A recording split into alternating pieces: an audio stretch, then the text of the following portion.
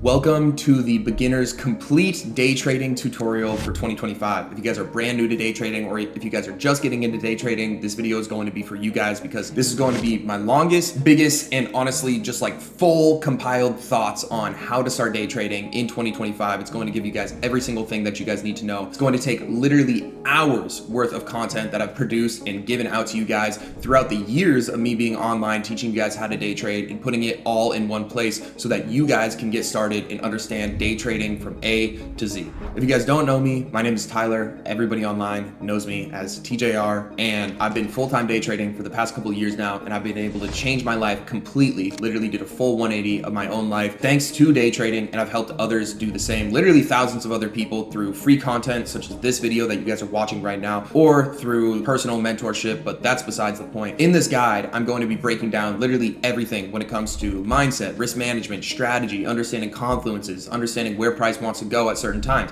understanding why the chart is moving at certain times, understanding where price wants to go. All of these things that are going to help you guys make money from the markets. And all of this stuff took me countless hours of trial and error, and it kind of led to this one big culmination of all of these videos that I put out online. Every single video that I put out online is to help you guys become a better day trader, whether it's mistakes that I've made in the past, whether it's videos that I wish I had as an unprofitable trader back when I was starting. And the goal with this video is to put it all in one place so that you guys can just have this fast track to profitability, so that you guys don't have to look anywhere else when it comes to finding any sort of day trading education. This is essentially just going to be your guys' free course, free guide to becoming a profitable day trader in 2025. And that's exactly why the majority of traders fail. You guys always hear the statistic of day trading is too hard, day trading doesn't work. And that's not the case. It's the majority of day traders actually end up giving up. They don't end up failing. Failing comes with any new skill. Every time I attempted to take my first trade or a couple first trades, I sucked at it just like any other skill. If you try and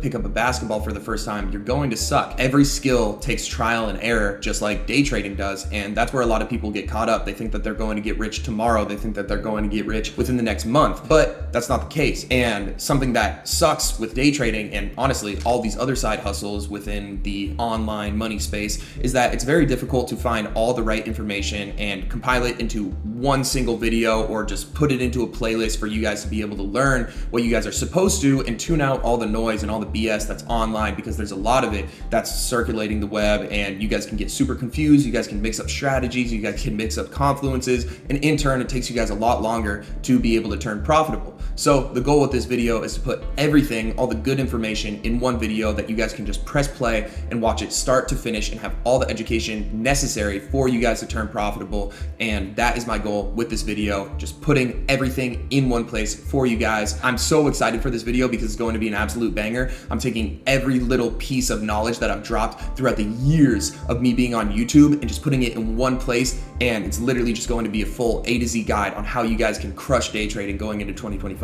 So before we get into these first couple videos that we are going to compile for you guys to help understand what day trading really is, I need to readjust what your guys' headspace is when you guys are going into learning how to day trade, because a lot of people kind of misconstrue what they think day trading is. They think that they're going to jump right into it and they're just instantly going to make money.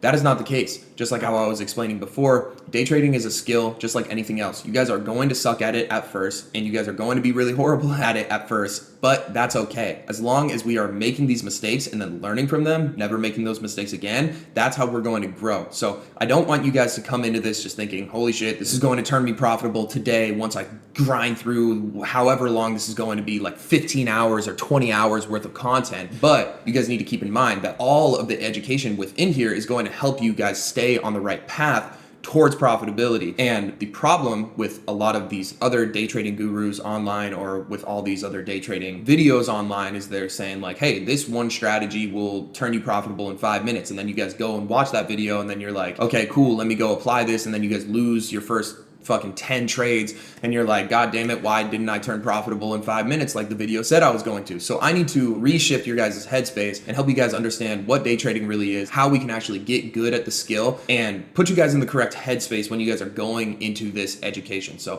first of all, what is the goal with trading?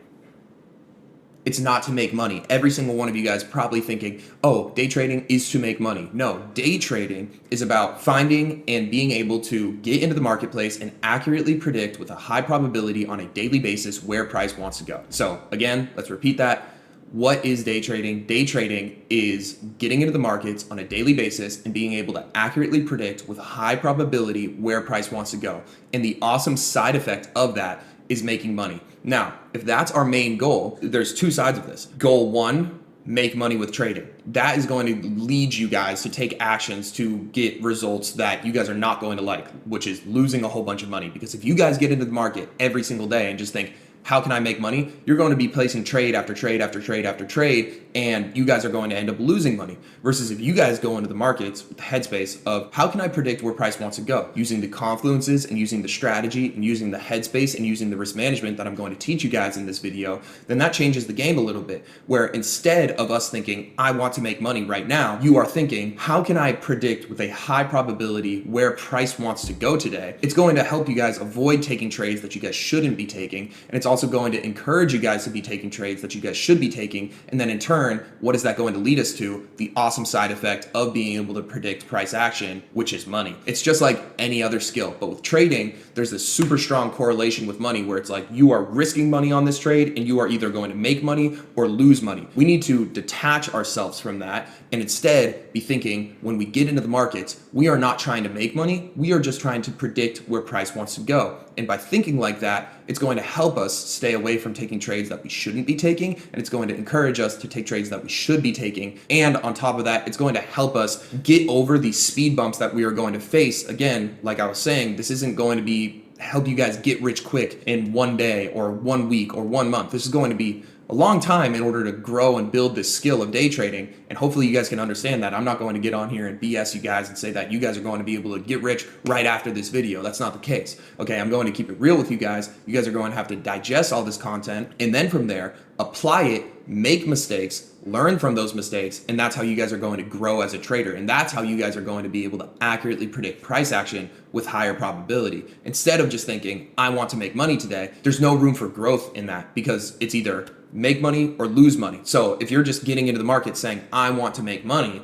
or getting into trading saying, I want to make money, you're in it for the wrong reasons. Because what is the core of day trading? It's predicting where price wants to go. Like I was saying before, that's going to help us avoid a lot of these early beginner mistakes that a lot of you guys are going to face. So in order to get good at trading, we need to instantly shift that in our head. And that's what I'm going to cover in all of these videos that we're just going to dump you guys straight into to be able to shift your guys' headspace from I want to make money with trading and instead get into how can I predict price action consistently on a daily basis with a high probability. And then the side effect of that is money. It's just like any other skill. If I want to make a lot of money as a basketball player, what do I have to be good at? I have to be good at putting the ball in the hoop. I have to be good at dribbling. I have to be good at passing.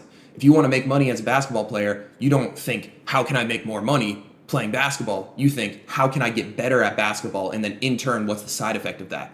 You make more money. So it's the same thing with trading. So we need to detach ourselves from thinking trading is about making money. No, trading is about getting good at trading, okay? And in turn, just like any other skill, once you get good at a skill, there's a high and awesome reward at the end of the fucking rainbow, okay? And hopefully this video is going to help you guys get to where you guys want to go. So keep that in mind when we go into all of these videos. This is what your guys' headspace should be when you guys are getting into these first initial videos that I'm going to dump on you guys. So with that being said, let's jump right into it. This is kind of going to be like a primer to help you guys get your mind right and help you guys understand what it takes to become a profitable trader before we can even get into any sort of education, because a lot of you guys are going to come into this thinking education is what I need. I just need to learn more. I need to learn the strategy. I need to learn this. I need to learn that.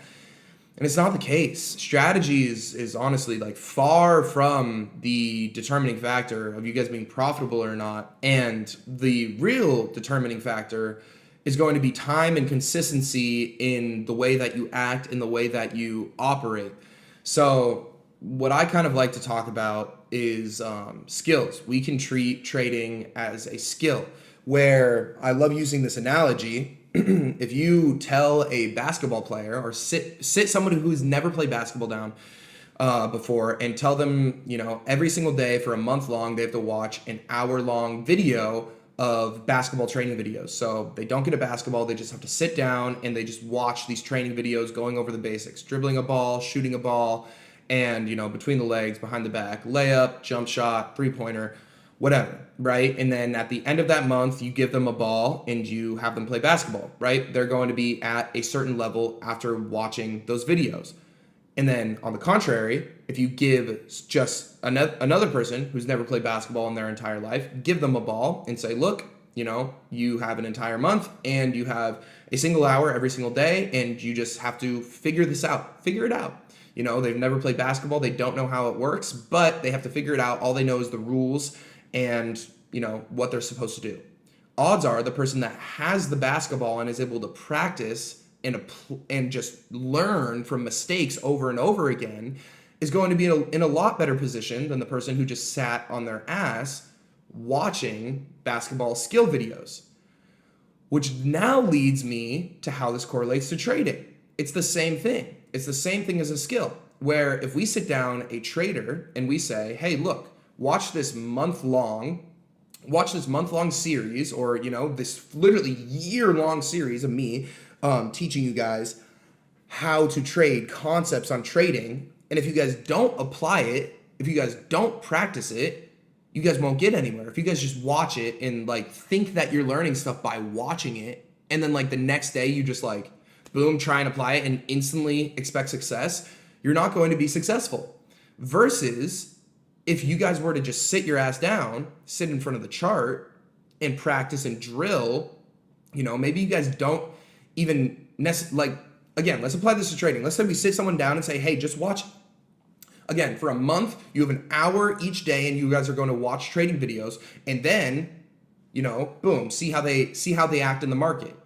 And then we have another person who's never done trading in their entire life, and the person just sits them down and says, figure it out. You have an hour each day for a month long. I guarantee you, without a doubt in my mind, that the person who has to actually be trading, live trading, is going to be a better trader because they're going to start seeing patterns, repetitions within the market. They're going to fail and they are going to learn from it. So what happens when we can combine the two? What happens when we can watch videos that are helpful, that teach us skills, that can hopefully get us over some of those beginner mistakes, some of those beginner failures that we have. And then along with drilling it and learning, we are going to be a great trader.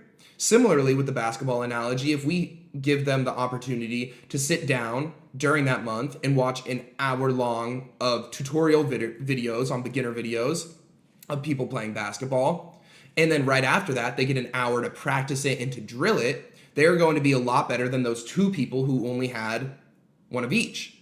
And it's the same thing with trading.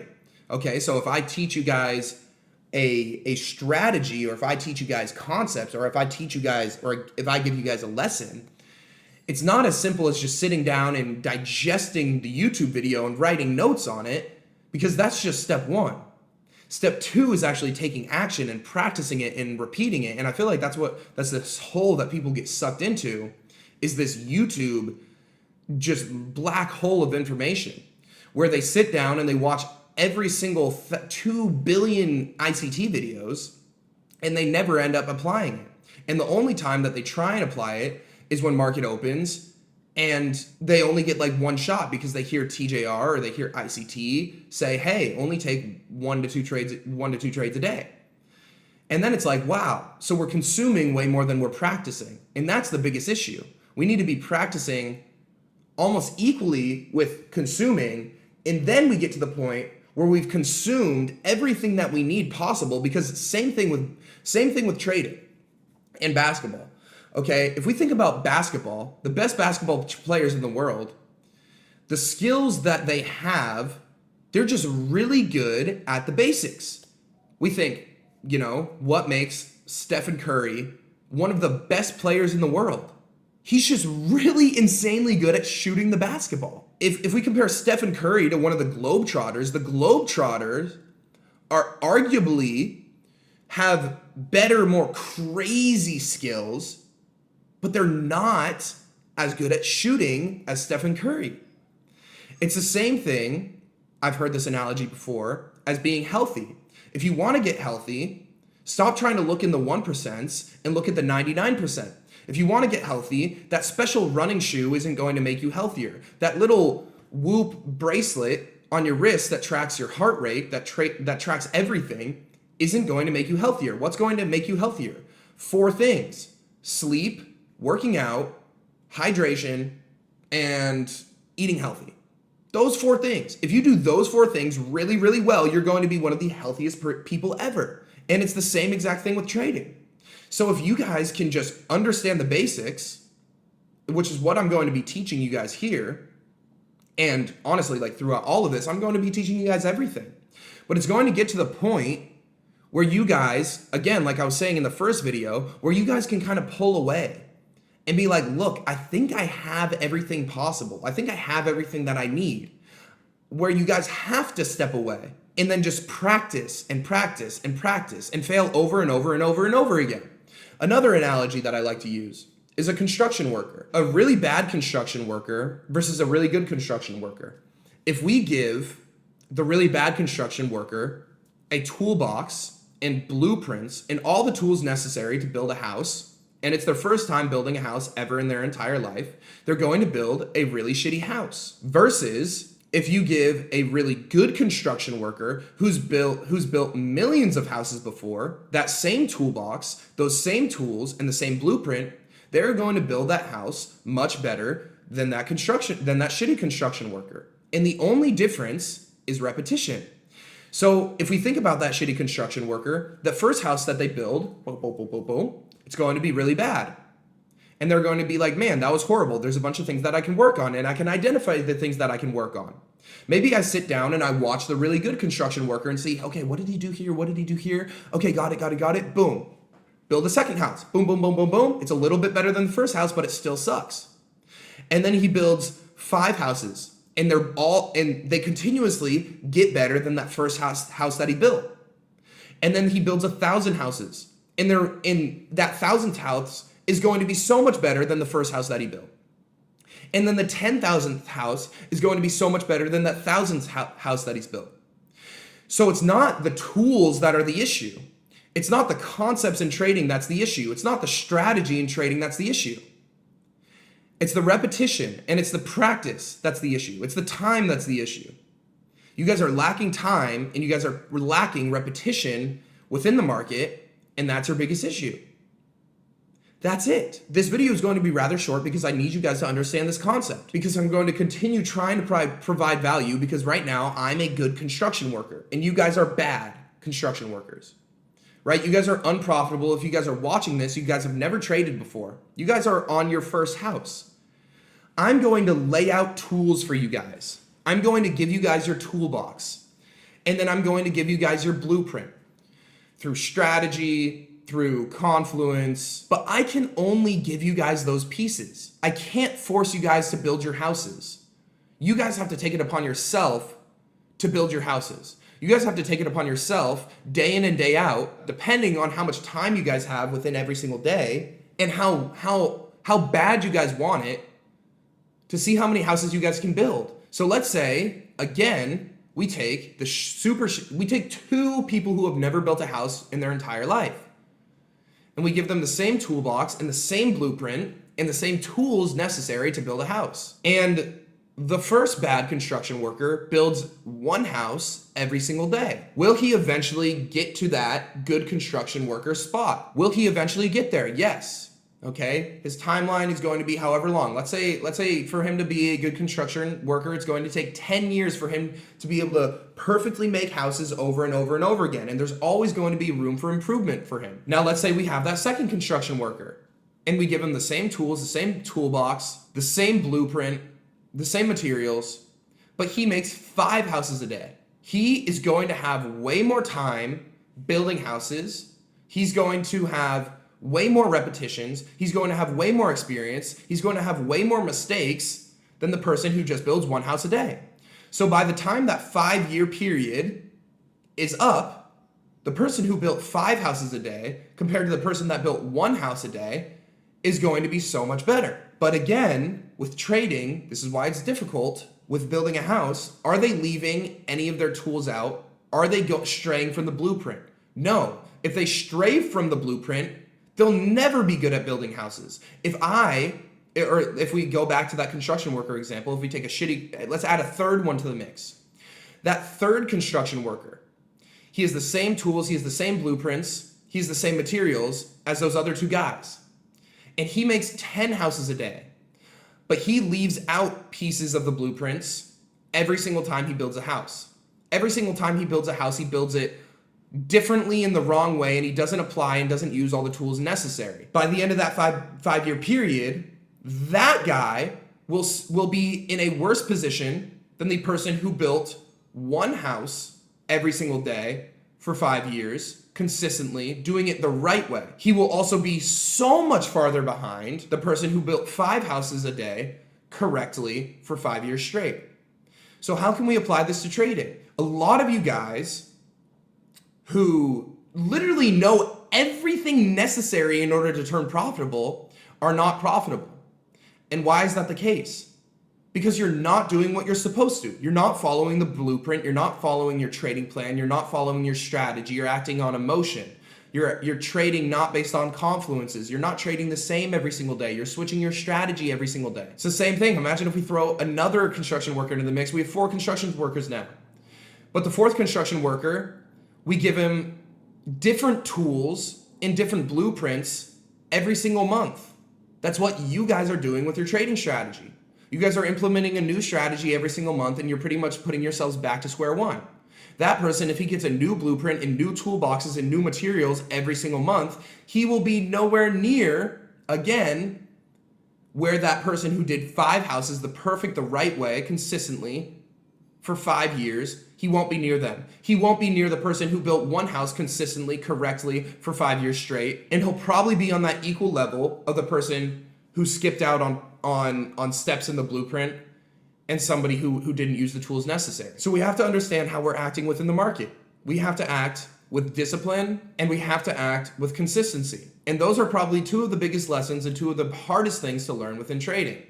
So before I wanted to get into any sort of tools or strategy or concepts, I need you guys to circle back to this video every time you guys feel yourself straying away. Because as you guys start straying away, you guys are literally starting new. You guys are setting yourselves back to square one by watching a new strategy, by implementing a new thing that you guys saw on YouTube. Versus if you guys take just what you guys know will turn you profitable, the basics, just like how Steph Curry is the best shooter in the world. Why? Because he shot over and over and over and over and over again. And he's really good at that one simple thing. He's also really good at other simple things. He's really good at dribbling the ball. Is Steph Curry one of the best basketball players in the world because he's good at a triple behind the back, spin move, reverse layup? No. It's so advanced. He doesn't need that. He needs the basics. It's the basics that make you good. So that's my issue with a lot of these traders out here, because they keep throwing different strategies at you guys, and that's not what I want to do. What I want to do with this is not even necessarily give you guys a strategy. It's just to lay out the tools and the blueprint and the materials necessary for you guys to learn how to build a house on your own, to learn how to become a profitable day trader on your own. Because, again, similarly with those construction workers, with those NBA players, Stephen Curry is really good at shooting the ball. Kyrie Irving is really good at dribbling. They're both really great players in the NBA, but their skills are on 2 different basic things. It's the same thing in trading. If you guys suck at a concept, maybe you guys can take time out of your day to drill it, to get better at it, just like a basketball player who's bad at dribbling but really good at shooting. Okay, but what would they want to do while they are still bad at that skill? They're going to want to utilize their good skills.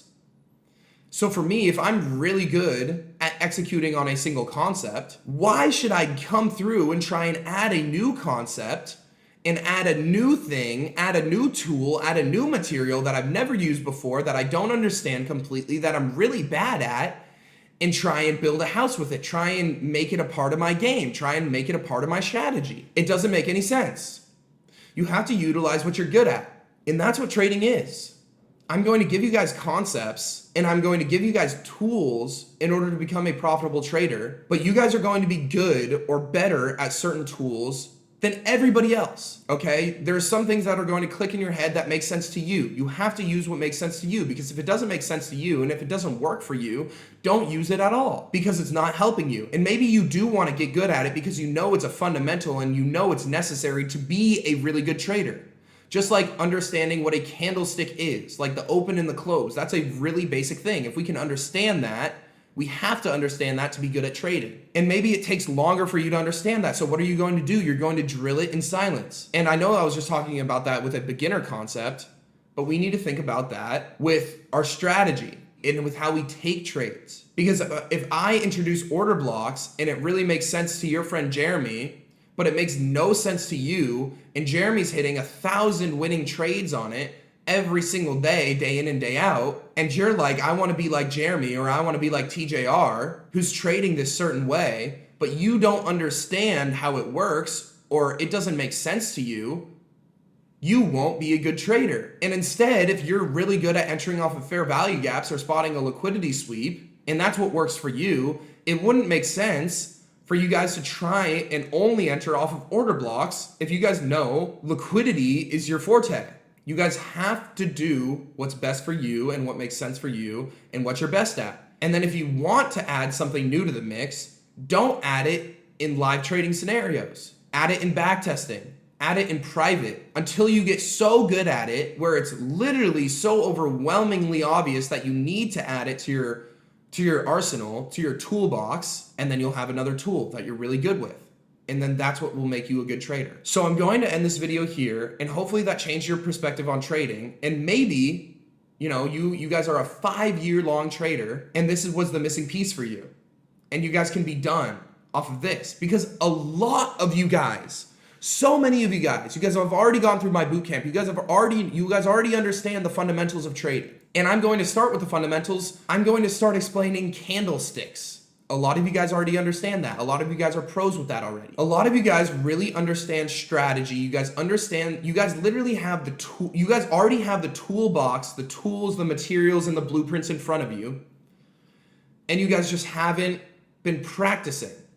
You guys have just been watching. You guys have just been consuming. Or you guys have been consuming and not practicing enough. Or in some people's case, where you guys are full-on beginners, you guys haven't consumed at all, and you guys haven't practiced at all. By putting your guys' head in the right spot, by understanding that trading is a skill and teaching you guys how skills are made. It's by consistently doing the same thing over and over and over again until you get really good at it. So with that knowledge, I will see you guys in the next video where we can start adding tools to our toolbox. A lot of times, you guys just have problem-solving issues.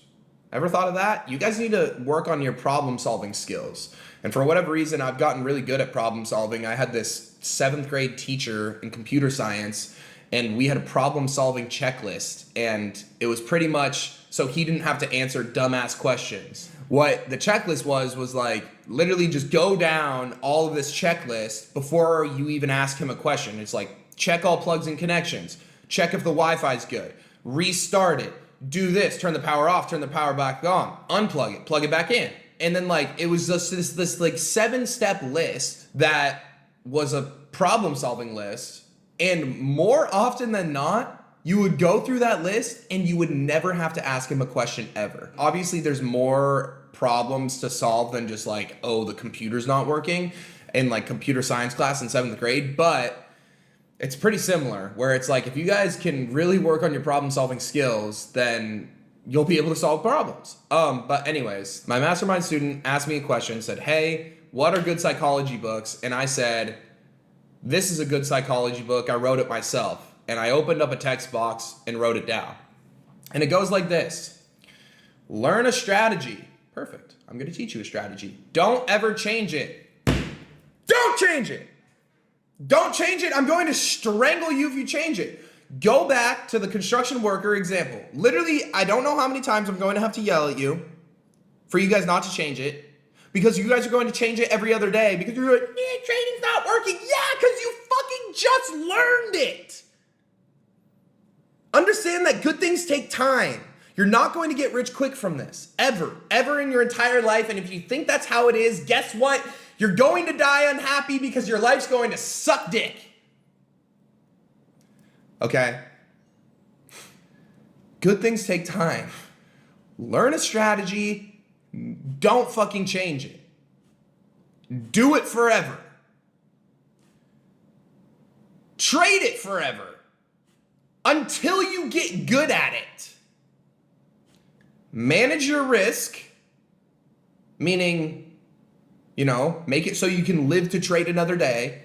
Don't be a dumbass. That can be applied to all of you. Don't overtrade. Don't over leverage. Probably one of the biggest ones here, circling back to never changing your strategy, don't have multiple mentors. I was in my mastermind class again today, explaining order blocks, how I mark them out, how I trade order blocks, how order blocks work for me. These people, they pay me a certain amount of money to teach them how I trade. And somebody goes in there, TJR, this guy on YouTube marks,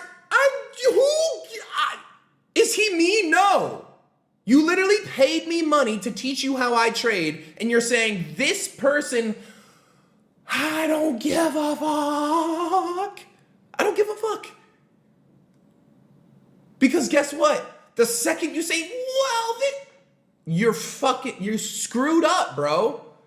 You're already changing shit. Make it as simple as possible. Have one single mentor. If your mentor is a good trader and knows how to trade and has a good strategy that works for them, that makes them profitable, guess what? If you use that strategy, if it makes sense for you, if it works for you and you continue to trade at it and you get good at it, then it'll work for you too. It's awesome how that shit works. But the second you guys start overcomplicating it and say, TJR trades marks out order blocks. You guys are so annoying. You guys overcomplicate trading for no reason, bro. For no reason at all. You guys are just overthinkers and underdoers. Wow, that was a fucking awesome quote. You guys are overthinkers and underdoers. You guys think way too fucking much and don't do shit ever in your entire life, bro.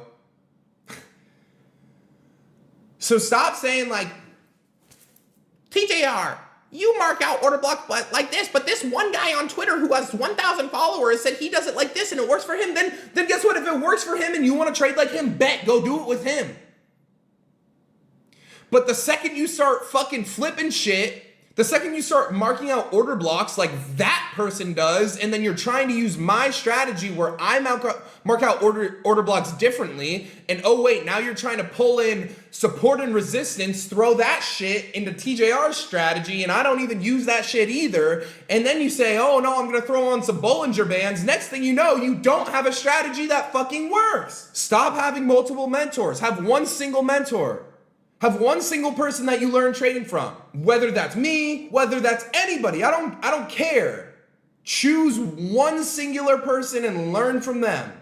It's going to confuse you guys way too much. It's going to cause you guys to hip hop from strategies. It's going to cause you guys to get information overload and start thinking, oh, well, price came down, bounced off of support. But wait, TJR said this is a fair value gap. But wait, ICT said this is a PD array. But wait, there's a... Like, shut up, bro. Like, shut up. Your brain is going fucking berserk. Tell it to shut up. Because if you look at how I present trading, it's like a step-by-step playbook. It's like, this happens, then this happens, then this happens, and you press buy or sell, and you take your hands, you shove them into your ass, and you don't do anything until stop loss or take profits get hit. And oh, would you look at that? The next chapter in TJR's trading psychology book is don't overthink. I didn't even read that far. Don't overthink. You guys sit down. This is what you guys do, bro. And for all beginners watching this, remember this video because this is going to be you guys when I start introducing concepts. Don't do what I'm about to do. and it will benefit you so much. Well, on the weekly time frame, we got a breaker structure. Oh, wait. Okay, so this is an order block right here.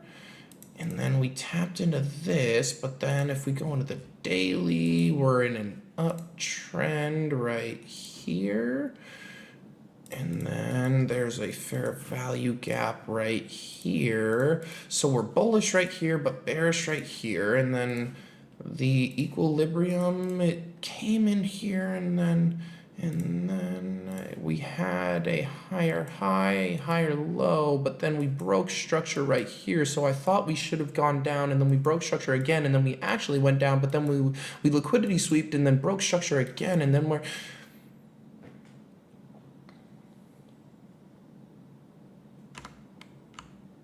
Ready? This is what I want you guys to do.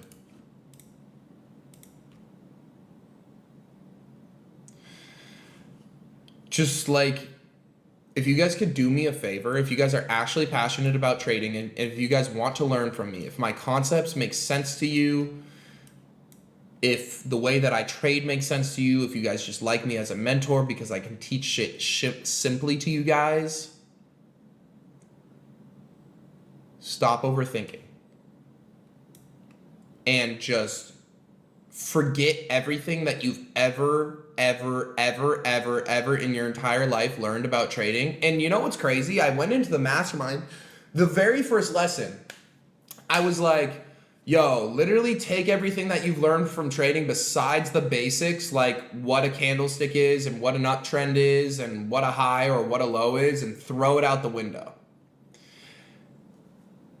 And it's crazy because when we were talking about shit that you would think is like a basic ass thing, like literally what a high and low is,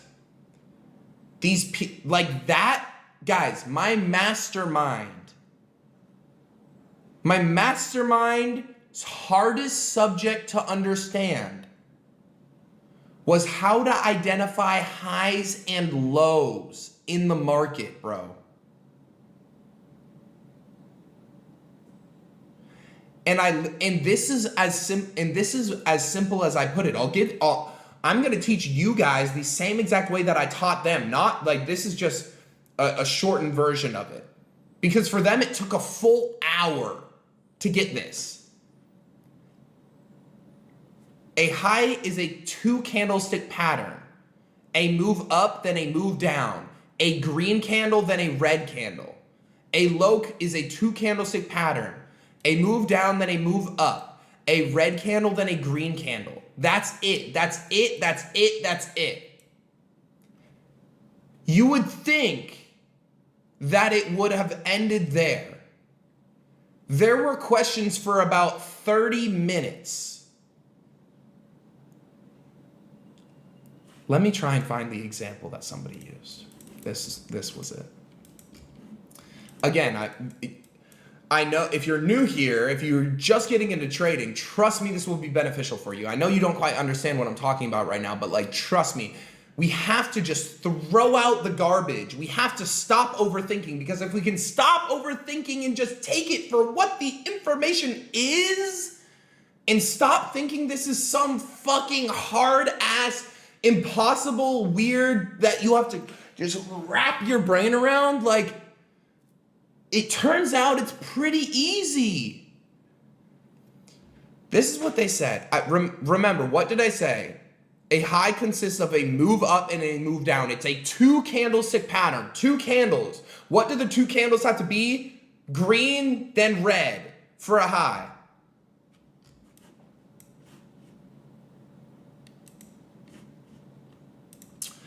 The guy said, well, what about this? Is this the high right here?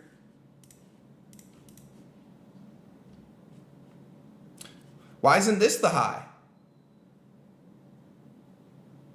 Do you see a down candle following it?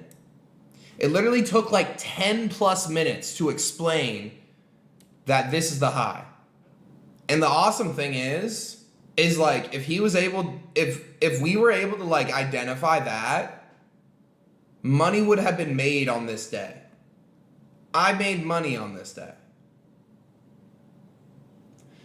It's shit like that where it's like, you guys are just overcomplicating this for no reason.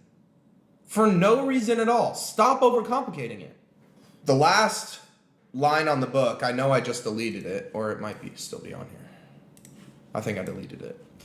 But the last chapter in the book was just execute. My psychology can be broken down like this. Do what you're supposed to do and don't do what you're not supposed to do. Again, it's literally as easy as that. What are you not supposed to do in trading? You're not supposed to overtrade, you're not supposed to over leverage, and if you're doing either of those, you have an issue bigger than trading. You just have a life issue in general. That means that if you tried to stop any of your bad habits right now in life, you wouldn't be able to, which means you have no hope in trading whatsoever, ever in your entire life. Like ever. If you can't, if it's literally that hard for you, where if you truly want to become a full-time day trader, it should be so easy to just be like, don't overtrade, don't over leverage, and execute on the strategy and just let time do its thing and you will get good. It literally could be, I could end the trading transformation here and you guys could grab a strategy from the internet and get going, get started with it. The problem is some of you guys just must not want this shit enough. Because if you wanted it enough, you would know exactly what you're supposed to do and you would do it. And you would know exactly what you're not supposed to do and you wouldn't do it. So then it comes to an issue of like, what are you even doing this for? Are you doing this are you doing this because you put in your head that trading's a get rich quick scheme? Because trading's not a get rich quick scheme. Anybody that says it is a fucking idiot. Because get rich quick schemes, there's no such thing as a get rich quick scheme. Unless somebody comes to you, which I'm not doing, and says, this will change, you can make like $100,000 from this in a month. And you believing it, and then you trying to do it and lose all your money doing it. That's what a get-rich-quick scheme is. I'm telling you guys right now that trading is a skill. And it's not a get-rich-quick type of thing. And I told you before, it's going to take a long time to get good at this skill. So if you truly want it bad enough, you will literally start today doing the shit that you are supposed to and stop doing the shit that you're not supposed to. And it really shouldn't take more than that. It shouldn't take more from me than that. Because if you're unable to do that, you don't want to be a trader. Like, simple as that. Or you don't want it bad enough. Because if you wanted it bad enough, you would have been doing the shit that you were supposed to do, and you wouldn't be doing the shit that you're not supposed to. It's as simple as that. And some people genuinely just don't want it bad enough. So I'm glad that I made this video today. This can be kind of like our filter of who wants to be good at trading. And the question that I'll leave you guys with this video, hold on, chug jug.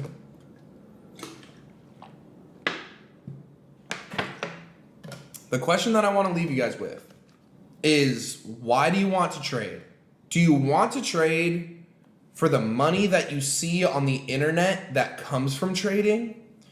Or do you want to trade because you genuinely enjoy being able to come into the markets day in and day out and predict where price wants to go? If you said the first answer, thank you for coming to my trading transformation. Take everything that you applied and apply it to another business that you genuinely enjoy.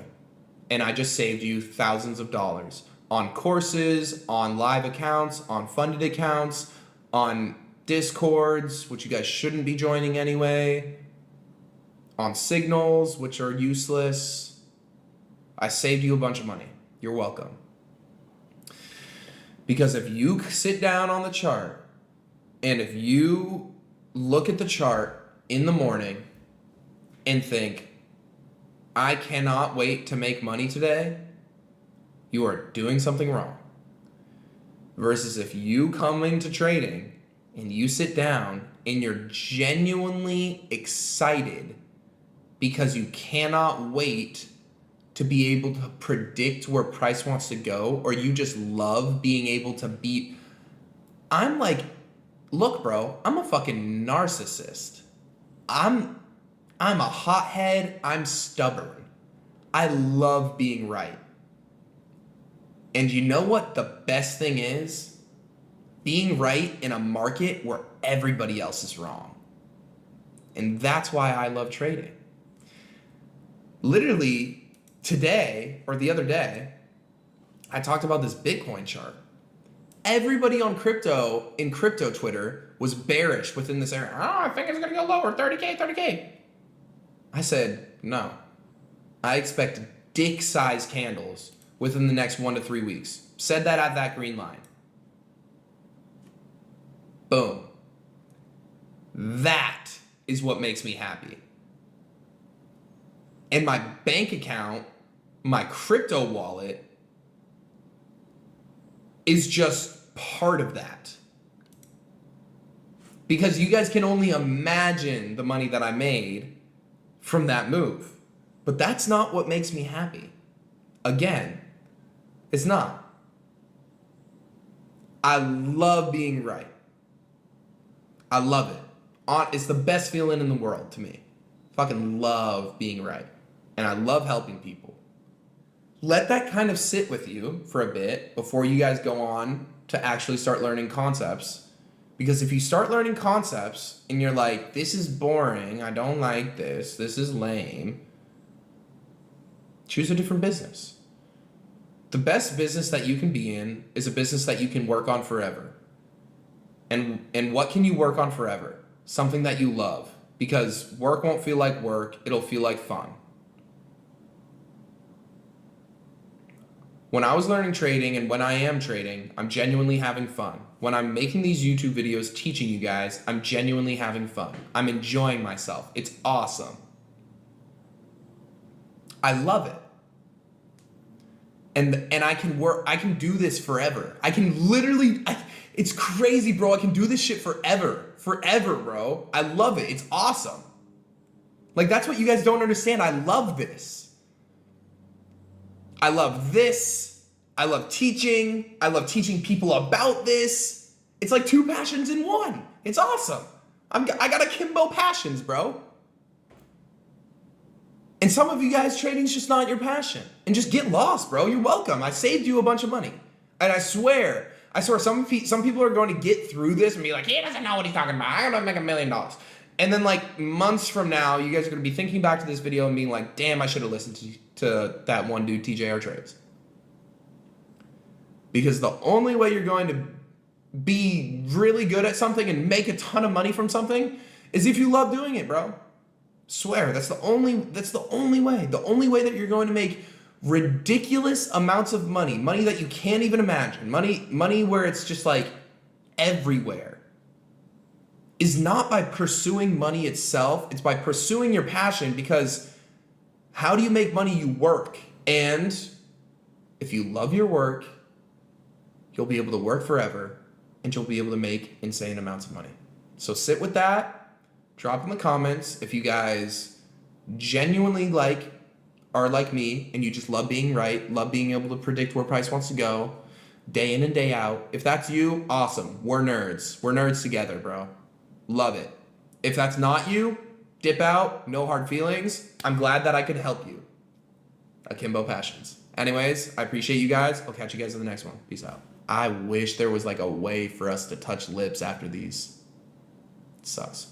Focus. Okay, so what I want to talk to you guys about today, I want to talk about how trading can be really easy if you just simplify it. And I know I talked about that a little bit in the videos at the very beginning of this whole thing, but I'm just going to continuously hammer home the mindset that you have to be in when you get into trading, and the things that you have to be doing when you're getting into trading, and the things that you should not be doing.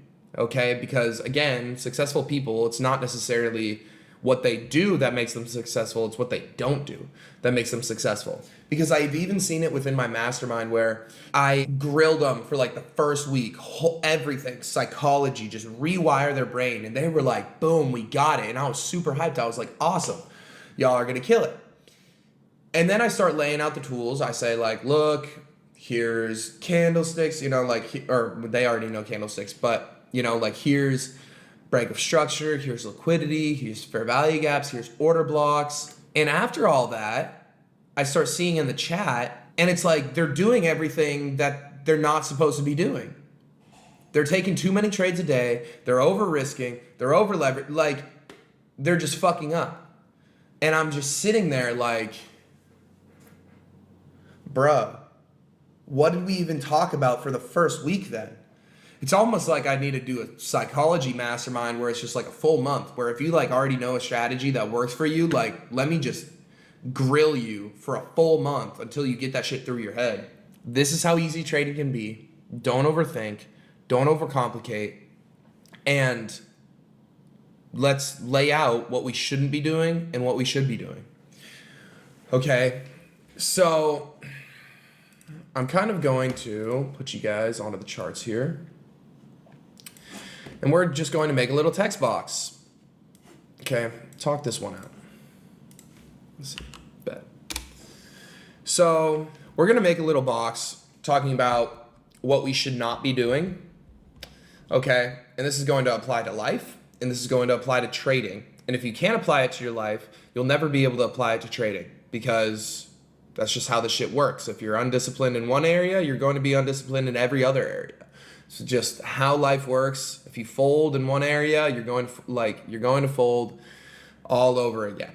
Okay? So I want you guys to kind of do this along with me, or write this down with me. I'll give you guys time to pull out your notebooks, pull out a pen and paper. And you guys should be doing this honestly like every single day until you get it through your head, and until your subconscious is like, just knows exactly what to do. Literally just write this shit out every single day. Okay, so number one, even though we haven't got there yet, or first of all, let's just talk about what this is. Whoa.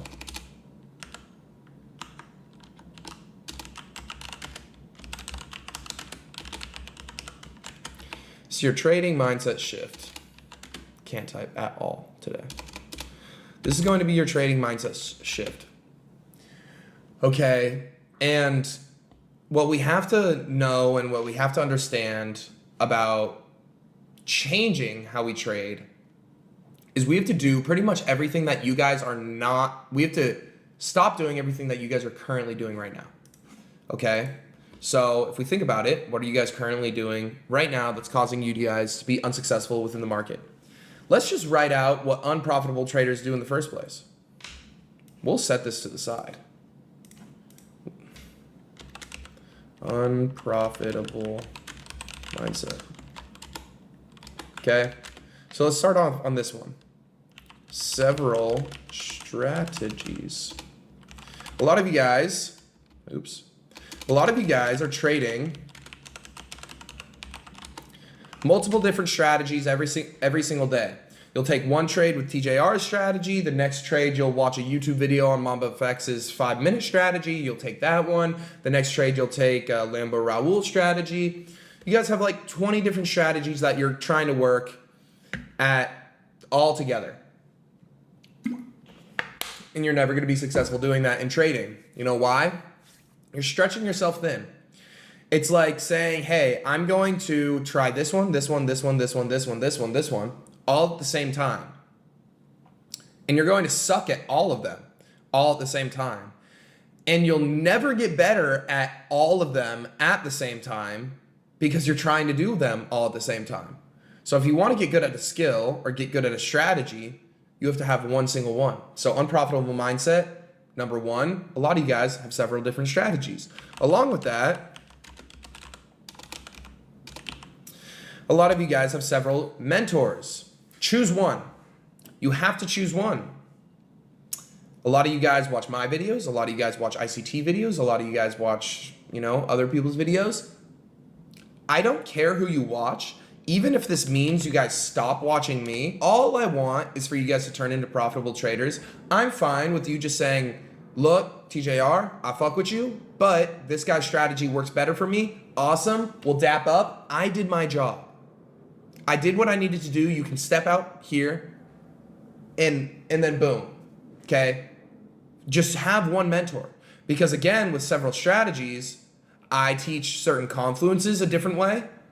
Your other mentors have different strategies. Your other mentors, Boogie. Your other mentors trade differently than me, and they teach things differently than me. If you guys want to be successful in trading, you need one single mentor, and you need one single strategy, because it's the same thing. You're stretching yourself too thin. If you learn trading from me, you learn trading from Raul, you learn trading from ICT, you learn trading from somebody else. Again, it's like input 1, input 2, input 3, input 4, and all of them are just little trickles instead of just one, boom, full power faucet. So have one strategy, have one mentor. Moving forward.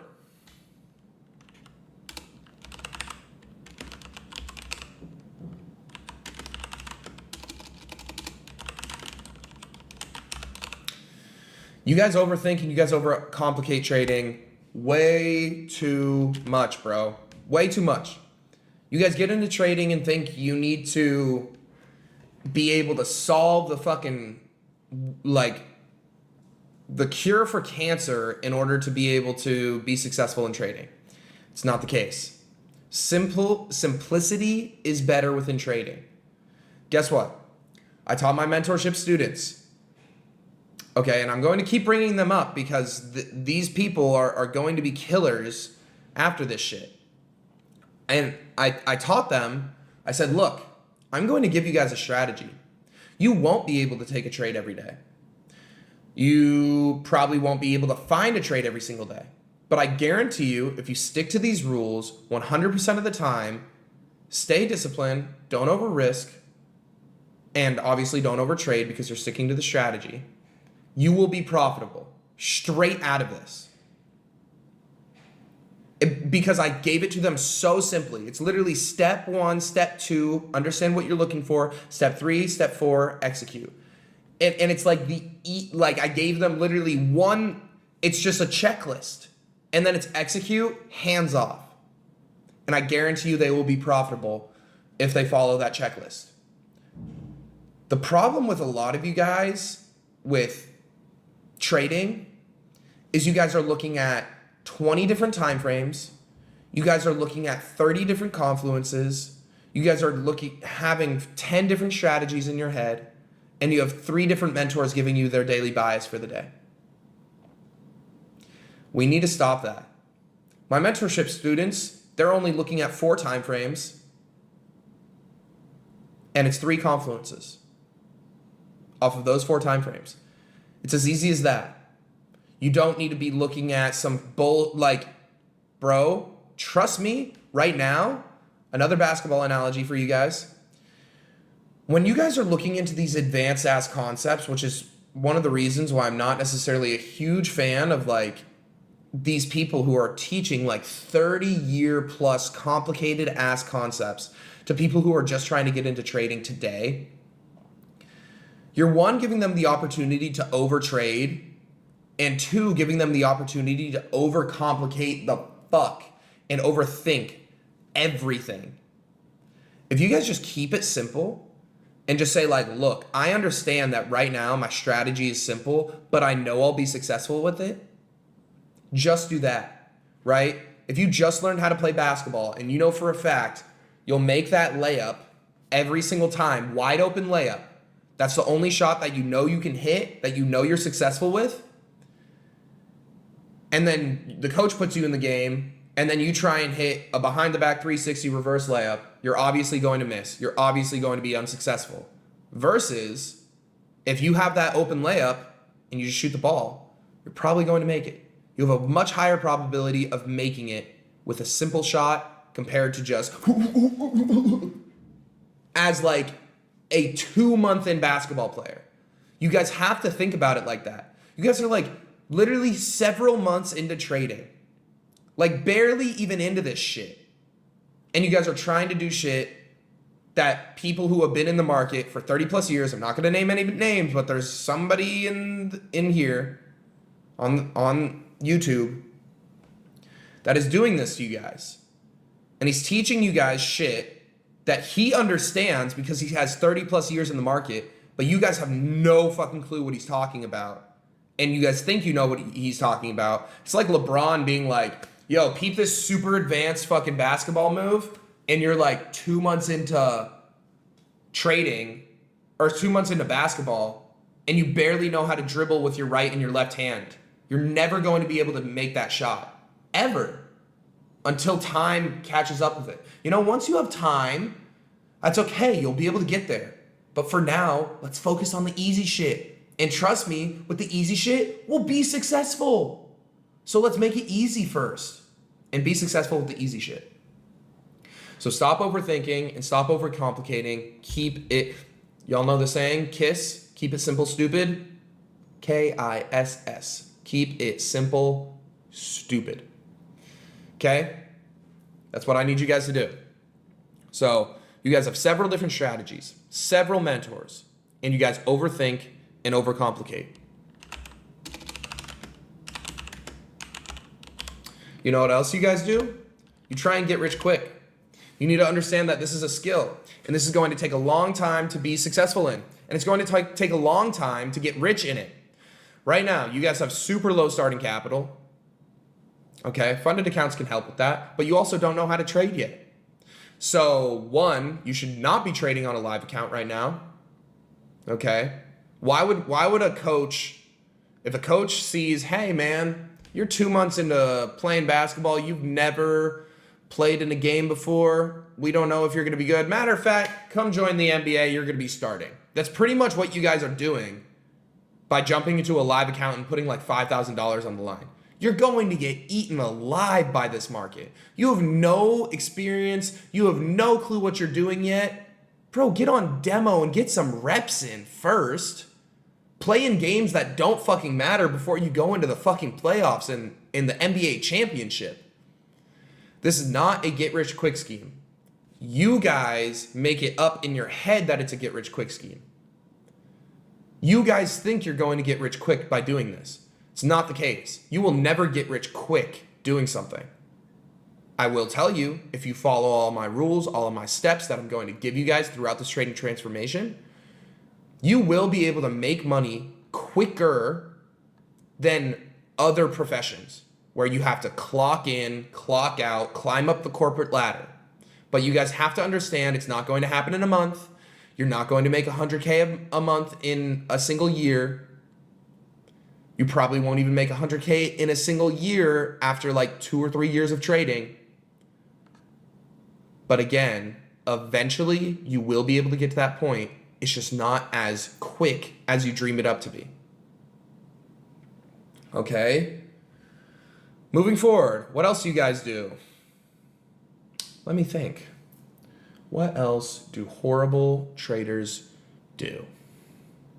You guys have a bunch of different strategies. You have a bunch of different mentors.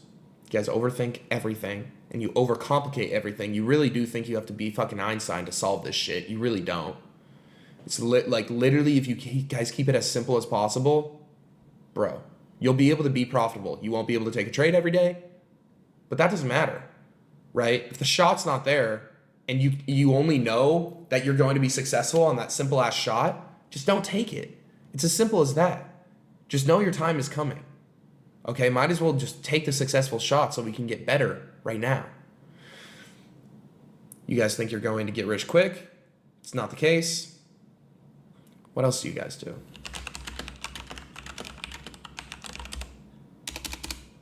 Moving on from the get rich quick, you guys give up way too quick.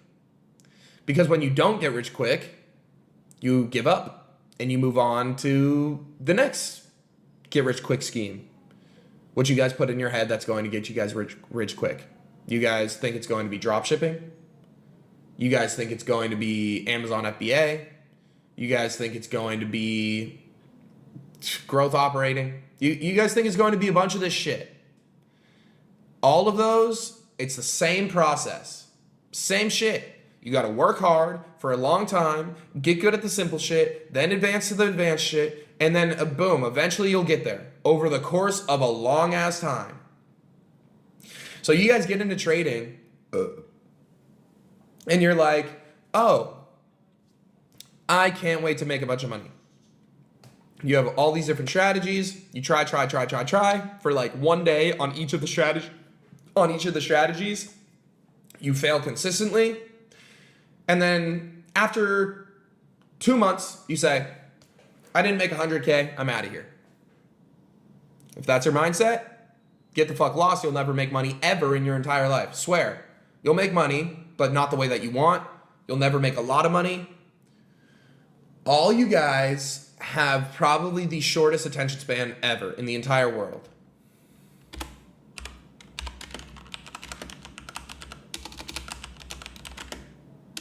Wow, attention span.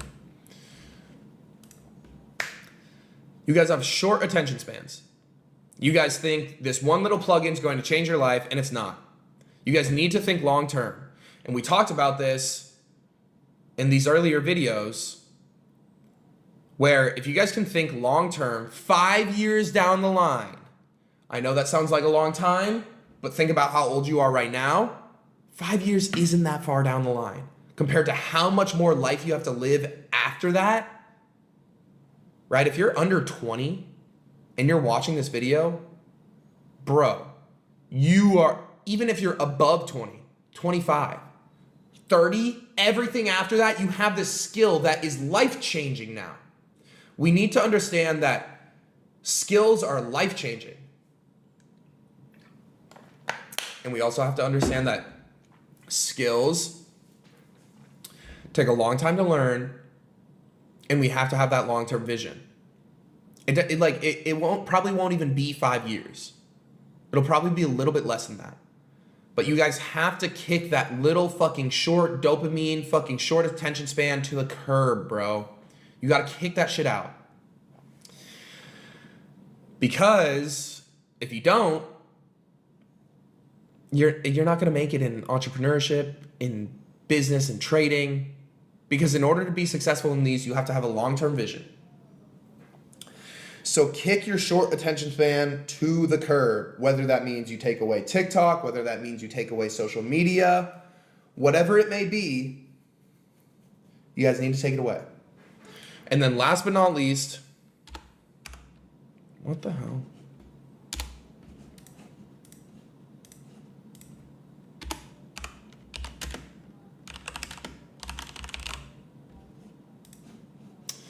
You guys overlearn. What I'm going to teach you guys in this trading transformation series, we're going to start you guys off at the very beginning. A lot of you guys are going to be dipshits. Remember, I want you guys to throw away everything that you think you know about trading before coming into here. Okay? A lot of you guys are going to learn shit and then be like, immediately jump ahead, bro, and I'm gonna fucking knock you out, bro. It drives me fucking nuts. I teach you guys a concept, and then instantly it's like, boom, let me apply this with some shit that I learned from somebody else in my other strategy. Happened in my mentorship literally the other day. I teach them the step-by-step 4-time-frame strategy on how they can be successful, and we get into the call, and I'm like, all right, everyone share the trades that they took. We're going to go over them. I'm going to critique them, this and that. People are taking trades off of 1 minute liquidity sweeps, off of, like, bro, we weren't even supposed to go on the 1 minute time frame. People were talking about, I went on the weekly. Bro, did you not even fucking listen? Keep it fucking simple. There's a point of diminishing returns with overlearning. You guys try and overlearn and under practice. Wow, that was hard.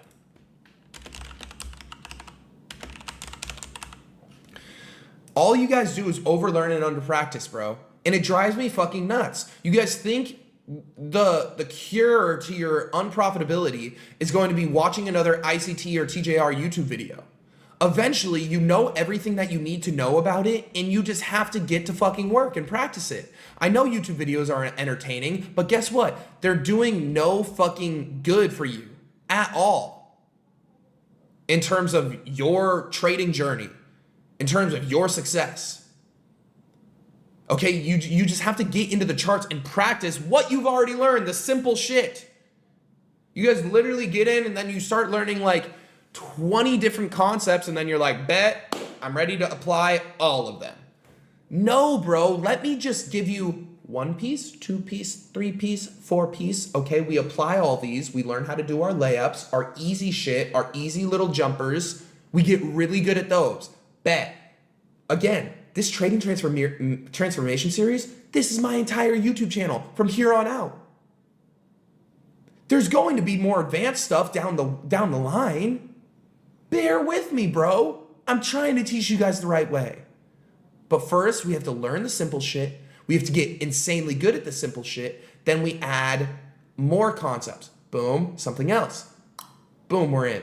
Something else. Boom, we get really good at that something else. We just keep adding little pieces and we keep upgrading. But right now, you guys don't know shit. You're unprofitable. Admit that you're unprofitable. All you guys think you're a hot shot, fucking best traders in the world. You guys don't make shit from the market. Get real with yourself.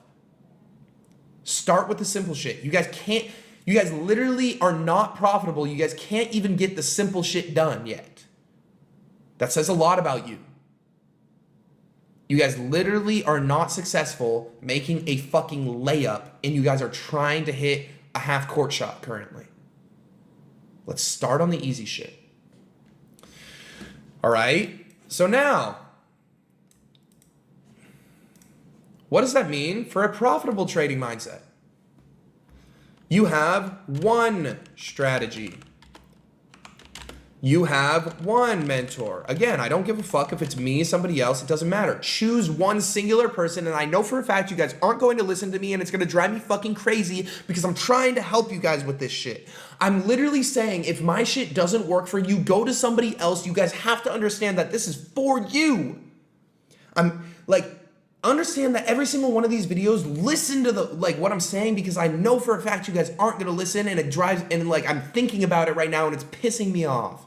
Because I genuinely want what's best for you guys, and some of you guys just have fucking no brains, bro, and it makes me want to, let me help you. Have one strategy, have one mentor. Simplify everything.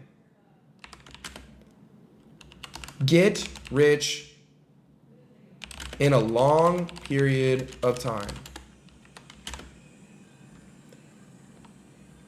Stay strong for a long time. Long time frame. Bro, come on. These people are fucking yelling outside. Give me a second. Long time frame mindset. 7.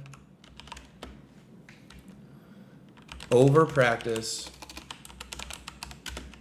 and learn one step at a time. Okay? I need you guys to have one strategy, one single mentor, simplify everything, make everything as simple as possible. Understand that if you guys can do this, you guys will get rich in a long period of time, not quick. You guys will genuinely make money over a long course of time. Be consistent with this for a long period of time. You have to have, again, look at the majority of this stuff. It's all simplicity and long-term mindset. It can literally be boiled down to those two things. Keep it simple and understand that it's going to take a long time to be able to do this, and you have to be okay with that. Stay strong for a long period of time. Be consistent for a long period of time. Think in years, not days. In decades, not months. And over practice and learn one step at a time. Don't go in and learn 5 different confluences and then try and apply all of them at once. You're going to suck dick at all of them. Get into the market, learn step 1. Just like how we've been doing on here. I'm giving you guys one piece at a time. And then I'm giving you guys homework. Look, spot these pieces. Oh, we're good at that? Boom, perfect. Checked off the box. Now we can add something else. We have to over practice and learn one step at a time. Not learn 5 steps and then practice it once and then give up. Practice for weeks, get insanely good at it, and then move to the next step.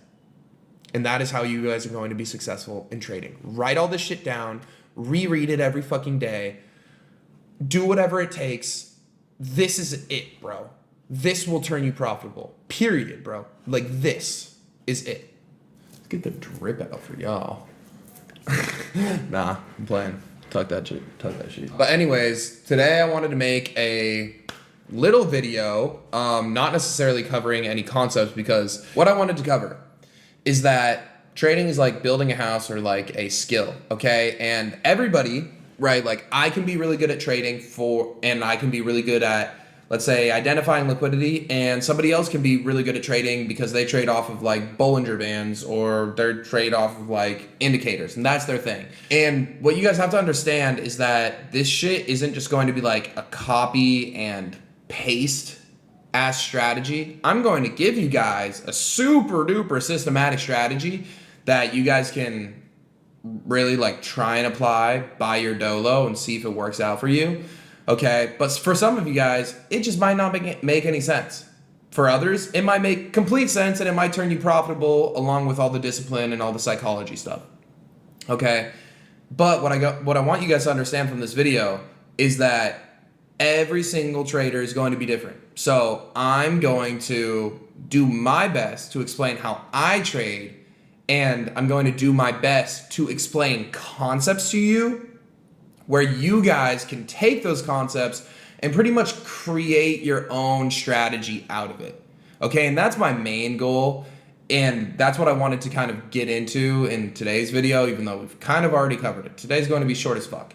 Okay, but I need you guys to understand that, like, when I introduce liquidity and when I introduce strategy and when I introduce all of these concepts, I need you guys to understand, like, I'm pretty much just laying out tools for you guys to use. You don't necessarily have to use them. Some of them will be more beneficial than others. I'm going to lay out these tools for you guys, which are going to be pretty much confluences. Okay, so like break of structure is one tool. I'm going to lay out liquidity. I'm going to lay out order blocks. I'm going to lay out fair value gaps. I'm going to lay out equilibrium. I'm going to lay out breaker blocks. I'm going to try and just give you guys a bit, I'm going to try and lay out like a complete toolbox for you guys so that you guys are able to be like, I want this one, this one, this one, this one, this one, and then bing, bong, boom, boom, boom, boom, boom. You guys can work with it because it makes sense to you. Some of these confluences and tools, you're just going to suck dick at them, and they're just not going to make sense to you. Cool, if that's the case, bet, leave them alone. Okay, so before I wanted to like start introducing these concepts and these things where I'm going over these confluences and these tools, I needed to make that clear, where if it doesn't make sense to you, don't fucking use it. And if the way that I teach some shit doesn't make sense to you, either rewatch it and try and make it make sense, or just pick a different mentor. If like my strategy doesn't work for you, then like go and find somebody else's strategy that works for you. Does that make sense? And when I say that works for you, it doesn't mean that instantly turns you profitable. Okay, because there's no strategy that's going to do that. Okay, turning profitable is a combination of a bunch of shit. It's a combination of, being disciplined. It's a combination of risk management. It's a combination of time. Nobody talks about that shit. Time and experience. Literally, I saw a tweet the other day, or I saw a tweet today, where somebody was like, oh, you want to get good at trading or you want to get good at crypto? Like, just start clicking random buttons and see what happens and get better from there. Like, it's as simple as that. Like, experience is by far the best teacher. That's what I want you guys to understand, is experience is the best teacher. some of the shit that I explain to you might not make sense. And if it doesn't make sense, kick it to the fucking curb. Unless it's like literally necessary to trade the way that I trade. And if the way that I trade doesn't make any sense to you, either make it make sense by rewatching the videos over and over and over again, or just find a different mentor. Because strategies are everywhere on the internet for free. Okay, this is full like disclosure. When you join like any sort of mastermind or any sort of course, including my own, your mentor is not going to get in there and be like, day one, the secret key of profitability that I've been keeping from you for this entire time that no trader is allowed to see or post for free on YouTube, and they only keep it in their $2,000 mentorship. Like, it just doesn't exist.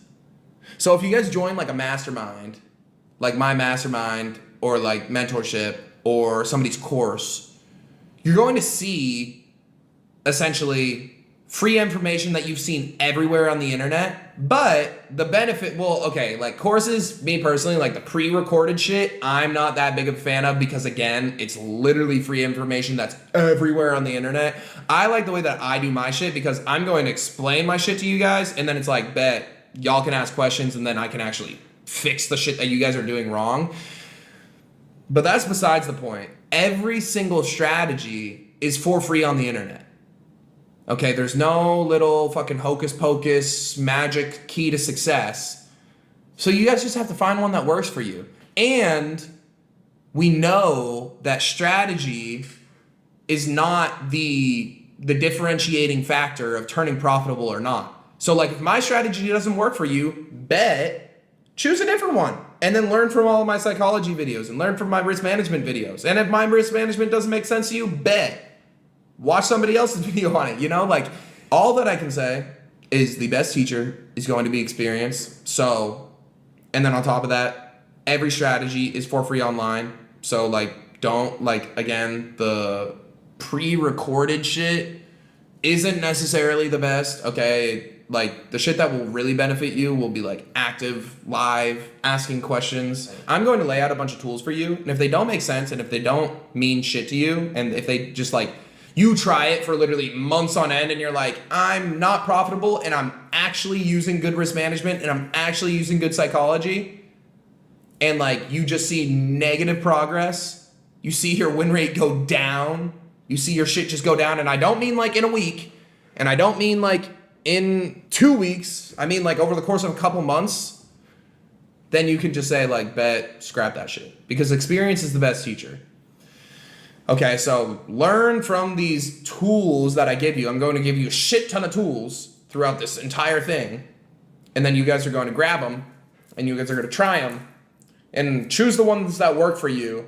And the ones that don't, throw them away. Okay, simple as that.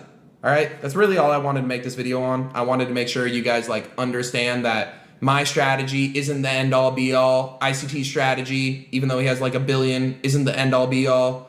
Your favorite mentor's strategy isn't the end all be all. It's not going to be the thing that turns you profitable. You guys just have to use what works for you, and then you guys have to get experience doing the shit that works for you. Because if it makes sense to you, like it makes sense why you're entering, that's the best thing. That's the biggest and best thing. Where if you guys fully understand why you're entering and you understand why price is moving and reacting the way that it is at that point in time of your entry and your exit and your take profit, boom. Now just time. That's all you need. Cool? That's going to be the title of this video. Time. Time is the secret little orb. Wow. Game changer quote.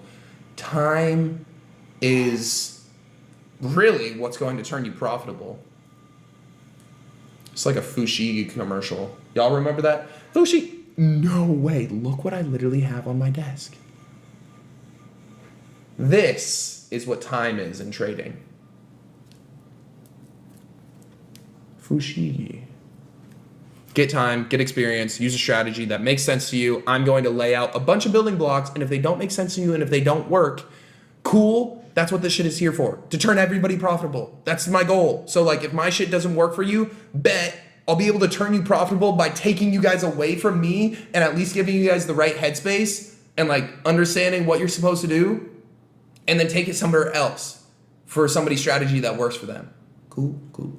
So now that you guys know how to properly think about day trading, and now that we know that this isn't some get rich quick scheme and that this is a skill that you guys are going to have to build over a long period of time, and we understand that, we are now going to get into the fundamentals of trading. So if you guys are brand new to day trading and you guys don't even know what a candlestick is, what a time frame is, these next videos are going to be super useful for you guys to help actually start understanding the charts. So again, whenever you guys get on YouTube, you're seeing these crazy charts of price moving up and price moving down, and you're like, what the fuck does this even have to do with trading, and how do I even understand this? That's what I'm going to be covering in these next videos. So if you guys are an absolute beginner, this is going to be super useful for you guys to understand the Japanese candlesticks, which I know sounds like weird, like, oh, we have a little candlestick and we're going, no, that's, well, I mean, it's kind of like that. We have a little candlestick and we're going through the dark to be able to predict where price wants to go, okay? But this is going to be the absolute base and fundamentals of how you guys are going to be able to analyze the charts moving forward, and this is going to be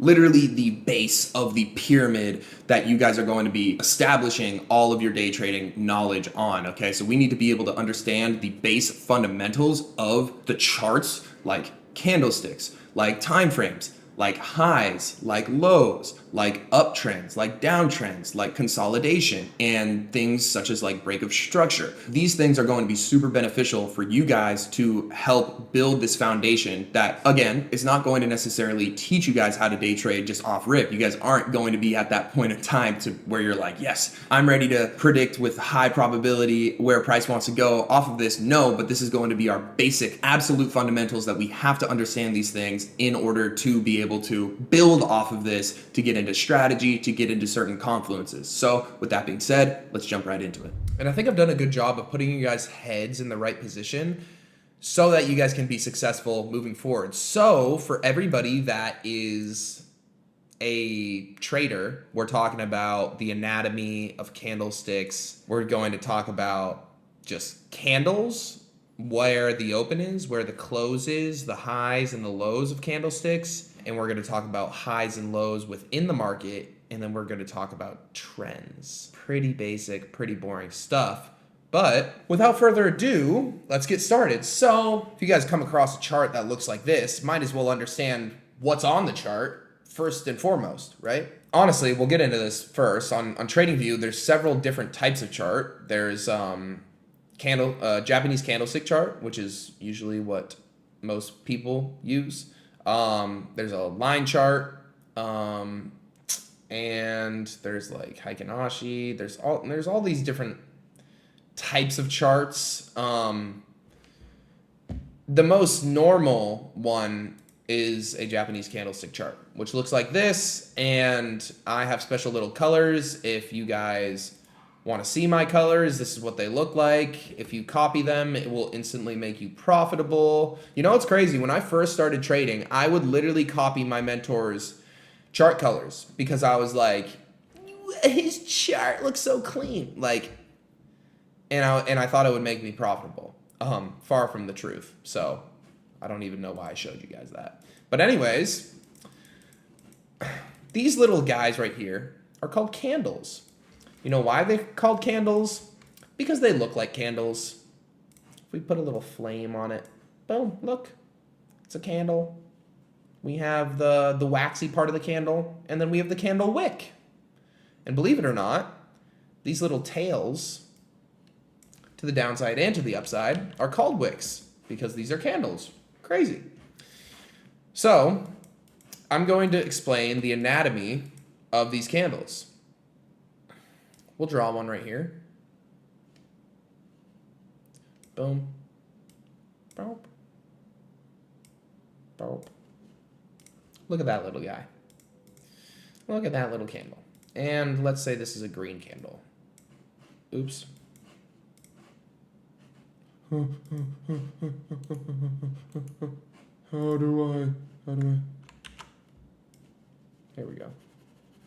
This is a green candle. Okay, an up candle, or in my case, a blue candle. Don't ask me why. I just made it. No!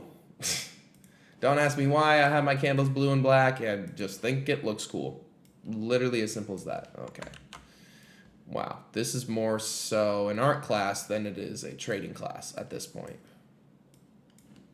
And we're gonna turn all of these red. Boom, and then we're gonna color this guy in red. Boom. This one looks a lot better than the first Picasso one that we got. Okay.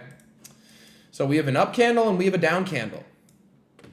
With an up candle, a blue candle or a green candle, for most of you guys, if you guys are fresh on TradingView, there's 4 things that these candlesticks tell us.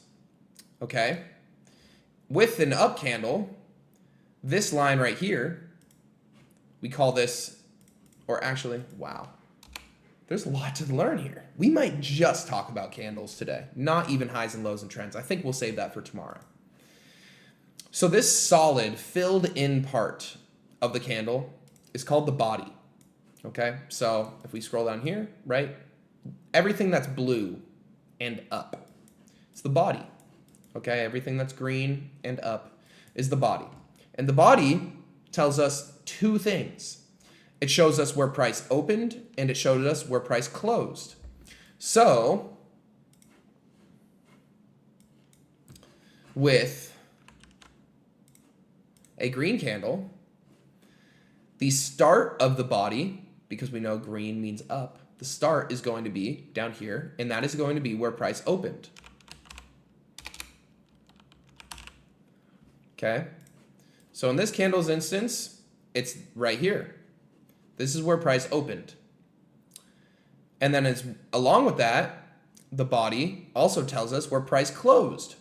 So up here is where price closed. You know why? I don't know why I said you know why. But you know why they probably made it where price closed, because that's where the color stops. And it's like, boom, ended there.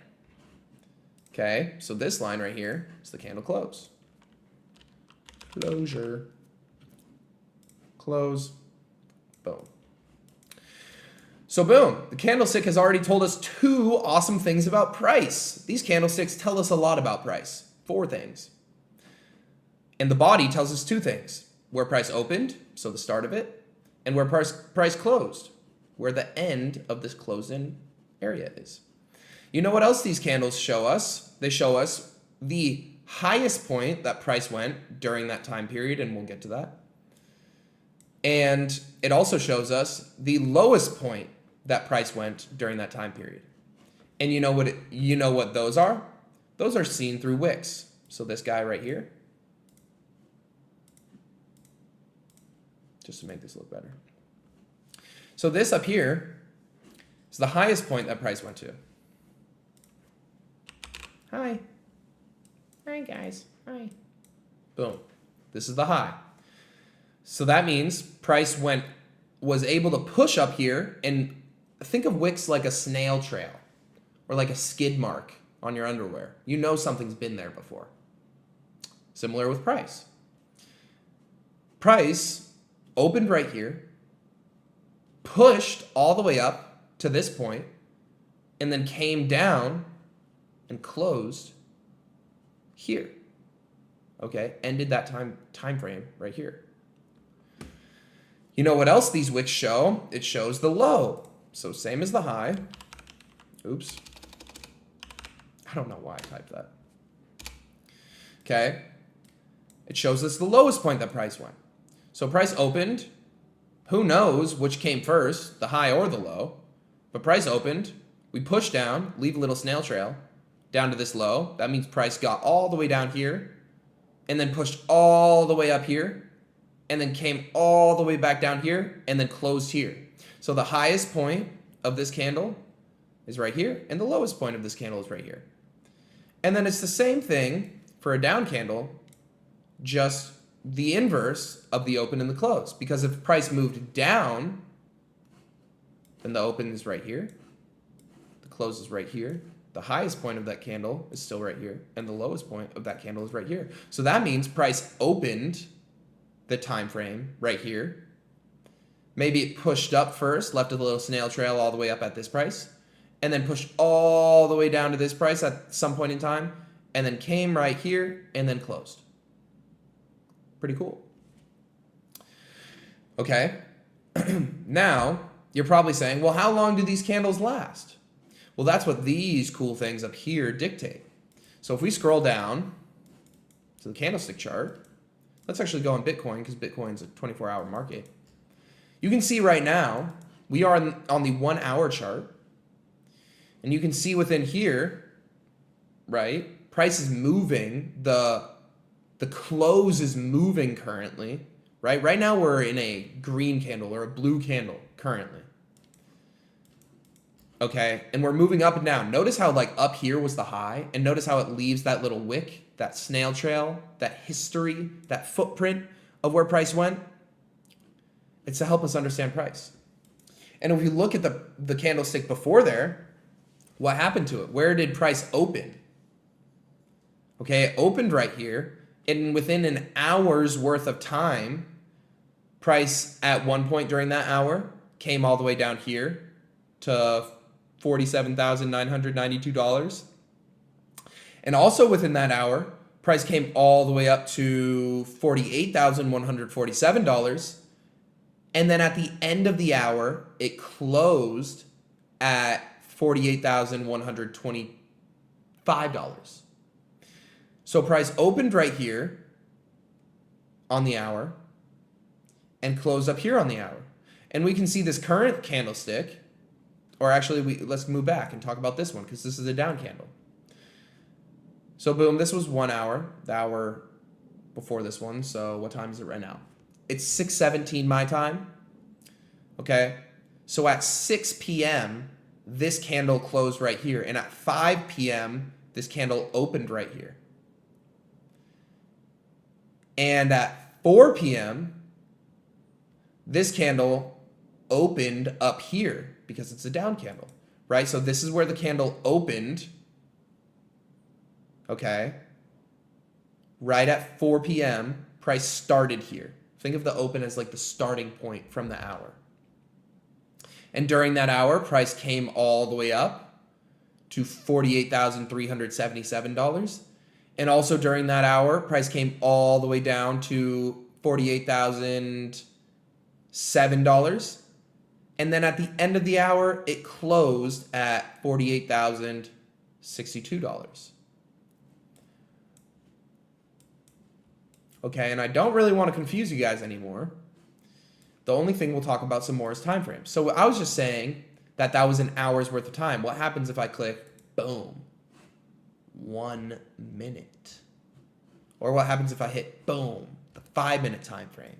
Now, we're seeing the same chart, right? If we go back to the hourly time frame, we can see, oh, look, boom, big candles, right? Representing a lot of price movement amongst hours of time. And then if we hit the 5-minute, we see that same price movement, but in shorter clumps, right? But each candle represents 5 minutes of price action. So now when we see, boom, this huge leg up, we can see it in 5-minute candlesticks. And when we see this leg down, if we go to the hourly time frame, that to us just looks like 1 down candle, 2, 3, 4, 5, 6, 7 down candles in a row. Versus if we go on the 5-minute time frame, we'll see, oh, we can see price moving up, moving down, moving up, moving down, moving up, moving down, all the way down to here. Still showing the same price action, still showing exactly where price went, but now we're able to show where price went just in smaller periods of time.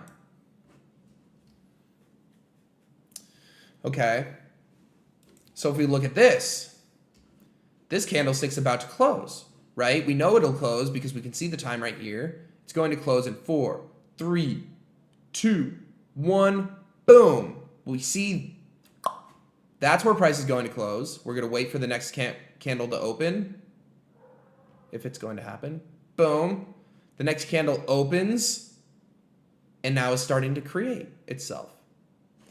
So this 5-minute candle, what did it do? It opened right here because it's a down candle. The open is always going to be on the top and the close is always going to be on the bottom, and it's inverse for up candles.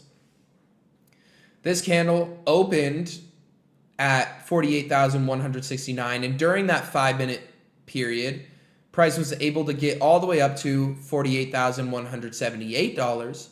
And also during that 5-minute time period, price was able to go down to $48,120.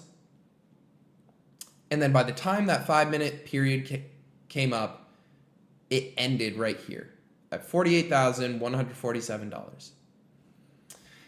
And you're going to be trying to figure this out, saying, TJR, let's take a trade. I'm going to shoot you. You're not even close to being ready yet. We just have to understand. Literally internal thoughts speaking in this one, bro. We have to understand this first. Because this is pretty hard to understand. We're literally just going to forget highs and lows and trends. I thought, again, man, I'm jumping way too far ahead here. Okay, we're just going to focus on candles. And if the one thing that you guys can take away is that whatever time frame you're on represents the amount of time that the candle has to close. Okay, from the open till the close is the amount of time that the candlesticks on that chart represent. And then if you're also able to identify the open, the close, the high, and the low within every single candle, then you're on a good track. And I think I did a relatively good job of teaching you guys that today. Let's try and drill a little bit more out. We'll go to the 15-minute. Now, these candles represent 15 minutes worth of price action. So if we go in here, and we'll do 2 more, and then I'll let you guys go for this little Super Bowl Sunday thing. Okay? If we look at this up candle right here, where did price open? It opened right here, right? Because it's the bottom of the shaded blue part. The bottom of the up candle. Okay? It opened at, and if you guys don't know where I'm getting the prices from, it's on the right-hand side, right above me, right there. Okay? So we can see price opened at $48,422. At some point in time during those 15 minutes, price came all the way down here to $48,364. And also within that 15-minute period time, price came all the way up here to $48,470. And then at the end of that 15-minute time period, price closed right here. Ready? Last one. This next candle, price opened right here at $48,446. And sometime during that 15-minute time period, price was able to push up to $48,481. And then also, during that 15-minute time period, we had a tiny little wick, tiny little poke down. But for the most part, we just ended and closed that 15-minute time period right here at $48,374. And the last thing I want to leave you guys with is the cool thing about this is you guys can see the reason why these candlesticks are so awesome and so important and so beneficial to us is because we can see a month's worth of price action in candles. We are able to see a week's worth of price action in candles. We're able to see every single day's worth of price action in candles. And then within those days, we're able to see 4-hour chunks of those days in candles. And within those 4 hours, we're able to see hour chunks within those 4-hour chunks within those days. And within those hourly chunks, we're allowed to see 15 minutes worth of price action. And within there, we're able to see 5 minutes worth of price action. And within there, we're able to see 1 minute, every single minute worth of price action, whether price is going up just the tiniest bit or down just the tiniest bit, to help us figure out where price is going. And I'm just going to leave that with you guys here. So you guys now understand 2 things. Candles and the anatomy of them.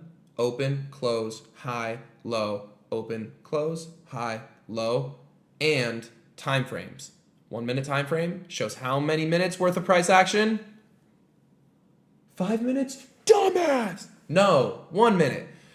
The 15-minute time frame shows How many minutes worth of price action? What? 15 minutes? Yeah! Lesson 1, checked off. You guys are killing it. I'll see you guys tomorrow or whenever the next video comes. I get like horny making these because I love teaching people. All right, peace out. All right, what's going on, guys? Well, as promised, we are going to add on to our Candlestick Anatomy, and we are going to talk about highs, lows, and trends within the market. We're going to start off with identifying highs and lows, and we're going to start off by drawing them out, and we'll do the same with trends, and then we'll go ahead into the actual candlestick chart so we can start outlining these market structures, okay, within the market to help us understand this, okay? And again, we're not trying to put anything together. We're just learning anatomy of candlesticks and being able to identify some basic things that is necessary in order for us to be successful within the market. So without further ado, let's talk about highs and lows. So highs and lows are okay, I'm not even gonna try and write that, but it's a 2 candlestick pattern. And I'm not a pattern trader, but what is a pattern or creates a high is 2 candlesticks. And if you think about a high, what does it need? It needs a move up.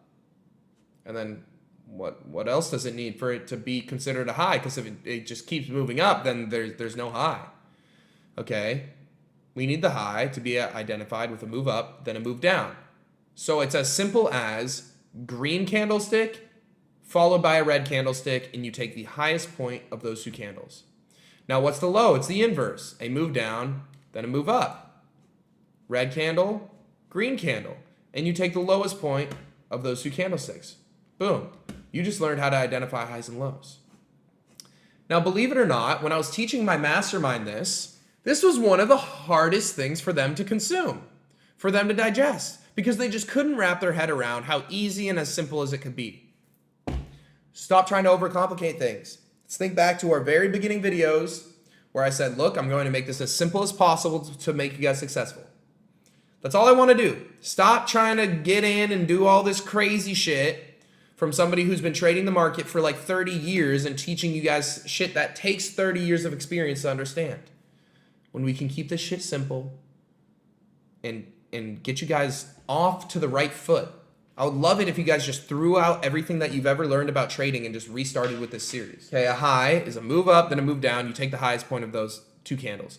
A low is a move down, then a move up. Red candle, green candle. Green candle, red candle. Lowest point and highest point of those 2 candlesticks. Cool, let's go and identify it in the chart now. Cool, cool, cool. Let's actually just go ahead and do this on, I'll find a fresh chart. Where are the highs on this? Within here, okay? I see 4. Move up, then a move down. Bet, highest point of those 2 candles. Move up, then a move down. Bet, highest point of those 2 candles. Move up, then a move down. Bet, highest point of those 2 candles. Move up, then a move down. Bet, highest point of those 2 candles. Simple. Now let's find lows. I see 2 within this chart. Move down, then a move up. Lowest point of those 2 candles. Move down, then a move up. Lowest point of those 2 candles. And if we scroll all the way back down here, move down and a move up. Boom. Lowest point of those 2 candles. We know how to identify highs and lows. We are awesome at this, guys. Good job. Clap it up. But wait. Some people might get confused in my mastermind. Somebody was asking, well, TJR, well, look, this candle goes up, and then this candle's up, but then there's a move down, and this was the highest point. And this was the highest point right here. What is the next candle? It's up. So I don't give a fuck about that. What's a high? It's as simple as a move up and then a move down. I don't care how anybody else teaches it. You guys want to learn from me? Awesome. This is how I teach it, and this is what works for me, so this is how I'm going to teach it. I'm not going to give you guys no bullshit. I'm not going to... Look, it's a move up, then a move down. Don't get fucking confused. This doesn't apply to me. This does. If this candle's wick went all the way down here, but it's still followed with a black candle, I don't give a fuck. I don't care. At all, ever. This is the low. Move down, then a move up. And you find the lowest point of those candles. Move up, then a move down, bet. You find the highest point of those two candles. Look in here, move up, then a move down. You find the highest point of those two candles. Boom. Move up, then a move down. Find the highest point of those two candles. Move down, then a move up. You find the lowest point of those two candles. Simple enough. Don't try and do whatever you're thinking right now. Shut up. Shut up, bro. I don't want to hear it. Stop overthinking. Shh. Like, turn your brain off. Green, then red. Green, red. High. Red, green. Low. Simple. Caveman, bro. That's all we need. Awesome. We know how to identify highs and lows. Now let's talk about how we can identify trends. Uptrends and downtrends. That's how the market moves. The market moves in 3 different ways. Up, down, and sideways. Okay? We want to talk about how we can identify all 3 of the ways that the market moves. An uptrend, which is why we have to learn highs and lows first, consists of higher highs and higher lows. So we see a high, and then we see a low, and then we see another high, and then we see another low. And would you look at that? Oh, this high, this high. Oh, this high is higher than this one, and this low is higher than this one. Wow, it keeps going. Oh, higher high, higher low, higher high, higher low. And that's an uptrend. You know why? Because it continues going up, and it's trending. Oh, craziness. Isn't that insane? So crazy. Now take a wild guess what a downtrend is going to look like. Lower highs and lower lows. Why does this look so shitty? There we go. Lower highs and lower lows. There's a high right here. There's a low right here. There's a lower high right here. There's a lower low right here. There's a lower high right here. There's a lower low right here. Lower high right here. Lower low right here. Lower high right here. Boom. That's a downtrend. So we covered up, down. Now let's cover sideways. What does market do when it moves sideways? Bing, bong, bing, bong, bing, bong, bing, bong, bing, bong. Where there's no sense of direction. When we're literally moving sideways. We're not going up and we're not going down. We're going side to side. And that's just called consolidation. Okay? And these trends and these movements can be found on every single time frame. Right? If we go to the 1 minute, I'll be able to find uptrends and downtrends. If I go in consolidation, if I go to the 5 minute, I'll be able to find uptrends and downtrends. If I go to the 1 hour, I'll be able to find uptrends and downtrends. If I go to the weekly, I'll be able to find uptrends, downtrends, consolidation, all of that. So let's go ahead and do that right now. And this is when it's going to get scary. And my homework for you guys is to be able to identify, literally just get into the chart and just mark out high, low, high, low, high, low, higher, high, higher, low. Be able to identify these highs and the lows and these trends and these market movements. Because if you're able to do that, we're one step closer. Another skill learned. Okay, so let's go into the 4 hour right now. 4 hour time frame, where each candle represents 4 hours worth of price movement. Let's not pay attention to what price was doing before this. I'll give you guys a cheat sheet. Price before this was in an uptrend. Okay. Why? Well, if we look at it, where was price going? It was going up. That's another really easy way to identify an uptrend. Versus we see what price is doing right now. Where is price going? It's going down. And if we want to scale in and see this, okay, what do? We start just identifying the highs and lows within the market. So boom, this is a high, and boom, this is a low, move down, then a move up. We take the lowest point of those two candles, move up, then a move down. We take the highest point of those two candles. Then we look closer. Move down, then a move up. Wow, this low is lower than this one. Move up, then a move down. Wow, this high is lower than this one. Lower lows, all right. Lower lows and lower highs. We're starting a downtrend on the 4 hour time frame. Now, if we get in here and look, unfortunately, the past couple of weeks, super sloppy price action. Let's actually zoom out a bit. It'll be easier for us. Okay. Let's just start. Let's ignore this. Let's just start right here because I don't want you guys to get confused. An uptrend. Move up, then a move down. Boom. High. Move down, then a move up. Boom. Low. Move up, then a move down. Boom. High. Move down, then a move up. Boom. Low. Move up, then a move down. Even this classifies as a high. If the candle is so minuscule that it looks like this, where you can't even identify the color within it, just ignore it. I don't even want to see it. Move up, then a move down.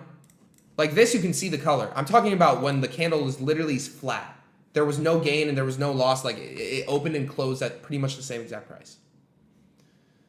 Okay, so we see a move up, then a move down. Higher high. We see a move down, then a move up. Boom. Higher low. We see a move up, then we see a move down. Boom. Higher high. Let's ignore what price is doing right now. So we just identified an uptrend. Let's scale down into the 15-minute. And now you'll start to see, okay, wow, there's smaller trends within these bigger trends. And again, I don't want you guys to get overwhelmed by this. I don't want you guys to even look into it. I don't even want you guys to get confused by it. Let's just focus on identifying trends. Okay, we have a move up, then a move down. We take the highest point right there. We have a move down, then a move up. We take the lowest point right there. We have a move up, then a move down. We have the highest point right there, lower high. We see price move down lower. We see a move down, then a move up. Boom, lower low. We see a move up, then we see a move down. Boom, lower high. We see a doji candle we don't give a fuck about. Boom, we see a move down, then we see a move up. Lower low. We see a move up, then a move down. Boom, lower high. This was a downtrend. I don't want to get confused with, when these trends break or when that. We'll get into that later. We'll talk about break of structure later. We'll talk about structure and all of that later. But right now, we just want to be able to identify these trends. You guys are going to start seeing trends within trends. Where on the 15-minute, you see a break of structure. Wow, we're getting way too far ahead. Hands off. That's it for today. That's all I want. Just for you guys to be able to identify these trends, higher highs and higher lows, to be able to identify highs and lows. I need to remember, you guys are just starting out, which is what I'm here for. We'll keep today nice and short, nice and simple. Highs, lows, uptrends, downtrends, and consolidation. What is it? We don't necessarily have much of a direction. It's just kind of going sideways. And the easiest way to see an uptrend or a downtrend, look at where it's going. If it's going up or down. On every single time frame. Is it moving up or is it moving down? Or is it moving sideways? So boom. You guys just figured out how to identify trends, and you guys just figured out how to identify highs and lows. Awesome. Drill it as many times as possible. And then we'll circle back for tomorrow.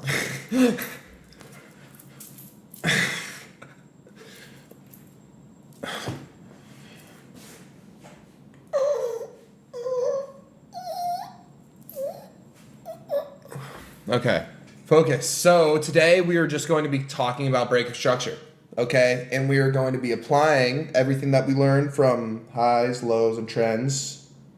Wait, highs, lows, trends. So we're going to cover break of structure today, and I'm not going to tell you guys how to use it as a confluence. I'm not going to tell you guys shit.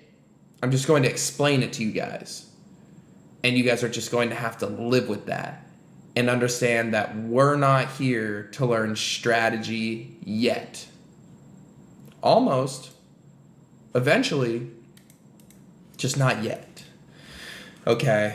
So, without further ado, let's jump right into this beat. The S&P 500. We're not looking at that shit today. We're going to be using our favorite tool. The brush. Okay. So, let's get started and quickly recap what we need to know in order to identify a break of structure. What's a high? Up, down. Candle move up and a candle move down. What's a low? Down, up. Move down, then a move up. We take the lowest point of the move down and the move up. That's the low. We take the highest point of the move up and then the move down. That's the high. Cool? Quickly identify it within the chart. Move down, then a move up. Lowest point of those two candles. Boom. Move up, then a move down. Highest point of those two candles. Boom. Low, high. Do we give a fuck about two consecutive blue candles or green candles in your guys' case? No. Do we give a fuck about two consecutive black candles or red candles in your guys' case? No, we do not. Okay, so if this candle's wick was lower than this one, we do not give a fuck because this is move down, then a move up. This would be the low. Cool? Cool. Now that we did a little recap of highs and lows, let's get into break of structure. So we know that trends move in higher highs and higher lows and lower highs. Wow, that was horrible. This was good. This was a good uptrend.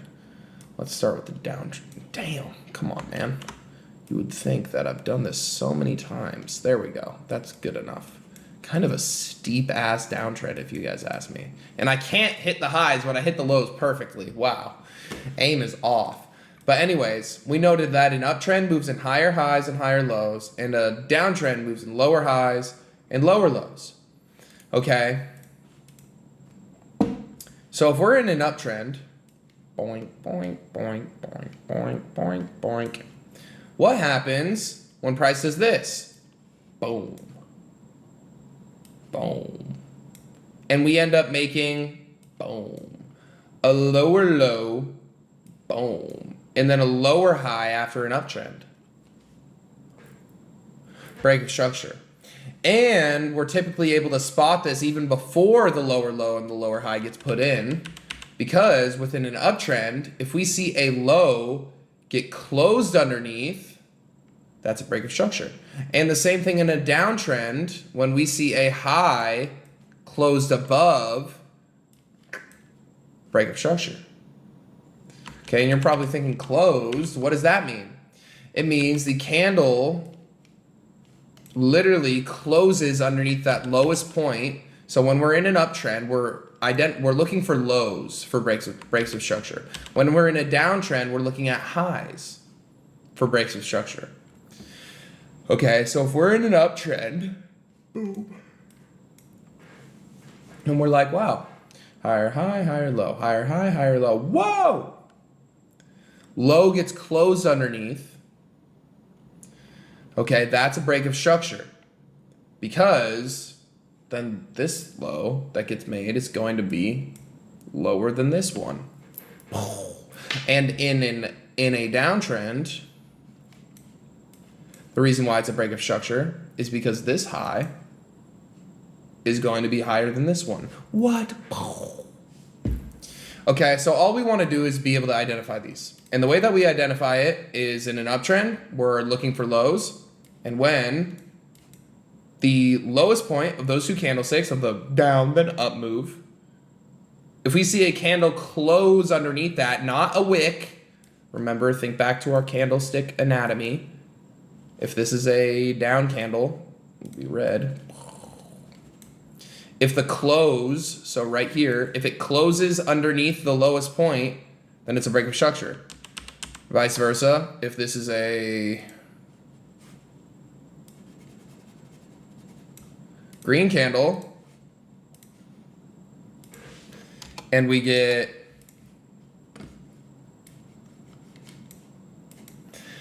a break of structure to the upside, the candle has to close, meaning this line right here on the candlestick has to be above this high.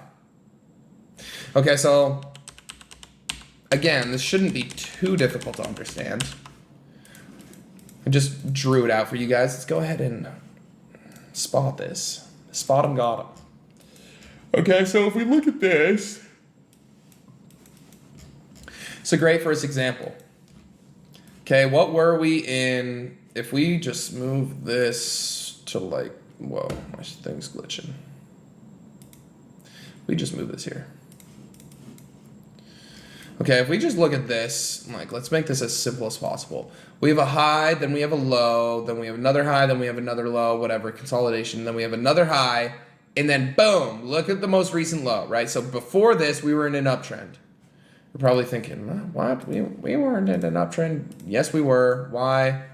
Look at price. It's literally going up. We have a high, then we have a low. Yes, this is technically a lower high, and you're probably confused. But again, sometimes the market moves sideways. But again, this is a higher low. Okay, so as long as the lows within an uptrend are not closed underneath, then we're not going to break structure. But then what happens? Okay, we get a higher high, cool. But then this candle closes, right? This is where this candle closed underneath the most recent low. So what did that do? That broke structure to the downside. And then what do we see price do? We come up, we make a little high right here, and then we continue lower. Okay, let's find it in the opposite direction. Okay, break for structure to the upside. This is perfect right here. Okay, so we see, boom, price is dumping down. We're in a downtrend, right? High, low, high, low, high, low, high. And then what happens? This is the high, move up, then a move down, boom. This candle is equal. Okay, so we didn't necessarily get a break with this candle, but then boom, this candlestick closed above this high within a downtrend. Where did price go after that? Higher. And I don't want you guys to get any ideas. You guys definitely will never, ever, ever be able to turn profitable just by identifying break of structure. So before you think that this is the golden ticket to being profitable, just like put your hands back in your ass and keep watching these videos, okay? Because you're not even a second of the way there. But this is a really awesome tool that we will use way later down the line and throughout all of our trading, and that we have to understand. And because we know the concepts of highs, lows, and trends, we can now identify this, and now we have this nice little tool in our toolbox. Okay, so does that make sense? When we're in a downtrend, we're identifying highs, okay, and we're waiting for highs to get broken above. And we're not necessarily waiting, we're just understanding that if a high gets closed above, if the most recent high gets closed above in a downtrend, then it's a break of structure. Okay, and now what has started an uptrend? Okay, so if we look from there, right, price ends up moving higher. Okay, let's try and show some other examples of this. Okay, on NASDAQ, we have a move down, then a move up. Price closes this candlestick all the way underneath this low. Where does price go after that? Down, okay? It broke structure out of this uptrend that it was in. Okay, we were in an uptrend here. We get a break of structure to the downside. And then, because we got that break of structure, we're now in a downtrend. And then here we have a move up, then a move down. We take the highest point of those two, boom. We get a break up. Now we're in an uptrend. Okay, that's really all I need you guys to understand for now. Okay, is understand that when we're in an uptrend, if a low gets closed underneath, if we get a candle closure underneath the most recent low, then we're now in a downtrend. And if we're in a downtrend and the most recent high gets closed above, now we're in an uptrend. I don't want you guys to, hold on, I have to sneeze. I don't want you guys to try and put no pieces together. I don't want you guys to do any of that. It's not that deep. You guys know highs, you guys know lows, you guys know trends. And now you know when we're in an uptrend and we see a candle close underneath the most recent low, it's a break of structure, and now we're in a downtrend. And the same thing to the downside. If we're in a downtrend and we close above the most recent high, if we get a candle closure above the most recent high, now we're in an uptrend. Okay? Plain and simple. Super, super simple. That's all I want to teach you guys today.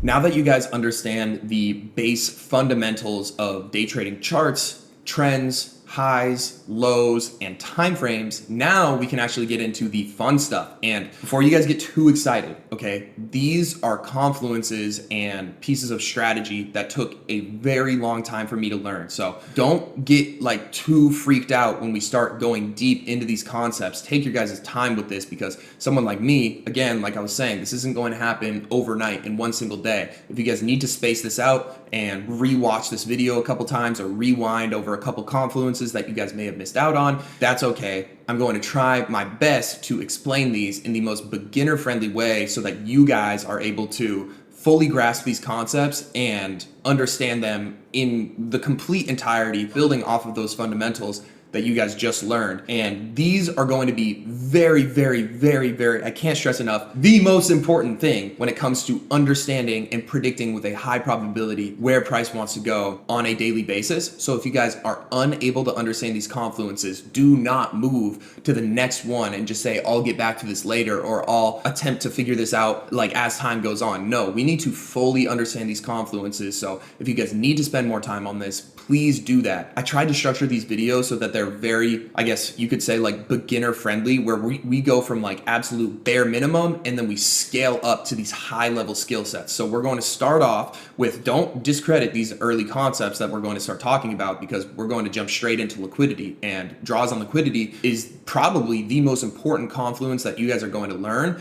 But again, it's one of these fundamentals that we have to learn and have to understand, just like candlesticks, just like time frames, okay, just like trends, just like highs and lows, and just like breakup structure, to be able to then transition that into draws on liquidity. And then once we can understand draws on liquidity, we'll go a little bit deeper into these more advanced concepts that are going to expand your guys' knowledge on how to predict price action consistently with a high probability on a daily basis. So before you guys get into these, just take a deep breath, get your notepad out. Maybe if you guys want to draw these out while we're going over these videos, that's okay. That will be beneficial for you guys. And again, take your time with each one of these confluences. If you guys want to split them up day to day, that's okay. And again, if you guys want to learn these concepts even more in depth, I have a little link in the description where you guys can be coached and mentored by me. If you guys are already like halfway through this video and you guys are like, this is freaking awesome, but I want to get like direct mentorship from you, there's going to be a link in the description if you guys want to sign up for my day trading blueprint, where you guys are going to be able to get on coaching calls with me and be able to relearn all of these confluences that I'm giving to you guys in this video. Where if you guys are struggling with this, you guys are going to be able to ask me and other coaches some questions on how to figure out these confluences and to structure your strategy in the right way. So if you guys are struggling with this, maybe you guys consider joining the blueprint, because that's what it's there for, to help you guys a little bit more on a more personal level if something like this, a massive free course, isn't necessarily getting you guys to where you guys want to go. So with that being said, let's jump into these confluences. Again, take your time. I try and go from like bare minimum, scaling up to some high elite level analyzation of price action. So again, take your time with this. With that being said, let's jump into it. That was insane. Drop a little comment below if you guys have been enjoying this. Today, we're talking about, as you guys can tell by the title, liquidity. Liquidity. Liquidity. Liquidity. Liquidity. L-I-Q-U-I-D... Wait. Liquidity. Liquidity. Spelling bee, champion. Just kidding. I dropped out of college. Anyways. Boom. Okay. Liquidity. Wait. Boom. Okay, so we're going to go over... Damn, this is actually small as shit. Let me make this bigger for you guys. That's what she said. For you guys? Pause. Okay. What it is, why we need it, and then how we identify it. That's day 2. So bet. So let's cover what is liquidity. So liquidity is just resting orders, okay? Whoa, 5. Damn, 9. We're getting higher and higher. Okay, so what is it? It's resting orders, okay? And this might not make a lot of sense to you guys right now, okay? But I just want you guys to understand the concept of it, not where it is on a chart, not... Jesus, it's getting so fucking hot. Not where it... I'm so sweaty, bro. Not where it is on the chart, not how to identify it. Just understand the concept itself and why we want to be able to identify it. And then we'll get into identifying it. And then also way more down the line, we'll talk about how we can use it to our advantage to be able to take trades and to be able to understand where price wants to go. Okay, so what is it? It's literally just resting orders, okay? Whether that be buy orders, whether that be sell orders, whether that be buy limits, whether that be sell limits, whether that be stop losses, whether that be take profits, resting orders. And it is on every time frame. And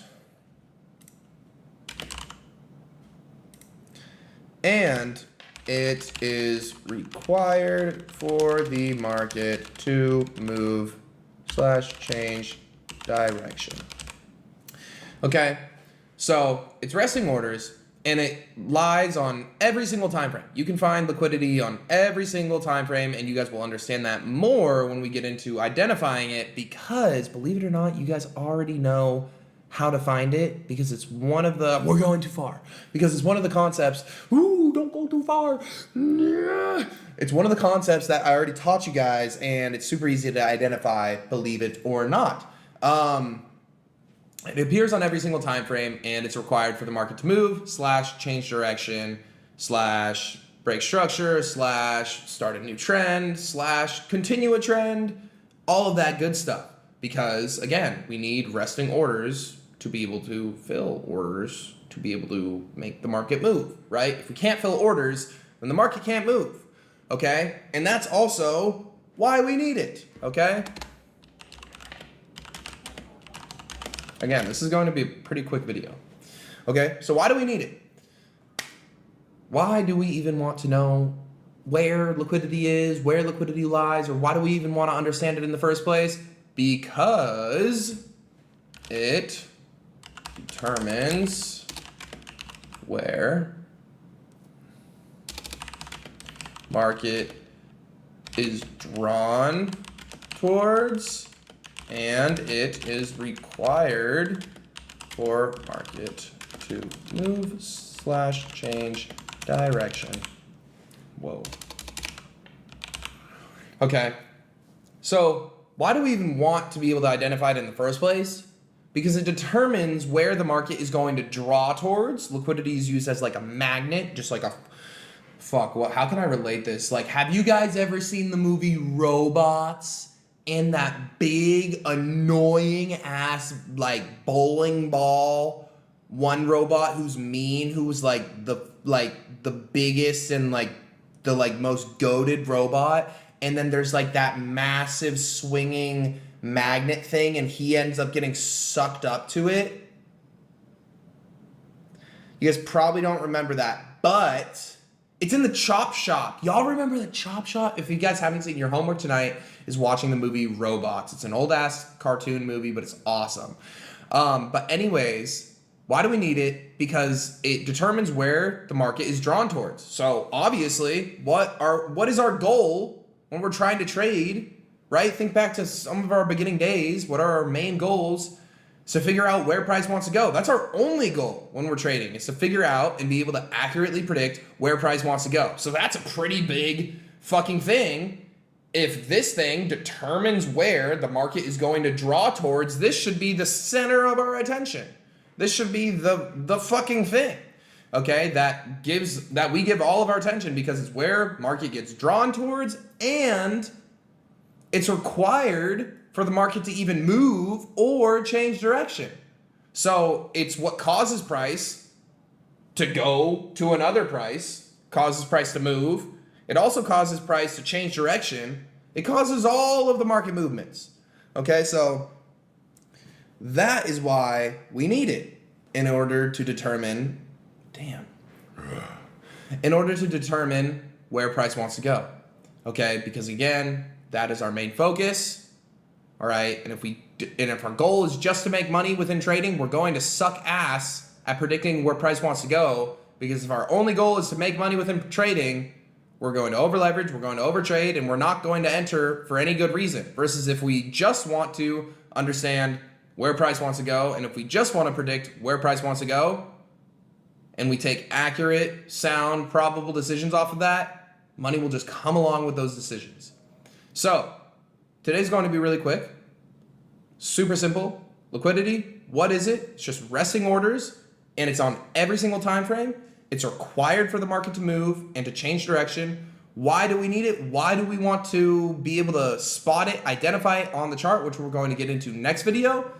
Because it determines where the market is drawn towards, or it determines where the market is drawn to, where price is drawn towards, and it's required for the market to move and to change direction. So pretty freaking big deal, this little concept right here. So that wraps up our first little lesson. Fuck it, we actually might split this into three. I'll see what I want to do here. But anyways, that wraps it up. Super quick, super simple. Boom, we have the concept. Don't try and look up no extra video again, guys. Trust me, daddy. Trust me, I promise you guys, I'm going to make trading so fucking easy for you guys. Just go one step at a time with me, okay? And maybe you guys are watching this 5 years from now, and like you're like, bet, on to the next video, wrap it up, fucking like chipmunk, fucking pipsqueak, okay?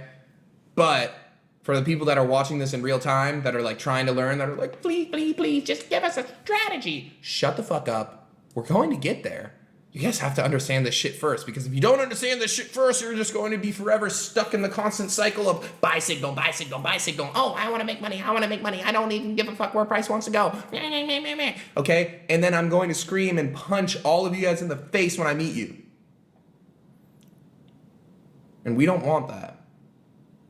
It would be fun for me, but we do not want that. And I want you guys to turn into profitable traders. So it takes one little itsy bitsy, 1% better every single day. In fact, if you guys are watching this 5 years later, it's probably better if you guys take this shit one step at a time too. And just like don't just get through like the next 50 videos in a single night and then just try and trade it all at once. It's going to be way too much information versus if you just take this one step at a time, trust me, it'll be super beneficial. Today we are going to be talking about identifying it, or where it lies, where liquidity lies on the chart. And no, we're not going to be talking about liquidity sweeps. We are just going to be talking about liquidity in general, okay? And you're probably thinking, what? That doesn't make any sense. Like, what? I want to trade liquidity sweeps. That's all you trade. That's every single trade recap. You're talking about liquidity sweep. I know, little Billy, but guess what? You need to wait a fucking second, because you don't even know anything right now. We're on day 11 of you learning how to trade. So with that being said, today is going to be another relatively short day. All of these concepts are going to be relatively short days until we put that bitch together. Bruh, that's going to be a long day. That's going to be like an hour. I'll probably split that bitch into like 3 1-hour segments to put that shit together for you guys. But right now, like the concepts themselves, they should be easy, because they are pretty easy to understand. And that's my goal, to make this shit really easy to understand for you guys. So without further ado, let's jump into the chart work and start talking about where liquidity lies. So if we think back to, I'm not even going to pull out the Google Doc, but if we think back to what liquidity is, right? It's resting orders, or a price range where orders can get filled. Okay, and we think about why we need it. It's because that's where orders get filled, and liquidity is what moves the market. It's what causes the market to change direction. It's what literally makes the market move on every single time frame. So there's liquidity on the 1 minute, there's liquidity on the 5 minute, 15, 1 hour, weekly, daily, monthly. There's liquidity throughout all of that, and there's constant fills of these price ranges where liquidity lies, filling of these resting orders to make the market move the way that it does. So with that knowledge, we want to figure out, where do these orders lie? Where could potential resting orders be? Well, let's think about this in just a super basic manner. Okay, if we're in an uptrend, okay, and we think about just how a trend moves, okay, higher highs and higher lows, right? Most beginner traders or retail traders, they're taught, luckily you guys are being taught by me, but they're taught that like when you see an uptrend, you wait for a high to get pushed past and then you enter into a long. Okay, so we know that, okay, there's going to be people entering into buys when highs get pushed above. Okay, what else is happening? Well, in a downtrend, most people put their stop losses above highs, right? So thankfully, there's a lot of fucking idiots who think uptrends are also downtrends. You know, like luckily that was one of the first things that we taught you guys, so you guys don't get confused with that. But in turn, those idiots, maybe they see a downtrend on a smaller time frame. Maybe we're on the hourly time frame and they're on the 5 minute and they see a downtrend, whatever. But because of that, there's also stop losses above these highs. So people are pressing buy when these highs get pushed above, and also people are getting forced out of their sell positions that they were in because of their stop losses above these highs. And if we think about how a stock exchange works, when we're shorting a stock, in order to exit, we have to buy those shares back at either a higher price or a lower price. Most of the time, we're trying to get a lower price because we're shorting. Okay? So, when these people are shorting the market and they get stopped out, what do they have to do? They have to buy those shares back. So now there's two sets of resting orders of people buying. Okay? We have people who are getting stopped out from their short positions, and we're also getting people going just purely long after these highs get broken above. So now we see, damn, lots of orders get filled above highs. Isn't that pretty nifty? Okay, now let's think about a downtrend. Let's think about lows. Well, let's do it reverse. When we're in an uptrend and we are going long, where do we usually put our stop loss? Underneath lows. And again, there's idiots. So sometimes we're in downtrends and people try and long these little retracements and they have their stop loss underneath these lows. So what happens when that stop loss gets hit? They have to sell their shares back at a lower price, right? They probably went long somewhere within here, and then boom, their stop loss gets hit. They exit the position at a lower price, causing them to have to short, right? It's an exchange, or sell, right? They entered into buys. They have to sell it back at a lower price, losing money. And then at the same time, in a downtrend, when people or retail traders see lows get pushed below, again, downtrend, what do? They enter into shorts. So wow, we can see that highs and lows are typically where a lot of orders are filled, above highs and below lows. So bingo, there you go. We figured out where liquidity is. It resides above highs and below lows. Now, something to keep in mind though, because we're talking about the banks or the institutions, the algorithm, whatever, to fill these massive amounts of orders. Okay, because we're talking about that, we don't fucking know where they're going to fill those orders. We just know that there's a possibility for them to enter into those orders above highs and below lows. So it's just a probability thing. Okay, so when we see an uptrend, we're not like seeing a high and instantly being like, short it, right? Because then we would be stupid, because then then price would look like this. And it would like be like the worst endless cycle of like liquidity sweep, like just a constantly expanding consolidation like that, right? And that's not how it works, right? Because we see price move in trends. Higher highs and higher lows. So we know that, okay, there was potential for orders, sell orders to be filled here because there's so many people going long, right? If we understand that there's resting buy orders here, again, this market is an exchange. If there are resting buy orders here, a shit ton of them, right? Because there's people going short, they're going to get stopped out, and there's also people going long when this high gets pushed above. Wouldn't that be the perfect opportunity for the market to fill its sell orders, right? Because we're playing against the house. The house always wins. The house is built to beat us. So how does the house beat us? By literally going the fuck against us. They see, oh, there's a shit ton of buy orders resting above highs. So when this high gets pushed above, what does that give them the opportunity to do? Short it.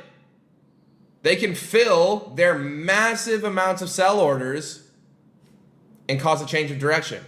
Cause those breakup structures that you guys see or we're identifying on the chart and start a downtrend. But does that mean they're going to short at every single high? Does that mean they're filling sell orders at every single high? And does that mean they're filling buy orders at every single low? No. But we know there's just some sort of probability that it could happen. Okay, so I want to go into the chart, and I don't want to get too ahead of ourselves, but I just want to go into identifying this. And we can see this pretty frequently within pretty much like every freaking time frame. Okay, if you really try and really want to do that.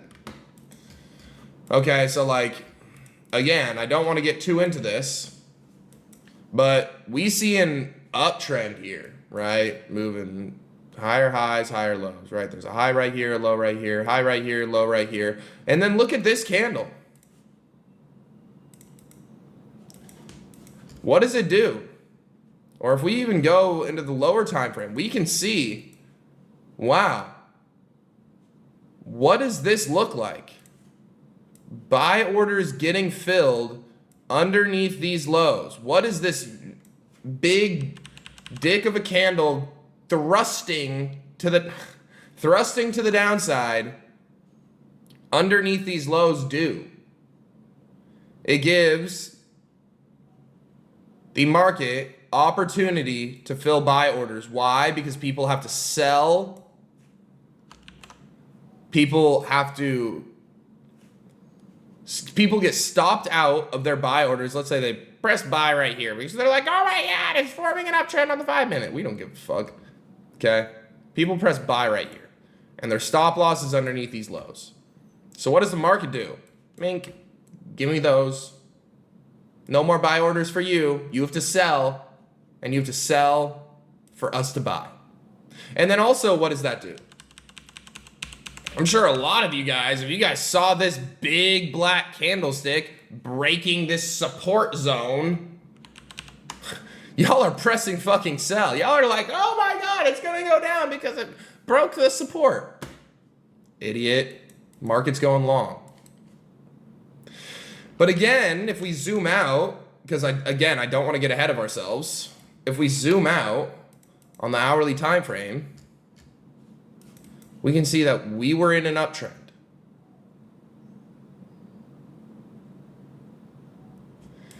Okay, let's find more examples of this. We can even find it on the weekly time frame. Look at this. We're in a downtrend, right? We see a breakup structure right here. We see a high right here. Boom. And like, this is how manipulative the market gets. Okay, this was like all-time highs, okay, before we had like our mini freaking recession during like it started in 21 all the way till like 22, 23. Okay, we see a break of structure on the weekly, and then we see, oh, this nice little high is made right here. And then, oh my gosh, the markets we just made a monthly retrace. We can't wait to get our economy back. Psych. You're my liquidity. Because what was every single dumbass doing when they saw these highs get pushed above? They were going long. And what did all the people who thought they were smart asses by shorting this leg down, who have their stop losses above here, what were they forced to do when this goes above there? They're forced to buy back those shares at a higher price, causing them to get stopped out, right? Because that's how the exchange works. They have to buy back those shares. So there's two forms of buyers here. People who are getting stopped out, and then also idiots who are going long, and also idiots who are going short on this. And then what does that give the market the opportunity to do? Fill sell orders and shit the bed.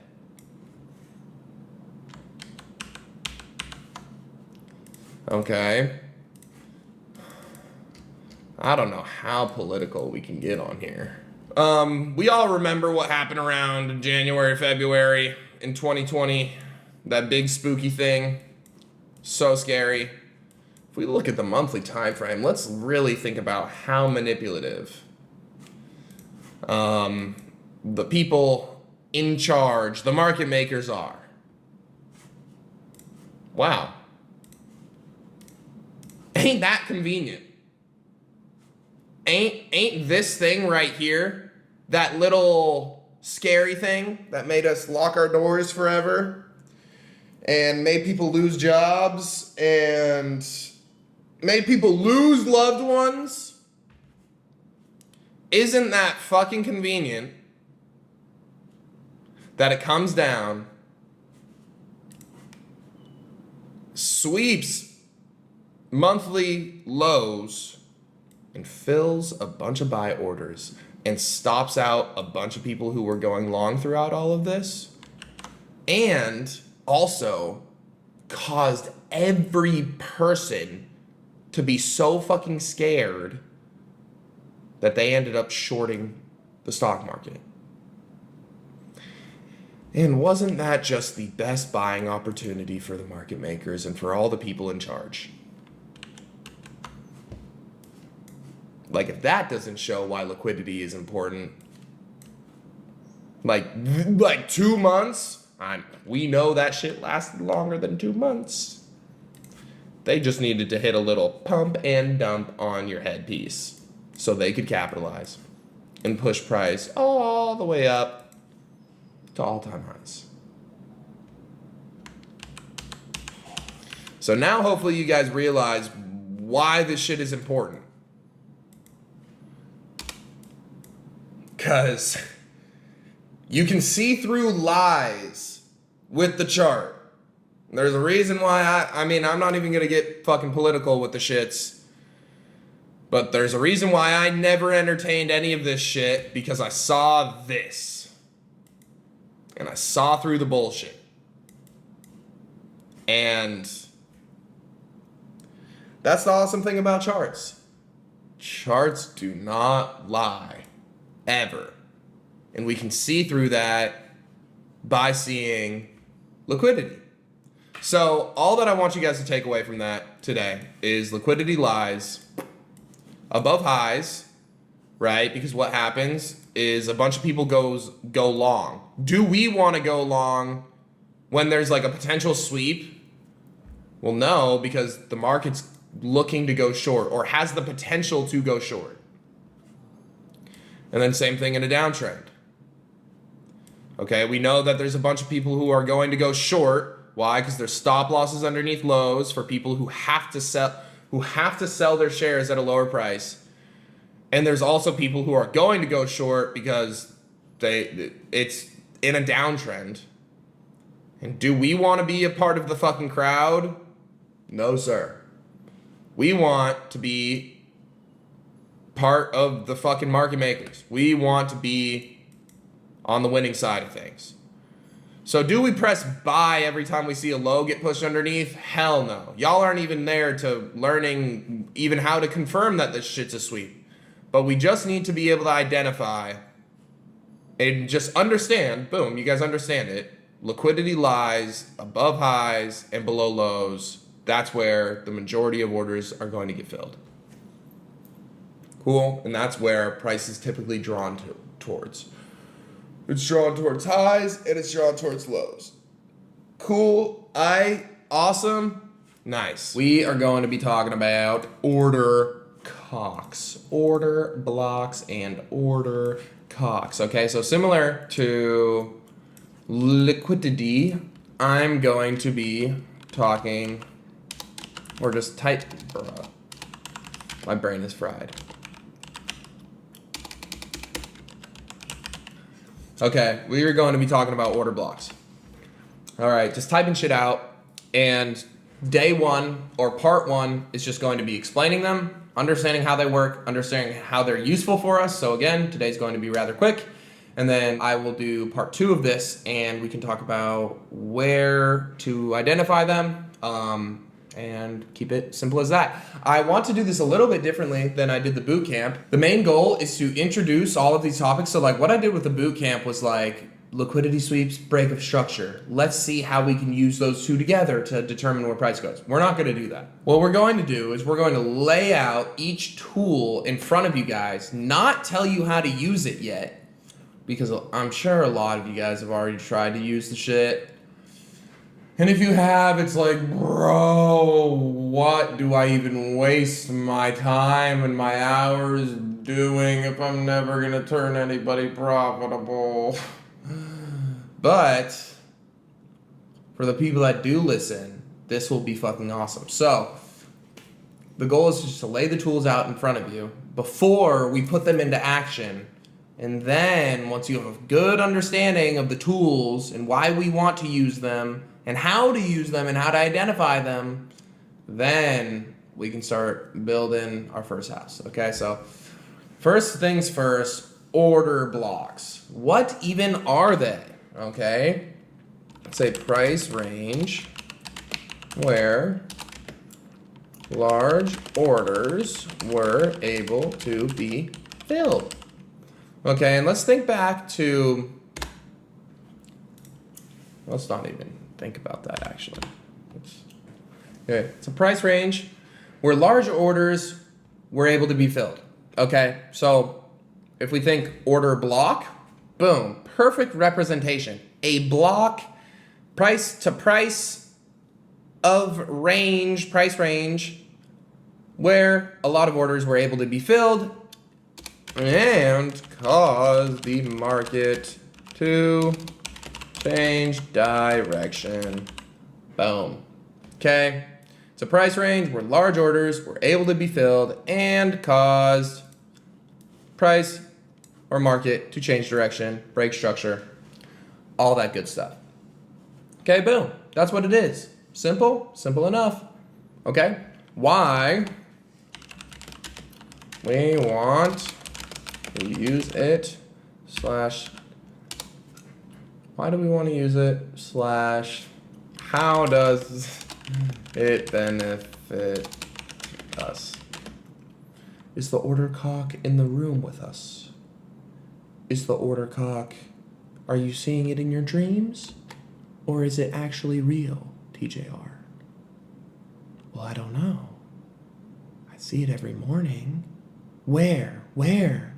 Where do you see the order cock?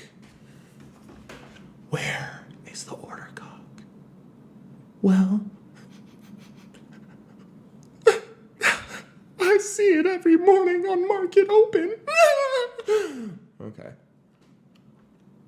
Anyways, why do we want to use it? How does it benefit us? Okay, well, let's think about what it is. It's a price range where large orders were able to be filled and cause market to change direction. So why would we want to use this? Or let's reverse this. How does it benefit us? Let's talk about that first. Well, we know for a fact if large amount of orders. Let's move this.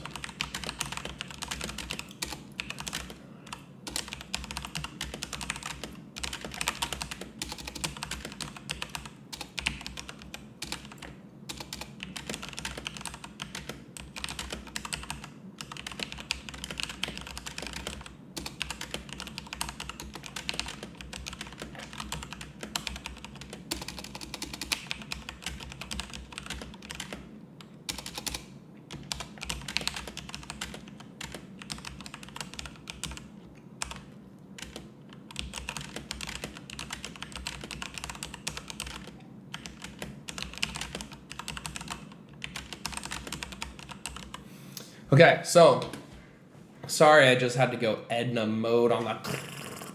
But how does it benefit us, and why do we want to know how to use it? Okay, if a large amount of orders were able to get filled within that price range, right? We see it get made, we see an order block get created. Okay, if price revisits that area, it's more than likely that because there were so many orders that were able to get filled before, it's likely that there will be availability for us to fill even more orders in the same direction.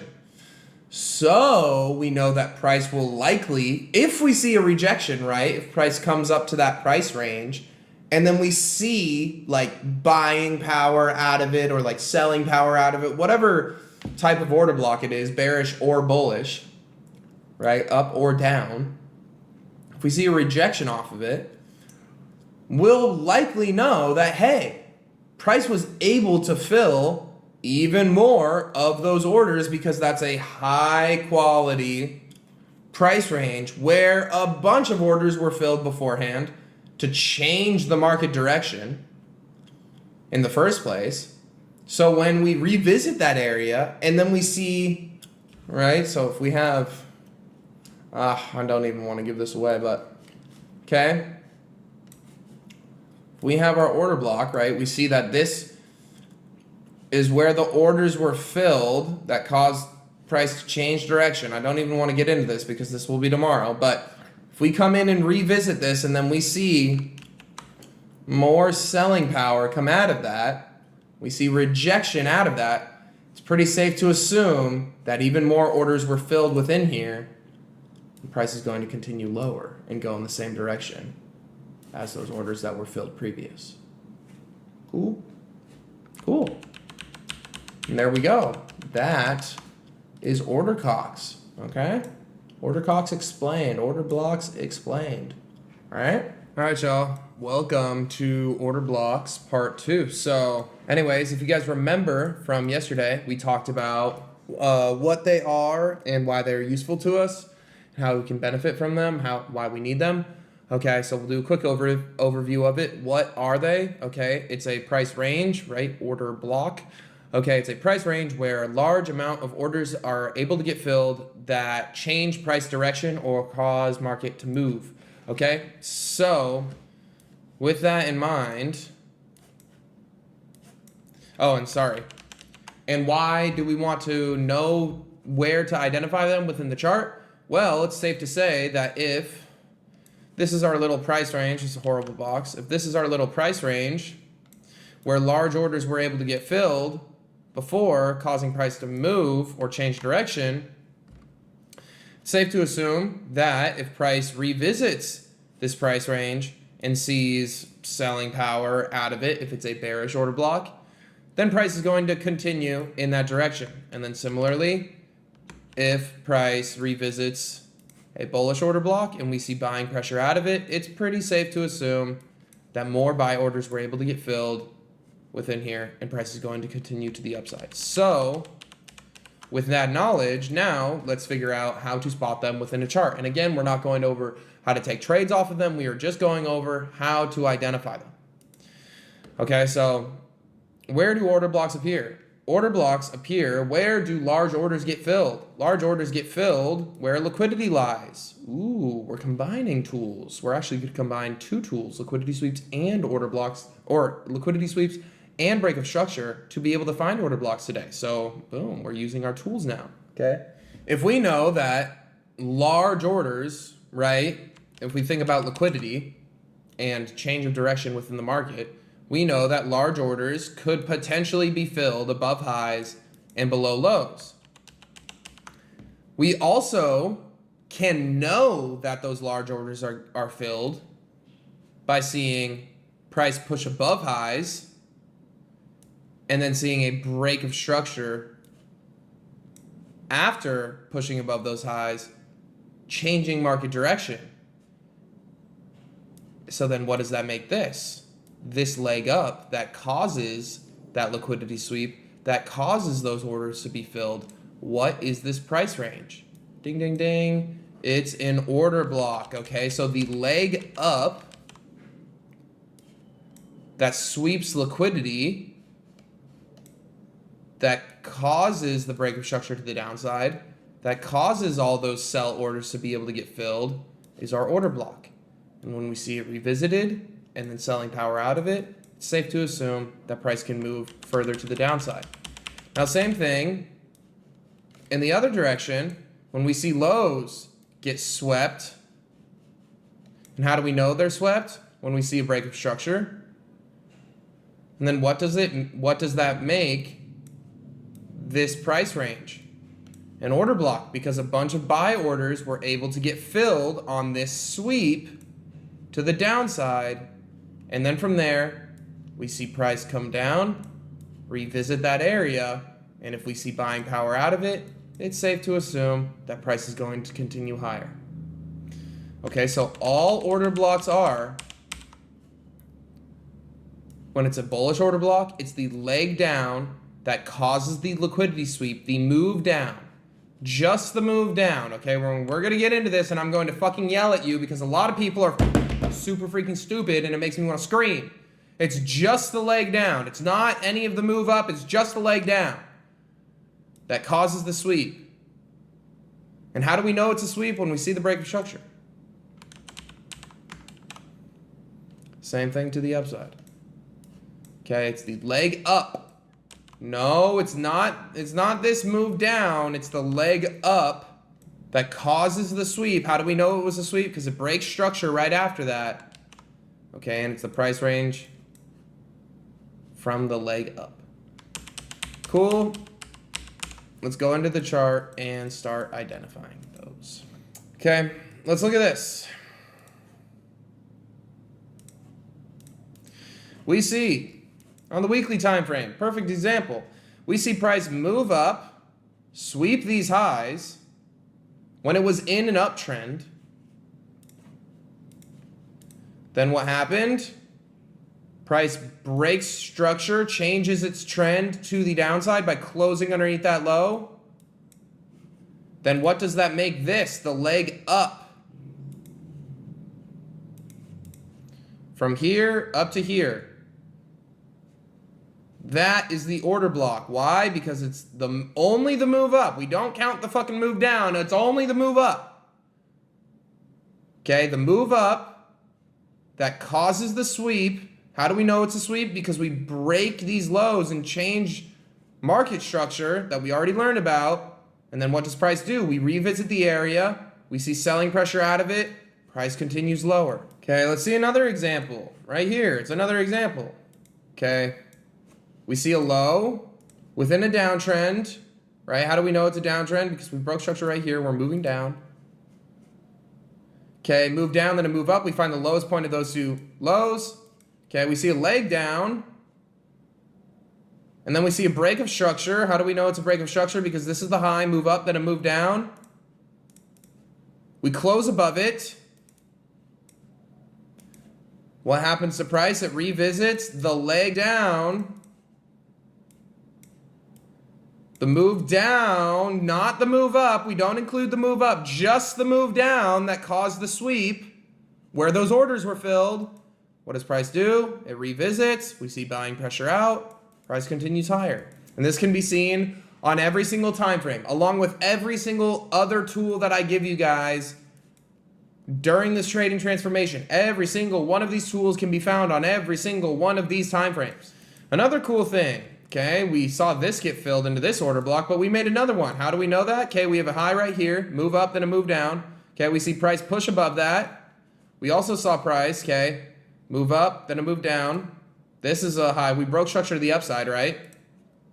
On this. So we were in a mini uptrend for the time being on the weekly. But then what happens? We come up, we sweep these highs. How do we know it's a valid sweep? Because we end up breaking structure with this candle. Where's the move up that caused the sweep? It's from this low all the way up to this high. It's the whole move up. What do we see? Price revisits it. We see selling pressure out of it. Price moves lower. Craziness. Look at this on the monthly time frame.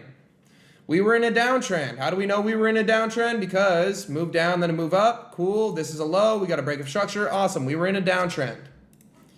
We see a low. We see a move down. Then, when do we finally see a break of structure? Right here with this candlestick, we see a break of structure to the upside. Where was the move down that caused this sweep? From here down to here. What does price do? It breaks structure. It revisits that area. Revisits the order block. We see buying pressure out of it. Price continues higher. Let's try and find some more examples. Right here. More examples. We were in a downtrend right here. Okay. We see, boom. I don't really like this example because the sweep is on an up candle. I take that back. I don't want to use that example. That was actually that weekly example that we used. Oh yeah, this one's hilarious. Look at this. Remember when I was talking about this one on liquidity sweeps? The conspiracy theory, the little scary sickness. Yeah, this one was hilarious. Look what it made. What do? We come down, we sweep out these lows. Sweep out all these lows. When do we see a break of structure back to the upside? Right here. Where's the move down that caused the sweep? Right here. We see the break to the upside right here. We see price revisit. We see buying power out of it. Price continues higher. So freaking funny. See if I can find any on the lower time frames. Kind of harder to spot on the lower time frame because there's so many highs and lows. It's a bit harder to track. Okay, this one's a decent one. All right, we had lows over here. Or we could even just say this low. Right here, okay? We see the leg down that caused the sweep. Boom. We see the break of these highs with this candle. We see the move down that caused the sweep. We see price revisit it. We see buying pressure out of it. Price continues higher. This was one. We see we were in an uptrend. We see these highs pushed above. Then we see, boom, break of structure to the downside. We see the low right here. We see the break. Where's the move up? That caused the sweep. We see price, whoop, barely poke its head on in there. Move down. Price continues lower. Okay, I think I've shown enough examples for us to understand this.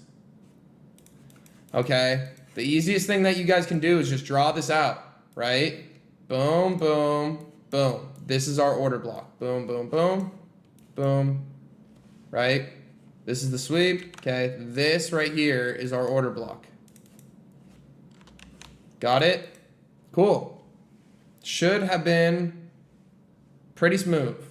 With that being said, I think we covered order blocks. If you guys need help covering it again, rewatch this video, rewatch any of the other videos that I have on it, and let's keep moving, okay?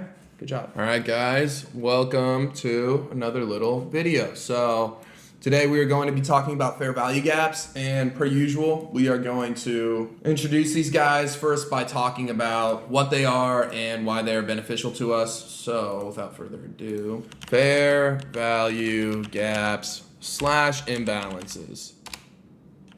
Okay, you guys will hear me talk about both of these. It's pretty much the same shit. I really, there's no reason for me to use any different name for them. That's literally just how that shit goes. I end up just saying the names like interchangeably. So whenever you hear fair value gap, whenever you hear imbalance, it's pretty much the same shit. Okay, so first of all, what are they? Okay, so the reason why I like to say imbalances is because it's an imbalance of market orders. Okay, and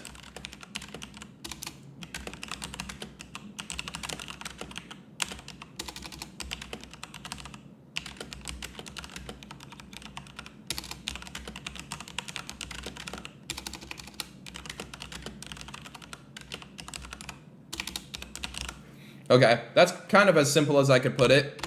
So it's an imbalance of market orders, and it's a price range that lacks orders in the opposite direction of market sentiment. So when we go into identifying them, it'll be a lot more obvious where you guys will see what I'm talking about. But for the time being, just try and understand this, okay? It's an imbalance of market orders, meaning there's a lot more buy orders, or there's a lot more sell orders than buy orders. There's a lot more buy orders than sell orders.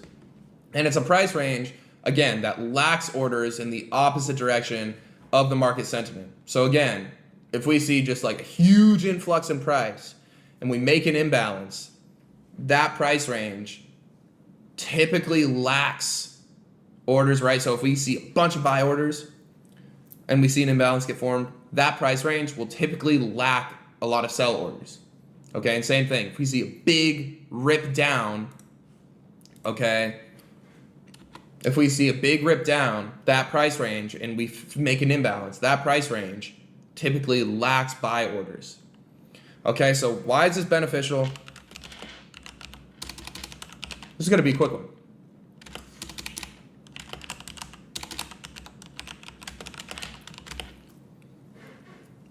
Why is this beneficial to us? Well, first of all, if we know, well, let me just write it out first.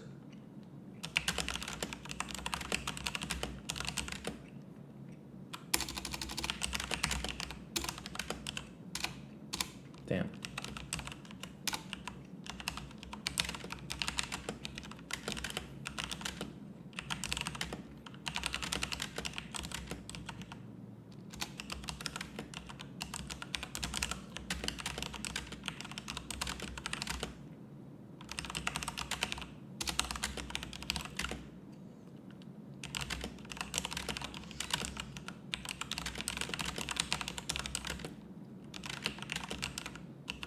Why is this beneficial to us? If price revisits that price range, so again, let's say we see a big rip up and we see an imbalance get formed, and we know that that imbalance is lacking sell orders, and we see price revisit that price range where there's a huge imbalance, where there's a lack of sell orders within there, and we see price revisit that area, and we see buying power out of that range with the same market sentiment, right? So if market ripped up, we see an imbalance, we revisit that, and then we see buying power out, right? That's the same sentiment with overall market bias or market direction. We can assume that more buy orders were filled within there, and price will be able to continue in the direction that it was going because more buy orders were filled within that imbalance where a lack of sell orders were. Make sense?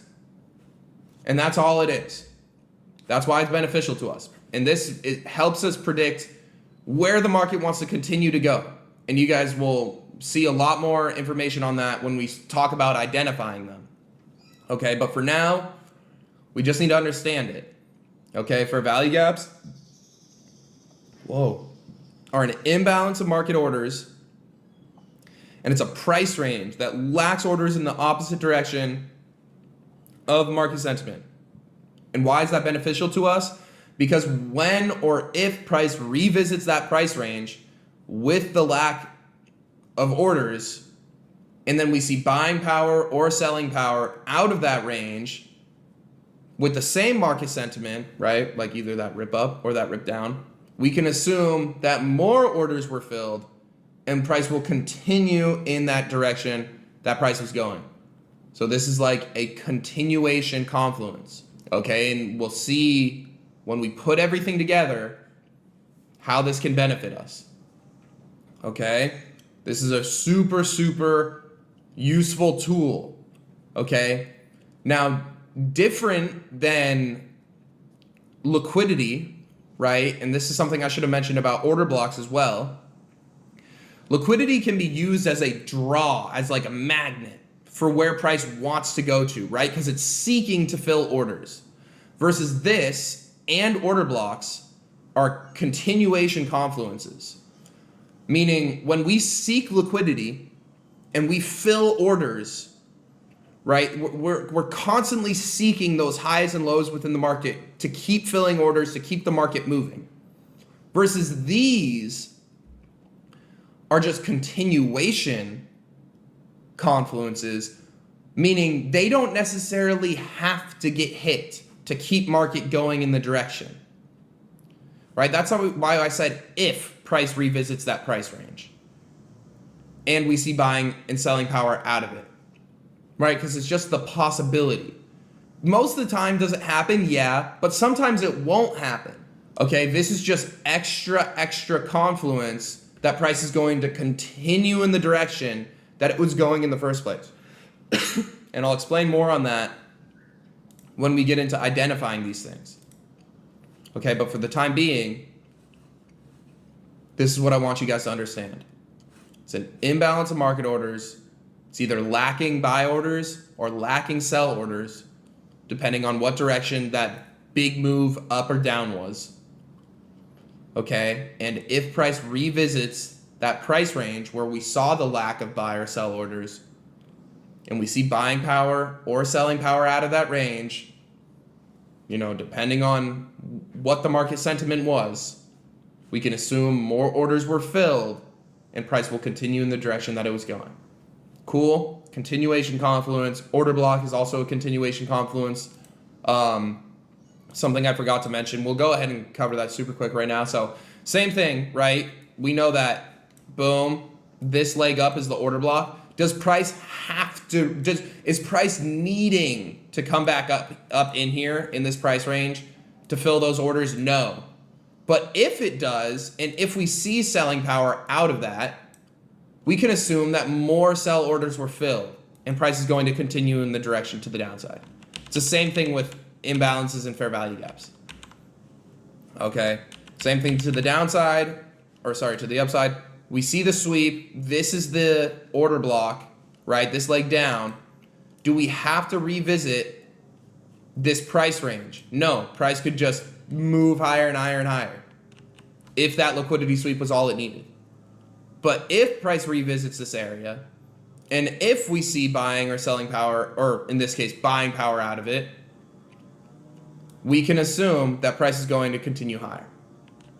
Cool? Cool. Okay. So, that being said, fair value gaps, day one, part one, locked in, strapped up, we're good to go. All right? Fair value gaps and imbalances. So, we talked about what they are. We talked about why they're useful for us. Okay? Now, let's get into identifying them. Okay, so what I want you guys to understand is a imbalance and a fair value gap can be identified by 3 candlesticks. That's how we identify it. It's a 3 candlestick pattern. Okay, and we're going to draw it out, and then we're going to go into identifying them. Jeez, that was horrible. And then we're going to go into identifying them on the chart. Okay, so I'm going to Van Gogh these little drawings for you guys right now. And we're going to jump right in. So, a imbalance is a 3 candlestick pattern. Okay, so there's 3 candles, and the easiest way to identify it is usually it's a big ass move to the upside or a big ass move to the downside. Okay, does that always qualify it to be an imbalance? No, not necessarily. Sometimes there can be an itsy bitsy price range that an imbalance is within. Okay, but typically we can see it like the easiest by seeing that there's a big ass move, right? Because when we think back to how we identify them or what they even are, there's an imbalance, there's a lack of either buy or sell orders, okay, which is what causes that big ass move to the upside or that big ass move to the downside, because there's no orders going in the opposite direction of where price wants to go, right? So, and again, if price revisits that area, then it can do good things for us and it can help us figure out where price wants to go. So with that being said, let's talk about identifying it and then we'll get more into that. So boom, 3 candlestick pattern. We have our first candle, okay? We have our second candle. This is the candle that pretty much creates the imbalance. And then we have our third candle, okay? How do we identify where an imbalance is, okay? A bullish fair value gap or a bullish imbalance, we mark it up, we mark it out with the top of the first candle's wick, okay, and the bottom of the third candle's wick. This is a bullish imbalance. Why is that? Well, if we look at these 3 candles, we can see, okay, this candlestick, ooh, 1 wick up, but then boom, selling pressure down. So we know that there's sell orders within here, right? We know that sell orders, price got up here and sell orders push price back down. And then the next candle, boom, big rip through here, okay? Price stops right up here, sell orders push it down, we close. Then we see this candle get formed. We see sell orders push down till here, but then buy orders buy it back up.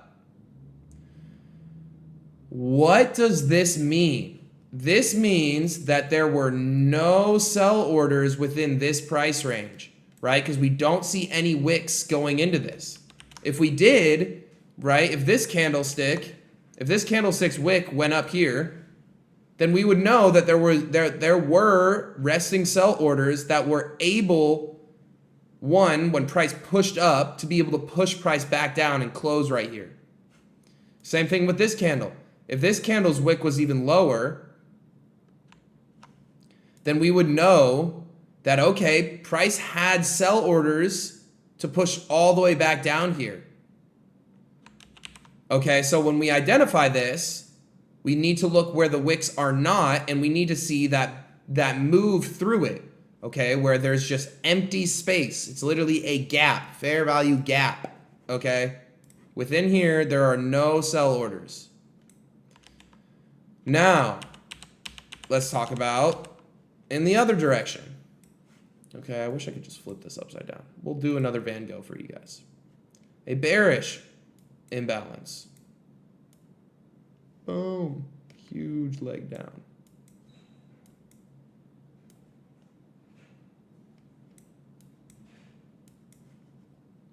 A bearish imbalance, we identify it from the first candle's bottom wick to the third candle's top wick, okay?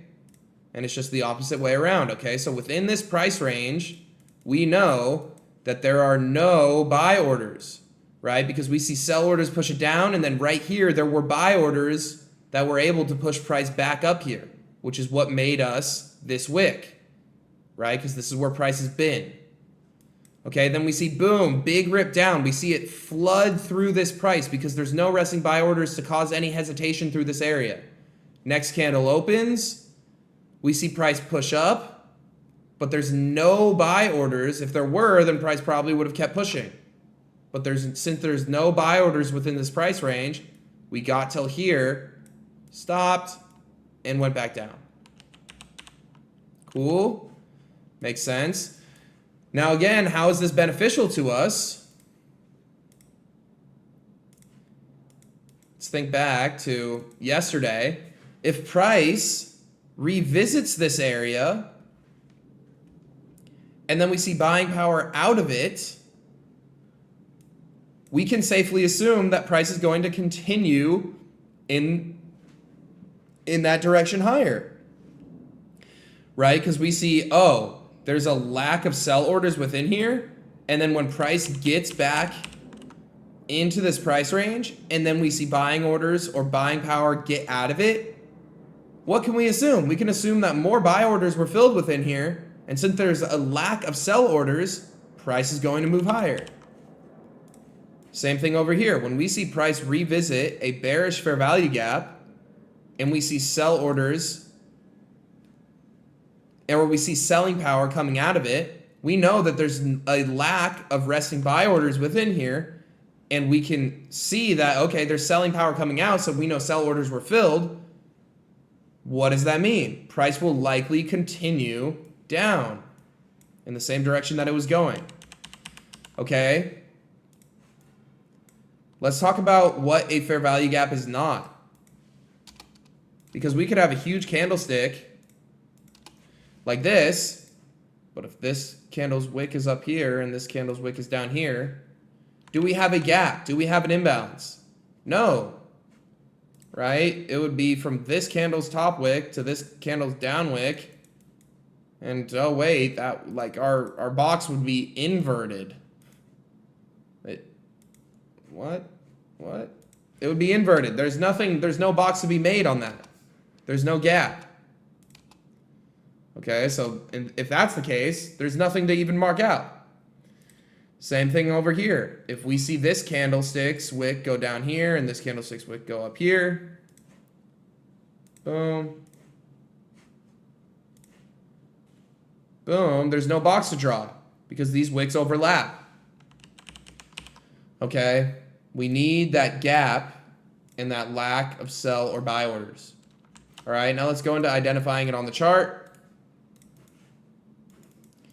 And then I honestly think we'll just leave you guys with that for now. Okay, so again, this is one of those things where there's going to be a lot of these on the chart, right? If we just look within here, boom, fair value gap here. Boom, fair value gap here. Boom, fair value gap right here. Boom, fair value gap right here, right? We could go on forever. Do these always have to get filled? No, because if that were the case, then price would just be like going nowhere. But are they useful for if price wants to revisit that price range and we see selling or buying power out of it? Is that a pretty decent confluence? Yes, 100%. Okay, so with that in mind, let's go ahead and try and identify some of these and show it working out. Oh, this is a decent one. Okay. So again, I don't even want you guys to be trying to put shit together like, oh, liquidity sweep, breaker structure, fair value gap. Shut the fuck up. Okay, let's not get into that right now. Let's just get into what we're focusing on, and that's identifying fair value gaps. Okay, so where's a fair value gap? This is a bearish fair value gap. And again, because the reason why, like, if you guys use this and you're just like, I'm just going to spot a random fair value gap everywhere and take a trade off that, you are going to be the worst trader of all time. If you're only taking trades off of just fair value gaps, getting pushed into, and then like buying or selling power out of it. Again, this is a continuation confluence. Let's wait until we have our entire toolbox to start taking full on trades. Okay, but we see, boom, huge dick down, okay? Massive black candle. Bearish, imbalance, why? We see this candlestick's wick. We see this candlestick's wick. There's a gap. We mark it out from the low to the high. What do we see price do? We see price push in there, and then we see price, boom, push right back out, selling power out of it, price continues lower. Let's look right here. Okay, we see a bullish fair value gap from this wick up to this wick. Okay, you're probably saying, oh, well, this wick went down. Well, yeah, obviously, it filled the freaking fair value gap. Listen. Okay, we see price revisit it.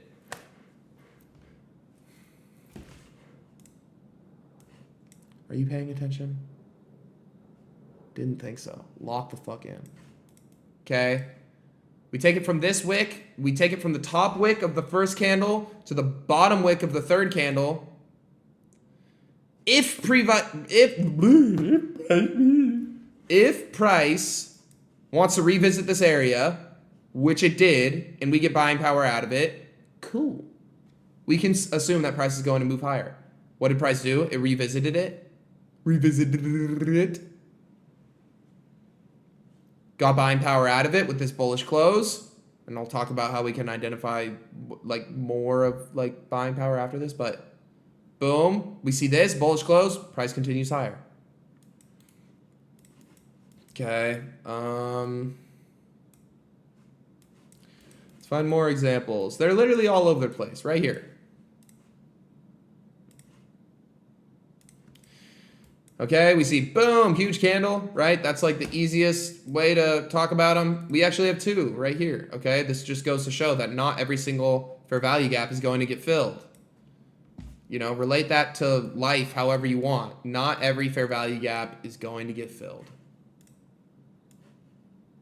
You won't be able to fill every fair value gap. But you got to take your shots when you're open. Bullish fair value gap, bullish fair value gap. Price pushes in. We see bullish confirmation out of it or buying power out of it. Okay, price continues higher. Same thing right here, right? This is all I want you guys to do. Just be fucking quick scoping these freaking fair value gaps, okay? Bullish fair value gap right here. Oh, what's this? Bullish fair value gap. How do I know? There's not a freaking wick covering the shit up, okay? You know what's not a fair value gap? Just all of these, like, pubic hair looking wicks everywhere. This is nothing that we're teaching today. This is... See these big ass gaps, okay? This is a bearish fair value gap. From this wick down to here. From this wick down to here. You're probably saying, well, TJR, it got filled and then we saw it go down.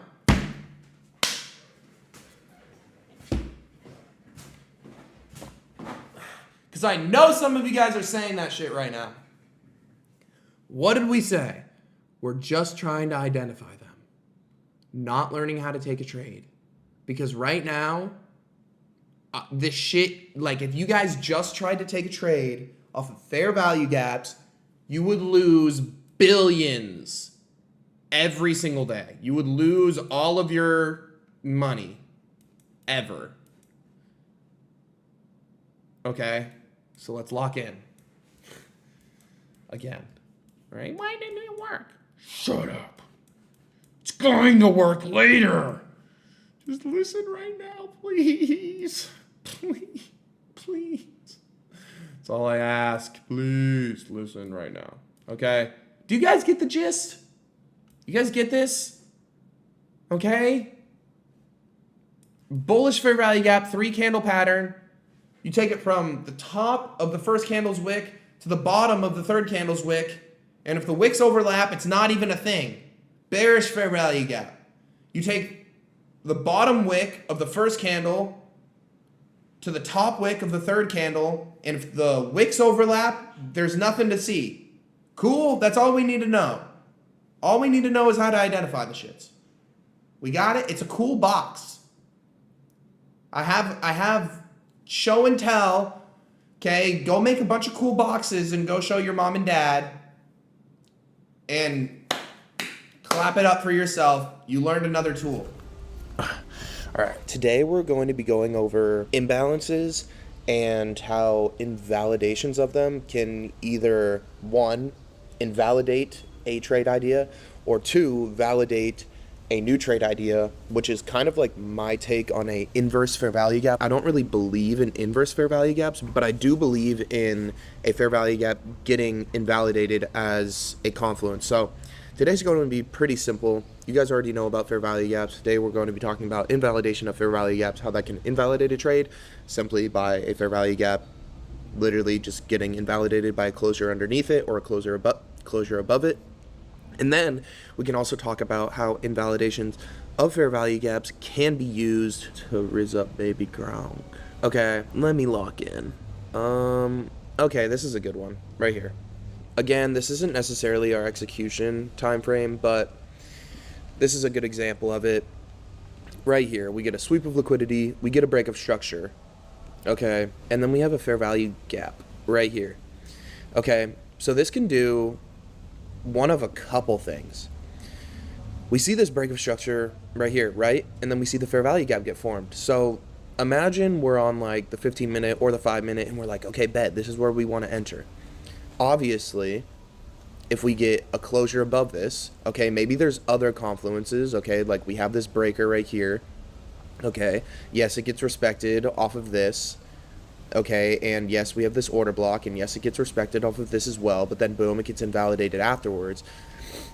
But we also invalidate this fair value gap, okay?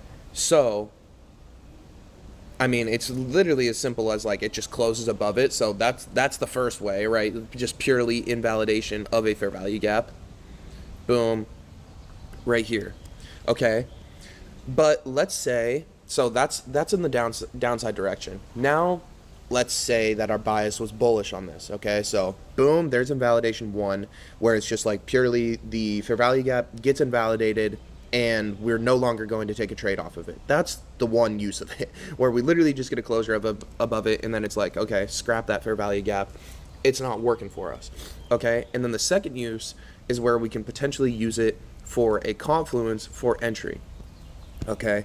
So, and again, I'm not that big of a fan of like inverse fair value gaps where you have to wait for it to come back down in and like get it tapped into. I'm more of a fan of it just like a bearish fair value gap getting invalidated when our bias is bullish and we close above it, invalidating that bearish fair value gap. So let's say that our bias was bullish and we see, fuck it, let's see, like we sweep out these hourly lows, we sweep out these hourly lows.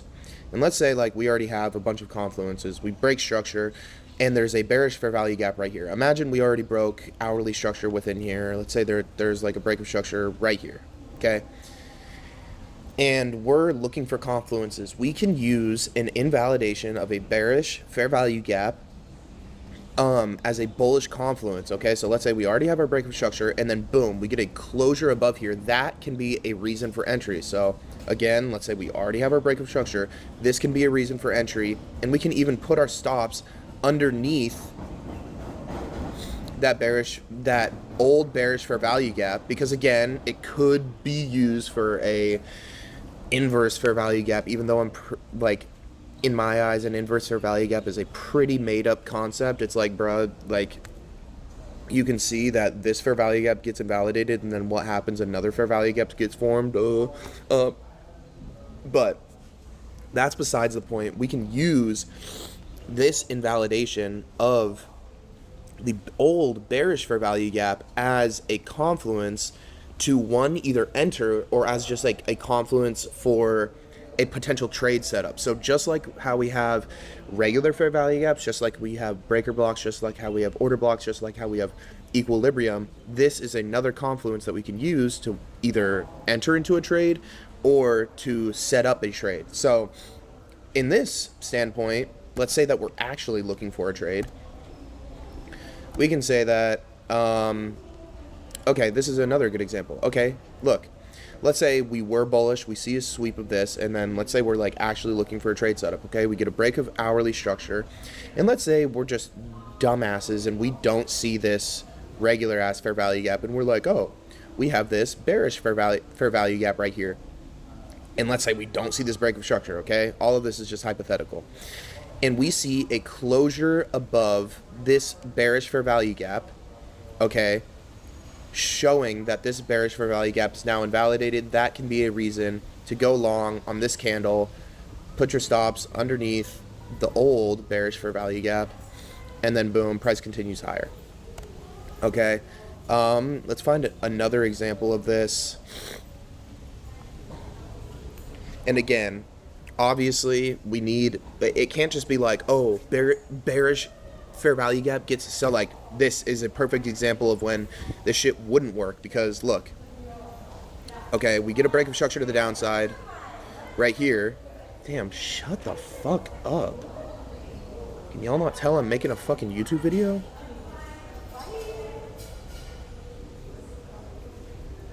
Come on, guys. Pipe down. Anyways, but look, like, we can tell that this is an obvious bearish setup, right? We see a sweep of liquidity. We see a break of structure. We see an order block right here. We see a breaker block right here. And we see price push into that order block, push into that breaker block. Just because we invalidate this bearish fair value gap doesn't mean like, holy shit, we're going to go bullish, right? Because this is an obvious bearish setup. So again, just like all of our other confluences, it's not like, oh, see order block, take trade, or see fair value gap, take trade, right? That's not going to work. We need all of our other confluences to be in line with it, like a sweep of liquidity, a break of structure, all of that, right? So this is an example where that shit wouldn't fly, that shit wouldn't work, because again, we're still in a downtrend, and we pushed into just another one of our confluences. We're still within equilibrium, all of that. Okay, so let's just keep drilling this shit out and show other examples of where this shit would work. Let's get down to business. I need to take a piss so bad. I gotta take a pee-pee.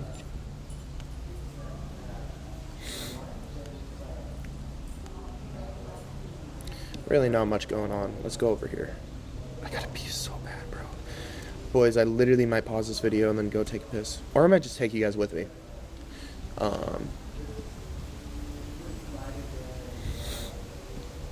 Ooh, ooh, ooh, ooh, ooh, oh, oh. Whew. Okay, so this is an example of where, like, we get kind of 2 in 1. Okay, so we see a sweep of these lows. Okay, and we kind of get 2 confluences in one, like I was saying.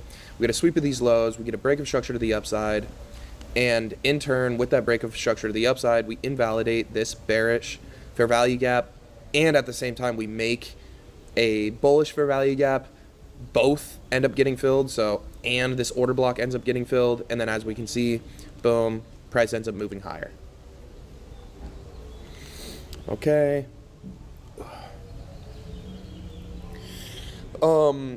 This can be another example here where we get a sweep out of these lows.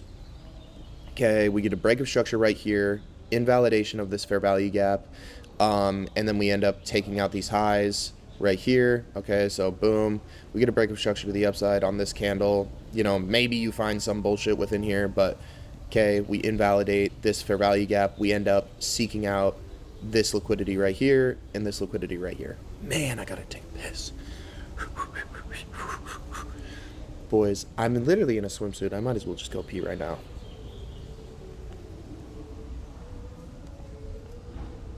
I have bubble guts, bro.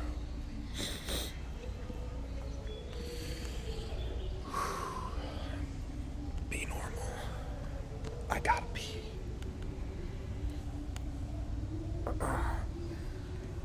Damn, whole bunch of Choppa City in this bitch.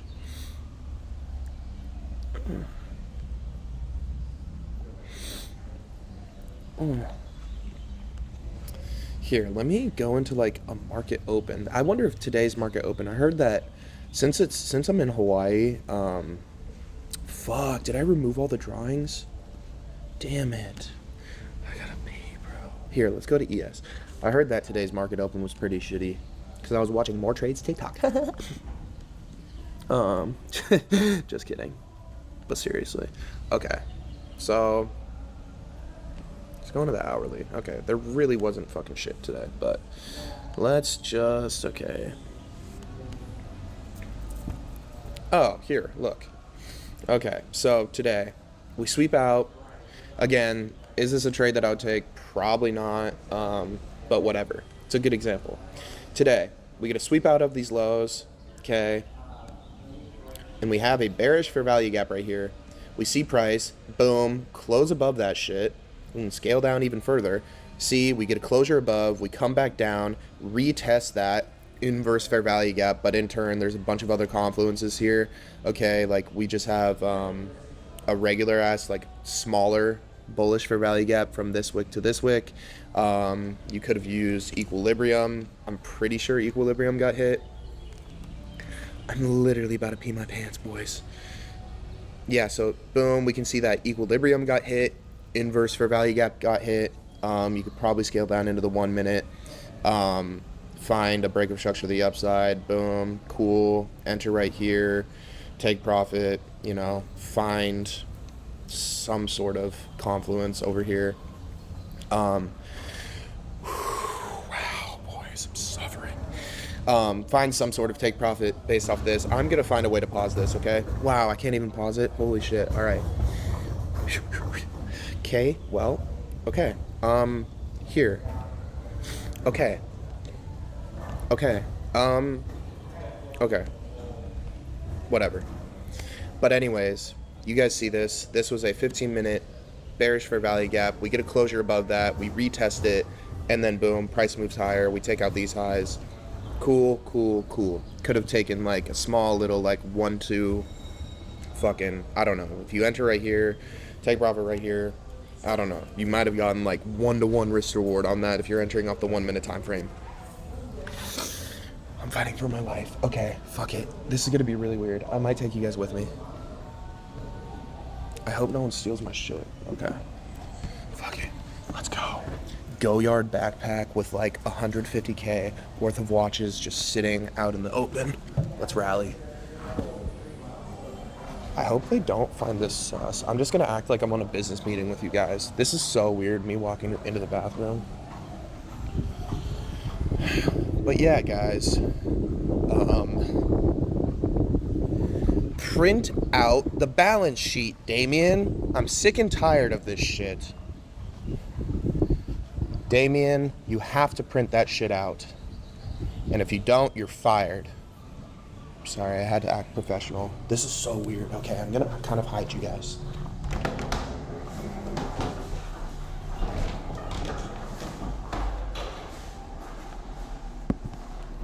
Stay calm.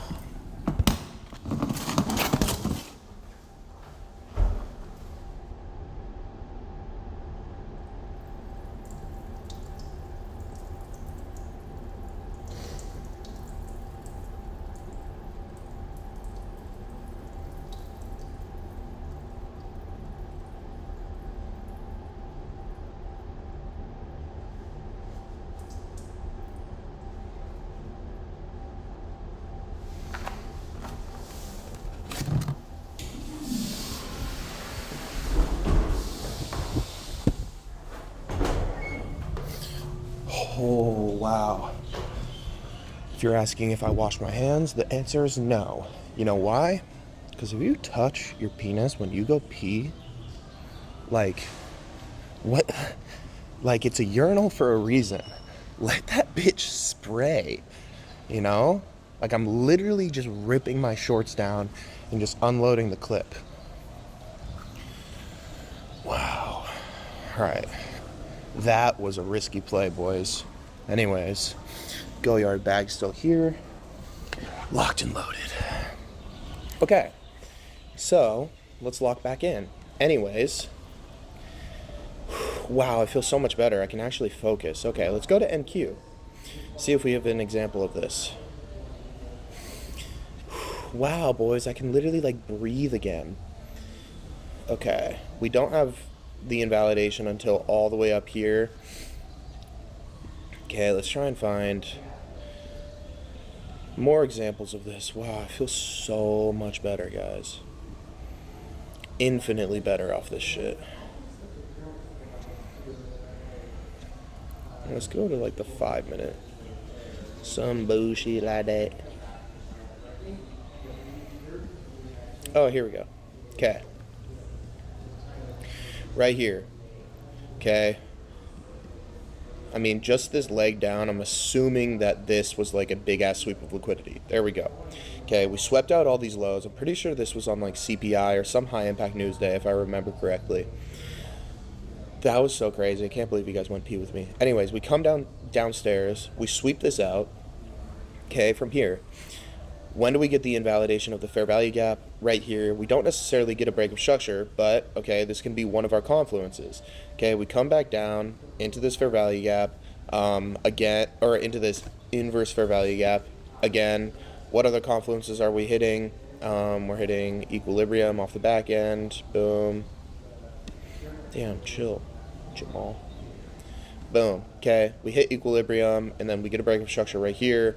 Bet price ends up moving higher. Okay, that's pretty much all that it is. Okay, I'm not necessarily a huge fan of using inverse fair value gaps, like getting tapped back into as like a confluence to take a trade off of, but I am a fan of seeing fair value gaps getting invalidated and taking trades based off of that. Okay, so I'm again, like, yeah, you get better entries by price coming back down and like retracing into it, but we already have so many other confluences where, like, I bet if we go into the 1 minute on that shit, damn, come on guys, if we go into the 1 minute, I'm sure we can find something, right? Like, boom, huge 1 minute fair value gap within here. Okay, break of structure right here. Bet, like, long John Silver off of that. You know, take profits, OT dub. Okay.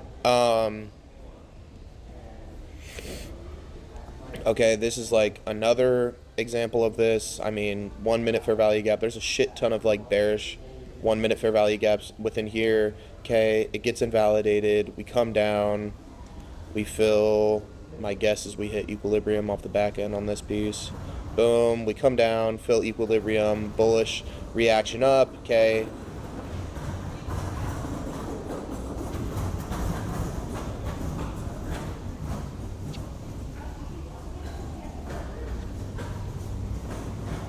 It's like they're building the fucking Great Pyramids of Giza out here, like hauling 2-ton fucking rocks in wheelbarrows right next to my shit. Anyways, we invalidate this bearish fair value gap. We get a closure above. Cool. Confluence 1. Confluence 2. We already had a break of structure. Okay. And then, boom, we come down into equilibrium. We get a bullish reaction out of that. Cool. You can long off that. Stops under our invalidation point, which would have been off of equilibrium. Or, fuck it, you can put it underneath this bearish fair value, the last bearish fair value gap. That was all the way down here that got invalidated. Whatever you guys want to do. But this is just another confluence that I said I wanted to make a video on because I use it occasionally kind of as like a supporting confluence and also sometimes occasionally as an entry confluence. So there we go. Not really much else to say on this. Again, this is a good example. Okay, we push up, invalidate this fair value gap. We come back into it, scale into the 5 minutes, see if there's anything juicy within here. Not really. We sweep out these 5 minute lows. We can see if we're getting acky on the 1 minute. But yeah, there's inverse fair value gaps explained / invalidation of fair value gaps explained. For one, we already know, like, if a fair value gap gets invalidated within our trade bias, cool, it just is invalidated. We're no longer using it as a confluence.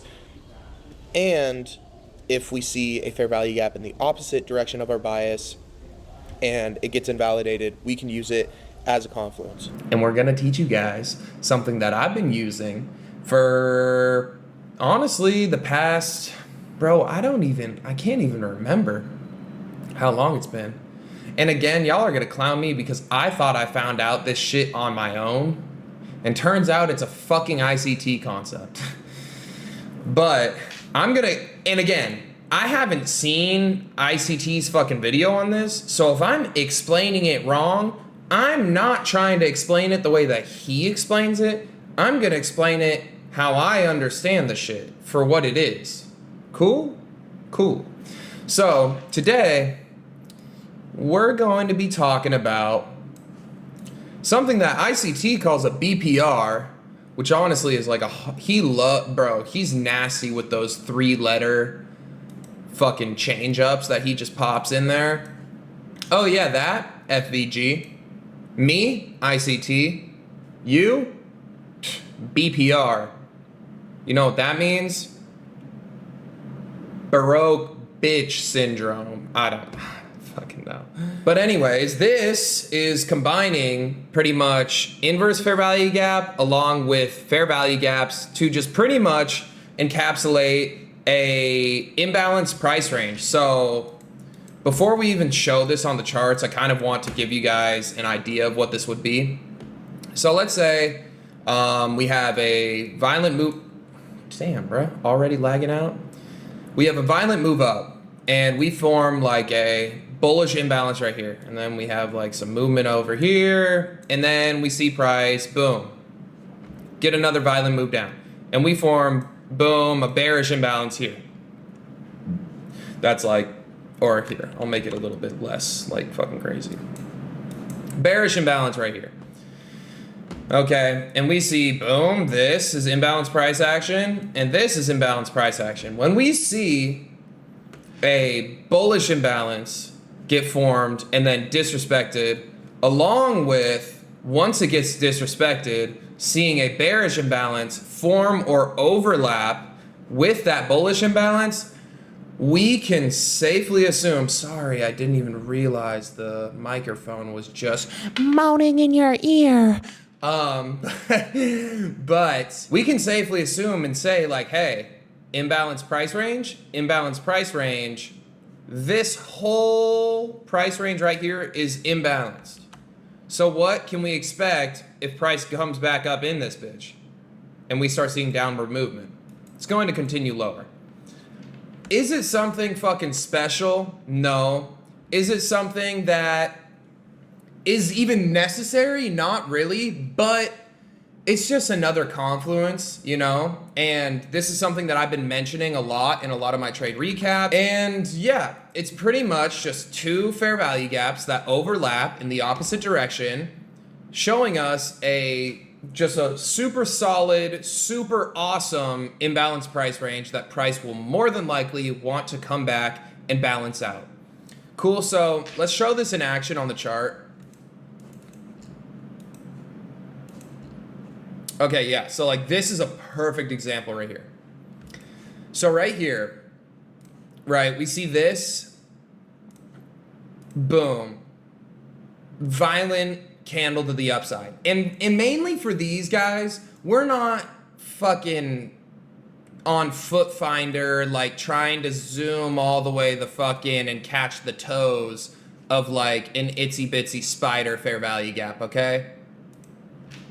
We're not trying to do that. We're looking for like the dick size candlesticks, you know what I'm saying? Barry Woods on this guy.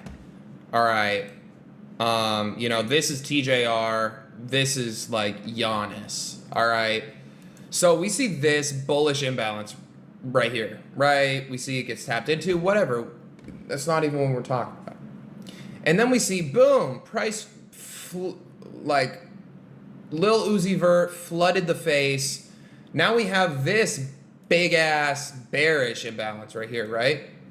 You see the part where the bearish imbalance and the bullish imbalance overlap? Yeah, that's the part that we want to, boom, identify. And that's what our BPR is. It's pretty much saying, hey, from here up to here, that's our really high quality imbalanced price range, because we see two fair value gaps that got formed, right?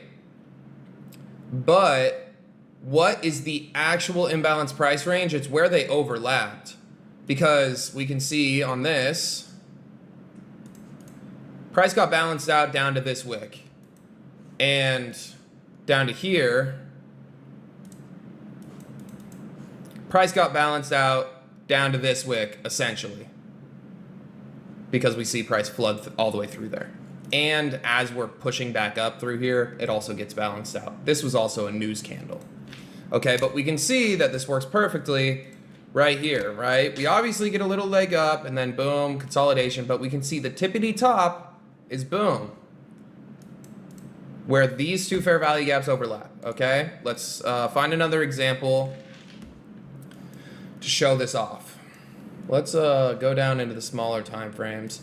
And you're probably asking, how do you use this? I'm not necessarily looking at these on a high time frame. Again, we can apply any of these confluences whenever the fuck we want on whatever time frame. But most of the time when I'm using this, it's more so during entries. So how about we scale down to like a actual area where it would be beneficial. Okay, so let's see if we can see anything going on in here. Okay, yeah, this is a great example right here. Boom. So right here we see, okay, dick candles up, dick candles down.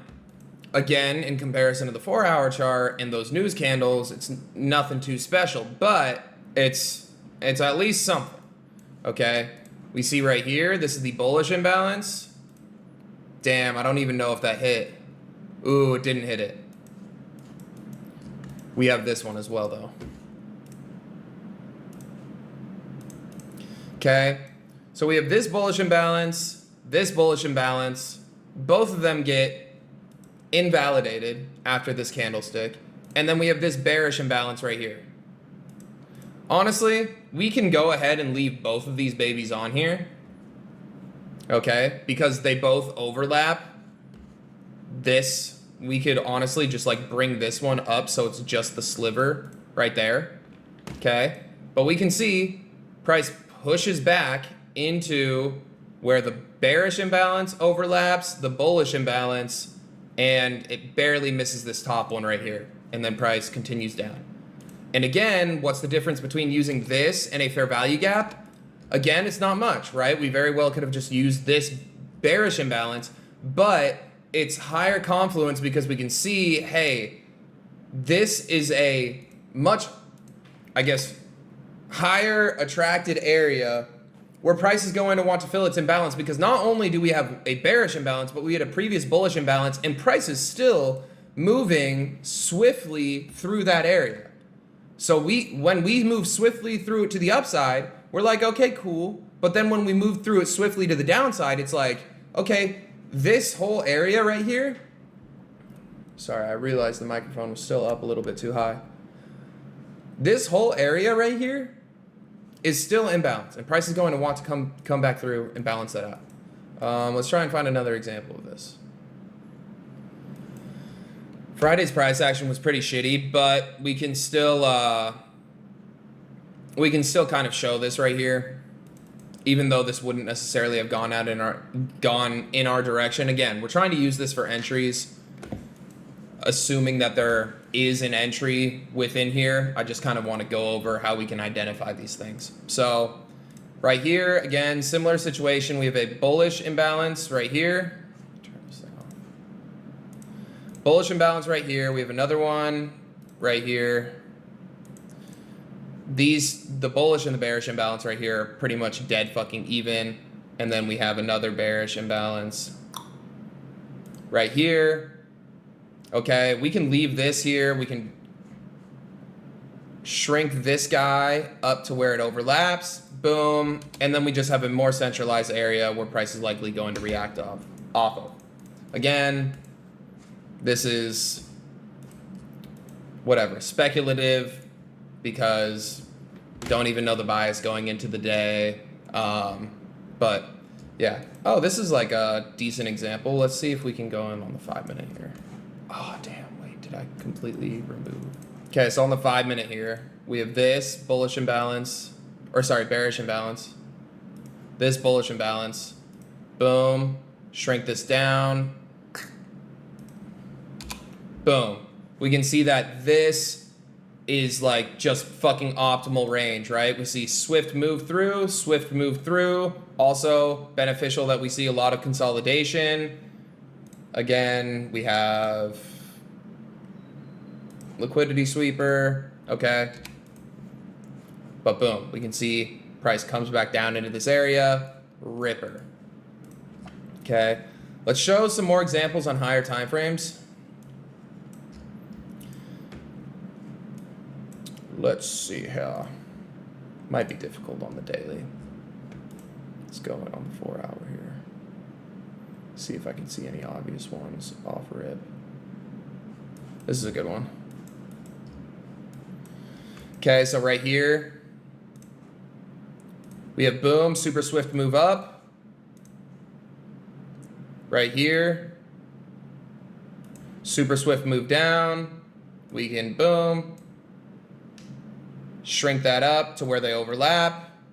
Mink, boom. This is our high quality imbalance price range. Okay, let's see. This is another one right here. We can see swift moves up, swift moves down. There's a whole bunch of fair value gaps within here. This bullish one, this bearish one, and this bearish one doesn't fit with the bullish one. So we can actually just leave this right here because the bullish one fully encapsulates that. So that's the one that we want to be targeting. Boom, price bops its head into it. Flush work. But as you guys can see, these things are like all over the place. Similar example right here. Bullish and a bearish. Boom. Okay, we have big flush up, big flush down. Shrink this bad boy so it's a line. Okay, price pushes up into it. Flow to the face to the downside. And again, keep in mind, this is going to be used with bias in mind. This is going to be used with finding the optimal price range on like the 15-minute to 5-minute time frame to look for entry, right? We're looking for like liquidity sweep. Then we're looking for break of structure. And then when we are able to scale down to the lower time frame, like our execution time frame, that's when we can use these to our advantage. Is this something that's like make or fucking break? We need to use this in our trade? No. But is this something beneficial that you can use as extra confluence? Like, hey, there's a fair value gap right here, and there's also a fair value gap right here. And I don't know which one I should choose because right now it's in this one and it looks like it's going to go down, but it might come up to this one. And we also see a big ass bullish imbalance that's like right here. Boom. Shrink work. Delete. This is the most likely area that price is going to be looking to fill. Why? Because there was a bullish imbalance along with a bearish imbalance. This is the most imbalanced price range. Cool? Cool. Hello, lover boy slime ball backdoor slat. What is happening? Is my shit crooked?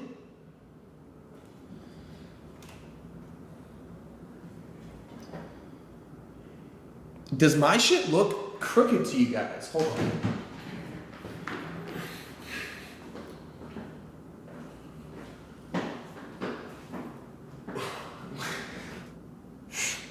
Bro, why is it crooked? Technical difficulties. Anyways, we are in the Miami setup. The view's nice. Look at the view, guys. Look at my view. This is what I see out of when I'm looking at you guys. It's pretty sexy. But regardless, we are going to get into probably the easiest concept ever in the entire world today called equilibrium. Okay? So we have covered liquidity sweeps or just liquidity. We have covered break of structure. We've covered order blocks. We've covered fair value gaps. Now we're getting to equilibrium, and then we'll also get into breaker blocks. And then from there, we can boom, boom, boom, boom, boom, boom, put it all together and then make you guys actually learn the strategy that I've been talking about for fucking ever now, or really just the past month, and you guys have been feeding for it. So without further ado, let's get into equilibrium. Let's make this nice and quick because it's pretty fucking easy. Okay, so equilibrium. Okay, we'll talk about what is it, why it's beneficial to us, and why we would potentially want to use it. Okay, so what is it? It measures the point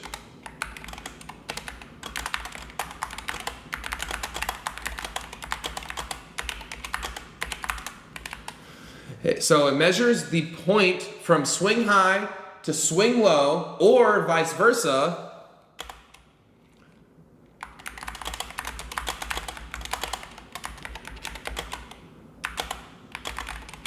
oops.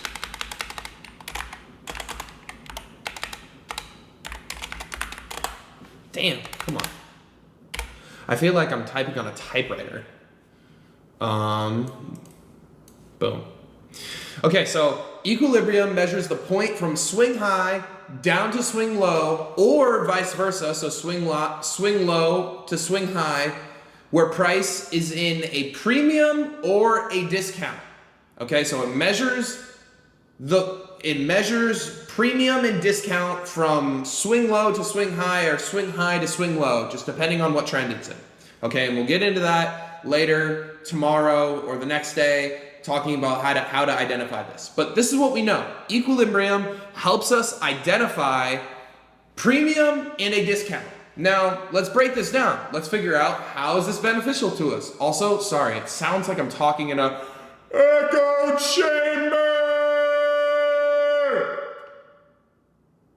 Oh!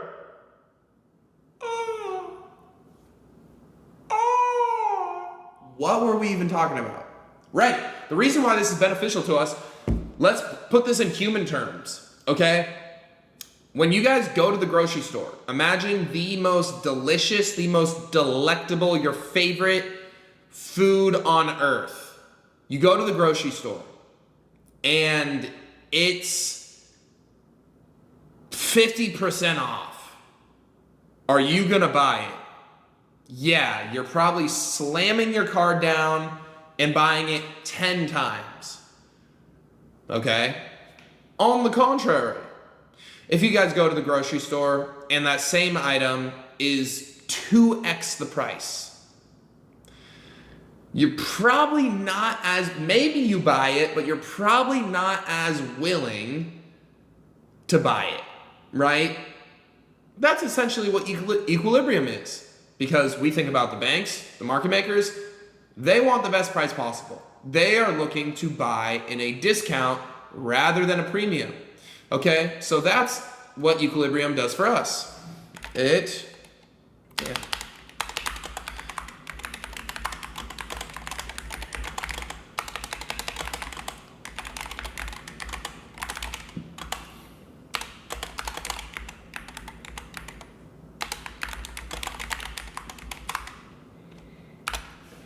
It identifies a premium and a discounted price, and because of this, it's a continuation confluence. Okay, so, oops. It's a continuation confluence. Okay, so, right, are we going to be able to identify where price is going to reverse based off equilibrium? Well, no. But if we think about, this is kind of getting into identifying it, but if we think about higher highs and higher lows, if we see, oh, right within here is a discounted price, it's more than likely if we see buying power out of that, price is going to continue up, right? So there's a little hint going into tomorrow or whenever I film the next video, okay? But it helps us identify premium and discounted price. And because of this, it's beneficial for us because when we're able to identify that premium price, if we see price like barely dip down into a premium and then continue higher, we can say, okay, that probably wasn't the best time to enter. Versus if we see price dip down into a discounted price and we see strong buying pressure out of it or buying confluences out of it, then we can say, okay, yeah, that would make sense. This paired with another confluence, this paired with like a fair value gap, an order block, okay, a breaker block that we'll get into later. This paired with that, it would make sense that there's buying power or selling power out of this equilibrium or this discounted price because it was on discount and because we're able to buy it at a cheaper price. Cool? Okay, so super easy day today. Talking about equilibrium, finding premium versus discounted price from a swing high to a swing low or a swing low to a swing high. All right, with that being said, I'll see you guys tomorrow. As you guys know, we talked about equilibrium yesterday. Talked about what it is, how it helps us. So today we're going to talk about literally the easiest confluence ever to be able to identify. So this should be relatively quick. And again, I'm not teaching you guys how to enter yet. We're super close. Next up is breakers. And then after that, we can put everything together. And I can spend like hours showing you guys how to put stuff together. Okay? But for now, we're talking about equilibrium and how to identify it on the chart. So, like I was saying yesterday, we identify it with a swing, from a swing low to a swing high, or from a swing high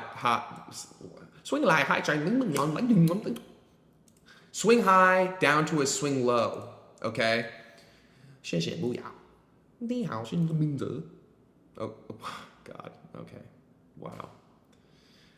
I am sorry.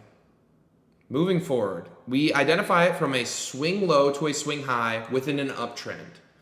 Within a downtrend, we take it from the swing high down to the swing low. And you're probably asking, oh, you, the handsome boy in the front? No, not the one that I'm pointing at. That one. What? Mister, what's a swing high? What's a swing low?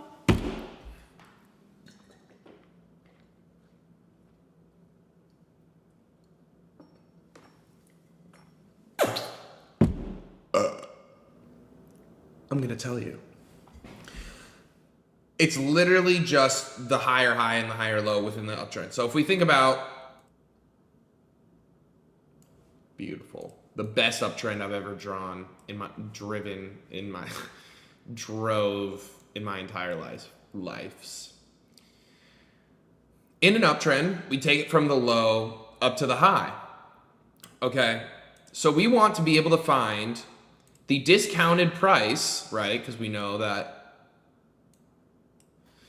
equilibrium is identifying premium price and discounted price. And why is that beneficial to us? Because if we see price go into a discount, and then within an uptrend, if we see buying power come out of that discount, we can assume, okay, buy orders were filled because it was at a discounted price and price is going to continue higher. Okay, wow, that was so hard. That was so smart. Okay, now, how do we identify this?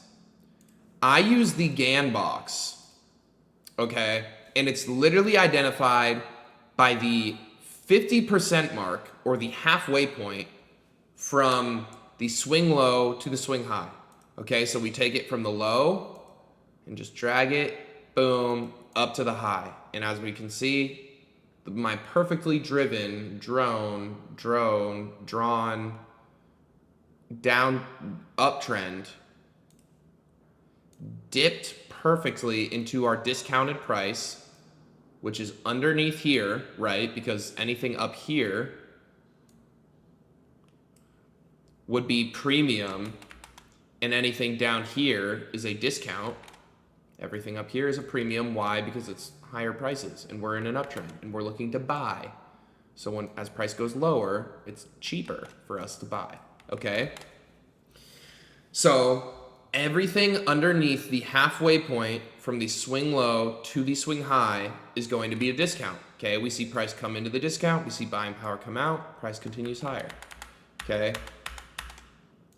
Boom, let's do it again. From the low to the high, we see price, boom, come down, again, perfectly drawn uptrend. We come right into the discount, we see buying power come out, price goes higher. Last time on our beautifully drawn uptrend, okay, we take it from the low up to the high, price again perfectly comes into our discounted price range. We see buying power come out, price continues higher. Okay, now let's talk about it in a downtrend. Let's see if I can drive this one as good as I drove the other one. It's already worse. Let's try again. It's already really bad. It's really bad. That's as good as it's gonna get. Wow, okay, that's better. Okay. In a downtrend, we take it from the swing high, it's literally just the inverse, the swing high down to the swing low. Okay, so boom. We have our GAN box here. You guys wanna see my settings on this? This is what I have my settings on. Take a screenshot, take a picture.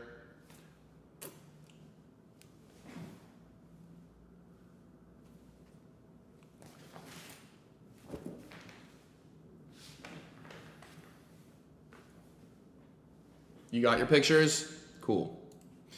Okay. We take our GAN box from the swing high down to the swing low. Perfectly driven downtrend. We see price, boom, from high down to the low. We see price get into the discounted price range, which is now this above area, and this is the premium, right? Because we're trying to short it, so we want to short at a higher price and buy it back at a lower price. Okay, so boom. We see price get into that discounted price range. We see selling power come through and push it lower. Price continues in that direction. Okay, let's keep doing this. And then we'll start going into how to identify it on actual real time. Okay, moving forward. Okay, swing high, down to swing low. Price pushes up into the discounted price range. We see selling power, push out, price continues lower. Okay, one more time, swing high, down to the swing low. We see price push into the discounted price range. We see selling power come out, price continues lower. Okay, and again, this is similar to fair value gaps, similar to order blocks. It is a continuation confluence. So does price require this to happen to move? When we're within a trend, does price have to go into that discount? No, but if it does, it's a higher confluence for us to assume that price is going to continue higher. So if we look at this as like an uptrend, we see boom, this is the high, this is the low, okay? And then from here, we want it here. We see this is the low, okay, because we take it from swing low to swing high, and then we see this high get made. There's going to be times where you see like a little pip squeak of a low get made, and you're probably thinking, hey, it never came underneath equilibrium. And that's okay, because sometimes the market moves and doesn't hit our confluences. And you just have to accept that, okay? But for the next swing low to swing high, we can see, oh, it did go into a discount, and we did see buying power out of it.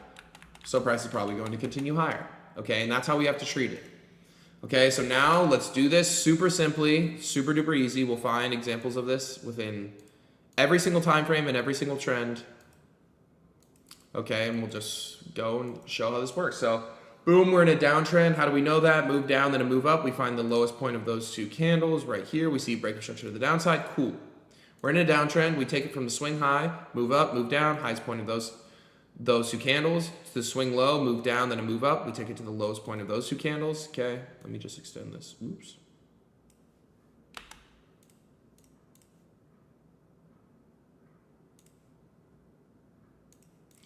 Okay, what do we see? We see price push up into a discounted price point. We see selling power come out, price moves lower.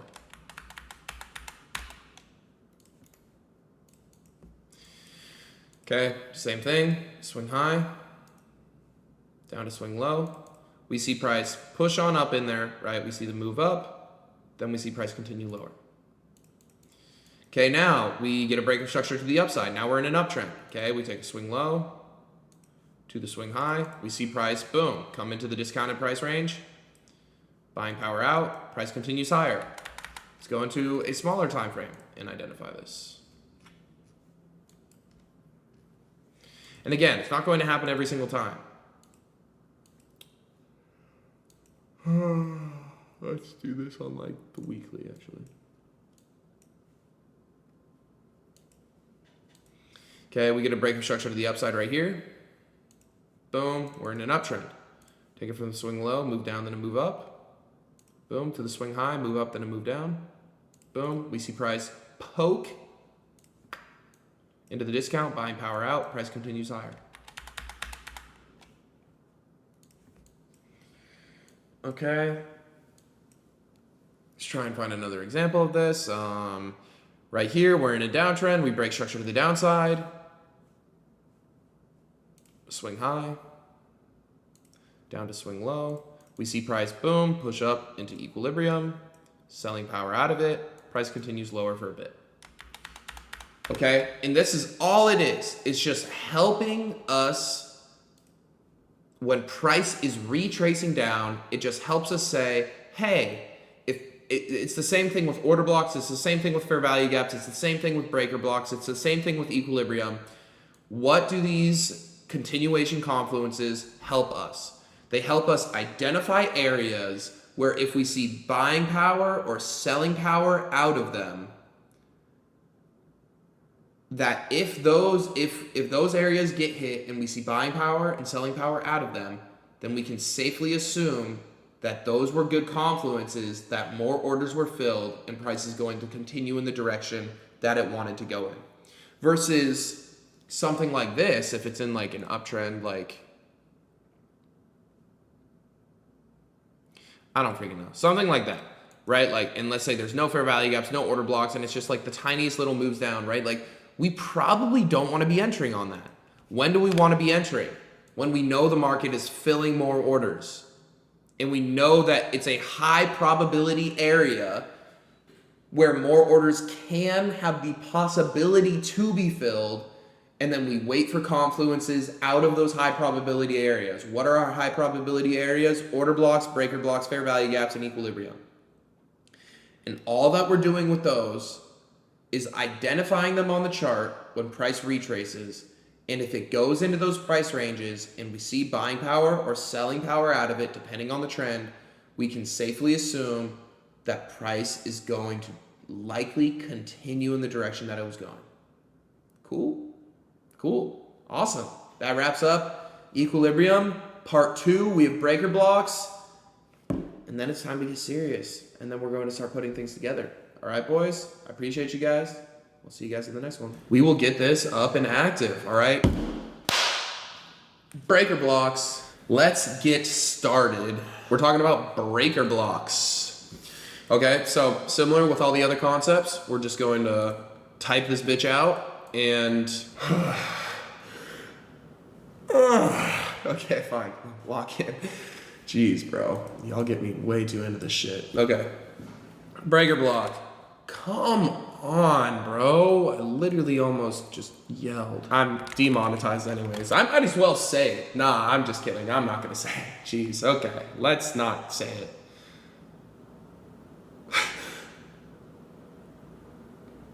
Never mind. It's National Women's Month anyways.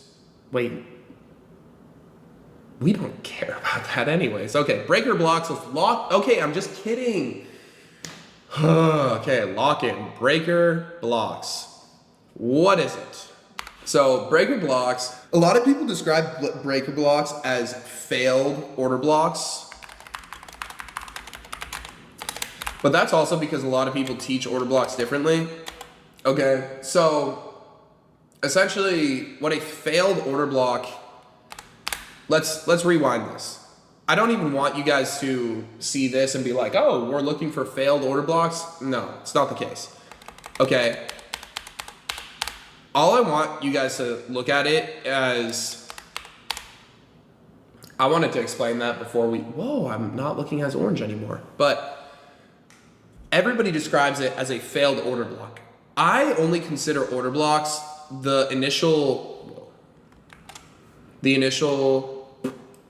move up that sweeps liquidity, but a lot of people will identify order blocks as every single move up. So they consider this an order block. They consider this an order block. Okay, and what happens with this is when we get, okay, rewind that. Boom. When we get the breakup structure to the upside, they pretty much say, okay, this is now a failed order block. So when price revisits it, it's called a breaker. Okay, so hopefully that helps you guys understand it a little bit more. Again, when we go into identifying them, I'll show you guys a lot better. But that's what I wanted to show you guys. It's essentially a leg up, or where orders, a price range where orders could have potentially have been filled within the initial trend direction, but price broke structure, okay, market shifted directions, okay, so it turned into a price range where orders could have been filled in the initial direction of the overall trend, wasn't able to, and when price revisits it, orders are going to be able to be filled there within that direction to the upside because it was failed. So we know that there's no longer any more sell side orders in this case, this bullish breaker block. We know that there's no more sell orders within this price range. Does that make sense? Because before, again, with that idea that every single move up within a downtrend is an order block, which I don't consider, okay, but let's say that every single retracement, they consider that an order block. And again, I don't want you guys to get this confused, but let's just call it retracements. Within these retracements, we see that more sell orders get filled, right? But what happens when price pushes all the way through that? This price range no longer has any sell orders to offer. So if price revisits it, it's super similar to a fair value gap where there's a lack of sell orders within here. So if we see buying pressure out of it, price will continue higher. Boom. Crazy. Okay, so let's show it in the other direction as well. Sorry, I just had to do that. Okay, within an uptrend. Oops. Ugh. Usually uptrends are my best. Boom. Okay, so again, within an uptrend, they consider all those down moves order blocks, but we'll just call them retracements because it makes it a little bit simpler for us. So within these retracements, right, we know that more buy orders are able to get filled within these price ranges, right? More buy orders were able to get filled, price went higher. More buy orders were able to get filled, price went higher. So when price ends up breaking structure, when these price ranges end up not being able to offer enough more buy orders to get filled, and we see price revisit it, and we know that, hey, there's a lack of buy orders within here, and we see selling power out of it, we can assume that price is going to continue lower. And that's all that breaker blocks are. Okay, so it was, oops, no. Damn it, I went back too far. So all that breaker blocks are a retracement followed by a break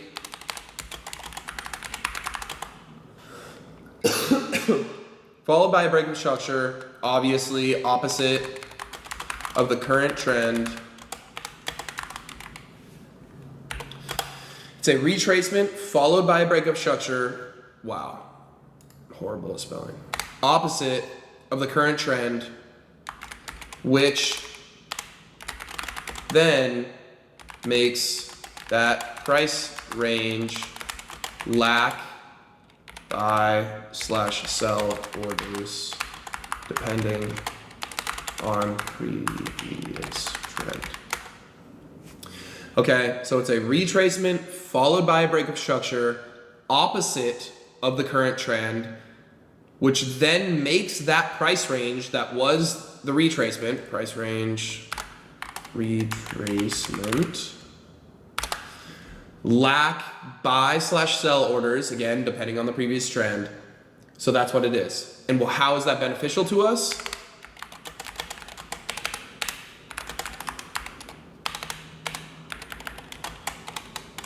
If price revisits that area, we can assume that if there is selling/buying pressure out of it, price will continue in that direction due to the lack of orders from the previous trend. Okay, so why is it useful to us? If price revisits that area, we can assume that if there was if there is buying and selling pressure out of that price range, price will continue into that direction due to the lack of orders from the previous trend that was just broken, right? So the visual was honestly like the best way for me to explain that, right? We're in a trend, right? And each retracement kind of serves as like a little price range. Oops, sorry. Each retracement kind of serves as a price range where more potential orders could be filled. And if we break past that price range, we can assume that there's a lack of, in this case, sell orders within here. So again, similar to fair value gaps, if we see price reach into here and then we see buying pressure out of that within a price range where there's a lack of sell orders, we can assume that price is going to continue higher. Boom. Breaker blocks explained part 1. I will see you guys in part 2. We already explained breaker blocks, talked about how they're useful to us. Today we're going to get into identifying them, okay? So this should be relatively easy. We're just going to draw these bitches out, and then we are going to go ahead and identify them on the chart. And again, why are they useful to us? Because there's a lack of orders going in the opposite direction, right? So if we have, so if we have an uptrend like this, right? We can consider these retracements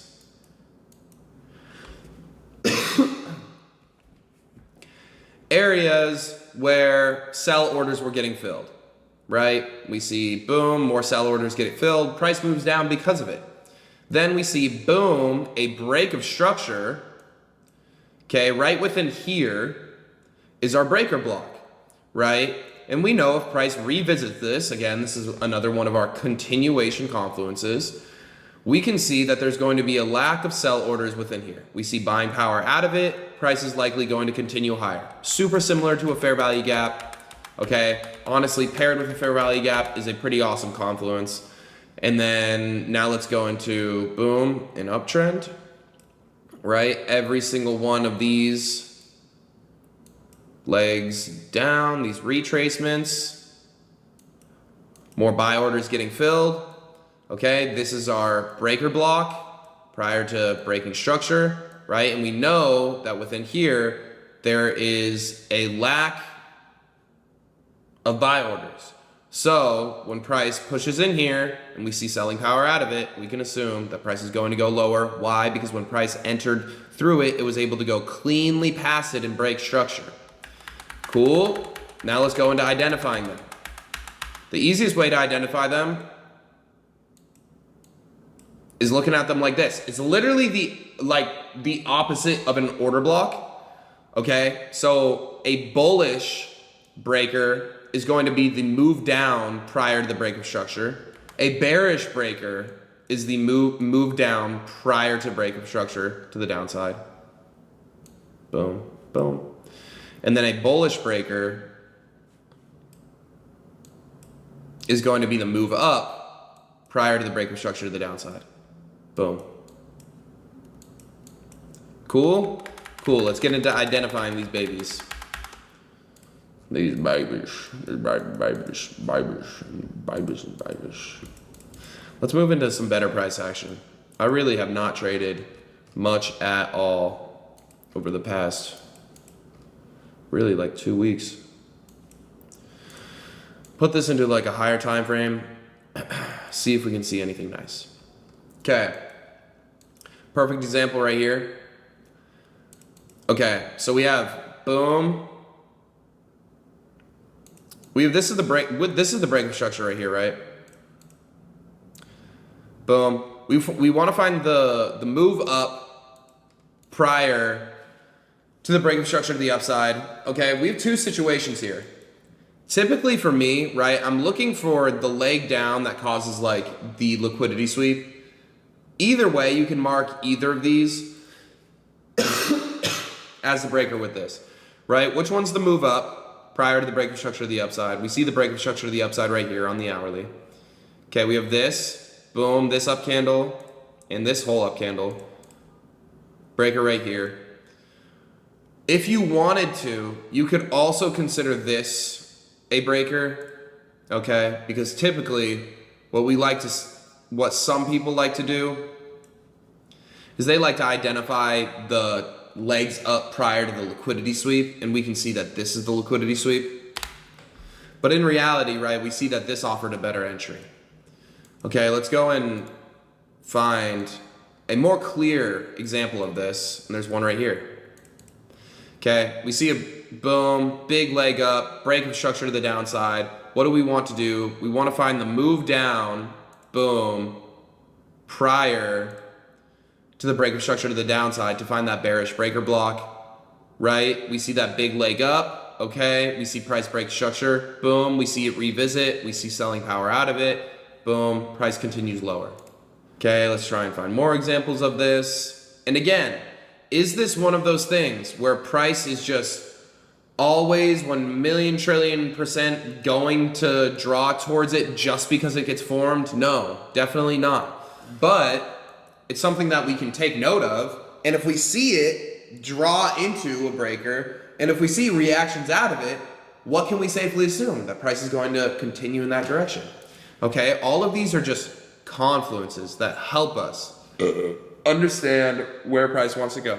Okay, this is another good example. We have a break of structure to the upside right here off this candle. Boom. Let's see if did price even get into this one? Oh, unfortunately not. Okay, we got real close to this. And this is when, right, we can highlight a couple things. Boom, breaker, imbalances within here, right? All of that. But that was a breaker block. See if we can find some on the low time frame. Okay, here we go. We had boom, break of structure to the upside. Right here, we have the move up prior to the break of structure to the upside. Okay, we see that boom, slight little tap in. Okay, we get that rejection. Boom, continuation to the upside right here. Price continues higher. What else do we have that combined with? Boom. We have a fair value gap within here. Okay, what can we also consider? This black candle move down, order block, right? So now you're starting to see how all of our confluences can start to come together with this. Let's do some more examples here. Okay, this one, again, when I put things together, this is literally just identifying it. When we start putting things together, it's going to make a lot more sense. We're just drawing these out and showing them where. Again, this isn't going to be one of those things where you're just like, oh, I see a breaker, boom, boom, boom, enter. No, that's not, and great, I just lost my position. Oh, literally switched, bruh.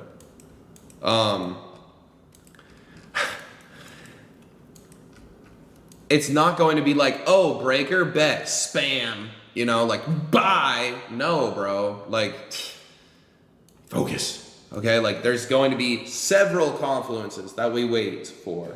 Not just like fair value gap, bet, or just like order block. No, bro. Okay, so boom, we get a breaker structure to the downside. Okay, we see the move down prior to the break. Boom, we see price push on into it. Okay, we see rejection to the downside. Price continues lower. Okay, right here, we get a break of structure to the upside. Boom, we have the move up prior to the break of structure to the upside. Okay, boom, we see price revisit the breaker. Price continues higher. And like this is a perfect example of, okay, we closed past a fair value gap, but we also have a confluence here, right? This is getting a little bit into like putting shit together, and I'm probably going to end this video soon because I'm pretty sure you guys get the gist of it. When we see some of our confluences get invalidated, but we have other confluences, right? That doesn't necessarily mean like, oh, the fair value gap's gone. Like, fuck it, we're out of here. No. Right? We got to sit here and realize like, okay, we got to break the structure to the upside. Okay, fair value gap, it got invalidated, but boom, we still have this breaker block that it could be drawing towards. Boom, we see buying power out of it. Okay, price continues higher. Right here, we see a breakup structure to the downside. Okay, where's the move down prior to the breakup structure to the downside? Right here, okay, see, we see price push on up in here, into the breaker. Okay, we see selling power out of it, price continues lower. Okay, and again, this is like, it's easy for me to just go on here and just be like, bing, bong, boom, blah, blah, blah, blah, blah. Watch, perfect, it works. It's not going to work every single fucking time. I'm cherry picking these, but I'm cherry picking these so that you guys can see exactly what the fuck a breaker is before we get into actually putting this shit together. And trust me, when we put this shit together, it's going to be really fucking easy for you guys, okay? But with that being said, I'm pretty sure you guys know how to identify these bitches now. We're locked, we're loaded. We're here to talk about SMT Divergence. So, without further ado, today we had SMT Divergence. Today during pre-market, we had a perfect example of SMT Divergence. I'm going to try and explain this pretty simply so that you guys can understand. All that SMT Divergence is one index forecasting what another index is going to do. So, today, for example, I was bullish because on the 4-hour time frame, we were bullish. On the hourly, we weren't bullish, but on the 4-hour we were. And on NASDAQ, we came down and we swept out these hourly lows. Let's get rid of like everything except for the SMT divergence, because that's all that this shit is about. So we know our bias is bullish, right? NASDAQ makes this low, and then it makes a higher low up here. During the same point in time, okay, so we have this low and then this low. During the same point in time, see, this was the mark out from the stream, ES makes this low when NASDAQ makes this low. And then ES makes a lower low when NASDAQ makes that significantly higher low. This was a really drastic example of it. Typically, it's going to be a lot less of something like that, where like the higher low will be right here. But for a bullish SMT, one index creates a higher low while the other index creates a lower low. And pretty much all that it's doing is this, in this case, NQ is forecasting and saying, hey, we made a higher low on NQ, but on ES we made a lower low at the same time that At the same time that NQ made a higher low. This is like a fortune teller. It's telling us that ES is likely going to go higher. So when I see that, ES is probably going to draw into these 15-minute highs and then these 15-minute highs. Why? Because of the SMT divergence. Okay? So the best way that I can explain SMT is, one, find your bias. Because if you don't have a bias, then you'll be finding SMT divergences that are conflicting, right? So you have to have your overall bias, and we knew that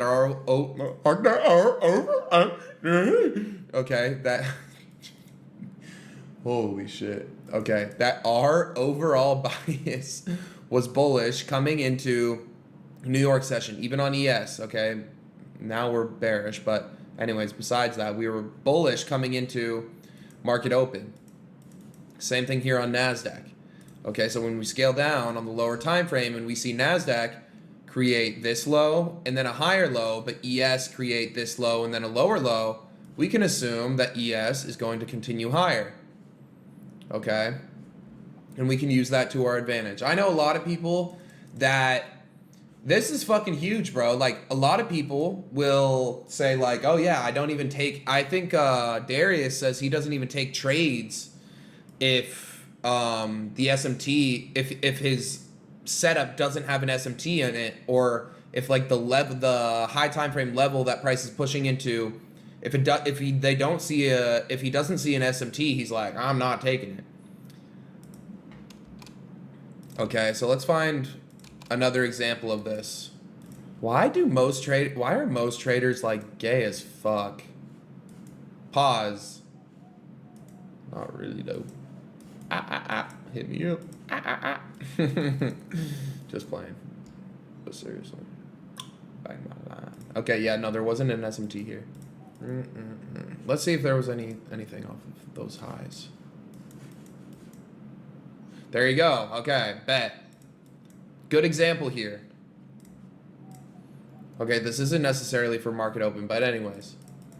Let's just say, for example, let's say we're bearish. Okay, in NQ, we make this high, and then we make this high.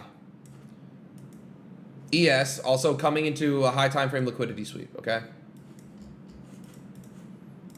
We come into a high time frame level. NQ makes, come on, right? NQ makes a high, then a lower high. ES comes through, makes a high, and then a higher high. So if our bias is bearish, right, and we only use, this is another thing to add. When we're looking for bullish SMT, we're only using the lows, and when we're looking for bearish SMT, we're only looking for highs.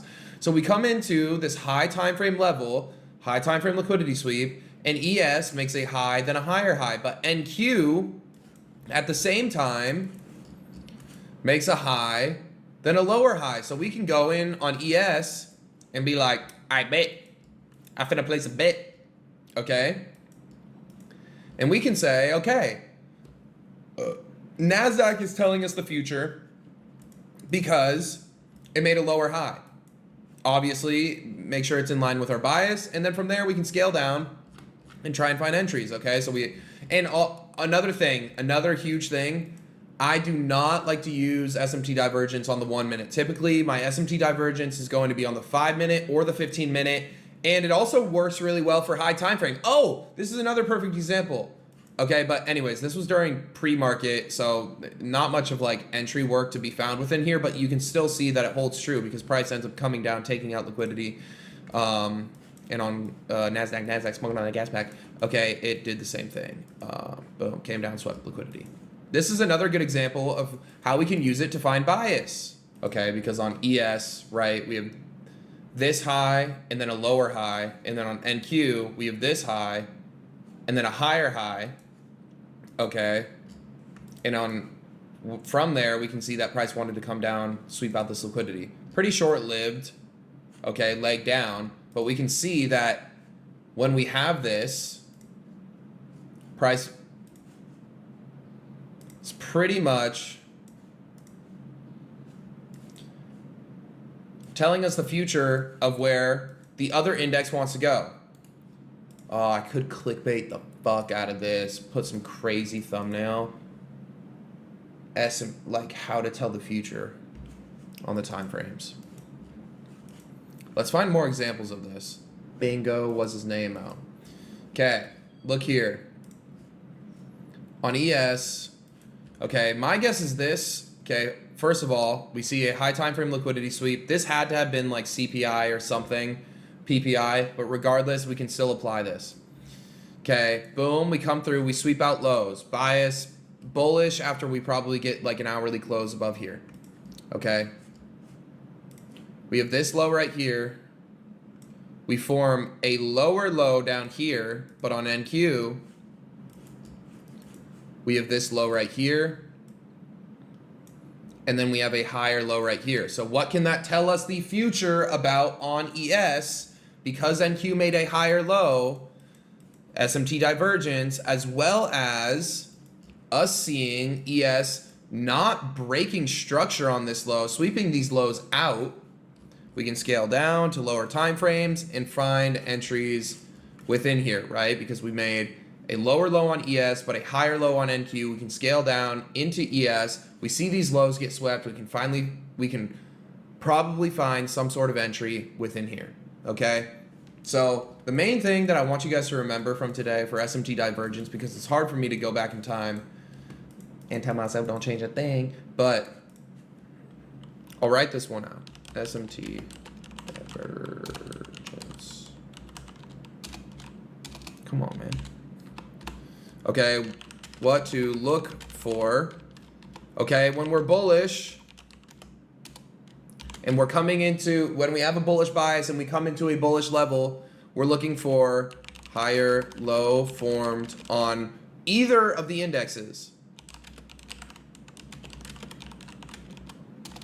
and lower low formed on the other, okay? And then typically we're looking to execute on the other one, because if we see a higher low formed on one index, like let's say we see a higher low formed on GasPack, and we see a lower low formed on S&P, it means the S&P is lagging behind NASDAQ, so the S&P is likely going to follow suit and continue higher, so that means there's going to be more opportunity on ES, okay? And then continuing, when we are bearish, lower high formed on one index and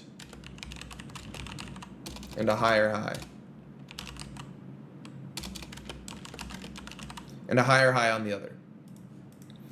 Okay, because again, when we're bullish and we see this on one index and this on the other, we can assume that this one is going to follow suit of this one for bullish, and then for bearish, if we see this on one and this on the other, we can assume that this is going to follow suit of that index. Okay, so pretty straightforward. This is just another confluence to add to your list of tools, okay? That being said, I appreciate you guys. I'll catch you guys in the next one. If you guys haven't already, please like, please subscribe. Y'all are my people. I'll catch you guys. So I know that was a lot of information for you guys to digest, and that's a whole bunch of confluences, and you guys are like, what the fuck am I even supposed to do with this? Hopefully you guys are starting to like piece the pieces together, and you guys are like, okay, cool. I know that draws on liquidity are where price is going to reverse off of. I know fair value gaps are where price is looking to balance out price action and then react off of it. I know that break of structure is showing a change in trend. You guys have all of these concepts, and you guys have all of these patterns and price action formations that help you guys dictate where price is going to go. Now we are going to put these confluences together in order to predict where price action wants to go. Because again, like I was saying in those other videos, these are nothing just by themselves. We need to put all of these together in congruence so that we are able to make a highly probable decision when looking to make a trade within the markets. Because again, these confluences standing alone are little to nothing, but when we put them together, it helps us make a highly probable decision within the market. So again, this is going to be me putting all of these confluences together for you guys so that you guys can say, hey, boom, we're looking for liquidity sweep. Then from there, break of structure. Then from there, for value gap getting filled. And then from there, we're going to scale down on this time frame, and then we're going to enter, okay? All of that is going to be put together in place so that you guys can form and build a strategy to finally be able to start making predictions on where price wants to go. Again, this is going to take some time, and it's going to take a lot of brain effort. So if you guys need to, whatever, split this up or just write it down on each step, that's okay. And with that being said, let's jump straight into how we can actually get into strategy creation. And again, if you guys are struggling with this on confluences or with the strategy creation, and you guys are like, man, I wish I could just talk to Tyler one-on-one, again, you guys can go ahead, click the link in the description, and join the blueprint where you guys are going to be able to submit trades to people like me, people like my coaches, and you guys are going to say, hey, did I use this confluence correctly? Is this trade the good trade to take? Because again, I can only do so much on these YouTube videos where I just cast this massive umbrella, this massive net, where I just say, hey, you guys are going to want to do this, then this, but I'm not able to actually correct you guys in real time when you guys are attempting to do these things. And that's where a lot of my struggle was when I was an unprofitable trader, where I would learn these concepts and then I would go to apply them. But because I was a beginner and because I was an unprofitable trader, I didn't necessarily know if I was making the right decisions or if I was using the confluences correctly, and I had to do it based off of my own knowledge that I had and just based off these YouTube videos. The benefit of having a mentor and the benefit of having a coach right by your side is you guys can use these confluences, and then you guys can show it to your coach, someone like me, other profitable coaches, and then say, was I doing this correct? And we could be like, whoa, dude, you're completely screwing up the strategy. And just that alone, just that little tip, that piece of advice could save you guys from 6 months worth of mistakes that you guys keep making over and over again. But you guys don't even know that you're making that mistake over and over again because you guys think that you're marking out the confluence correct. You guys think that you're placing the trades correctly, but in turn, you're not. And it's super beneficial to have a coach like me or somebody else that is profitable within the markets to be able to see that and be like, hey, I've made this mistake before and it cost me literally 3 months of losing over and over and over again. Let me save you those 3 months of time and let me put you guys in the right position and let's adjust this, And then boom, your strategy is going to be perfect. You now know how to identify these confluences correctly instead of you guys just wasting all that time. So if that sounds like something that you guys would want to be a part of, click the link down in the description for you guys to join the blueprint. And that being said, let's jump into strategy creation. We're going to be talking about systemizing your strategy. You guys have to systemize your strategy. What do I mean by that? I'm going to lay out different tools for you guys to be able to take trades off of, okay? Different confluences. And eventually I'm going to give you guys my systemized strategy. Okay, it's not going to work for all of you guys. Some of you guys think about trading differently. Again, like I said, if my shit doesn't work for you, choose something else. But when you choose something else, systemize it. And this is probably why the majority of you guys are not able to be profitable with like SMC or ICT concepts. It's not that they don't work. It's that you guys don't have a system. You guys don't have a step-by-step plan on how you're supposed to enter a trade. If you guys just think of, I don't know, like any skill, like usually there's like a step-by-step of how to do something or how to execute something, or at least like people who are successful. There's variables that are dependent and independent. Okay, that's like, part of like experiment. So when you guys are experimenting with your strategy, you want to know what doesn't work and what does work. So how the fuck are you supposed to know what doesn't work and what does work if you guys change your entry strategy every fucking day? So when you guys are trying to put these tools together, a lot of you guys are going to fuck this up really badly. And I know I did this like horribly, and it caused me to be really unsuccessful for months. Until I figured out, okay, I have to have a systemized plan. When you guys are getting into a trade, you should have a step-by-step of how you are supposed to enter. Because when you do that step-by-step, you're able to immediately say, okay, and you're able to look back on your losing trades, and you're able to say, okay, 90% of the time when I enter off of order blocks, I lose. I should stop entering off of order blocks. Remove that. And you're able to directly identify this confluence is not working for me. Versus if you guys are just in the same thing, like the time frames, the confluences of you guys entering, the pair that you guys are trading, all of these things matter. And that's why you guys should simplify shit down where first thing, like you guys should only be trading one pair. Second thing, you guys should only be trading during one session, okay? Because that just, boom, immediately one variable plug in for both of those things, super easy. Strategy, we can't just have like green candle, press buy, right? There's a couple more steps. So that's why we want to simplify everything else before we get into our execution. And again, we want to simplify our execution too, or we want to systemize our execution. So within our execution, this is what you guys shouldn't be doing. You shouldn't be looking at the weekly, then looking at the daily, then looking at the 4 hour, then looking at the hourly, then looking at the 15 minute, then looking at the 5 minute, then looking at the 1 minute, and marking out every single confluence on every single one of those time frames. You're doing yourself a disservice. And then along with that, what you also shouldn't be doing is on Monday, let's say your bias is bullish and you found that by looking at the daily time frame and the 4 hour time frame, and then you entered on the 1 minute and you won.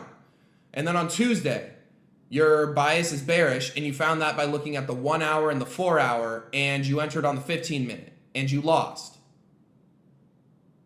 And then on Wednesday, you looked at the weekly and the 1 hour and you took your trade off the 1 minute.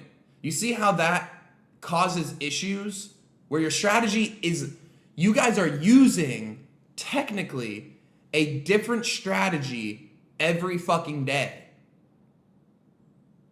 because it's not systemized. It's not, look at this time frame. This time frame gives me an input, rotate to the next time frame. Because of that higher time frame input, we get to go to the lower time frame input, and then we make a decision on that. From there, we go to another time frame. We make a decision on that based off those two inputs. You guys should have a system of entry, not just I see this, I go to this, I see this, I mark that, and I enter. It's not how that should work. You guys should see one time frame, get a bias off of that. And because of that bias, you're able to go to another time frame. Maybe both of those time frames are to help you find your bias, right? Maybe you go on the daily, and again, you guys will see my systemized strategy. That's why I'm talking in like vague terms right now, because I don't want you guys to jump ahead because you guys aren't even there yet. But I need to make this video for a lot of people because a lot of you guys are just shooting yourselves in the foot. Okay, so like maybe your systemized strategy is I go on the daily time frame and I see what my bias is based on the overall trend. And then I have that. Boom, that's input 1. The bias on the daily is bullish. We rotate to the 4 hour. We see on the 4 hour, the bias is still bullish. Okay, so because of that, we have 2 bullish biases, 2 inputs, and then because of those 2 inputs, we're able to rotate to like the 15-minute time frame. And then we're looking for a sweep of high time frame liquidity. And then from there, we're looking for a break of structure. And then from there, we're looking for one of my entry confluences. Okay, whether that be like order block, fair value gap, equilibrium, breaker block. And then we're looking for reactions out of that. See how that's systemized? We go from daily, 4 hour, 15, and that's not my strategy. I just pulled that shit out of my ass. Don't use that. We went from daily, 4 hour, overall bias, rotate into 15-minute, confluence, entry. It's a step-by-step program. And then from there, when you see, okay, when I enter off of an order block within that program, I'm more likely to lose because you're journaling all of your trades, as you should. I'm more likely to lose. My probability when I'm trading off of order blocks is a lot lower. Boom, you no longer are able to trade off of order blocks. Your probability of winning goes higher. Now we're trading daily, 4 hour. Liquidity sweep, break of structure, only enter off of fair value gap, equilibrium, breaker block. Okay, we see that our probability is a lot lower off of equilibrium. We take that out. Probability of winning goes higher. Until you have literally a step-by-fucking-step program of being able to enter into a trade that 1, won't give you a trade every single day, but 2, you know your probability is going to be so high because you were able to take out all of those variables and you know what your probability is going into every single day and every single trade because of that step-by-step process that you guys laid out, where it's so easy, where you literally can just sit on your hands and not do shit ever until those steps have been completed. And then once those steps get completed, it's brainless work. You press buy or you press sell. You set your stop loss, you set your take profits, and we're on our way. That is how strategy should work. It shouldn't be you like literally every single day you guys are trading a different strategy. I hope you understand that. You guys are trading off of a different confluence every day. You guys are finding your daily bias based off different time frames every day. You guys are entering you guys have like 30 different strategies that you guys are trying to trade with every single day that you guys don't even know are 30 different strategies, and you're labeling it as one strategy. It's not one strategy. Right now, what you guys are doing is you guys have a bunch of tools, a bunch of confluences, and you're just bundling them all up together and like throwing them at the chart and trying to get a winning trade out of it. That's not how this shit works. Systemize your strategy, and then you guys will be able to identify what's causing you to lose. Versus right now, your strategy is like, I'm going to look at 7 different time frames and enter off of 3 different new confluences per day, and you have no fucking clue why you're winning or why you're losing. And then when you go to do your journaling, you're literally guessing why you're losing. You're saying, oh, like it didn't work out for this. No, bro. Like with the systemized strategy, you guys will be able to see 80% of the time when I enter off of like fair value gaps, I suck dick at them. So I'm no longer going to do that. Boom! That just takes away a fat chunk of your losing trades. that boosts your profitability immediately by systemizing your strategy. Until you guys can break it down and simplify it so much where you guys literally just remove everything that has low probability within your system so that your system is purely high probability. So I wanted to make this video to hopefully help you guys, one, start systemizing your strategy if you guys haven't already, and two, prepare you guys to make sure that once I do lay out all these tools for you guys don't just go ape shit and start throwing hammers and nails and fucking wrenches at some shit without having any clue what you're doing. And, then you guys will have, and I will say, I fucked up in the past. Like with the boot camp, I fucked up where I didn't give you guys a systemized strategy. I kind of just assumed, and that's probably the worst thing to do, especially with people who are beginners. You should never fucking assume. This time around, we're not doing that. That's why we're changing the way of the tool and Confluence delivery. We will be able to take systemized entries and exits. And it's gonna be awesome. And hopefully, it takes you one step closer to being a higher probability and a more profitable trader. All for fucking free. Let's get it. Oh, say does that star-spangled banner yet wave for the land of the free and the home of the brave. Figured we might as well start off with some fucking patrioticness before we give you guys the first piece of the strategy. Okay, so this is going to be one of many videos. Who knows how many parts this is going to take? We're going to break this down as simple as possible for you guys. Again, who knows how many parts this is going to take? We're going to take as many parts as we need to in order for us to drill this shit into your guys' mini ass fucking brains, okay? So,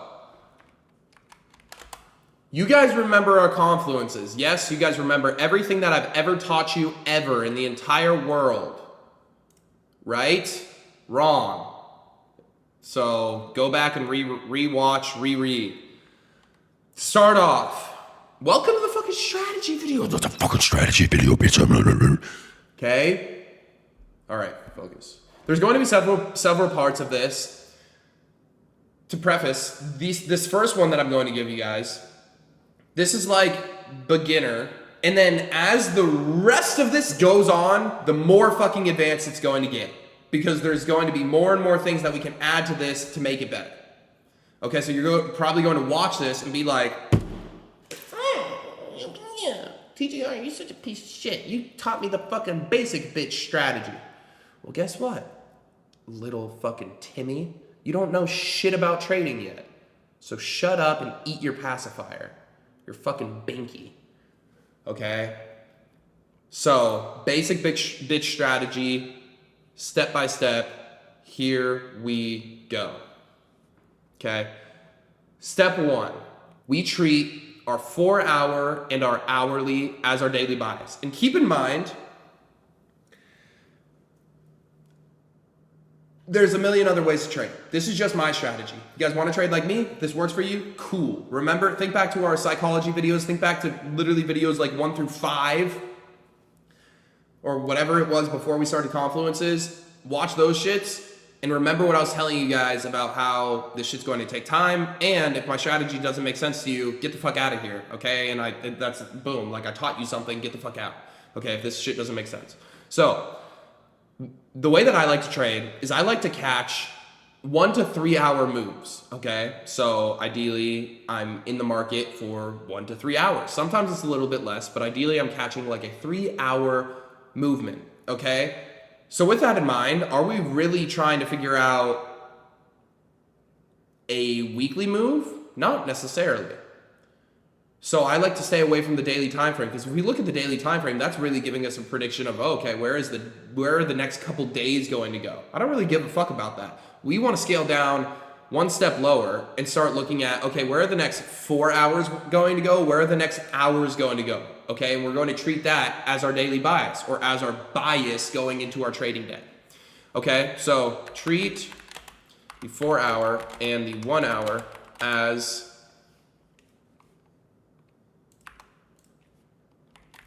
our bias. Okay, so what does that mean? Look, whoa, chill out on, look! Okay, nah, lowercase, look.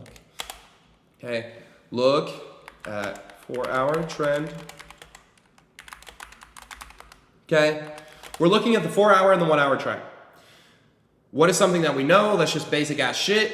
Higher time frames hold higher power, right? Because if the 4 hour says, hey, look, we're gonna go fucking up, and the hourly says, wait, no, we're gonna go down, longer term, if the 4 hour time frame is saying we're going fucking up, the hourly is probably hitting a fucking retrace on our ass. Okay, so with that in mind, we want to look at the 4 hour trend, and that's going to be our overall bias. We see the 4 hour trend, right? Is it a fucking uptrend or is it a fucking downtrend? Simple as shit. We're not trying to predict reversals.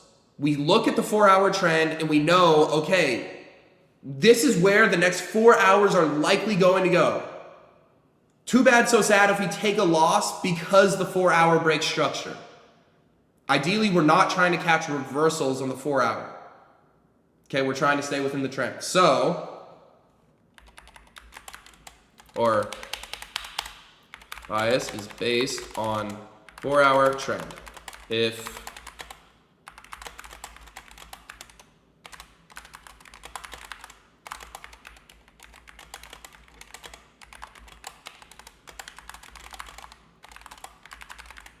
boom. Simple as shit.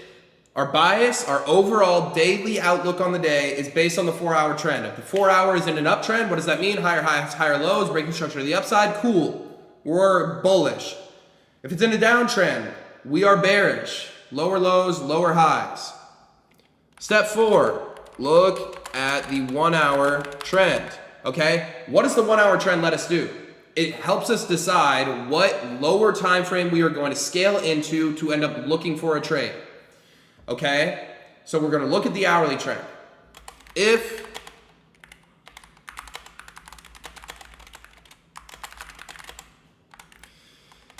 the 1 hour trend is in line with the 4 hour trend,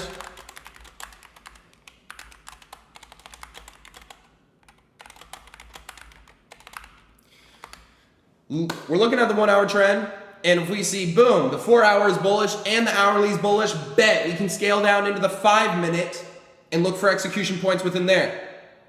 Okay? We cool? If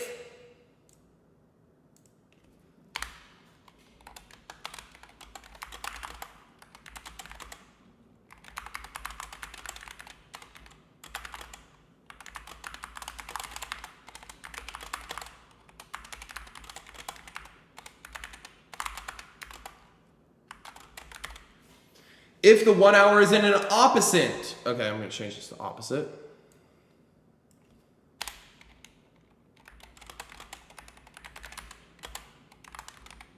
If the 1 hour trend is in an opposite trend than the 4 hour trend, then we have to execute on a higher time frame, aka the 15 minute. Okay, so if the 4 hour is bullish and the hour and the hourly is bearish, what do we get to do? We get to scale down onto the 15-minute time frame and then look for execution points. Cool? Cool. We just laid out how we find our daily bias and then how we're going to scale down. Simple, simple, simple. And again, this is the simple baby ass shit. You're probably going to be like, TJR, I only found fucking one trade this week. It probably hit take profit. If you're going to follow this step by step, rule by rule. If you don't follow this step-by-step, rule by rule, you'll find 20 trades and be on the fucking spectrum. I love freedom of speech. Okay, step 6. Okay, remember, 4 hour. If it's bullish, cool. We know that we're looking for buys. We're bullish for the day. And then if the 1 hour is bullish, cool. We're still bullish. We get to scale down into the 5-minute time frame and look for execution points. Reverse. If the 4 hour is bullish and the hourly is bearish, what does that make us? Still bullish, higher time frame holds higher power. Where can we execute down to? The 15-minute time frame. Okay, we need higher time frame execution points, higher time frame confirmation. Cool, cool. From there, what are our execution points? What are our execution points? Well, what do we always most often look for when trying to take a trade? First things first, where's the top of a trend going to reverse from? Liquidity sweep. And what is something that we know about pretty much the majority of the time, every single market open? There's going to be liquidity sweep. Okay, so our execution points are going to be as so. We're going to, how should we do this? We're going to go A. That was a 1. A. Liquidity sweep plus break of structure. What are we looking for? A liquidity sweep on a higher time frame, not on the 15-minute, not on the 5-minute. Okay, we want to see it on the higher time frame. So what does that mean for us? What are our higher time frames? What are we only looking at? 1 hour and 4 hour. Boom. So liquidity sweep, 1 hour or 4 hour draws of liquidity. Okay, and break of structure on 5-min or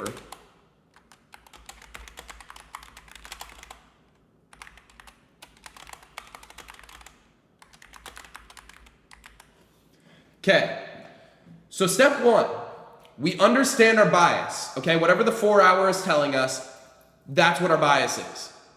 From there, if we have a bullish bias, what are we looking for? We're looking for draws of liquidity underneath lows on the high time frames, on the 4 hour and the 1 hour. Okay, so if we're bullish, we're looking for 1 hour lows and 4 hour lows. We're marking those out. The next step within that, if we get into those draws of liquidity, once we see those levels hit, if we don't see those levels hit, nothing happens. The way I teach my mastermind students, I say, find the 4 hour trend. If we're bullish, cool, we highlight the high time frame lows, we get our hands and we shove them into our ass and we don't do anything until those prices are hit. Once they're hit, we can scale into either the 5-minute or the 15-minute based on both the 4 hour and the 1 hour trends, right? So if the 4 hour is bullish and the hourly is bullish, then we get a sweep of lows on either the 1 hour or the 4 hour. Cool, we scale down into the 5-minute time frame, and the next thing we're looking for is a break of structure. If the 4 hour is bullish and the hourly is bearish, what are we looking for? We're still looking for lows, and we can still use both the hourly lows and 4 hour lows. Draws of liquidity doesn't change based on the trend, okay? So if we're bullish on the 4 hour, but we're bearish on the hourly, we're still looking for lows. We highlight every single low that's based on the hourly and the 4 hour chart. We put our hands on our ass until those prices get hit. Cool, we wait, we see those prices get hit. Where can we scale down into? The 15-minute time frame. What are we looking for following that? A 15-minute break of structure. Cool, cool. Moving forward. Step B. Again, once both of these have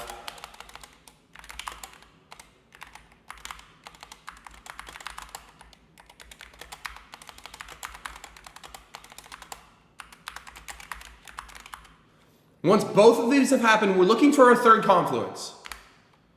Okay? What are the other confluences that we have? Order block, fair value gap, breaker block, equilibrium. Those 4, okay?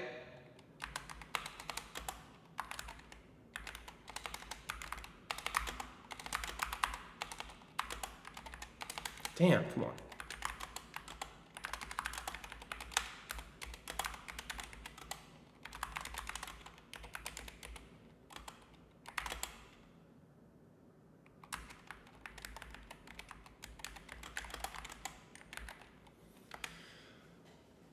Okay, now let's break this down again. 4 hours bullish, hourly's bullish. Boom, hands in our ass. We know that we're waiting for lows to be swept. We see a 1 hour low get swept, perfect. Muddy hands out, boom. We can scale down to the 5 minute because the 4 hour and the hourly are in line. From there, we wait for a 5 minute break of structure. Boom, what do we move down to? The last and final step. We're waiting for our third confluence. We're waiting for either an order block to get hit, a fair value gap to get hit, a breaker block to get hit, or equilibrium to get hit. Okay? We don't do anything until these bitches get hit. We don't even do anything once they're hit. We need one more step. Pause this right here. Okay? Moving forward. If the 4 hour is bullish but the hourly is bearish, we are waiting for a high time frame liquidity sweep still to the downside because the 4 hour is bullish. We're waiting for either hourly lows to get swept or 4 hours lows to get swept. Our hands are in our ass until that happens. We see those lows get swept, muddy hands come out, 15-minute time frame, scale down. We're waiting for a 15-minute break of structure. From there, we're looking for our third confluence. We're either looking for an order block on the 15-minute, fair value gap on the 15-minute, breaker block on the 15-minute, or equilibrium on the 15-minute. Cool? Cool. Last and final step.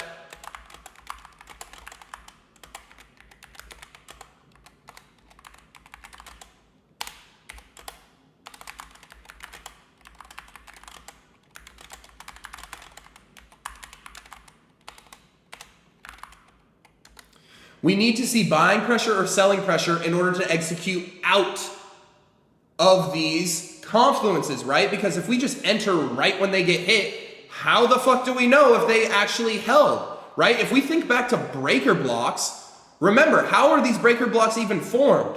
It's off a confluence getting invalidated because it just gets blown through.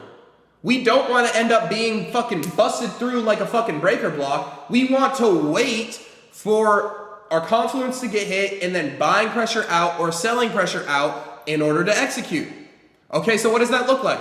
Literally just a green candle up and out of the order block, a green candle up and out of the fair value gap, a green candle up and out of the breaker block, a green candle closing above equilibrium, okay, or a red candle closing underneath an order block, red candle closing underneath the fair value gap, red candle closing underneath a breaker block, or red candle closing underneath equilibrium.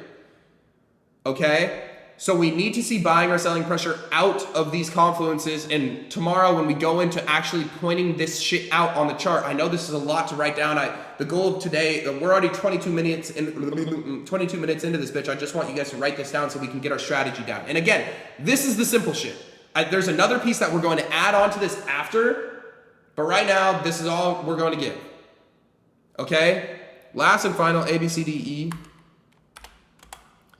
Okay.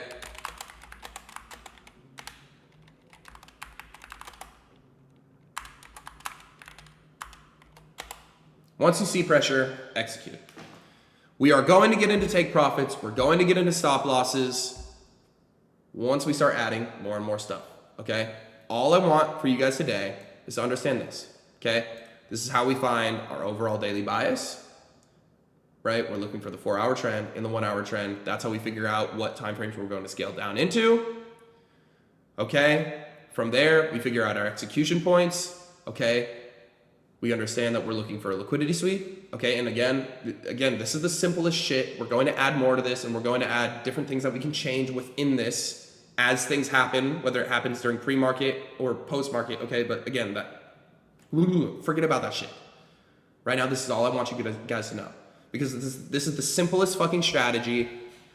We did this with my mastermind, my first mastermind, and all of them literally, like, just by being disciplined, using risk management, and executing purely based off these steps alone.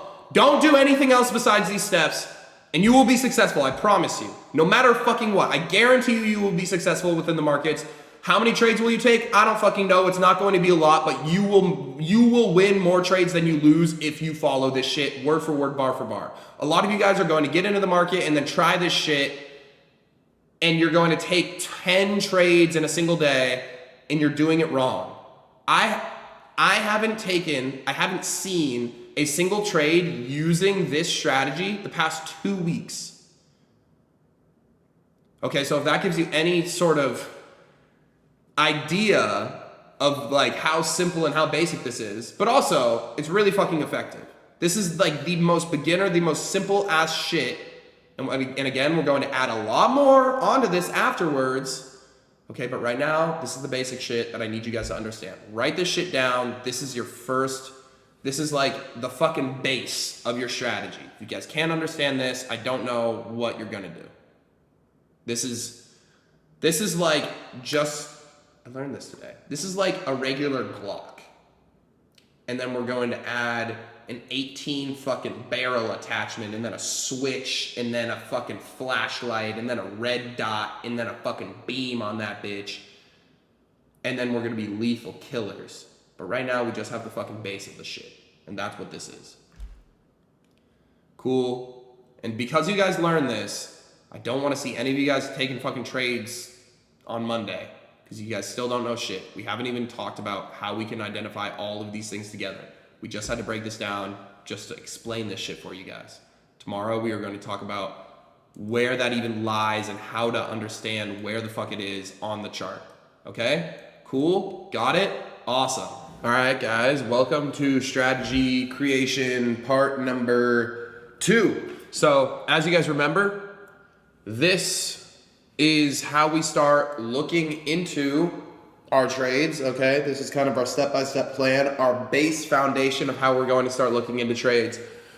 So now that we understand this, we're going to go into identifying these on the chart. And as you guys know, I pretty much told you guys, hey, the past 2 weeks, by using this, there wasn't even a trade to take. So with that being said, we kind of have to go back 2 weeks in order to start identifying these. And again, it's not an issue, because as we start adding on to this, you're going to start seeing that, hey, there's a potential trade to take almost every single day, not with just...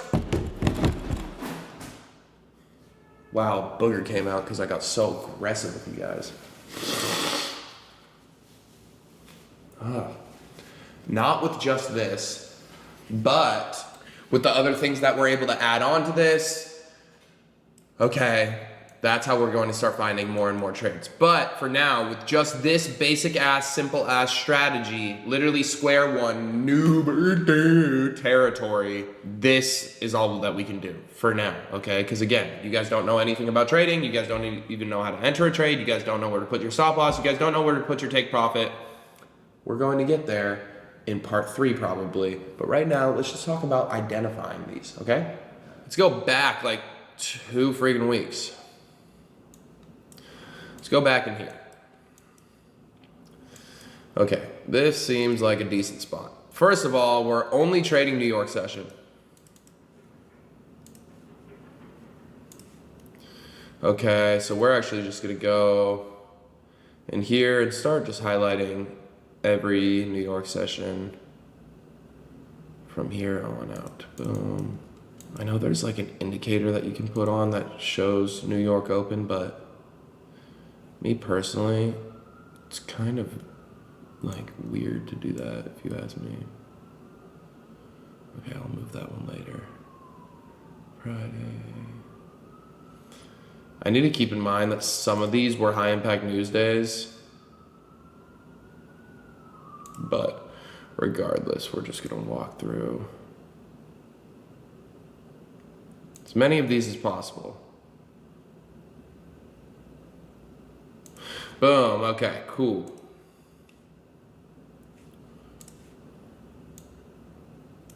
Which one was the one that was set at 9? This one. 9:30 now. Bet. Okay, we're gonna start right here. Let's go into the 4 hour. Start off. Remember, what are we looking for prior to market open? Okay, we're looking at the overall bias of market. Okay, so right here, we got a break of structure to the downside on the 4 hour. Price continues lower. Okay, boom. Right. We don't know that this 4 hour candle is going to close bullish until like 30 minutes into market open. So we just need to keep that in mind.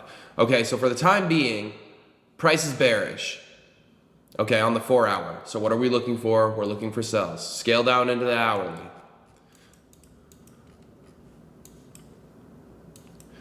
Okay, on the hourly time frame, again, we do not understand that price is going to be bearish until we see, boom, this hourly candle close, which is 30 minutes into market open. Okay, so for the time being, we're still bearish. Okay, so we're bearish on both the 4-hour and the hourly, okay, because we never see a break of structure to the upside on the hourly. We see this break of structure to the downside, okay, this is the high, this is the high, this is the high. We don't see a break of structure until market open. Okay, so with that being said, we can scale down into the 5-minute time frame, not the 15-minute, the 5-minute, because we know, hey, let's stay on the hourly for a bit. The hourly time frame and the 4-hour are bearish. Okay, from there, what are we doing during pre-market? We're marking out highs, right? We want to identify our high time frame draws of liquidity. Okay, so boom, we're marking out 1-hour highs and 4-hour highs. Okay, boom. Okay, price is probably not going to go all the way up into that 4-hour high. All the way up there. All right, okay, we scale into the 5-minute time frame. Okay, boom, market opens. What do we see? We see price draw into these hourly highs. Okay, we have this hourly high all the way up here that doesn't get hit. We see price draw into these hourly highs. What are we looking for? Boom, we can pull our muddy hands out of our ass after these high time frame draws of liquidity get hit, and we can start looking for a break of structure on the 5-minute time frame. Okay, from there, boom, we see a break of structure to the downside. Now what are we looking for? We're looking for one of our confluences. Okay, where do we see a confluence? Well, there's an imbalance right here, right? From this wick down to this wick, we see it get filled, and then boom, we see bearish confluence out of that. What else can we identify? Well, there's an order block, but it starts all the way down here. There's a breaker, but it starts right here. So really not much else. We can go ahead and mark out equilibrium if we would like, but we really just need one of our other confluences, our continuation confluences, to be able to enter, because we have what? High time frame liquidity sweep. We have our 4-hour and our hourly in line. We got our break of structure. We're just waiting for that last confluence with rejection to the downside. Okay? So with that being said, we see boom, price comes up. We see a break of structure to the downside with this candle right here. We see this imbalance get formed. We see price push up into it. We see this bearish candle, but what happens? Remember, I want to see the candle close out of there. Okay, so boom, we finally see this candle close out of there. Perfect entry right here. Okay, and then from there, we're not going to talk about take profits, but we can see that after this entry, yeah, we're stuck in a little bit of drawdown with this leg up, but then boom, price floods to the downside. Okay, so that's Monday. Let's move over to the next day. Start off on the 4-hour. And again, some of these days we probably won't even see trades. Other days we might fucking lose trades. Okay? But again, like I literally just drew out all these days in a row, and we're going to try and get through a lot of these. Okay? And again, the more we do this, the more you guys will see how it works. So, going into Tuesday, okay, this is market open. All right, we see the 4-hour is bearish, okay? So what are we looking for? We're looking for sells. Why? Because the 4-hour is bearish. Our bias is bearish based on the 4-hour. Then what do? We try and see what time frame we can scale down into by looking at the 1-hour time frame, okay? So boom, we scale into the 1-hour time frame. This was Monday, Tuesday. Okay, we scale into the 1-hour time frame. What do we see? Boom, prior to market open, we have these hourly lows. Okay, we had a break of structure to the upside, but then boom, prior to market open, we see a break of structure to the downside.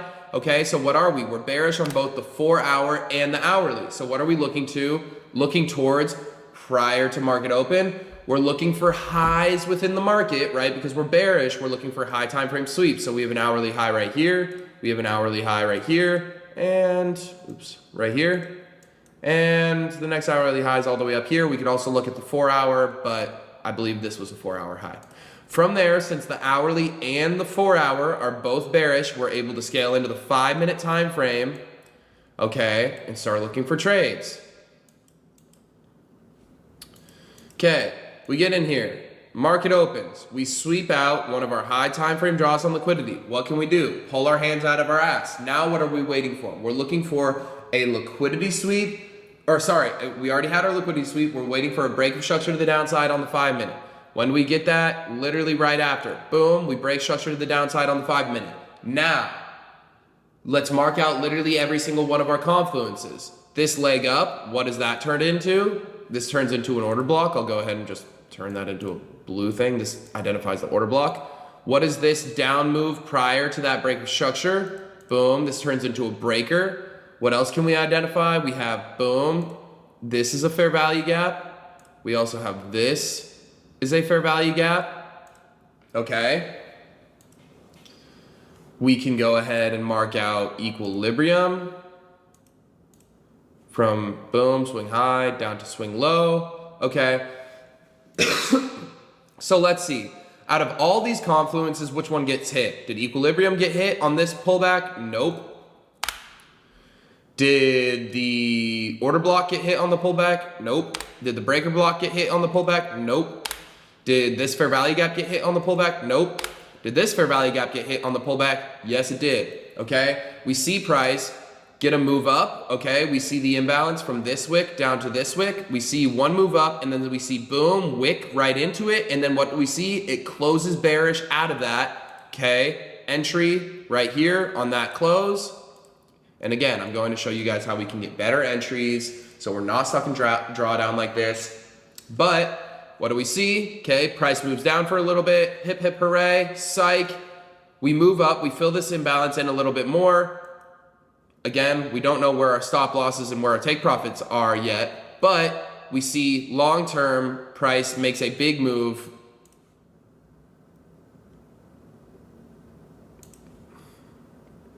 Boom. 22 ticks to the downside for an awesome bearish move. Okay, that's 2 days in a row that we crushed it using that strategy. Okay, let's move on to Wednesday. Let's see how Wednesday played out. And again, this is like not cherry picked. This is literally me walking through the shit with you guys.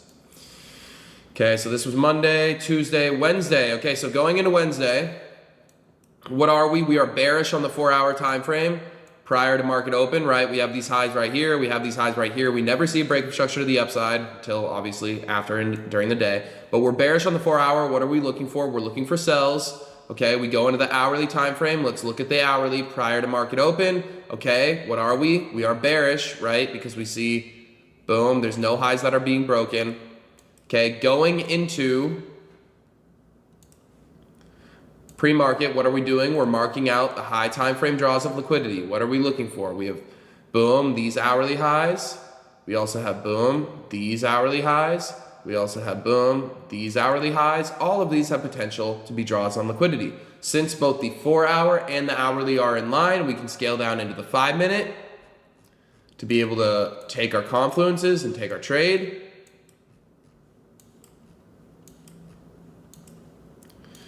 Okay, let's get into this. Okay, market, boom, market opens. We see, boom, hourly time frame, confluence gets hit. Hands out of our ass, okay? What are we looking for? Break of structure to the downside. Boom, when do we get it?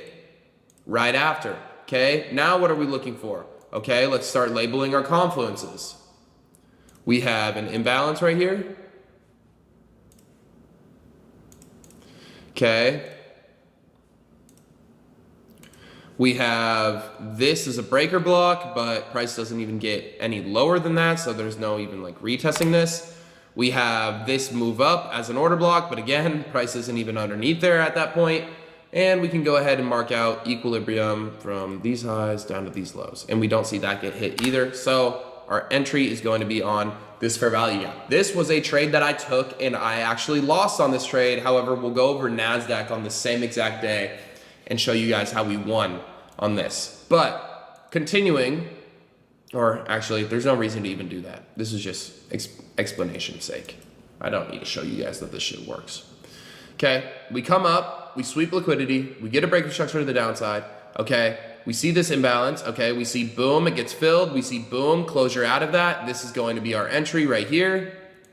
Unfortunately for us, you probably would have been stopped out. I personally was stopped out on this trade when I took it, but we can see that price ends up continuing down, making a downwards move, and then boom, news came out this day. Price ends up moving higher and higher. Okay, and like I was saying, on NASDAQ, there was a similar trade that ended up hitting take profit. I'm pretty sure I put it on like a trade recap somewhere. If you guys really want to go over and look at it, you guys can. But boom, first L using this. 2 wins, 1 loss. Okay. Let's move forward to Thursday. See if there's any trades to take on Thursday. We're grinding through this. Monday, Tuesday, Wednesday, Thursday. Okay, Thursday. What are we? We are bullish on the 4-hour. And I think if I remember this correctly, there were no trades to take on this day. Okay, so we're bullish on the 4-hour. Why? We got a break of structure to the upside right here. Boom, carrying into market open, right? We're seeing nothing but bulls. Okay, go into the hourly time frame. Oh, wait, there actually was a trade to take. Okay, go into the hourly time frame. Boom, we see that we're breaking structure higher and higher to the upside on the hourly time frame. Cool, so we're bullish on both the 4-hour and the hourly time frame. Another perfectly aligned high time frame for us. We've only been able to scale into the 5-minute. We haven't necessarily had one of those 15-minute entries yet. Okay, hopefully we can have an example of that sometime along here. Okay, so boom. What are we looking for prior to market open? We're looking for high time frame lows to sweep because we're bullish, right? Okay, so we have this hourly low, we have this hourly low, and all the way down here, we have this potential hourly low down here. Okay, what do? We scale into the 5-minute. We're waiting for those confluences to get hit, and then we can pull our hands out of our ass if we end up seeing anything. Okay? Oh yeah, now I remember this one. There's still no trade to take. Okay, so on this, we see boom, market opens. We can pull our hands out of our ass because we see that liquidity had been taken out. Our high time frame liquidity is taken out. What do we see after that? A break of structure, boom, to the upside. Now what are we looking for? We're looking for our third confluence. Okay, so boom, we have an imbalance right here. We have an imbalance right here. This move down turns into an order block, and this move up right here is our breaker. Okay, we can also go ahead and mark out equilibrium. Boom. Do we see any of our confluences hit? No, unfortunately not. Okay, we don't see equilibrium hit. We don't see this imbalance get hit. We don't see this order block get hit. We don't see this breaker block get hit, and we don't see this imbalance get hit. Again, like I was saying before this, I remember this day. I was never able to take a trade on ES. I'm pretty sure there was a good trade on NASDAQ. Again, you guys can probably go back and look and see if there actually was in the trade recaps videos. But boom, this was an example of a day where there's no trades to be taken. All right, moving forward. Friday of this same week.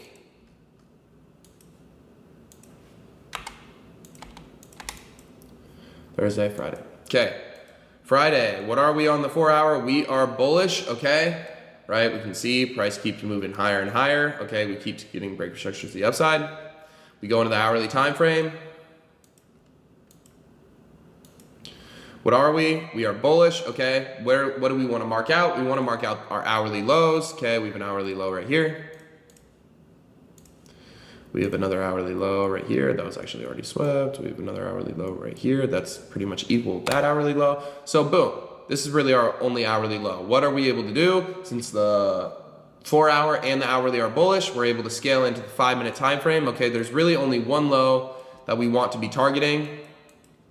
Okay, we see market push all the way down, barely miss it, and boom, okay? Yeah, you can say, oh, you know, price came down and swept out liquidity all the way down here. Cool, we can mark it out just for fuck's sake. But again, like this is literally like seconds away from Asian session, right? We're not going to be sitting on the charts for, how long would that be? 11 hours. No, thank you. But anyways, we finally see that get hit. Okay, we get a break of structure to the upside on the 5-minute. Okay, I don't even need to mark out the other confluences because market closes like right here. But again, a day where there's no trades to be taken. I want to, actually, there's no reason to even check. Okay, let's go into Monday of the next week. So this is Friday, Monday. Okay, Monday of the next week, we are still bullish, okay? We don't know that we're going to close to the downside on the 4-hour time frame right here, okay? We are going to be monitoring 4-hour lows and hourly lows, okay? 4-hour is bullish. Let's go into the hourly. Boom, the hourly was bullish going into market open, right? We can see prices moving higher and higher. Okay, with that being said, we're going to go ahead and mark out hourly lows. Okay, so boom, we have this hourly low right here. We have this hourly low all the way down here. Okay, and we have this hourly low right here. Okay, what are we able to do? Since the 4-hour and the hourly are in line, we're able to scale down into the 5-minute time frame. Okay, what do we see here? Okay, boom, price, liquidity gets swept. Both of these draws of liquidity get swept. Okay, what are we looking for? We're looking for a break of structure. Boom, we see highs right here. Nothing, highs right here. Finally, break of structure right here. Now what are we looking for? We see the break. We're looking for imbalances. Do we see any imbalances? No, no imbalances formed. Do we see, okay, we have this order block right here. Okay, not necessarily the best confluence, okay, and then we have this breaker block.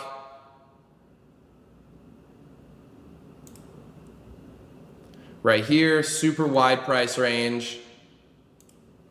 Again, what are we going to be doing with this? Not much.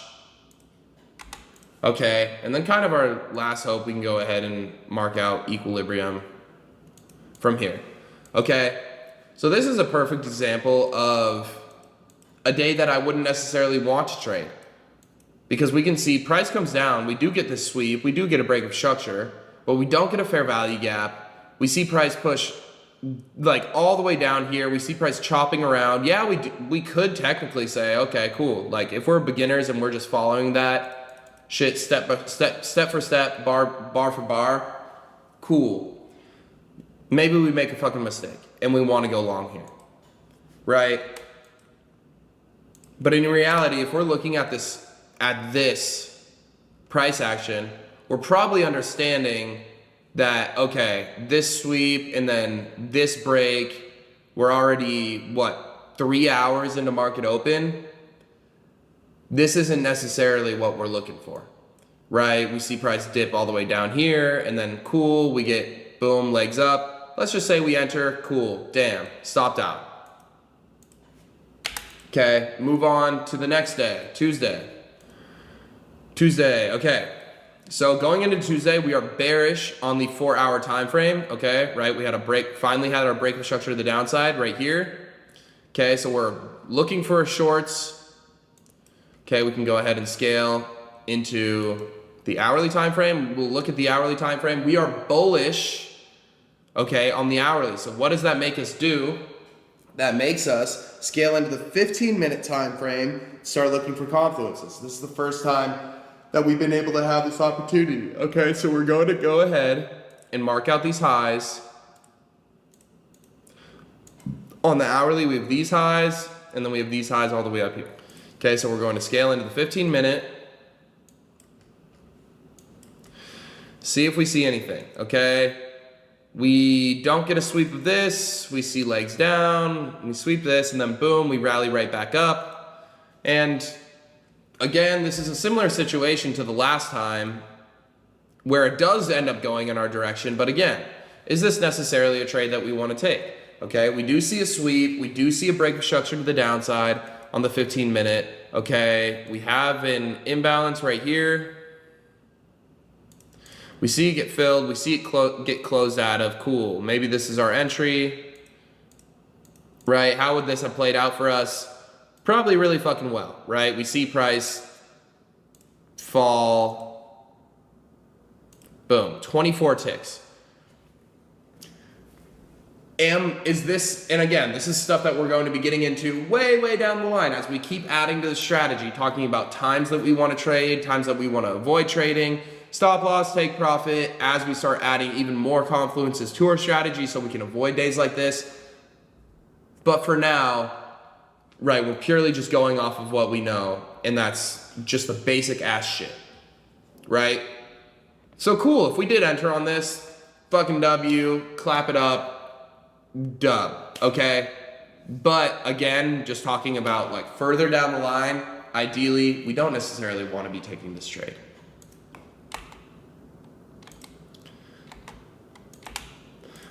You guys are getting it now, I'm hoping. Or at least how to execute. Let's see, this was Tuesday, Wednesday. Is this the last one that we had? Wednesday? Okay, cool. We'll do last one, Wednesday, okay? I believe this is when price started getting really ugly anyways. So Wednesday, we are bearish, okay, on the 4 hour, I believe. Yeah, we're moving sideways on the 4 hour. Again, not necessarily ideal trading conditions, okay? We are bearish on the 4 hour, bullish on the hourly, or actually, we're bearish prior to market open, I believe. Let's see if this candle, yeah, this candle was even. So we were bearish on both 4 hour and the hourly. So what does that let us do? That lets us scale down into the 5 minute time frame. What are we doing? We're marking out hourly highs, and prior to market open, we didn't even know that this was a high, so we're not even going to mark that one out because this down candle hadn't even been formed yet. So we have this hourly high and we have this hourly high all the way up here. What are we able to do? Scale down in the 5 minute time frame.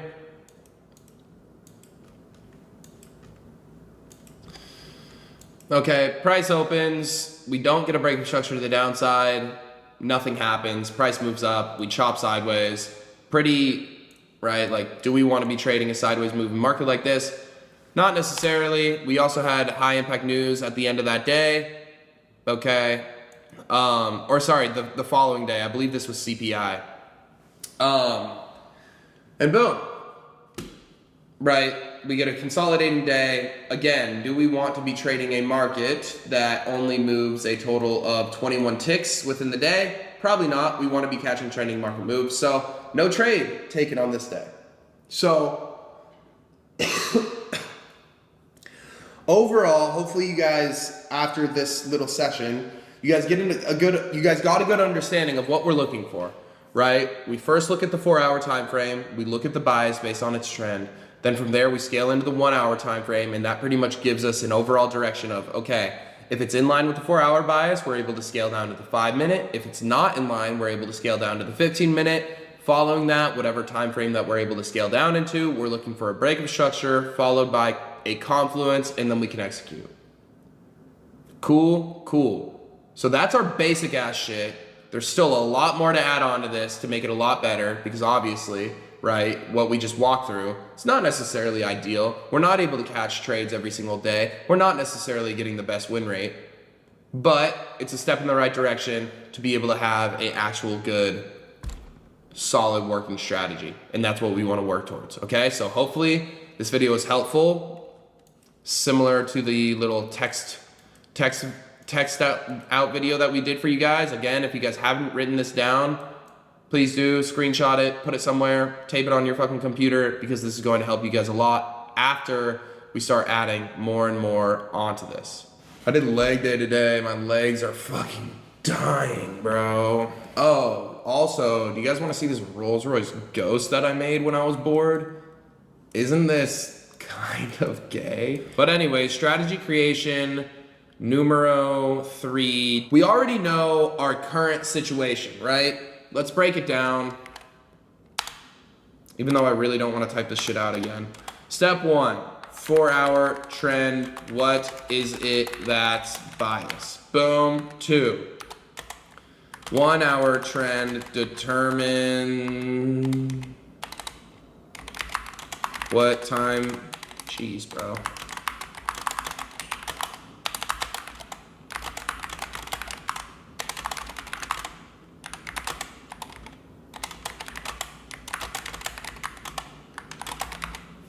Okay, so 4-hour trend determines what the bias is. 1-hour trend determines what time frame we're able to scale down to. If it's in line with the 4-hour, we go to the 5-minute. If it's not in line, we go to the 15-minute. And then from there, 3, need high time frame liquidity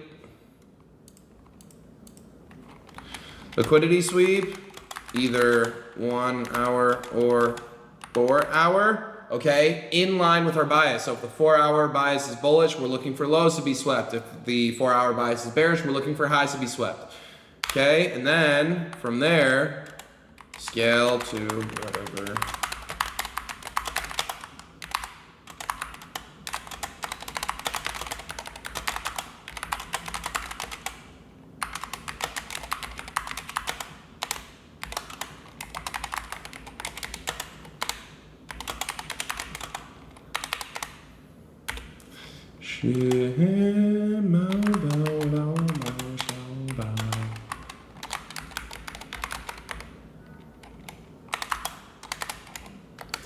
Okay, so right now this is what we have. 4-hour trend, what's the bias? Hourly trend determines the bias. The hourly trend determines what time frame we can scale down to. Again, if the 4-hour and hour are in line, we can go to the 5-minute. If not, we can go to the 15-minute. From there, we're looking for a high time frame liquidity sweep, either from 1-hour highs and lows or 4-hour highs and lows. We can mark out all of them. We don't do anything until those get hit. And then from there, once those get hit, we can scale down to whatever time frame that the 1-hour let us scale down to and look for a break of structure, then a third confluence entry, right? We see the entry. We know that the reaction out of it is just like a candle up or a candle down. Boom.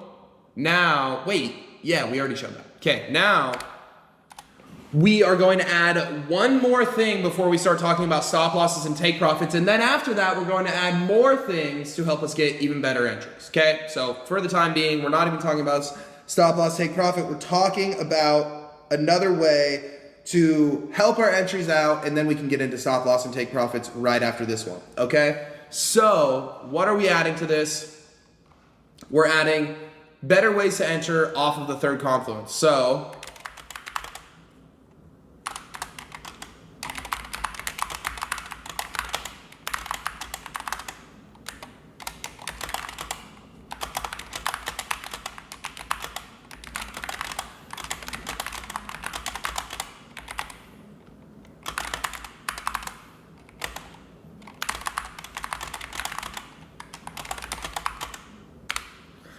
okay, so hopefully this makes sense to you guys. We'll show you guys how to identify that.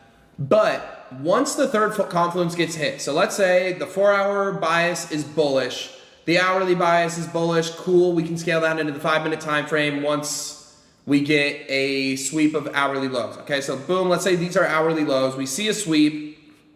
We then scale down into the 5-minute. Okay, we see, boom, a 5-minute break of structure. And then we also see a fair value gap right here. When price enters into this fair value gap, before, the only way that we were getting confluence was, oh, buying power out of it with an up candle. Cool, we enter off that, price goes higher.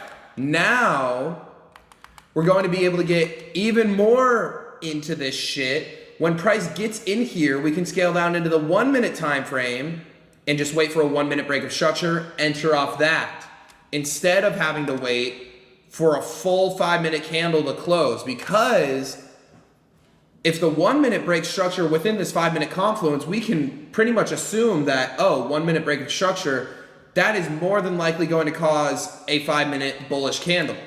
Okay, same thing to the downside. So let's say we have, boom, this is an hourly high. The 4 hours bearish, but the hourly's bullish. okay, and we get a sweep of this, and then we scale down into the 15-minute time frame. We see a 15-minute break of structure, and price enters into this order block. Once we get into this order block, we can scale into the 5-minute time frame and wait for a 5-minute break of structure to the downside without having to wait for a full bearish 15-minute candle to enter. Cool? Pretty fucking simple shit on this one. Just an extra little addition to the step-by-step program that we've already given you guys so far. So cool? Cool. Next video is going to be on stop loss and take profit points. Okay, should be another pretty easy video, but one more step in the process. Bull run. I'll see you guys in the next one. Today we're going to be talking about, I decided we're going to split up stop losses and take profits. We'll just discuss stop losses today. Stop losses. Why are they necessary? Because we don't want to end up like the fucking Kanye clip and end up being on the spectrum and losing a bunch of our money. We want to be on the other side of the spectrum, getting paper, getting rich, getting bread, okay? So, what do stop losses help us do? They help us stay the fuck out of losing a shit ton of money. Okay, so stop losses, why are they important? And how are they useful to us? We'll pretty much treat this almost like a Confluence-ass video, right? So, again, why do we use them? Why are they important? We use them so we don't lose a shit ton of money, so we're able to use risk management. And why are they beneficial to us? Because it's pretty much marking a specific price where our trade idea is invalidated and we want to exit the market because we were just fucking wrong. So stop losses.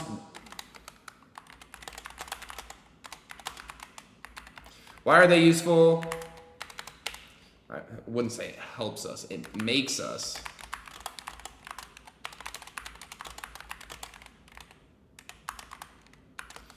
Makes us practice risk management. Why do we use them? So we don't lose a shit ton of money. And then, well,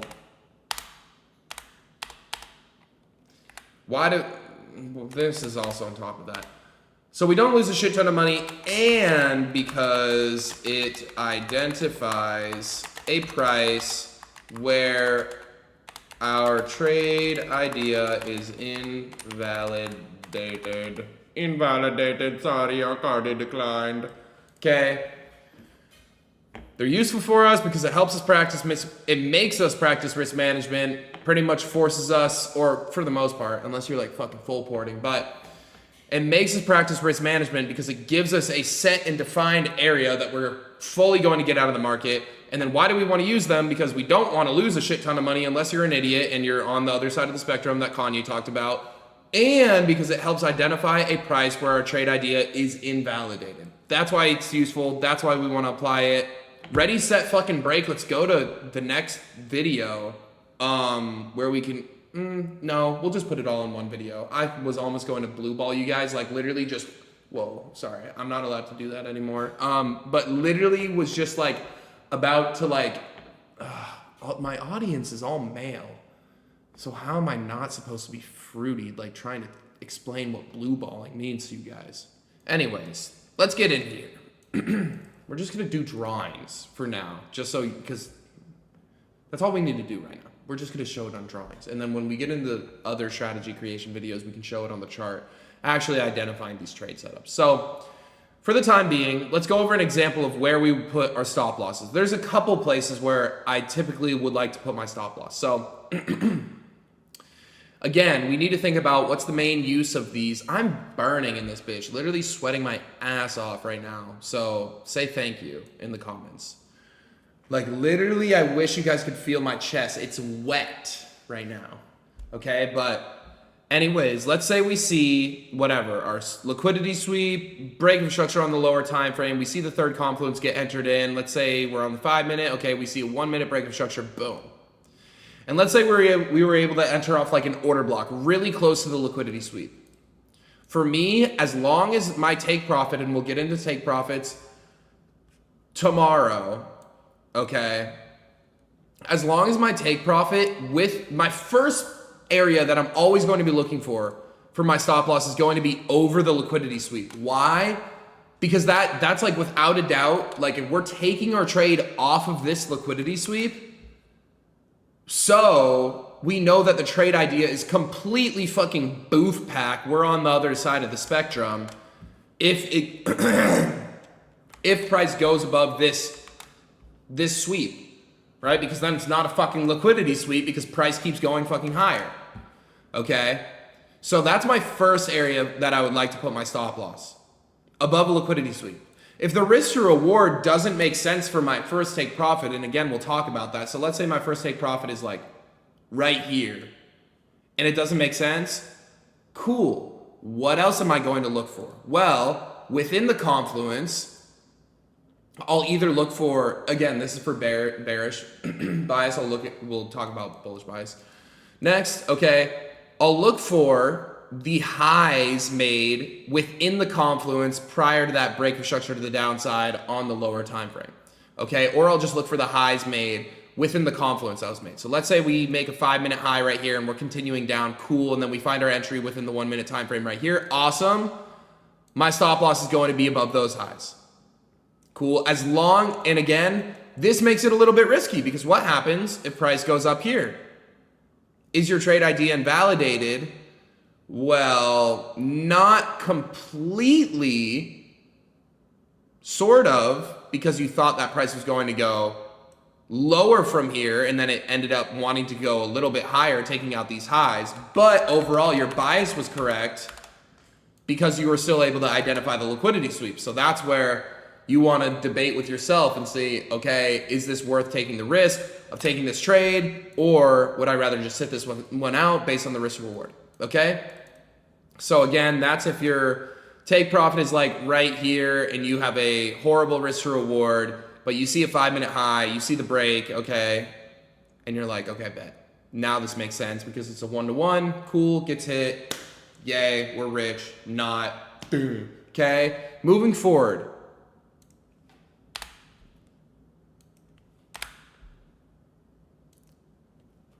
This Norton security shit always asks me to restart my computer. Who do you think I am, bro? Okay, that's mainly where I like to put my stop losses. Either above the liquidity sweep, again, that's going to be our highest confluence, like, okay, boom, if the liquidity sweep gets taken out, bet, like, it's said and fucking done, right? Our trade idea, we're just really shit at this because it wasn't a liquidity sweep, and that's what we were basing our whole fucking trade off of. Or we're going to be basing it off of, okay, that confluence area, right? We see the fair value gap, boom, we make like a 5-minute high, we get our entry somewhere within here, cool. Another area that I like to put my stop loss. Again, maybe my take profit is like right here, and the stop loss, or let's say it's like fucking here.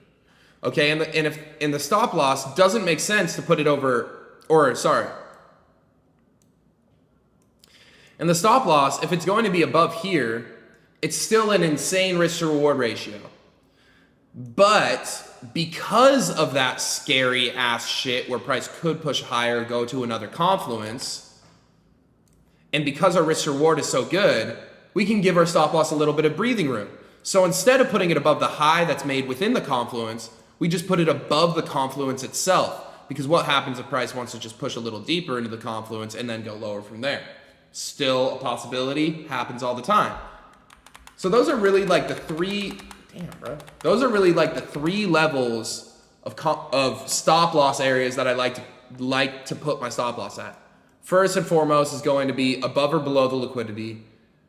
Second is going to be the high that's made within the third confluence. Okay, and third is just going to be above the confluence itself, right? If we have a fair value gap, price pushes in there, makes a high, okay, this is a possible spot, and then also above there is a possible spot. And again, why is this better? Because we could push higher into the confluence and then go lower. But again, if we push fully past that confluence, the trade idea is essentially bunk because we were trying to take a trade off of this confluence, off of this price range. Cool. And it's going to be the same thing to the upside. So boom, we see the liquidity sweep. Again, the most ideal stop loss is going to be underneath these lows because if price comes down here, boom, we're on the spectrum and we didn't identify this liquidity sweep correctly. Okay, moving forward, if we have a little confluence, fucking fair value gap right here. Okay, second area that we can put our stop loss is going to be right within here. Okay, let's say we find our entry right here. We can go ahead and plop our stop loss right there. Take profit, like, boom, breaking here. Cool, nice. And then remember, if our first take profit, it gives us a lot of room, right? A really good risk to reward. Our last area, if we want to give our trade potential potential breathing room because we're scared about this being a like super strong confluence, okay, and price potentially do this, our third area to put our stop loss is just underneath that confluence that we're taking a trade off of, because again, if price goes down into this like this and then continues higher, the trade idea wasn't fucking bunk because it still used the confluence that we wanted to take a trade off of, right? So there's varying levels of risk to this. This is pretty much like our best bet underneath the liquidity sweep or over the liquidity sweep. Second best bet is going to be underneath or over the confluence. And then third best bet is going to be on the higher low made within the confluence. Cool and cool. Stop losses explained. I'll see you guys in the next one.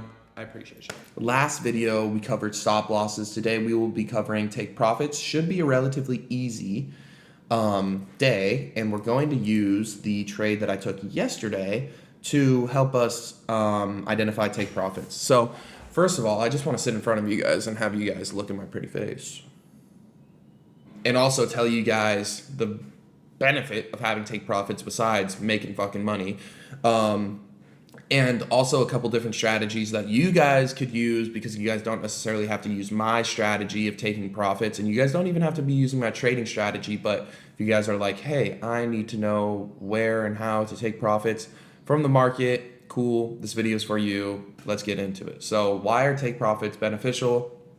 One, it helps us make money within the market, and two, we need a set price or a set area for us to be able to just cash out or take money out of the market, because as we know, we're trading on like 5, 15 hourly increments. Okay, we're trying to catch like 1 to 3 hour moves. We're not trying to catch daily moves unless you're a swing trader. Again, this is going to vary, but whatever time frame that you're trading on, you have to understand, if we're trading on the 5-minute time frame, we can't be setting our take profits based on like daily draws on liquidity or daily confluences, because there's so much price action within the 5-minute time frame, 15-minute, hourly, and 4-hour, that odds that, let me show you guys the chart real quick, which within each one of these daily candles, there's going to be a lot of price action. There's going to be a ton of 5-minute candles, right? There's going to be a ton of 15-minute candles, ton of 1-minute candles, ton of hourly candles. And they all make up this big down candle.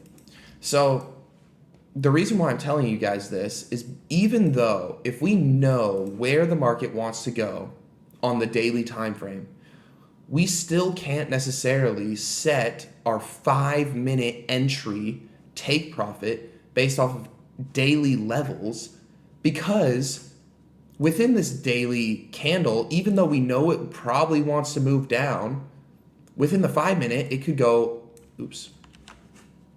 within the 5-minute,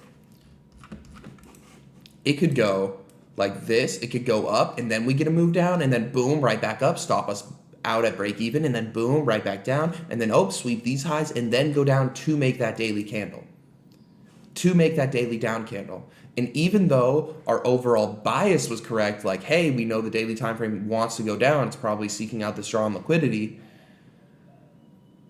we can't base our take profits based off of that high of a time frame while executing on that low of a time frame. So I want you guys to keep that in mind, first of all, when placing your take profits. Along with that, how are take profits beneficial? Again, We can't be overambitious, we can't be greedy, and we can't keep extending our take profits. So it literally marks, that's why stop losses and take profits are so important. It literally marks the areas where we say, okay, price hit a price point where price could potentially reverse off of and go back in the other direction. For me personally, I don't like setting take profits based off of like random shit, like, oh, it's 5 ticks to the downside, so I'm going to take my profit. That's okay if that's how you guys operate and that's how you guys take profit. That's a take profit strategy. Cool. I'm just not going to teach you guys that there, because for me, I like to do everything based off of common sense, even though it seems like I have none sometimes. Okay? I like to take profits based on probable areas where if price hits that area within my current bias, right? Let's say I take a short. If it hits this area, there is potential that once that area gets hit, price could reverse and end up taking out my trade. Okay? So again, that's why I set multiple take profits so I can let my runners run. And that's also why we have a firm set stop loss, because if, again, that's why I don't like saying, oh, I have 5 tick stop loss. I would much rather place my stop loss above an area that invalidates my trade idea. So if price goes up and hits a certain price point and invalidates my trade idea,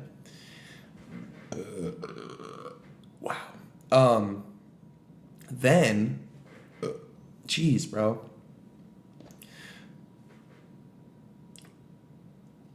Okay, it's gone. If price hits that price point, then it's pretty much saying, look, my trade idea was wrong. Versus if I just place a short, no stop loss, no take profit, and we're just thinking, oh, price is going to go down. Where's our invalidation points? Where is the point where, okay, this trade idea is no longer valid? Where is a point where we want to exit the trade and say, boom, congratulations, you fucking killed it. You predicted where price wanted to go. So that's why, number one, a huge rule about taking profits, never extend your take profits, never move your take profits. Once you set your stop loss and your take profit, don't fucking move it, don't fucking change it, leave it there. Okay? Because emotions can come into play, especially a lot of you guys are emotionally affected by the market. There's no reason to be moving your stop loss, and there's no reason for you guys to be moving your take profit. Just place the trade, and so what if you guys lose? Cool, it's a learning experience. Bet you guys lost a trade. If anything, that's good for you guys, so you can figure out what the fuck you did wrong. Versus if you guys keep extending your stop loss, keep extending your take profit, then you don't even know why you placed the trade in the first place, because now your invalidation point is much higher and your take profit point is much lower. And then you won't even know why you lost the trade or why you won the trade, because who knows what could have happened if it hit that invalidation point or if it hit that the original take profit that you guys set. Cool. So let's get into take profits now, into the chart. I like to take profits based off of high confluence areas where price could potentially reverse based off that current trade idea. So we'll use the trade that I took today or yesterday as an example. So I took shorts on the 5-minute time frame. Okay, I had 3 take profits on this, 1, 2, and 3. Okay. And why did I have these 3 take profits? Well, they were hourly draws on liquidity. And they were 4-hour draws on liquidity. So with that in mind, I'm thinking, okay, at this current time, the daily time frame is bullish. And if it wants to continue being bullish, again, that's in the back of my mind, even though my bias was short, which is okay because the daily time frame was bullish, the 4-hour was bearish and the hourly was bearish, I was okay taking shorts. Even though the daily was bullish, I have to keep that in the back of my head because I know, okay, this 4-hour low, this hourly low, this 4-hour order block could potentially cause the daily time frame as we come into these levels to continue bullish and to push higher, even though my bias on the 5-minute was bearish. And even though I took this trade to the downside. Okay, so I exited half of my position here, another half of my open position here, and then I closed the rest of my remaining position here and crushed this trade. Versus if I had just left this open-ended, let's say I didn't even have this here. Yeah, price probably like, I would have made fucking bank. But what would have happened if price came down here and I'm like, oh, it's going to keep going lower, and then boom, the daily time frame continues higher. That's why we need take profits. Okay, so now with that in mind, let's just go in and list take profit points. Okay.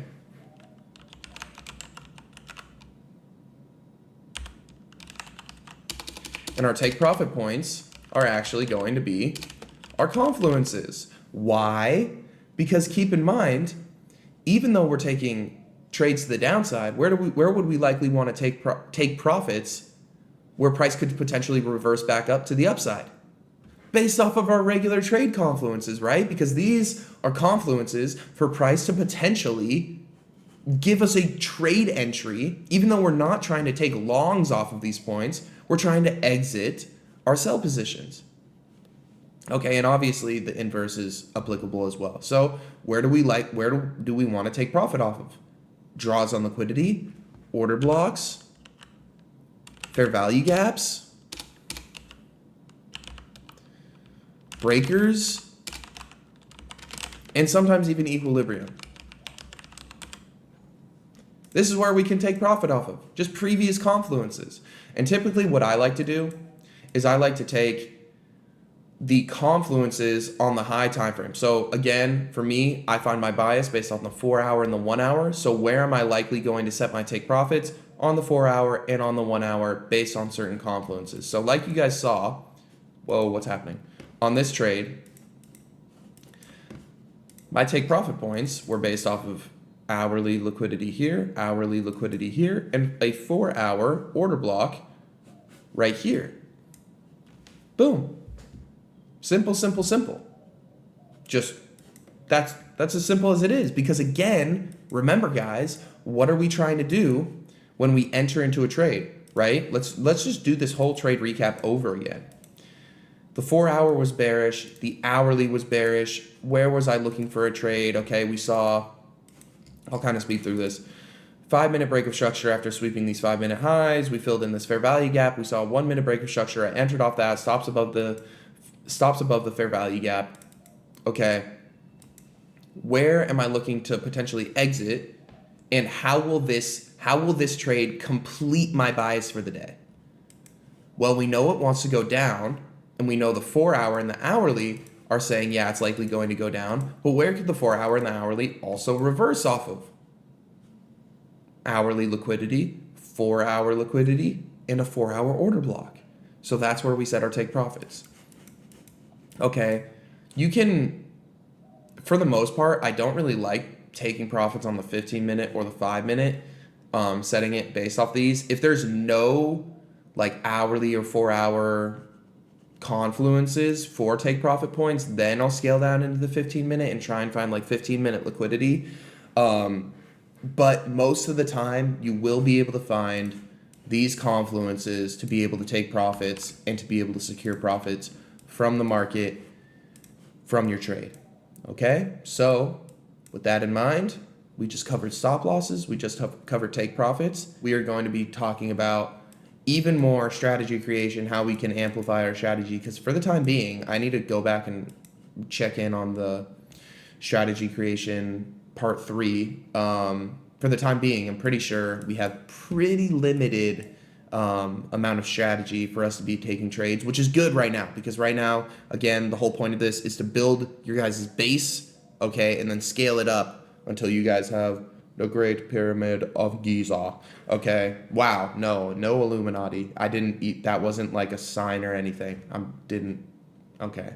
Anyways, I'll see you guys tomorrow. Peace out. I love you guys. Welcome to strategy creation. Strategy creation part 4. So right now, our strategy consists of this: 4 hour bias based on the trend.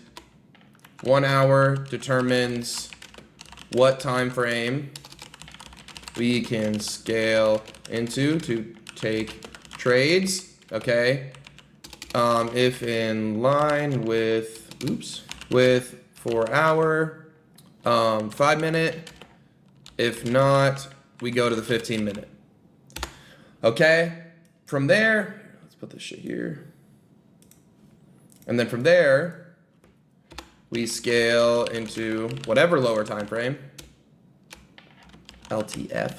Scale into lower time frame, look for high time frame liquidity sweep. Okay, so either on the 1 hour or the 4 hour, and then from there, scale into lower time frame, look for break of structure, and a third confluence. And then from there, we can scale down lower time frame. If we were on 5 minute, we can go into 1 minute, 15 min to 5 min, and find a break after entering into the third confluence. And I'll just hit a little return right here. Okay, so right now it looks like this. We find the 4 hour bias. We see, oh, the 4 hours bullish, cool. Our overall bias for the day is going to be bullish. From there, we scale into the 1 hour time frame and we see what's the 1 hour bias, okay? And that determines what time frame we can scale into to take the trade. So if the 1 hour time frame is in line with the 4 hours, so let's say the 4 hours bullish and the hourly is bullish, cool, we can scale into the 5 minute time frame. If the 4 hours bullish and the hourly is bearish, we scale into the 15 minute time frame. From there, we go into the lower time frames and we look for a high time frame liquidity sweep, okay? So we're looking for liquidity on both the hourly and the 4 hour. From there, we're not doing anything until that liquidity gets hit. Once it gets hit, we can scale into the lower time frame and look for a break of structure. Break of structure. Again, if the 4 hour and hourly are in line, we're going to the 5 minute. If the 4 hour and the hourly aren't in line, we're going to the 15 minute, looking for a break of structure, and then a third confluence, okay? So that could be boom, break of structure, and then we have an order block, and we're looking for a third confluence to get entered in. Once the third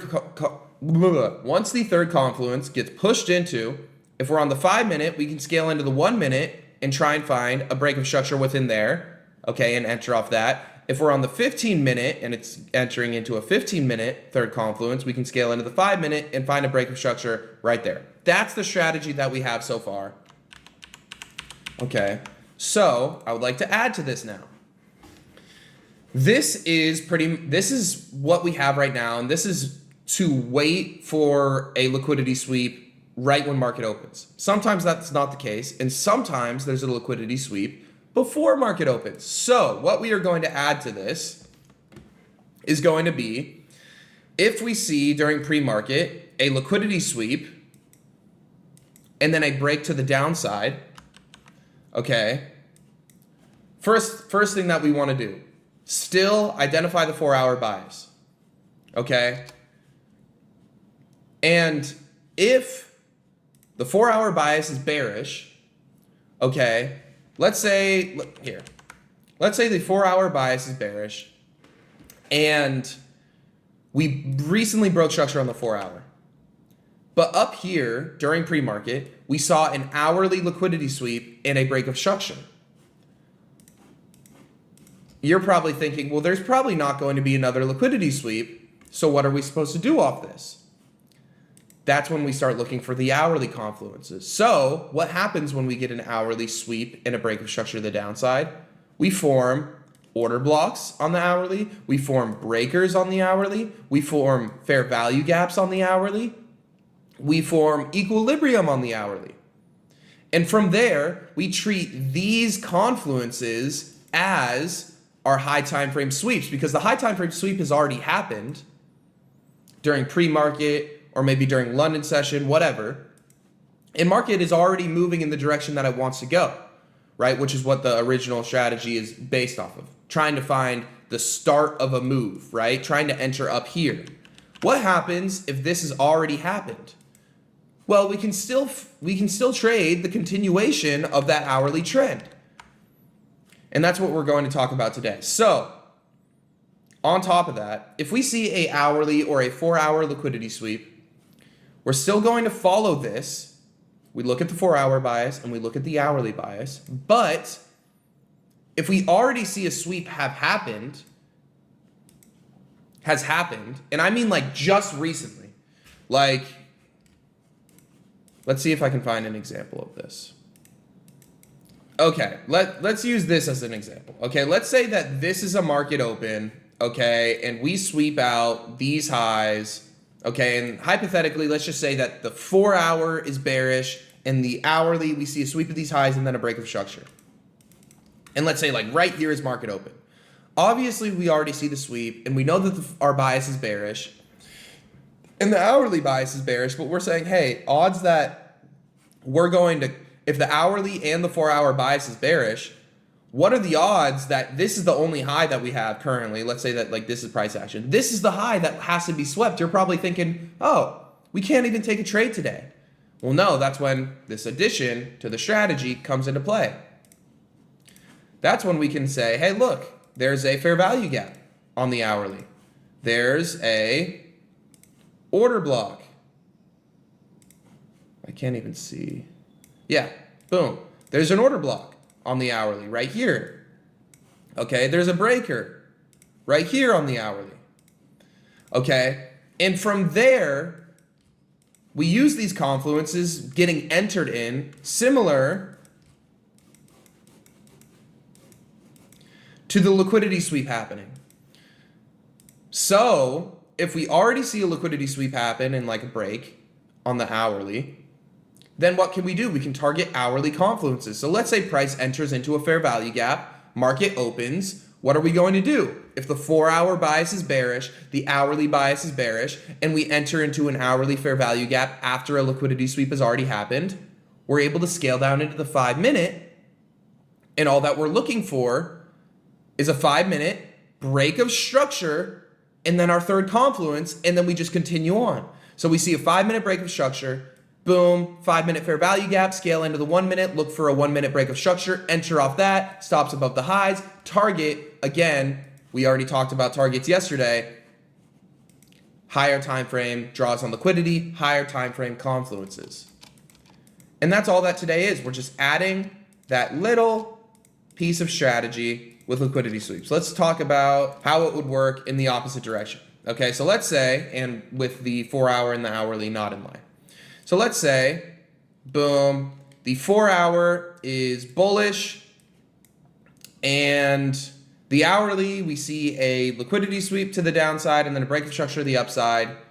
Okay, and then boom, we see an hourly confluence right here, a fair value gap, or fuck it, let's say order block, okay? This is our order block. And we see price draw into this hourly order block, and then boom, market opens. This is our market open. We already saw a pre-market sweep. We already saw the sweep happen. So the odds that a liquidity sweep is going to happen are low. Okay. Again, something that I want you guys to keep in mind, always be open to, again, like our best and most awesome confluence is going to be liquidity sweep. So obviously we're going to want to look for a liquidity sweep, but there's going to be obvious times like this day, for example, like we're already so far gone. Like, let's say this was market open right here. You really think that price is going to come all the way up here and give us a trade entry to be able to sweep this liquidity because the 4-hour was bearish, the hourly was bearish?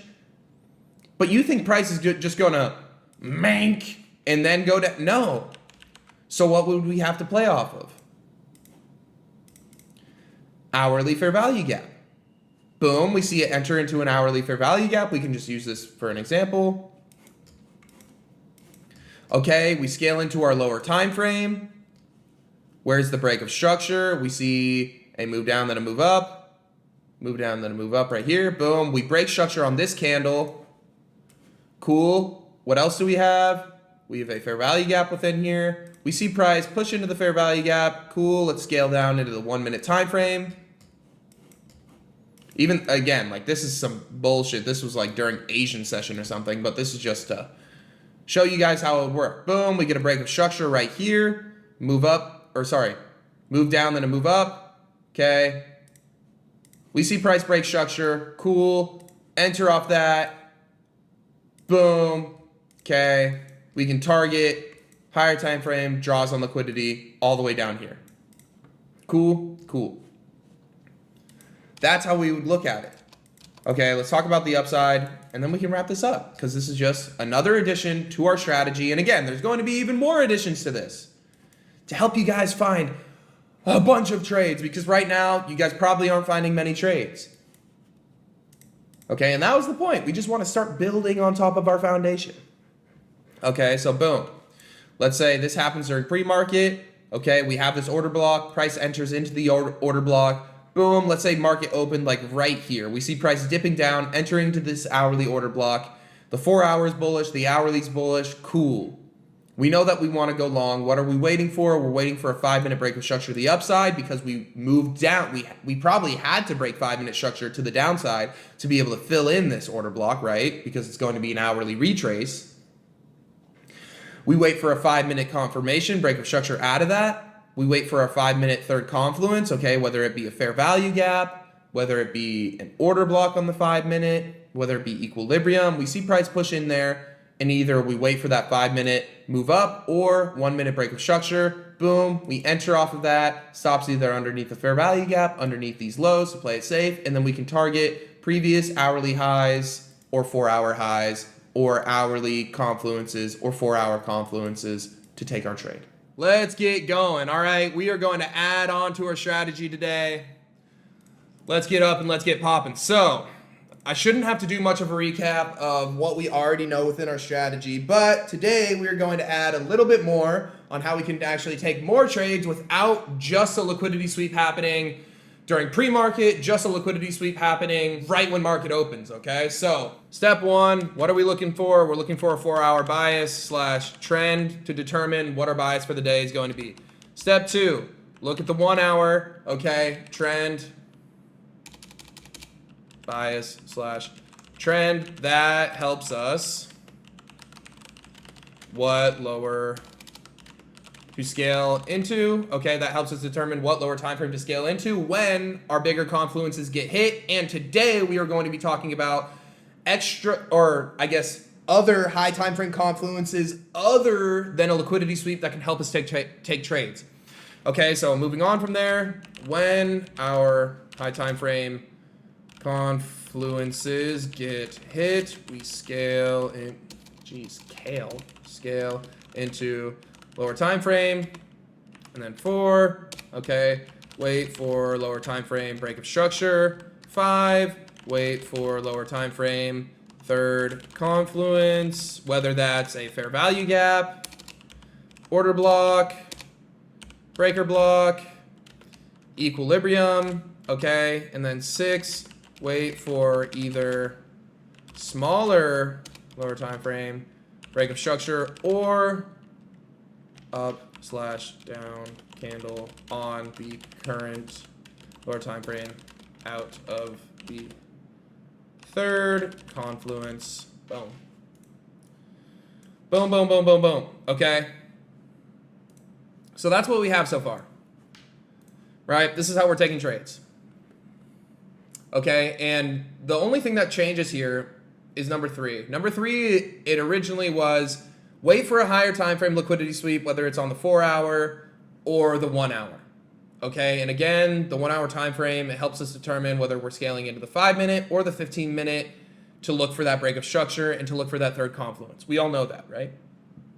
So today we're going to talk about higher time frame confluences other than liquidity sweeps that can help us enter in off of trades, okay? And this should be pretty freaking simple, should be pretty freaking easy to add into our arsenal, okay? So let's say we are in, wait, this mouse is moving a little bit too fast. Whoa. Okay, let's say we are in an uptrend on the 4-hour, and let's say we're in a downtrend on the hourly. So from our current strategy that we know, if we're in an uptrend on the 4-hour, our bias is going to be bullish. We're going to be looking for longs. And the main thing that we're looking for is either going to be a 4-hour break of structure, a 4-hour liquidity sweep or an hourly liquidity sweep to the downside, 15-minute break of structure, 15-minute third confluence, either wait for a 5-minute break of structure after that third confluence or just a 15-minute candle to the upside in order to execute, right? Now, with the new additions that we're putting in, we won't have to wait for an hourly liquidity sweep. It's still a possible confluence that we can take a trade off of. However, now we're going to add in 4-hour confluences. So let's say we have a 4-hour order block or a 4-hour breaker or a 4-hour fair value gap, and the hourly time frame pushes into them. Okay, that is still a high time frame confluence that we are able to scale down into once it gets hit. Even if we don't get a liquidity sweep on the hourly, we can scale into the 15-minute time frame once we get into these 4-hour confluences. Okay, and we can see, does the 15-minute give me a break of structure? Does the 15-minute give me that third confluence fill? Does the 5-minute give a break of structure after that third confluence gets filled? Boom, execute.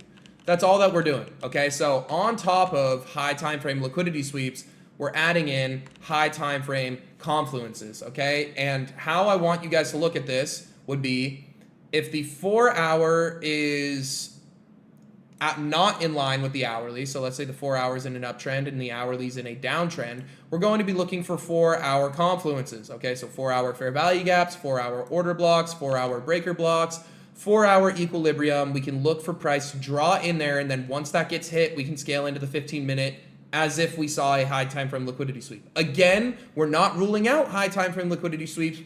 Those are still extremely valid. We're just adding another piece to this. Okay, so within this high time frame confluences, what does that involve? That involves liquidity sweeps, that involves 4-hour order blocks, that includes 4-hour fair value gaps, that includes 4-hour breaker blocks, equilibrium, all of that. Okay, so that's when the 4-hour is in an uptrend and the hourly is in a downtrend. Okay, same situation as all of this, except instead of just waiting for a liquidity sweep, we are able to use 4-hour confluences. Now, what happens if we are in an uptrend on the 4-hour and an uptrend on the hourly? Well, again, just like here, we don't necessarily have to wait for an hourly liquidity sweep or a 4-hour liquidity sweep to scale into the 5-minute. Now, when both the 4-hour and the hourly are in line, we can look for hourly fair value gaps, hourly order blocks, hourly breaker blocks for price to draw into, and then when we get in there, we can look for a 5-minute break of structure, 5-minute third confluence fill, either a 1-minute break of structure out of that third confluence or just a 5-minute candle to the upside and execute. Boom. So all that we added today is going to be the ability to take trades off of not only liquidity sweeps, but also higher time frame confluences while still literally keeping that same systematic strategy that we already have. So our high time frame confluences are, again, still high time frame liquidity sweeps, but now we have high time frame fair value gaps, high time frame order blocks, high time frame breaker blocks, high time frame equilibrium. And when those get hit, we can scale down into our lower time frame, wait for that lower time frame break of structure, wait for that lower time frame third confluence, wait for that either smaller time frame break of structure, okay, or just an up or down candle on the current lower time frame out of the third confluence. Okay, so again, we'll show this one more time with a downtrend. So let's say we're in a 4-hour downtrend and the 1-hour is in an uptrend. Okay, since the 4-hour and the hourly are opposing, okay, and the 4 hours in a downtrend, we want to be taking shorts. Okay, let's say there's a 4-hour fair value gap right here and price already drew into it. Let's say we don't end up sweeping hourly liquidity to the upside to cause us to look for shorts. We can simply look for a 15-minute break of structure, a fill of a third confluence on the 15-minute because we're within a 4-hour confluence, okay, to look for price to move lower. Okay, and then one more time, if we're in a downtrend on the 4-hour and the hourly's in a downtrend, we can simply look for hourly confluences, okay, for price to push into an hourly fair value gap. Again, possible hourly liquidity sweep, possible 4-hour liquidity sweep, possible hourly breaker block, possibly an hourly order block for us to scale into the 5-minute, get a break of structure to the downside, look for that third confluence, and then either look for a 1 minute break of structure to the downside or just wait for a 5 minute down candle for us to execute. Cool? Cool. Perfect. We're adding to the strategy. Hopefully this helps you guys, I guess, give you guys more setups throughout the day and throughout your trading day, because originally it started off with us just being able to take trades purely off of liquidity sweeps. We don't necessarily want that. Okay, we want to be able to take trades for the most part whenever price gives us a high probability setup, and we are just adding onto that today. So that being said, I appreciate you guys. Thank you guys for sticking with me. All right, peace out, boys. I've given a lot of sauce out on here for free, per fucking usual, to you guys, mainly focused on like futures and indexes, but I know a lot of you guys are Forex traders as well, so I wanted to start going into an old Forex strategy that I used to use. The strategy that I teach in the trading transformation, in the bootcamp, it's still applicable to Forex. I just kind of wanted to go into a Forex specific strategy. I've never used it on indexes, and I honestly don't think it would apply that well, because this utilizes every single session for Forex, okay? So yeah, I kind of want to get into a Forex strategy to help you guys out with that, to be able to help you guys make a shit ton of money in trading for free, because that's what I came here to do. It's my purpose for y'all. I really want to turn all you guys profitable. So without further ado, let me pull up a Forex chart. I know you guys can't see the chart right now, but I'll go ahead and pull up GBP, JPY, because this was my favorite pair when I traded Forex back in the day. Okay, so the first thing that you're going to need to do is mark out session opens. Okay, and if you guys have no clue when sessions open, the best thing that you guys can do is go to baby pips session. Oh yeah, market hours. Boom. Okay, so this shows it for my time in Puerto Rico. I'm going to change it to New York time, which is actually the same fucking time, but that's what my time frame is set to. For you guys, it depends on what pair you're trading. It's probably best if you just have this shit set to New York time, because it'll be in line with the indexes, and yeah. Okay, so boom, we can go ahead and see when all of these sessions open, and that's the first step of this strategy. Okay, so we want to be able to mark out every session open, and we're actually going to ignore Australian session. Okay, so we're mainly going to focus on Asian session, London session, and New York session. So if we go over here, we know that New York session opens at 8 a.m. Okay, so we can go ahead and mark out 8 a.m. right here. Boom. Okay, and then London session opens at 3 a.m. So we can go ahead and find 3. Boom, right here. And then Asian session opens at 8 p.m. So we can go ahead and mark that out. What is 8 p.m.? That's 20. Boom. Okay, so these are the numbers that we want. Oops, this should be at 8, 3, 20. Perfect. Okay, so this is Asian session, London session, and then boom, New York session just started. All right, we're going to want to mark out these consistently on our chart.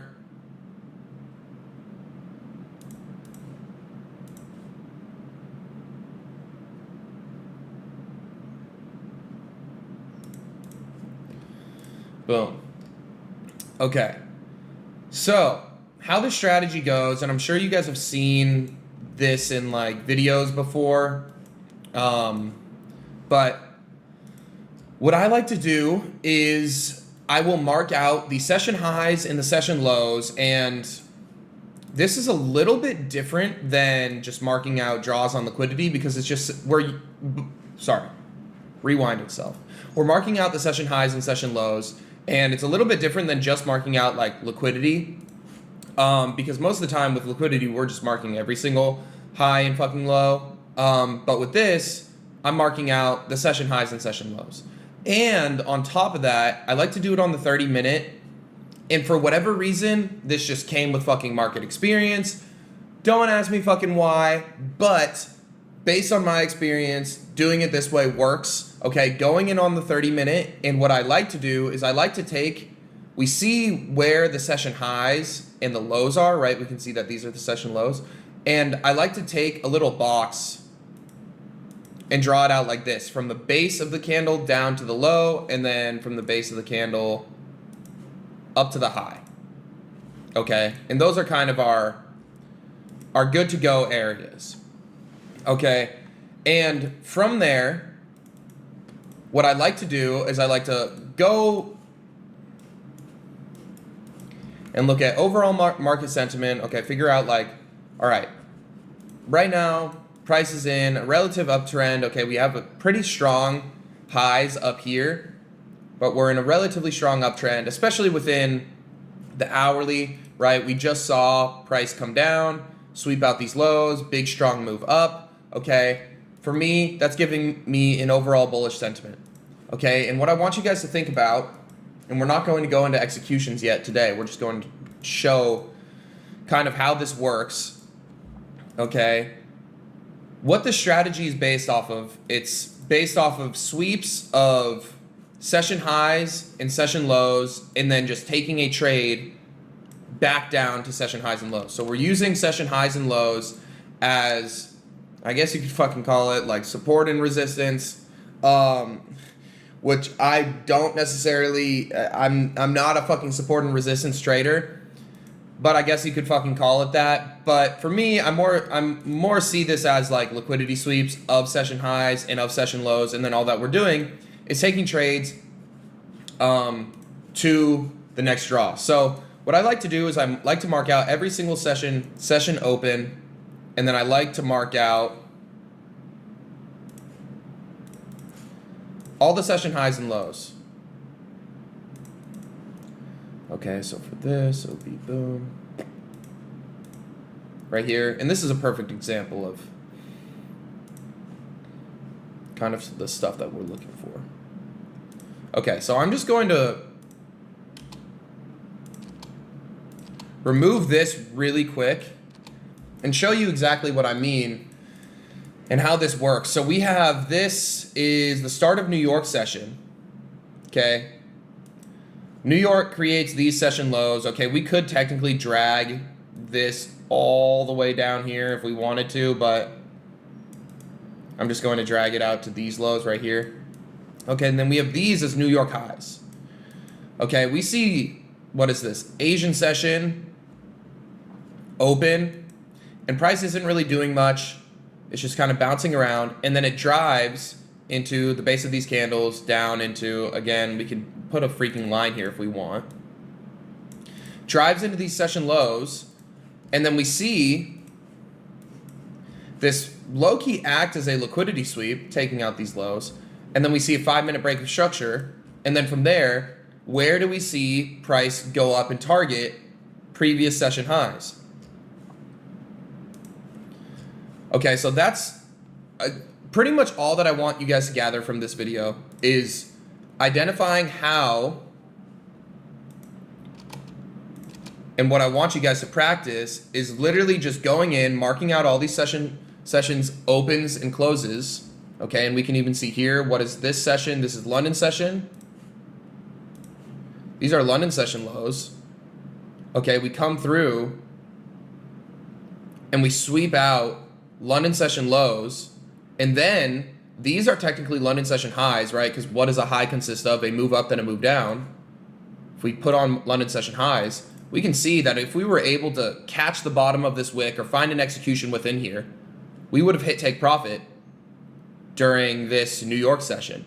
And then from there, if we had gone long off of this up to these highs, we would have hit take profit on that as well. Okay, let's see if we can find any more examples of this. But all that I want you guys to do, wait, that should be 20.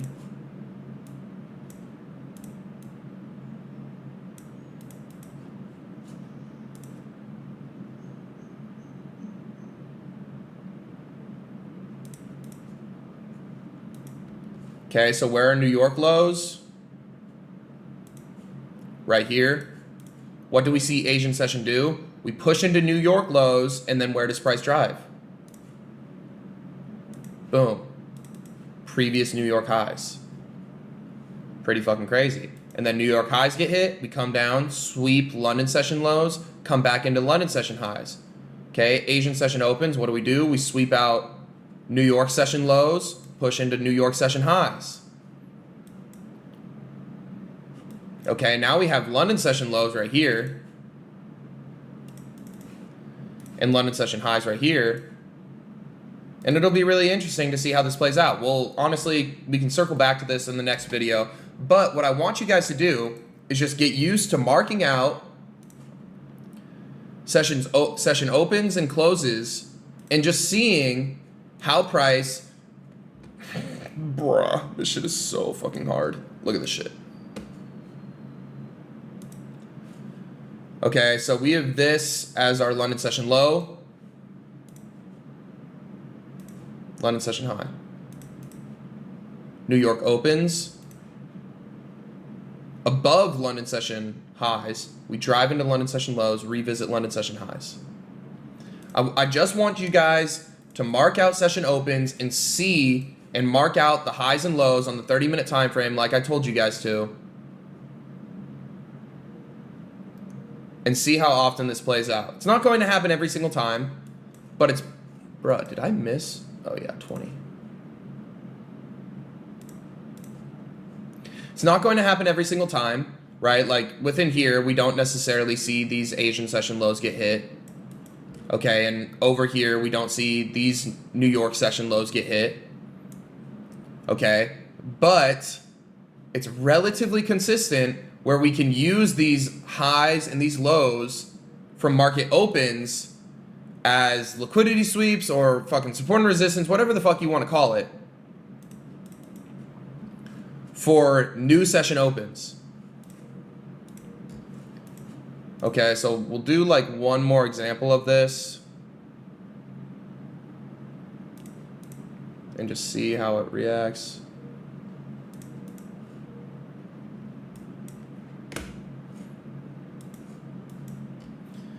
Okay, so right here, this was a failed attempt. We have London session lows and then London session highs.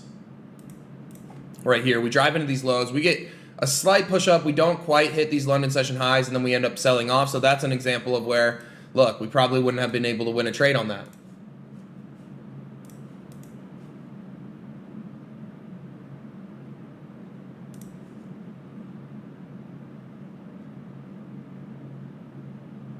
And again, we aren't even talking about executions right now. I really just want you guys to see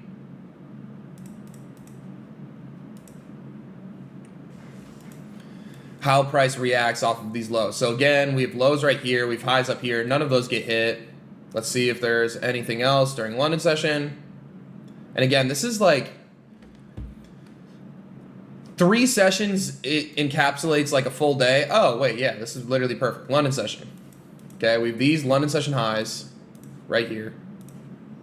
New York session opens, pushes past those highs, and then these would be London session lows. Smacks those lows and goes even lower. Okay, so what I want you guys to do is just mark out these time zones in these time frames and just see how price reacts off of these 30-minute highs and lows from every single session. Okay? Again, it's just the session highs and the session lows on the 30-minute time frame, box off from the base to the high, from the base to the low. And that's all that I want you guys to do for now, so we can start getting a feel for how price reacts to these highs and to these lows within the market. Cool? Cool. Welcome to the fucking Forex transformation, boot camp, whatever you want to call it. Hopefully you guys enjoyed this first little video. Again, it was pretty vague, but this is just like the first little start of us getting into this Forex strategy, of us seeing and how we can take trades off of session highs and session lows pretty much throughout every single session to potentially get literally 3 trades a day if you're trading every single session. So, boom. You guys know what I mean. Anyways, Forex strategy creation, part 2. Fuck it. Let's just bang all this. Let's just fucking gang bang this shit out today. gang, bang, sniper gang, all this shit out today, right here, right now, Donkey Kong style. You know what I'm saying? All right, so as we remember from last time, all that we were doing was just marking out session opens. Let me go back to the baby pips shit so I can remember what they are, because I only remember it from, if you guys remember way back on my old videos, I only did like London session time, so it's kind of different now that I'm only doing futures. I'm going to finish up the Forex strategy creation video right the fuck now. In this video, who knows how long it's going to take. Okay, so Asian session starts at 8, so that would be 20. Cue that Asian music. Dong, dong, dong, dong, dong.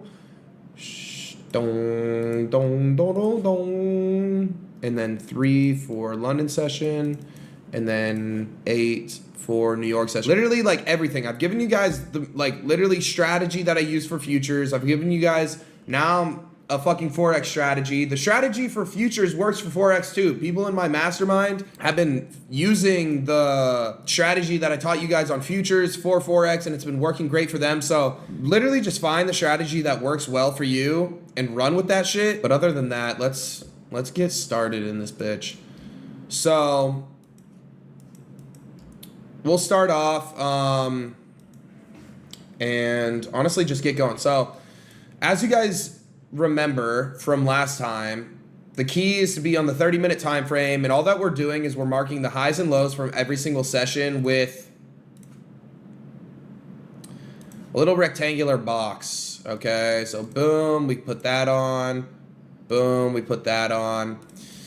Okay, and we see how these areas get respected, these price ranges get respected.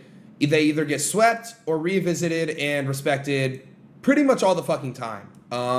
Let's go ahead and put on this one.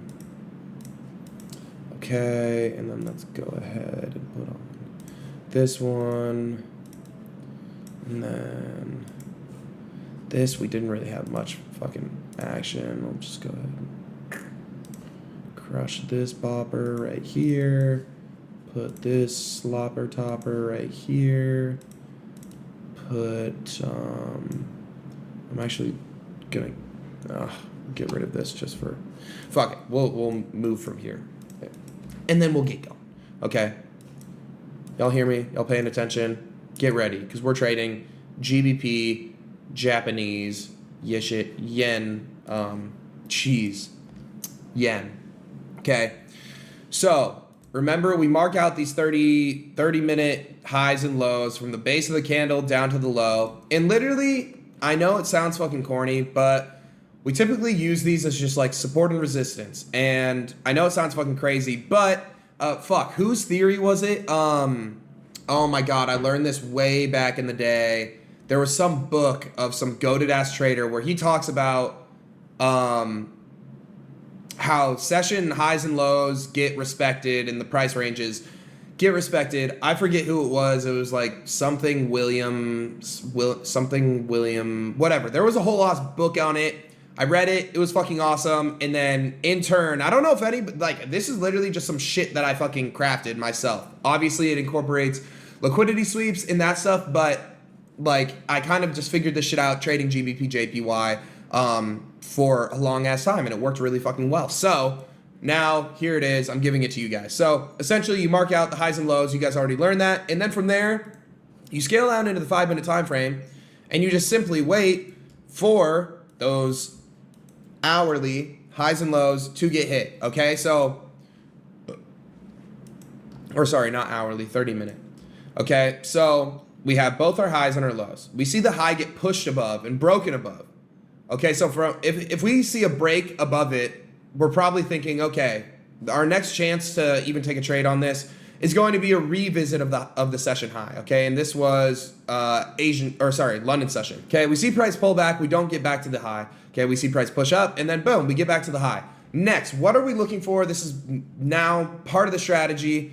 Again, you guys will remember, we're looking for a 5-minute break of structure, and then this is actually going to be adding on something that a confluence that I would like to add to this it's just like our futures trading strategy where we're looking for a 5-minute break of structure when these highs and lows get tested, revisited, or like swept.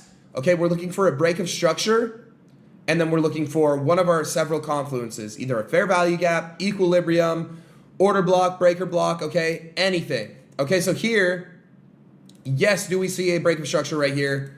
Absolutely, but do we see this imbalance get filled and moved off of? No. Okay, so even though we pushed in here, got a break of structure, we don't give a fuck about it. We push in a little bit deeper, and then we get a break of structure again right here. Do we give a fuck about this? Yes. What are we looking for? We're looking for an imbalance to get filled. We're looking for equilibrium. I'm not gonna lie, I probably wouldn't have taken this trade just because it's so high up, but we can see that price ends up, boom, pushing in here, pushing out, and then from there, in terms of targets, it's just like, again, go rewatch any of my take profit videos.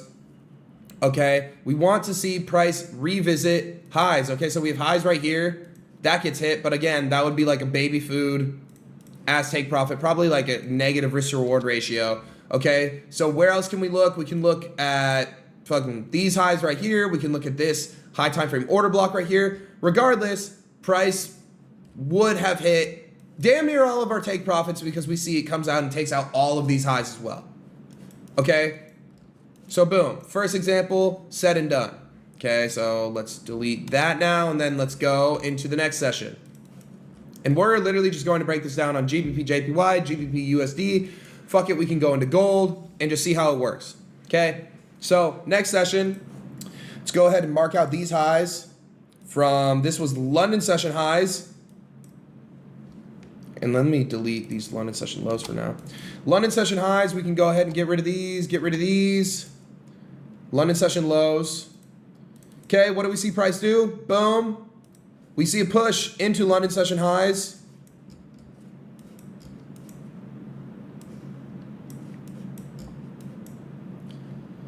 Okay, what are we looking for? We're looking for a break of structure. Do we see one right here? No. Do we see one right here? Shit, looks pretty fucking close. Let me see. The high of this candle was at 191.862. Where's the close of this candle?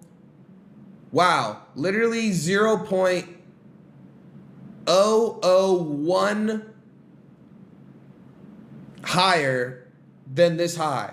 So technically, it broke structure, okay? And then from there, we're looking for a third confluence. We have an imbalance right here. We don't see it get filled. It ends up pushing down here, sweeping out liquidity, okay, and then pushing higher. Okay, so we do end up getting break of structure. Cool. Or back up again. Structure was already broken with this. Again, this to me seems a little bit too far gone, but we can see that it still would have ended up playing out. We see an imbalance right here. Price fills it. We get a bullish reaction out of it. Okay, you could have entered here. And then in terms of take profits, fuck it. Okay, we consider take profits on these highs, any of these highs over here. They would have ended up getting hit during New York session. Pretty fucking cool, right? Okay, now let's go into the next session. Mark out the next session highs. 30-minute, where the fuck are we? That was over here, okay. Let me delete these. I don't know what put those on. Okay, this looks like it's going to be an L for us. These are the lows all the way down here. Okay, so boom, we see Asian session start. Again, look at the volume during Asian session. I wouldn't recommend trading during Asian session, but fuck it. Okay. We see price break above. So what are we looking for? We're looking for a break of structure. Okay, so these highs, we don't get a break. We form a new high right here. Boom, we do get a break. Okay, we don't have a fair value gap, but just to hold myself accountable and say, hey, we do take losses out here. Boom, we do end up hitting equilibrium and then reacting off of that to the upside. So cool, can we long john bomb that? Fuck it, why not? I mean, hey, we do hit a 1-to-1 risk to reward ratio before getting stopped out, okay? So maybe, just maybe, you have this as a take profit. Okay, no, you would have missed it. Okay, trying to give myself the benefit of the doubt. This would have been a fucking loser, okay? Because it's fucking Asian session. Look at this volume, it's dog shit. Okay, unless you're only going for 1-to-1 risk to reward ratios, cool. You probably would have smacked that on the ass crack. Okay, but regardless, baby food, we got stopped out on that. Moving on to the next session. Okay, we have these Asian session highs right here, and we have these Asian session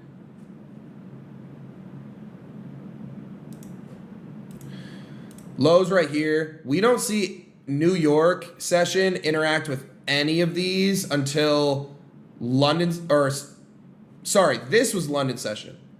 All of this was New York session, then this was London session. We don't see London session interact with any of these until New York session opens, so we can go ahead and get rid of those. And then from there, we can go ahead and mark out London session lows. This right here. Okay, and London session highs are going to be right here. I mean, this is like the tiniest fucking wick ever, but whatever. Okay, from there, scale down into 5 minute. We wait to see any of these interacted with. Boom, market opens. We see price shit its pants all the way down to London session lows, okay? What are we looking for? We're looking for break of structures. Okay, do we end up getting one right here? Yes. Again, super volatile price action, but fuck it. We're going to play this out as if we're taking every single trade possible with this strategy. Okay, obviously you guys are going to be a little bit smarter. Let's say we're just like fucking trading robots and we're taking every single trade with this. Okay, boom. We get a break of structure. How can we start looking for trades? Do we see any imbalances? Low key. We do see this imbalance get filled. Baby ass imbalance right here. We see it get filled and then boom, we see a bullish reaction out of that shit. Cool. Fuck it. Let's say we go long off that. Stops underneath the low that it formed out of the imbalance. Bet if you're going for a 1-to-1, that bitch would have smacked. If you want to target previous session highs, would have been a negative risk to reward ratio, but it would have hit. You can look over here to the left and boom, now we can start using this one. Okay, it's just like all of our other strategies where we target draws on liquidity. Okay, so even though this is all the way super high, we can probably find some sort of, I don't know, bearish reaction point over here that could give us a solid take profit area, but fuck it. We'll just put these guys on. And we can see, holy shit, we could have got a 1 to 3.25 or 5.2 risk to reward ratio all during, boom, New York session. All take profit smacked. We're the fucking best. Pretty fucking crazy, right? We're doing pretty good with this so far. Okay, let's move into the next session. Okay, what do we got going on? We have New York session highs. Oh, damn. Would you look at that? Would you look at that? You see how price respects that shit? You see how price respects that shit? See how price respects that shit? See how price respects that shit? I'm gonna open up your clit. I'm gonna nut inside your tit. Ooh, yeah, see how price respects that shit? I haven't even traded Forex in forever, and just literally explaining this old Forex strategy to you guys makes me want to trade Forex again. But no, fuck it. We're good at indexes. Lock in. Okay? I mean, fuck it. You guys know the fucking strategy, but we're gonna keep showing you guys why this fucking works. Day in and day out. Literally, I just showed you several sessions worth of price action where we've only lost one trade and dubbed all the other ones. And I'm literally just following the strategy step by step, plan by plan. You know what I'm saying? Okay, but anyways, why did I delete that? Boom, New York session highs, blick work. New York session lows are all the way the fuck down here. Or no, that's not going to be the low. This is going to be the low. Boom. Asian persuasion starts. We actually have a lot of volume on this. Okay, boom. We see price break structure to the upside. Okay.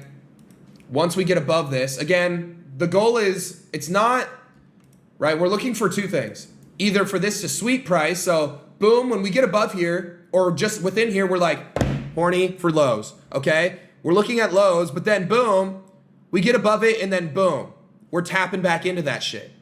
So it just flips, okay? We see a break of structure here. Okay, you could literally just wait for a 30-minute closure above, which would have happened right here. So within this candle, my guess is it was on this one. Okay, so boom, we get a break of structure to the upside. It was already bullish anyways. Okay, we have several fair value gaps. We have a fair value gap right here. Gets disrespected with closures underneath it. Where's the next one? We have another one right here. Okay, boom, we see price push into it. We have another fair value gap down here. We also could have drawn on equilibrium from these lows up to these highs. Smack work with a closure above equilibrium. Closure out of this fair value gap. Long John bomb this baby. Boom. We don't even need that deep of a stop loss. Could have put it literally underneath this candle right here. Or fuck it, if you want to get super shicey, you can put it underneath these lows. Whatever works best for you. And then from there, damn, come on now. Give me something to play with.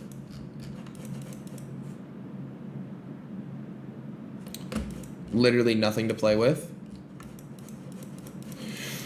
Fuck it. We're using Fibonacci levels at this point. Fib work. Okay, take profit 1, take profit 2, take profit 3, take profit 4. Smack work all during Asian session, Asian persuasion. You know what I'm saying? Come on now. I'm getting all these Forex traders right. Okay, moving forward, Asian session happens.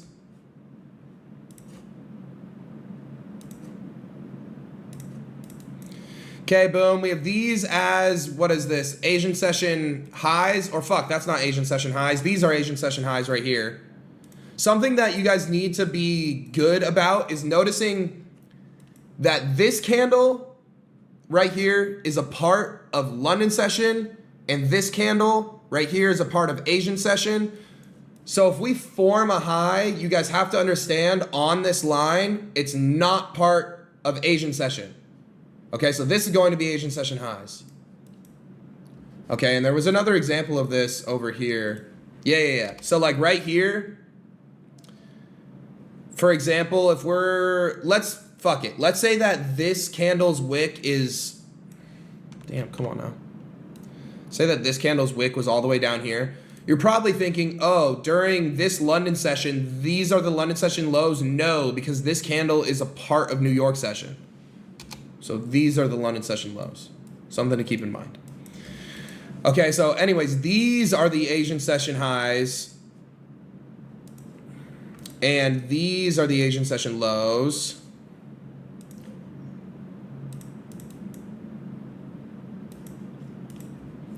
Okay. So London session opens. Let's pop over to the 5 minute. See if we get any interaction with these levels.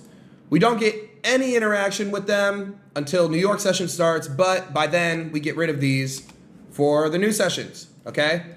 So boom, from there, what are we looking for? We can mark out London session highs. Now this can be London session's low because we formed the move down during London session and then the move up during London session. Does that make sense? Hopefully. London session lows, okay? Boom, price blitz past all of this shit. Do we get a retest of it right here in a break of structure? Fuck it, sure. Let's say that. We get a break of structure. We get a fair value gap filled, just so I can show you guys that, like, fuck it. If you guys were to follow this shit brick by brick, step by fucking step, there is losses involved. Okay, so boom, this would have been a fucking loss. Now I think we're in current fucking day. But anyways, pretty fucking solid. We dubbed literally every single trade except for that one that we just took and then that Asian persuasion sideways session. And that one that we just took, it should have been relatively obvious that we're not trying to take that, especially with, again, like market intuition and just obvious market, I don't want to say bias, but day trading mind would tell you that, hey, we're in a pretty fucking obvious uptrend. Let's try not to take shorts. But if you're just following this strategy step by fucking step, you would have dubbed, I don't even know how many trades we just took. Like, out of 6, you won 4 and you lost 2. Pretty fucking solid, and all the wins were much higher than a 1-to-1 risk reward. Okay, now let's do this shit on GBP USD. And let's see if it works as well. Fuck, here. This is what I'm just going to do.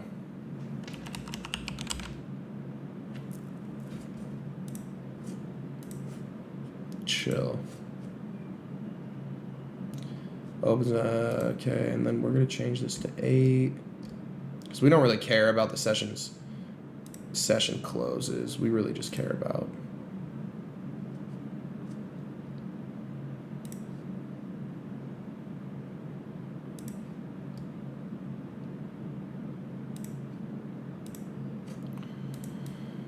cool. Actually, wait. This can be back to 17.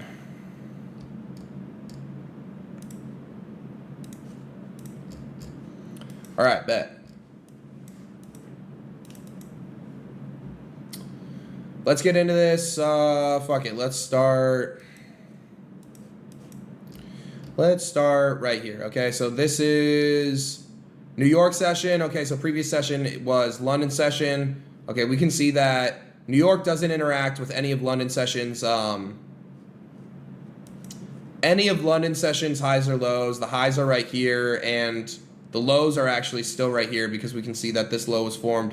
This move up was formed during New York session, so we don't really care about that. Moving on, New York session lows are going to be right here. New York session highs are going to be right here. Again, Asian session does not tap into any of this. Asian session, no action.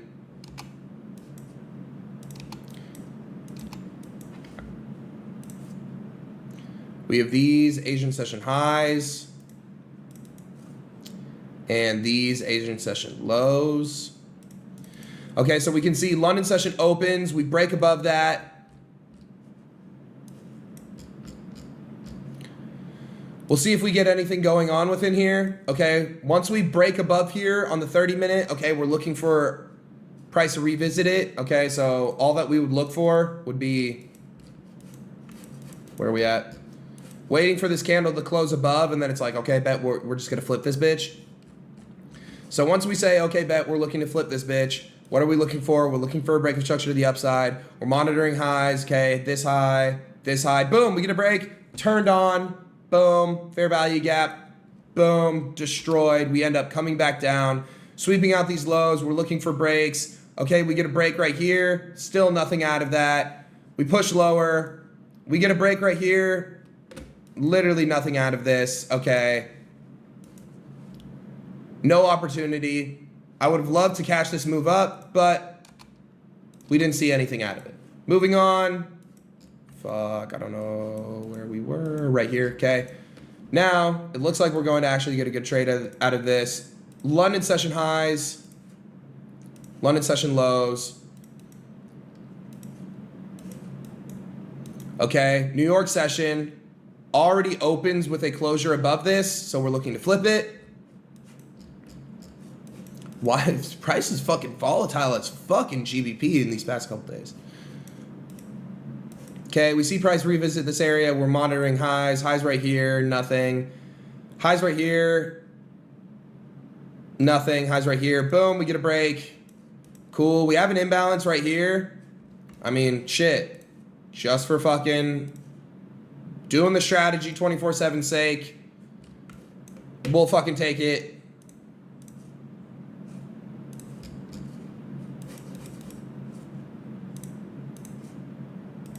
Long off this shit. Cool. If you put your stops right under here, 1-to-1 risk reward ratio, you're smacking it.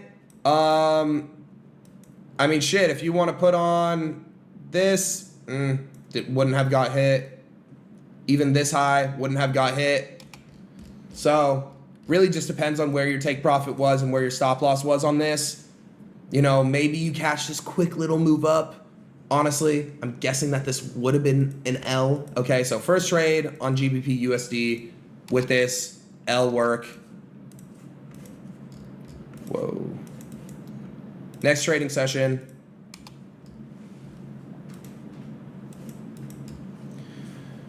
We are moving into Asian session. We have New York session highs right here. New York session lows all the way down here. Okay, Asian session. We close above it right here, so we're looking to get action out of that. Cool, we get a break of structure, fill this fair value gap. Looks like another fucking stop out on this. Okay, boom. Let's say we put it right underneath here. Again, damn, that's a tiny ass fucking stop loss. It's literally a 1 pip stop loss. That shit ain't gonna be fucking real. I mean, that just goes to show like how low volume Asian session is. Fuck it, let's say our stop is underneath this shit. Hey man, 1-to-1 risk to reward. Who knows, depending on your fucking stop loss, could have potentially been hit. Okay, again, we don't really have much to work with over here besides these highs. So again, looking like another L on this strategy from GBP USD. Not looking as hot as GBP JPY so far. Soon, I'm predicting vengeance. Again, this is literally just happening off the fucking dome, me recording this shit. Okay, moving into London session. I can already tell we have Asian session highs right here, Asian session lows. London doesn't interact with those. Moving on, we have London session lows right here, and then we have London session highs right here.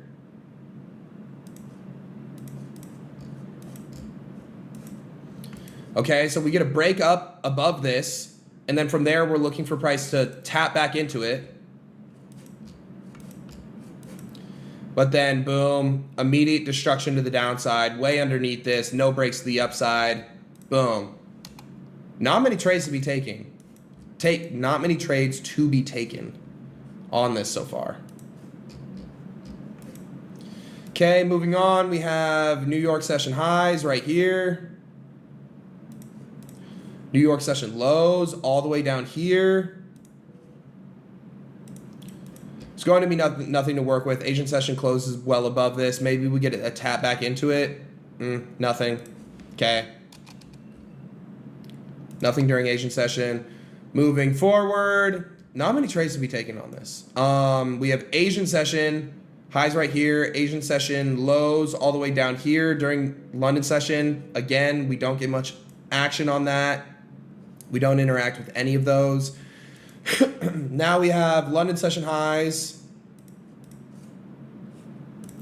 London session lows,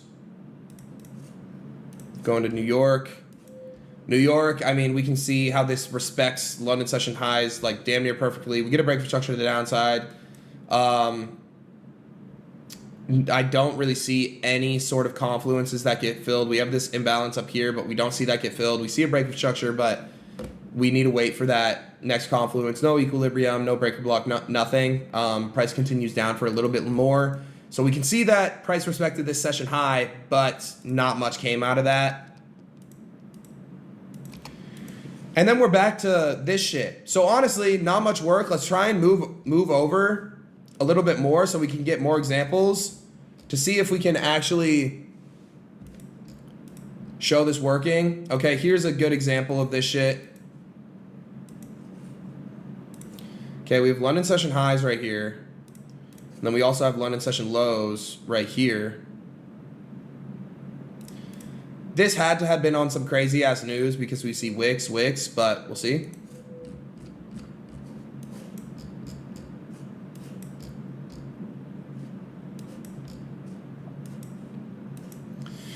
Okay, so boom, from here we get a break of structure to the upside. We're looking for some sort of confluence, but by the time we try and get a confluence, we've already reached these highs. So from there, we're like, okay, fuck it. Let's see if we respect these highs to the downside. Okay, we end up getting a break of structure to the downside right here. Now we can actually look for shorts off of this because we respected these highs. Okay, so we go from these, okay, First of all, break of structure right here from these highs down to these lows. We hit this, we respect it, boom, short work off of this, boom, you can put the stop above equilibrium, okay, and then you can either target previous lows made during New York session, 1 to 3 risk to reward ratio, pretty fucking fire, or literally just previous London lows, 1 to 1.5 risk to reward ratio, pretty fire, previous Asian session lows, all of these would have gotten smacked, cool.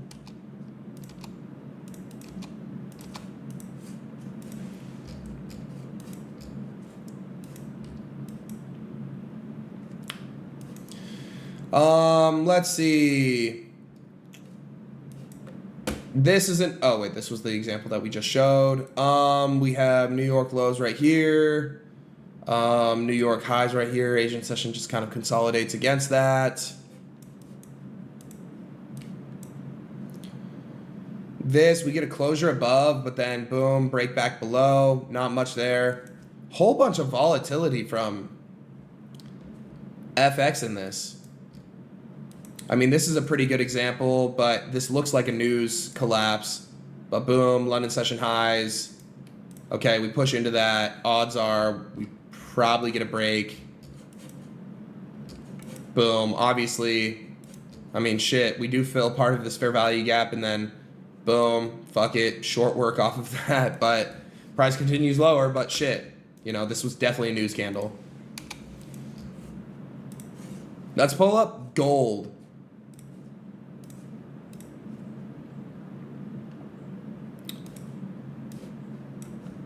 So if I remember correctly, this works pretty fucking well with gold. And oh baby, look at this, the first shit that we just get into. First of all, we have London session lows right here. And London session highs right here. And we can literally blick work 2 trades during New York session off of this, allegedly. Okay, so we have London session lows right here.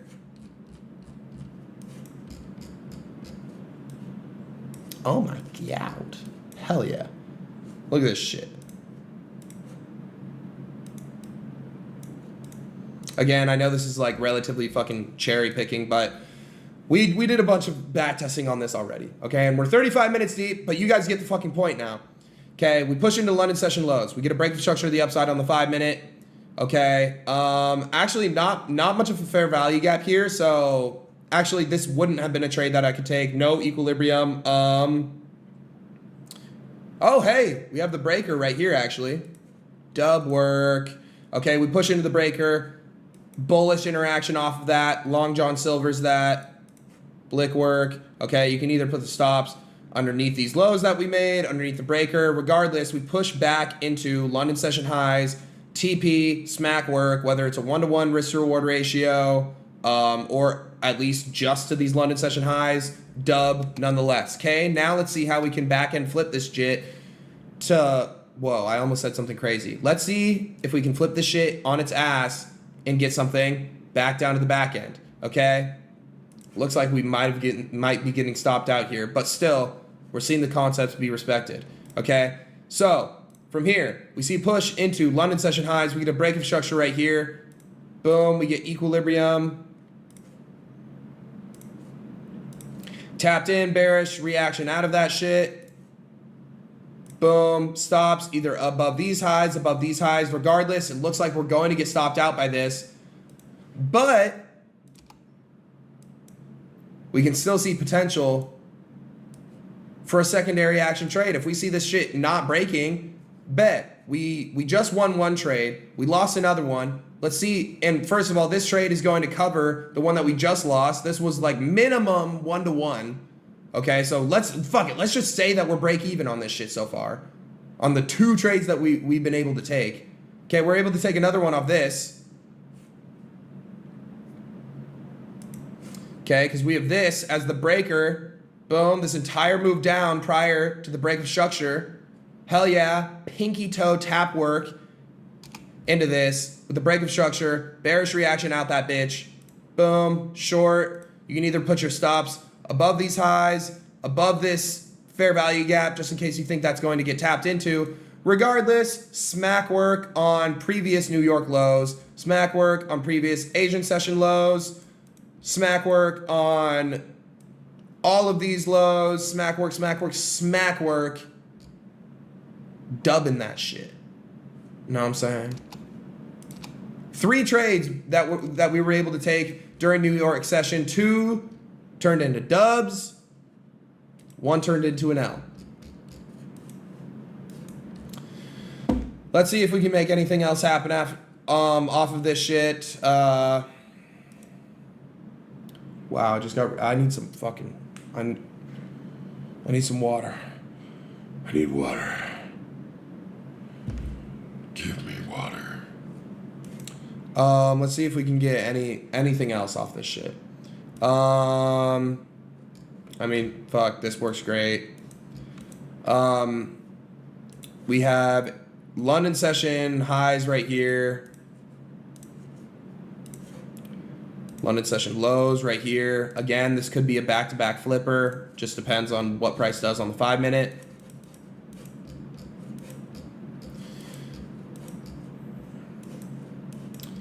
Okay, so this looks like it's going to be 1 L then 1 dub. So we see, boom, price pushes into this. We get a break of structure right here. Okay, we push into this breaker. We get a bearish reaction out of that. Cool, short, stops either above here, stops either above this. Fuck it, maybe even above the sweep. Regardless, we're going to get stopped out without hitting any take profits. But then, what do? We push into the lows of London session. Okay, then again, we can flip this shit on its ass. Okay, we get a break of structure on the 5-minute right here. We can look for equilibrium. Okay, we have this up candle as the breaker. Don't think it gets tapped into. But regardless, we have this as an imbalance. We see price push into this imbalance, bullish reaction out of that bitch. Boom, longs off of it. If you put your stop loss right underneath these lows, you would have been stopped out. If you put your stop loss underneath the fair value gap, you're good to go. If you put your stop loss underneath these lows, you're good to go. Okay, take profit, set on these highs, smack work. Price ends up ripping all of New York session. If you put your stop loss underneath this fair value gap, smack work on these previous New York highs. Use the highs and lows of these sessions to your advantage if you are trading Forex. They are definitely, by far, like in my eyes, the best confluence to use. I mean, look, this is another great example. We have London session lows right here. Spotted this shit out the corner of my eye. New York session opens, plunge work down into London session lows, rips back up, takes out all of these highs. Baby food, if you ask me. I mean, we can see price. We have these as Asian session lows right here. And then we have these as Asian session highs right here. You could low-key say that price came in here, pushed back up into London session highs. Highs and lows of these sessions are really, really fucking valuable. Use them to your advantage. Honestly, I like marking the shit out with little lines on my chart so my chart doesn't look like somebody threw up on it. But regardless, Forex strategy video, brain dump, delivered. Boom. Happy fucking birthday. Shit, man, that was a lot of info. Long ass video today. I'm looking to dump a shit ton of information on you guys, just like I did last summer with the boot camp. I fucking love you guys. I'll catch you guys in the next one. Peace out, my fucking people. So now hopefully you guys are able to build off the fundamentals, the confluences, and now you guys have a strategy that is helping you guys make highly probable decisions within the markets on a daily basis. Within these next couple videos, we're going to delve a little bit deeper onto, again, when we should be taking action with this strategy, where we should be taking action, when we should be avoiding certain scenarios, and then also how you guys can actually leverage these new skills and new confluences, strategy that you've learned to actually turn you guys profitable within the markets. Because it's one thing to understand confluences and understand strategy, but it's another thing on how to actually genuinely generate money from this new knowledge and this new skill. And that's something that I struggled with. That's something that a lot of students of mine struggle with. And a really good example of this is somebody that recently went through the blueprint and was able to make literally over $100,000 from being able to put together these fundamentals, confluences, and strategy all together in one. But they were still struggling with being able to understand like when they should be placing these trades, or how they should be going about structuring their risk management, how they should be structuring their psychology. And then once they came into the blueprint, once they were able to get these mistakes smoothed over, because right now, at the start of this video, you guys had a big ass boat and there was massive holes in that boat. And within this video, we've been able to clog those massive holes, but there's still probably little holes in your guys' boat that you guys are still slowly but surely sinking down, causing you guys to be unprofitable. And that's okay. And maybe throughout the rest of this video, we're able to clog up those holes. And if that's the case, awesome. My job here is finished. But if you guys are unable to clog up those holes on your own, that's where a coach and a mentor is going to help you guys significantly. We're going to be able to get in there, reshift your guys' headspace, and shift your guys' mindset to be able to become a profitable trader. Shift and change your guys' risk management plan, shift and change at what times and how you guys are actually going about taking these trades, so that you guys can, again, skip over these mistakes that are slowly but surely dragging you guys down and causing your boat to sink. But by us being in your position before as unprofitable traders that have now turned profitable,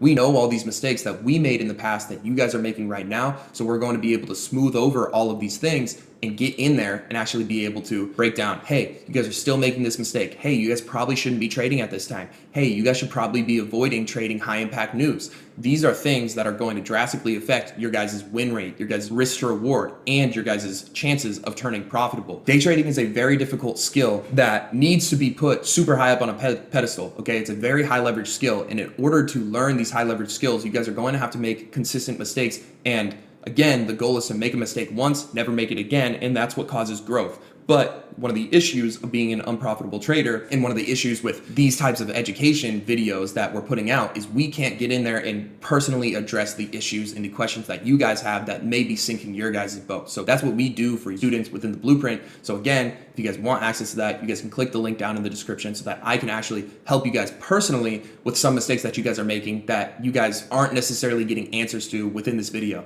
But with that being said, now that we know the base fundamentals, the confluences, and how to put it together with strategy, these next couple videos, we're going to go into depth on how we can potentially turn all of that around and help you guys become profitable, how you guys can put all of these things together and, again, structure a strategy around it, structure a risk management plan, structure your headspace so that we can, again, put these pieces together and lead you guys towards the path to profitability. So with that being said, let's jump straight into it. We live in probably the easiest generation, or the easiest time to make a lot of money, but we also live in the generation where it's the easiest to be lazy.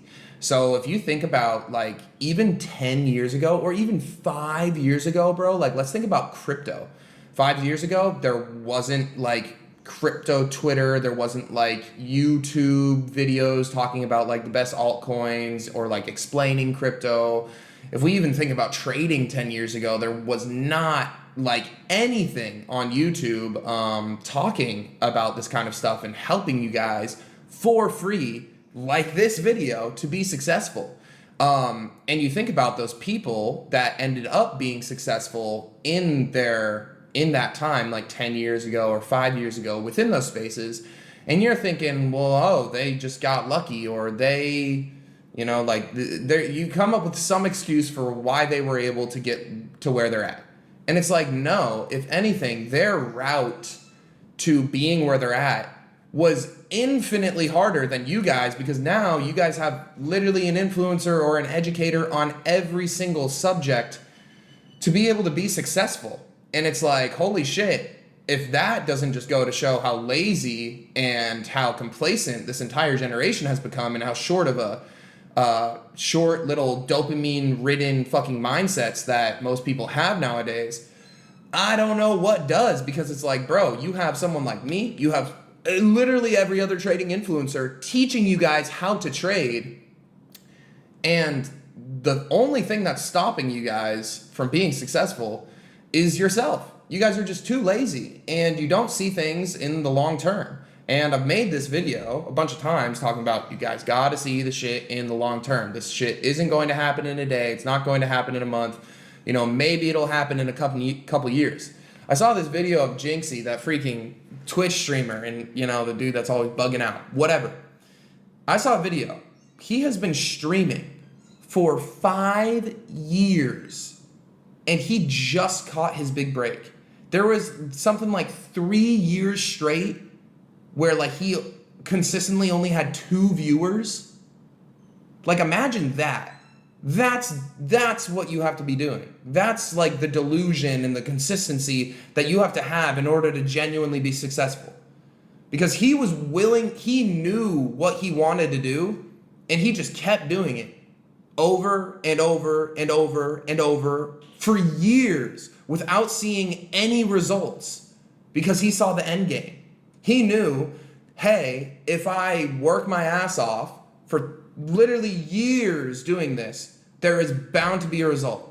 And I promise you, in any other skill, in anything, including trading, including crypto, including business, if that is how you guys think, if you guys just think, if I consistently work my ass off day in and day out without even expecting the result at a certain time, like a lot of you guys are like, I'm going to turn profitable in a couple months. I'm going to get funded in, like, shut the fuck up, bro. You guys, that's what's causing you guys to never be profitable. That's what's causing you guys to never be successful. Because when that time comes and you're not successful and you don't see the result, you fucking give up. Or you do some stupid shit that sets you guys back and resets your consistency that you guys have been working on this entire time. So why not just do the shit that you fucking love and be consistent with it and work towards it, and just know I'm willing to do this shit for however long it takes until I'm successful. And I guarantee you without a doubt in my freaking mind that if you guys do that, if you guys just do it consistently forever, you are going to get to that goal. In anything, in any skill. Let's think about trading. You guys are just like, I'm going to trade every single day until I get like really fucking good at it. No matter the time frame, no matter how long it takes, I'm going to trade until I'm really fucking good at it. Like, you already know what's going to happen. You're going to trade until you get really fucking good at it. The problem with you guys is you guys expect that shit to happen in like 2 days or 2 months. Again, you guys need to be thinking about shit in like decades or within like 5-year time spans. Like, think about, how are the things that I'm doing day in and day out going to affect me 5 years from now? And believe it or not, like, the results will come sooner than 5 years, but you have to start thinking about it in those 5-year time frames in order to start being successful. So that's my Monday motivation for you guys, pretty much saying that the majority of you guys are really fucking lazy. The majority of people who made it in the fields that you guys really want to make it in 10 and 5 years ago had to go through a lot harder things and had way less resources for them to be successful. And we're living in a generation where it's probably the easiest ever to make a lot of money. It is literally, the money's already been printed. You just got to go fucking get it. Like, that's as simple as I can fucking put it. Like, it's really fucking sad seeing how lazy this generation is. And like, how many excuses y'all come up with when it's like, bro, 10 years ago, this shit was not even ever happening. Like, there was not nearly as much resources. There wasn't nearly as much content or aid that you guys have in order to turn successful. And you guys are still coming up with excuses for why you guys aren't successful. It's pretty sad.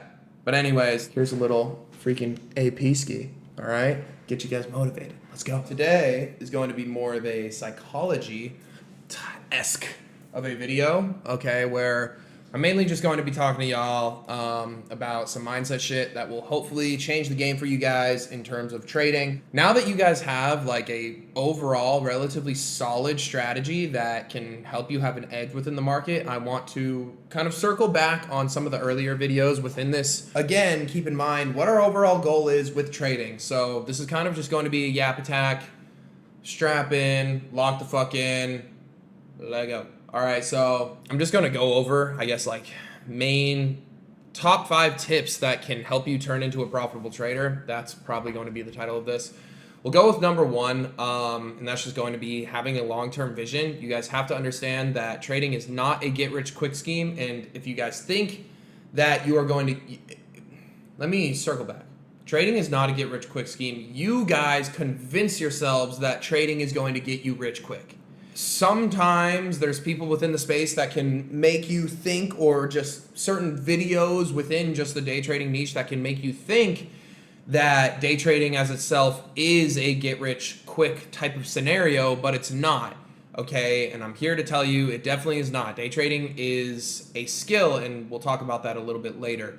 Okay, so you guys need to have a long-term vision on this. You can't think I'm going to get into day trading and within the next month I'll be making $100,000 in a month, or oh, I'm going to make $100,000 in a week, or oh, day trading is going to help me pay off all my bills. That's not going to be the case. Odds are you guys are going to lose money consistently from day trading, from crypto, from really any financial market that you try and get into in the first place for the first 1 to 2 years. And if we think about that on a skill standpoint, it makes complete sense. Like, let's say I try and pick up playing freaking basketball today, and I've never played basketball in my entire life.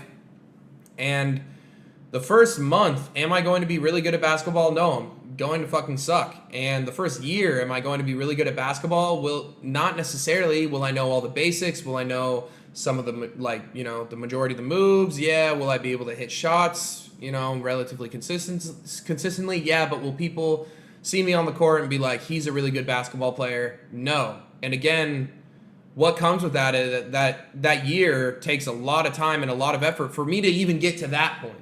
Okay, and then on top of that, what happens if I add another year of lots of hard work, lots of consistency, working on and off the court, focusing on my game? Then by year 2, I'll probably be a overall relatively good basketball player. Okay, so we need to think about trading in the same way. We need to understand that, look, in order for us to get good at trading and to get good at the skill of knowing where price wants to go every single day, because that's what trading is. Trading isn't about making money. It's about predicting where price wants to go every single day. And that's where a lot of people get their shit flipped, and we'll talk about that even more later on. Okay, but for the time being, tip number 1 is have a long-term vision. Understand that day trading is not going to get you out of your debts. Day trading is not going to get you rich quick. You need to see day trading in the long-term vision. Say, look, if I can put my head down and focus on this skill that's going to take several years to learn, but when I do learn it, I have the biggest edge within the market, and I have one of the biggest edges as a human to be able to predict where financial markets want to go, and in turn, what is a awesome reward that comes with that? A shit ton of money, because we're able to actually like place bets or actually put money on these predictions that we've trained so long and hard for. That's where the reward comes from, okay? It's not just trying to make money. It's trying to understand how price moves, okay? So that would be step 1. Step number 2 is going to be hard work and consistency, okay? So, and also doing the right work, okay? So hard work, consistency, and then doing the right work consistently and hard. Pause.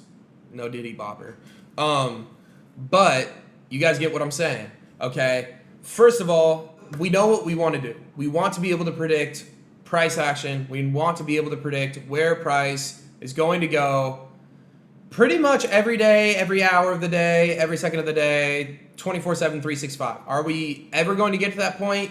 Probably not, but if we put in enough time and put in enough effort, can we potentially get to that point? Yes. Okay. So we want to keep that in mind.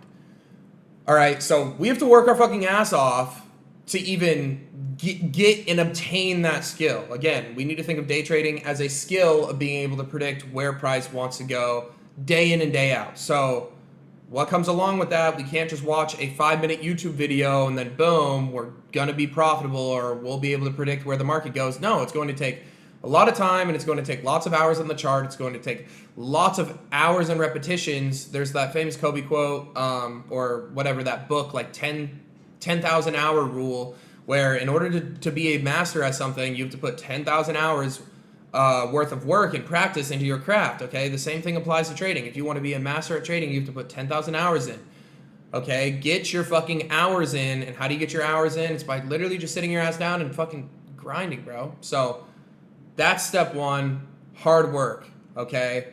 And then on top of that, it's going to be consistency. Let's say one day you're just like, I really want to do trading, and you're just like super sporadic, and you spend 10 hours in one day studying and grinding trading, and then boom, the next month you try and trade, but you're not studying and you're not, like continuing to learn and work on your craft. Then what happens? You only spent 10 hours working on the skill, and then you wasted an entire month of just fucking squandering it trying to get rich quick. Okay, so we need consistency with our learning of the skill. Okay, and then last within the second tip is going to be consistency and hard work on the right things. Okay, so you guys need to understand that studying and trying to learn 10,000 different strategies and spending an hour on each one of those 10,000 strategies is not going to turn you profitable within the market. You want to be really good at mainly just 3 things within trading. We want to simplify our skill set within trading. What really makes up trading? Let's think about all the profitable traders that you guys could ever think of. What are the main 3 things that they say discriminates them? Whoa, pause, no racial. But you know what I'm saying. What are the 3 things that causes a profitable trader to be different than an unprofitable trader? What do most people say? They say their psychology is on another level. They're able to perform robotically throughout the market. So boom, you can spend a portion of your 10,000 hours fixing your mindset, fixing your headspace, making sure that you're robotic within the market, making sure that your emotions are no longer attached to your trades. Boom, psychology.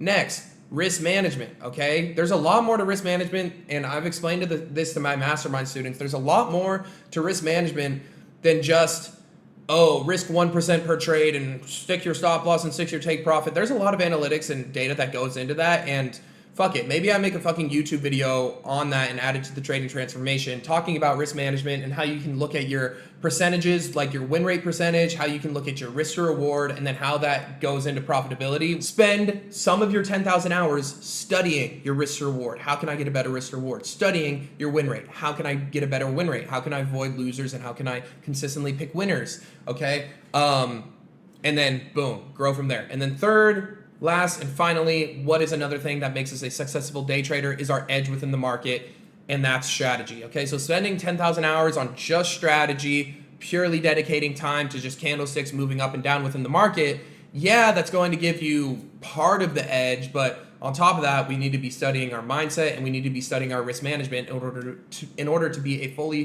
profitable trader. Because what happens if we know where price wants to go, but we suck at risk management? One trade can wipe us out. Right? If we know exactly where price is going to go, but we risk 100% of our portfolio every single trade, and we know that not every single day trader is going to have a 100% win rate, that person eventually is going to get wiped out.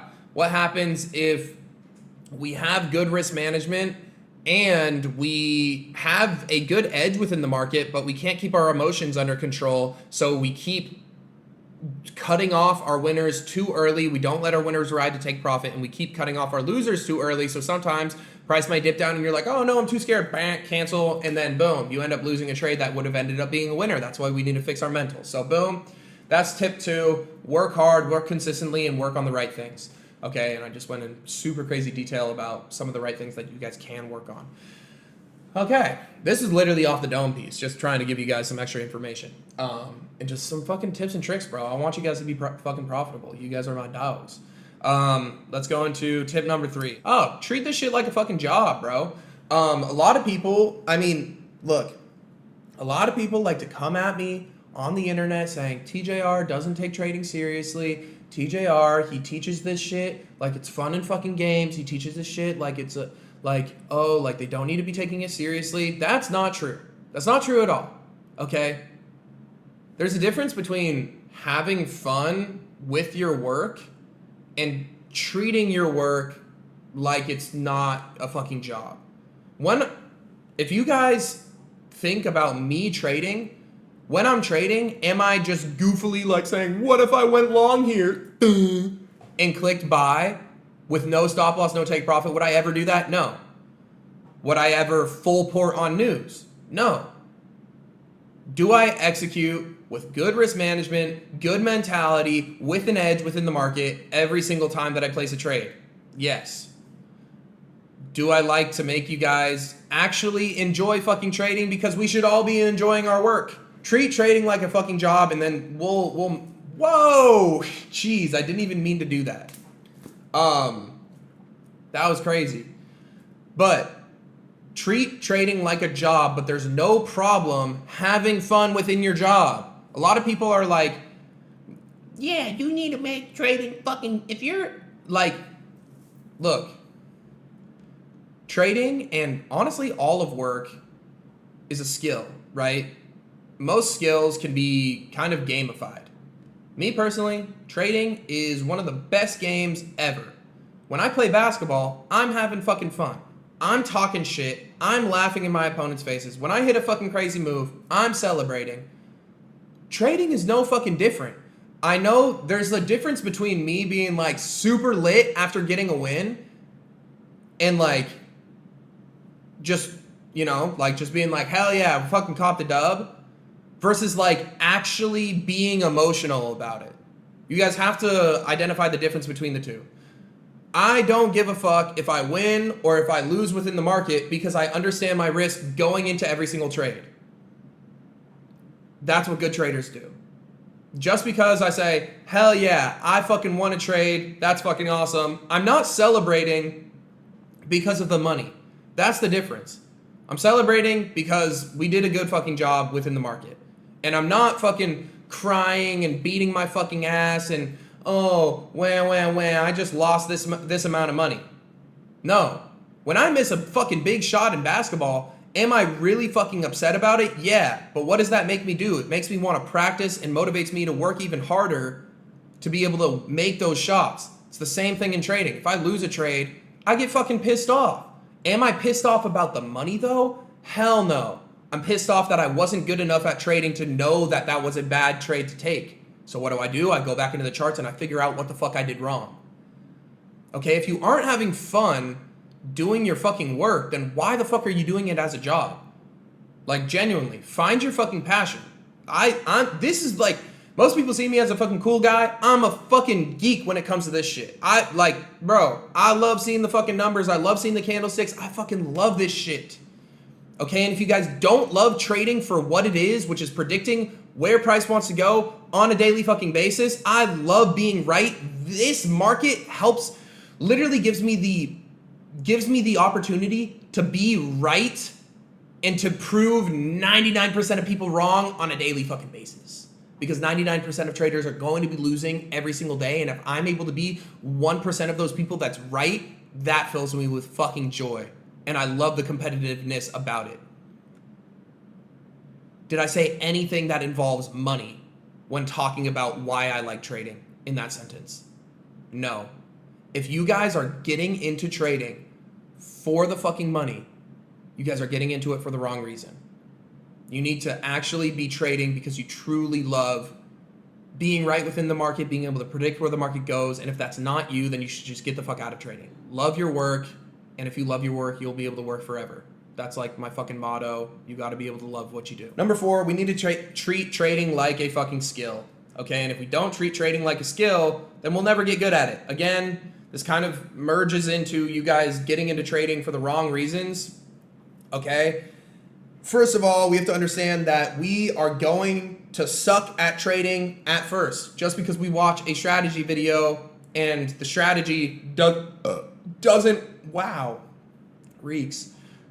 work for us doesn't mean that the strategy doesn't fucking work. Maybe it's because you've only spent 5 minutes watching a YouTube video and then you risked live fucking funds and you've never taken a trade with that strategy in your entire life and you haven't even put any single time into backtesting it and any fucking time into working and grinding on that edge within the market. You ever thought about that? You ever thought about why those strategies that you watch a 5-minute YouTube video on and then go and try and figure them out and try and trade with your funded account on it because it's this strategy will help you pass your funded account in 2 fucking days? You guys gotta understand. First of all, strategy isn't necessarily what turns us profitable. We just have to have a edge within the market. So if we think about all profitable traders in the world, okay, most people have different strategies than others, right? There's a bunch of different profitable traders in the world, and all of them have different strategies than a bunch of the other profitable traders. There's no right way to fucking trade.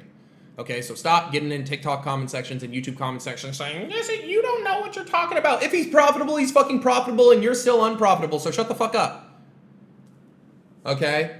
And moving on from that, we have to treat trading like a fucking skill, so we're going to suck dick at it. Still doesn't sit right. We're going to suck at the day trading skill. Okay, and we have to understand that, and we have to understand that skills get built over time with hard work, consistency, consistently doing the right work hard. Again, pause. And we have to understand that we're looking to build the skill of predicting where price wants to go, not focused on making money within the market. Because if we go into the market thinking, how can I make the most amount of money today, what is that going to cause us to do when it comes to trading? It's going to cause us to take a trade on every single pair, and it's going to cause us to over leverage on every single pair. That's short-term thinking, because we get into the market and we think, how can I make the most amount of money today? Versus if we think, how can I learn how to predict price action so that over a course of a long period of time, over the course of my entire fucking life, will I be able to make a significant amount of money over a long period of time because of this skill? That's what you guys should be focused on getting into the market. Focus on the skill set, not the money that comes with the skill. If we think, like LeBron just dropped one of the hardest quotes ever talking about this. He said a lot of the young rookies are coming into the fucking league and coming into the game, and they're focused on the wrong things. They're focused on the fucking watches. They're focused on the cars. They're focused on the chains. And he said, focus on the game and all of that will come with it. It's the same with literally any fucking job. Focus on the fucking game. Focus on the skill set. And the money is just the best fucking side effect that comes with that. Okay? So boom, that's boom. This is going to be the last one. How to be a profitable day trader. You need to put all your eggs in one basket. When learning a skill for the first time, okay, this is kind of applicable to every fucking side hustle ever. If you're trying to learn day trading, drop shipping, Amazon FBA, TikTok shop, and I don't even know, some other bullshit, you are spreading yourself way too thin, and you're pretty much allocating a fifth of the time to all 5 of those skills when you could just be allocating 100% of your time to one single skill. So again, a lot of people get into day trading for the money. You guys are probably trying to do a bunch of other side hustles for the money. Look at all those side hustles and hey, all these side hustles, they will make me a lot of money if I dedicate a shit ton of time to them, but I can't be doing all of them at once. So what do you need to do? Choose the one that you like the best, because that's what you're going to succeed most with. That's what you're going to be able to do the most amount of work with. Everyone likes to pull up that thing that says, oh, millionaires have fucking 7 streams of income, so I'm going to start off when I'm fucking broke and shit doing 8 different things, and I'm going to have a bunch of different streams of income. Fucking idiots, bro. This is how it actually works. You start off and you have one single cup, and you pour your heart and fucking soul and 100% of your skills and effort and work and consistency into that cup until that cup turns into a fucking well-oiled machine. When it starts, it's going to be like goo, goo, goo, goo, goo, to be able to fill up, and you're just going to be fucking shaking your hand to be able to fill that cup up. But then eventually that cup is going to be steadily flowing with a bunch of fucking water and a bunch of fucking cash, and you're going to know how to do it. You're going to have teams that are going to be doing it for you, whether it's a business or whether it's trading. You're going to know exactly right when you get on the chart what you're looking for, how to execute, where your mindset should be like. And once that's taken care of, and once that cup is overflowing in a well-oiled machine, that's when you bring another cup into the system, because you already know how to trade, or you already know that this business is running well on itself, and you don't have to do all the fucking dirty work for that business or for trading or for fucking drop shipping. It's just working on its own. That's when you bring another cup in, and then that's when you take the overflowed fucking water from the first cup, and then you start pouring it into the second cup. And then from there, boom, trading, it's fucking automated. You already know, okay, I spend 3 hours of a day day trading. Now I can start a business within something else that I fucking love, whether it's fucking clothing, whether it's a fucking business within the trading niche like I did. Okay, you can get into that, and then boom, you got to do the dirty work until that business or that fucking other side hustle starts actually working again, okay, and becomes a well-oiled machine. Boom, then we stash that cup over there. Boom, both the cups are overflowing, well-oiled machines. You know exactly how they work. You know exactly what's going on with them, and they're just systematic. You don't got to worry about them. They're just boom.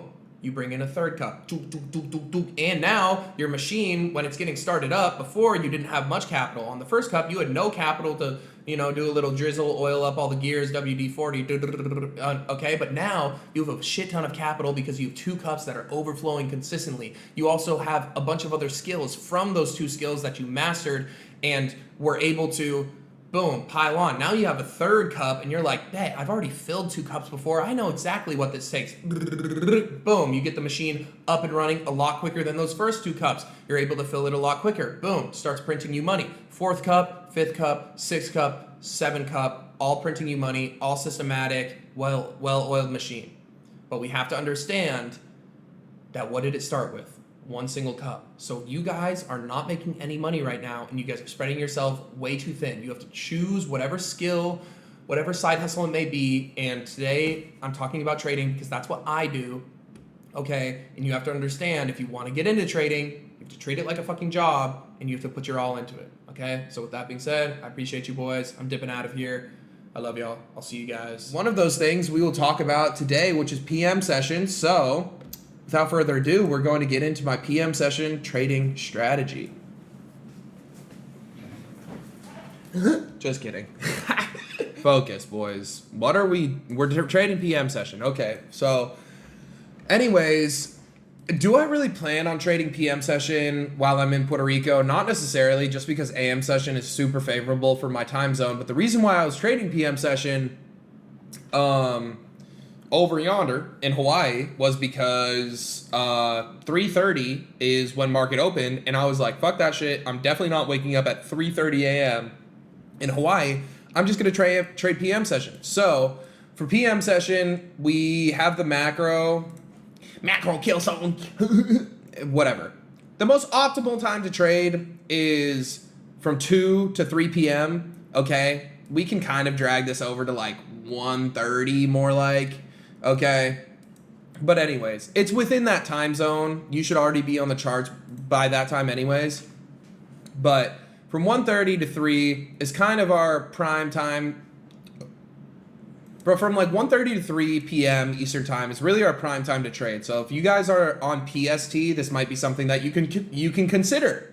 Because I know when I was on PST, I didn't really like trading at 6:30 a.m. That's a little bit easier than that's a little bit easier than 3:30, but still, for some of you, you know, maybe you got to change your diaper before you go to preschool, whatever.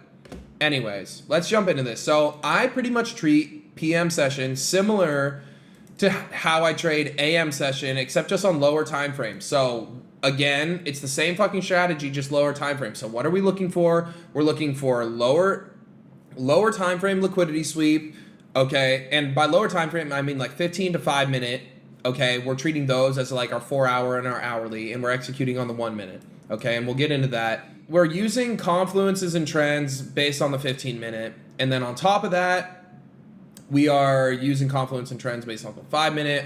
Mainly overall, I'm looking at the 15 minute for overall like bias and direction. Okay, similar to the 4 hour. I don't really use the 5 minute too much. I mainly use the 5 minute to identify draws on liquidity, similar to the 1 hour, and then I execute purely based off the 1 minute. So with that in mind, what are we looking for on the 15 minute and on the 5 minute? Well, the 15 minute, we're looking for overall trend. So like this was my markups from Wednesday, my last day in Hawaii, and I was able to hit a winning trade on this. I didn't post a trade recap on this just because I literally woke up, traded, and then headed to the airport. But anyways, let's just use this as an example because again, you guys already know my strategy. We're looking for liquidity sweep obviously within the trend direction that we want. Liquidity sweep, break of structure, okay, and then a third confluence fill, all right? And that's what we're looking for.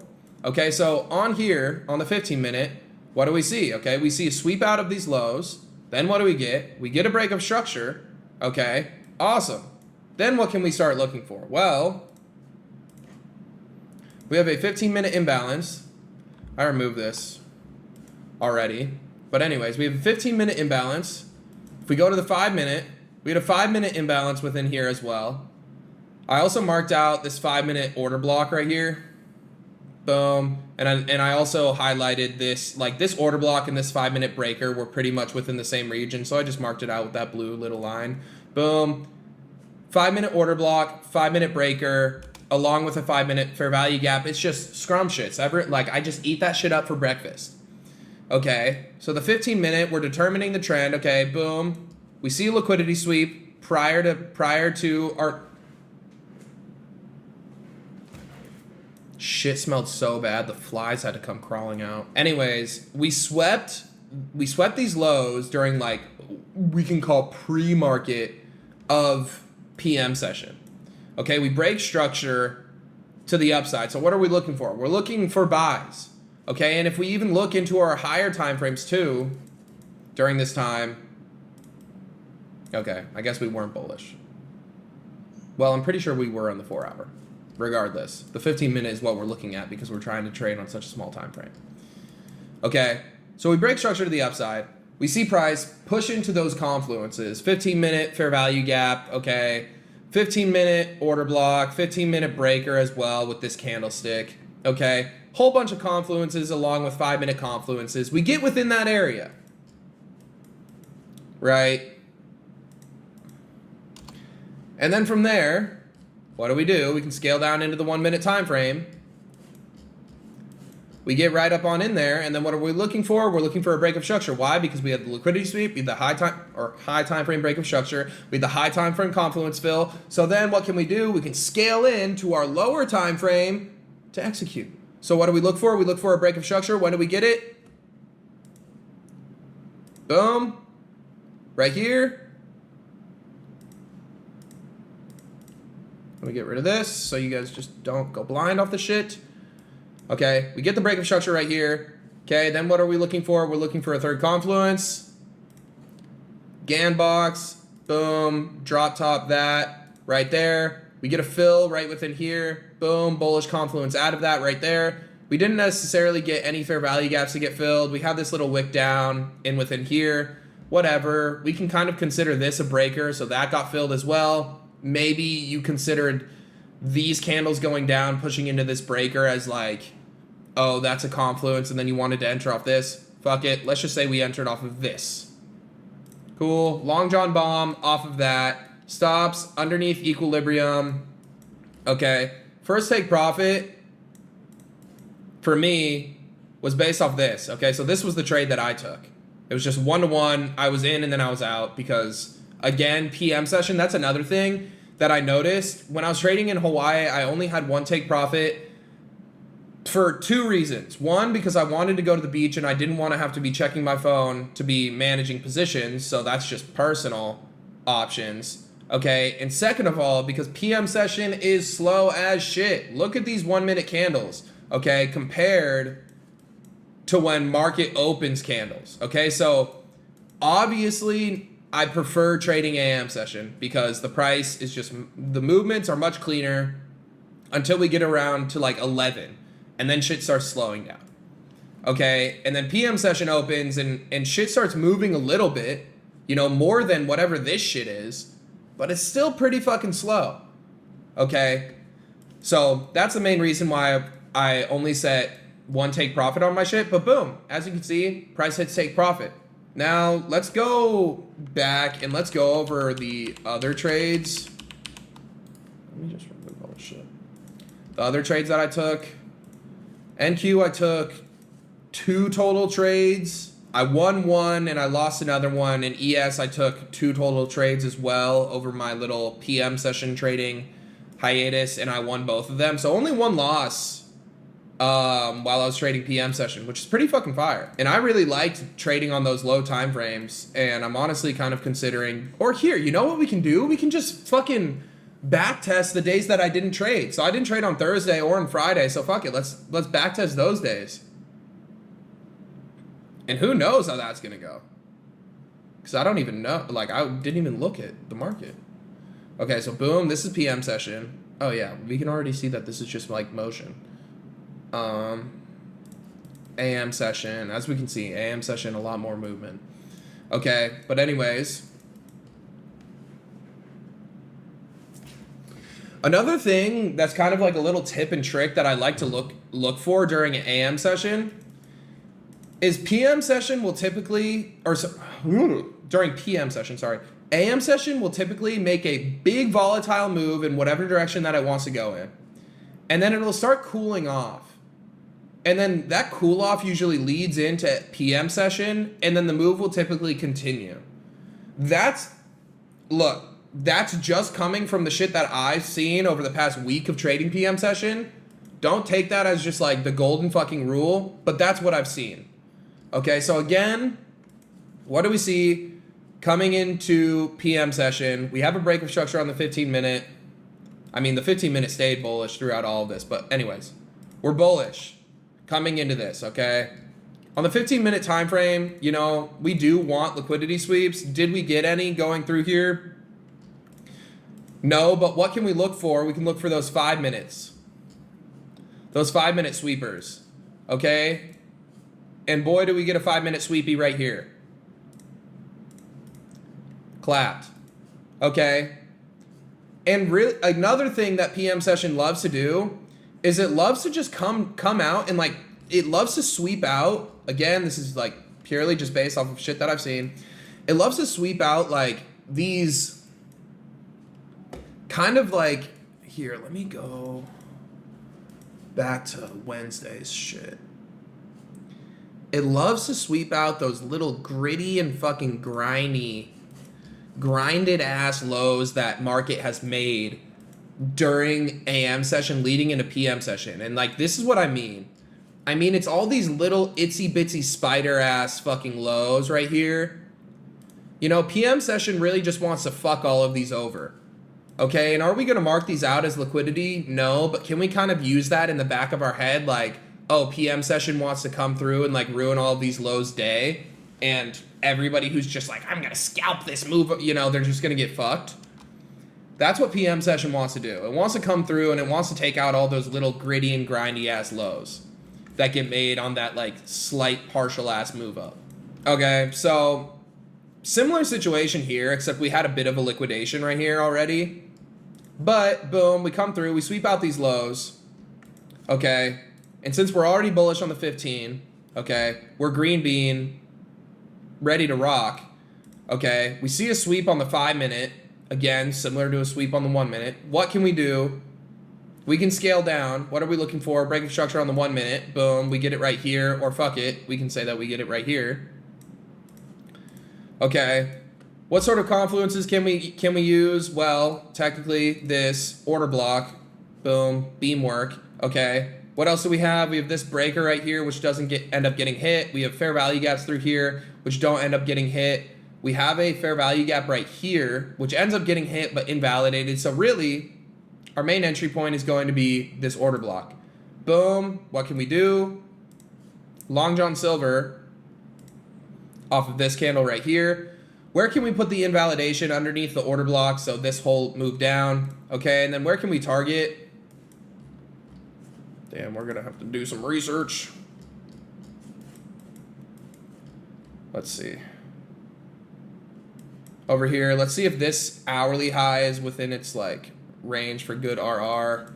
And then we also have this start of this imbalance right here. We can do the end of the imbalance right here, and then we can do the start of this imbalance. Cool. Scale back down. Okay, yeah, so this one way too fucking close to entry. The next one, we'll see if it's good RR. Probably not. Yeah. Eh. Okay.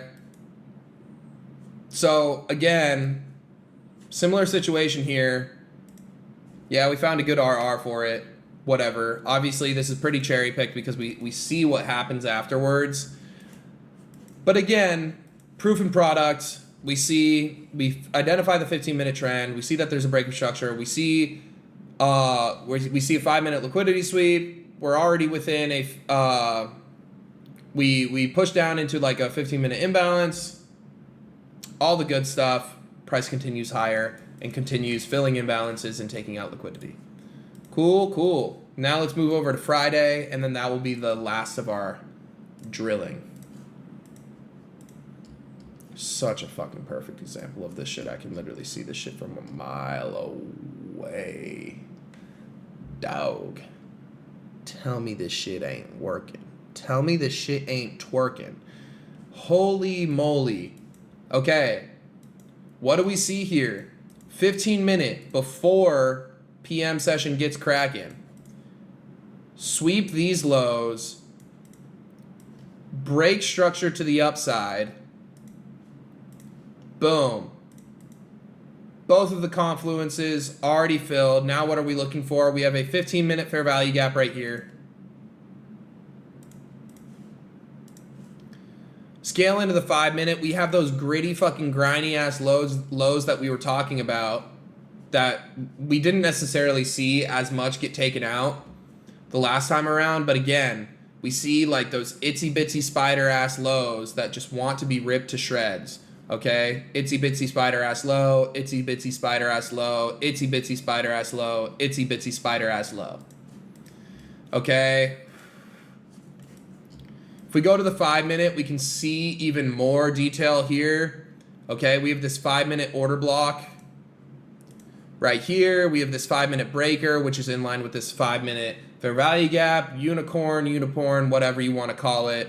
We're getting into this bitch. Okay, we're scaling in. We're waiting for a 1-minute break of structure, which unfortunately doesn't necessarily happen until all the way the fuck up here.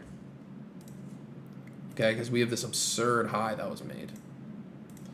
Boom, but we get a little breaky wakey. Okay. Let's see. Damn, I don't think that's a fair value gap. I don't think I would have been able to get a trade on here. I mean, the slightest sliver, but that's not something that I would have taken a trade off of. Let's see if we hit equilibrium. If not, didn't hit it. But again, proof and product, let's say like you're just, I don't know, maybe a bit of a dumbass and you just enter purely off of the break of structure. Cool. Hey man, cool. Let's say you just did that. Proof of product, you know, you wouldn't have gotten stopped out on this if your stop was under here. If your stop was under here, we see price moves up. We take out these highs. Do we hit these highs? No, not quite, but we take out other highs along the way. This high right here, this high right here. There has to be a take profit along those, along there at some point in time. Okay? And boom. Crush the shit. So there you go. I'll go ahead and kind of write out how I would go about trading PM session. So first of all, would be, geez, chill with the caps lock. Identify 15-minute trend. Second, look for technically low time frame liquidity sweep, but don't be going on the 1 minute. So 5-min / 15-minute. Okay. 3. Okay. Fine. Third confluence within the 5-minute / 15-minute. And then 4, execute on the 1 minute. Boom, bam, blow. That's how I trade PM session. That's what really fucking worked for me while I was trading in Hawaii. Do I think I'll ever trade PM session again? I mean, shit, if I'm ever in Pacific Standard Time, maybe I will. If I'm ever in Hawaii again, maybe I will. But, and fuck it, maybe if I don't catch a trade during AM session, if I don't catch a trade during AM session, maybe I'm like, okay, cool, I'll spin back and trade PM session because I know what works. But there you go. For people who are on the islands over in Oahu, Maui, Kauai, Big Island, whatever the other lesser kind of not as cool island is. If you're in California, leave.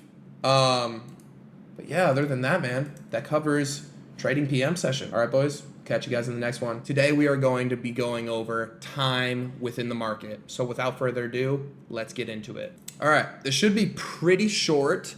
It's really just going to cover the best times that I found to be trading during New York Stock Exchange. Okay, so the first time, and what a lot of people call this is like the macro kill zone. And I honestly agree with that. A lot of times I preach to never take a trade before 10 p.m. and I still hold that to be true. Okay, so a lot of times we'll have, today was a bad example because we had PPI news data. Let's go ahead and mark out yesterday. We have 9:30, or sorry, we have 8:30. First of all, it's just smart to know when all of this is happening. So first of all, 8:30 is going to be pre-market open, okay? And we can get some activity within here, but it is almost always in your best interest to not trade during pre-market. And then we have a full hour of pre-market, and then boom, at 9:30 we have market open. And then from there, we have another 30 minutes until that 10 p.m. mark, and it's really at like 9:50 that the kill zone starts, and it goes from 9:50 to around 10:10, where we have elite setups for trades to be taken. So again, from 9:50 to 10:10. Don't ask me why. That's just typically when the market likes to offer us good times to enter. Why? Because the 4-hour candle closes at 10. Okay, so 10 minutes before that, we can get some serious action. This 4-hour candle closes. This 1-hour candle closes.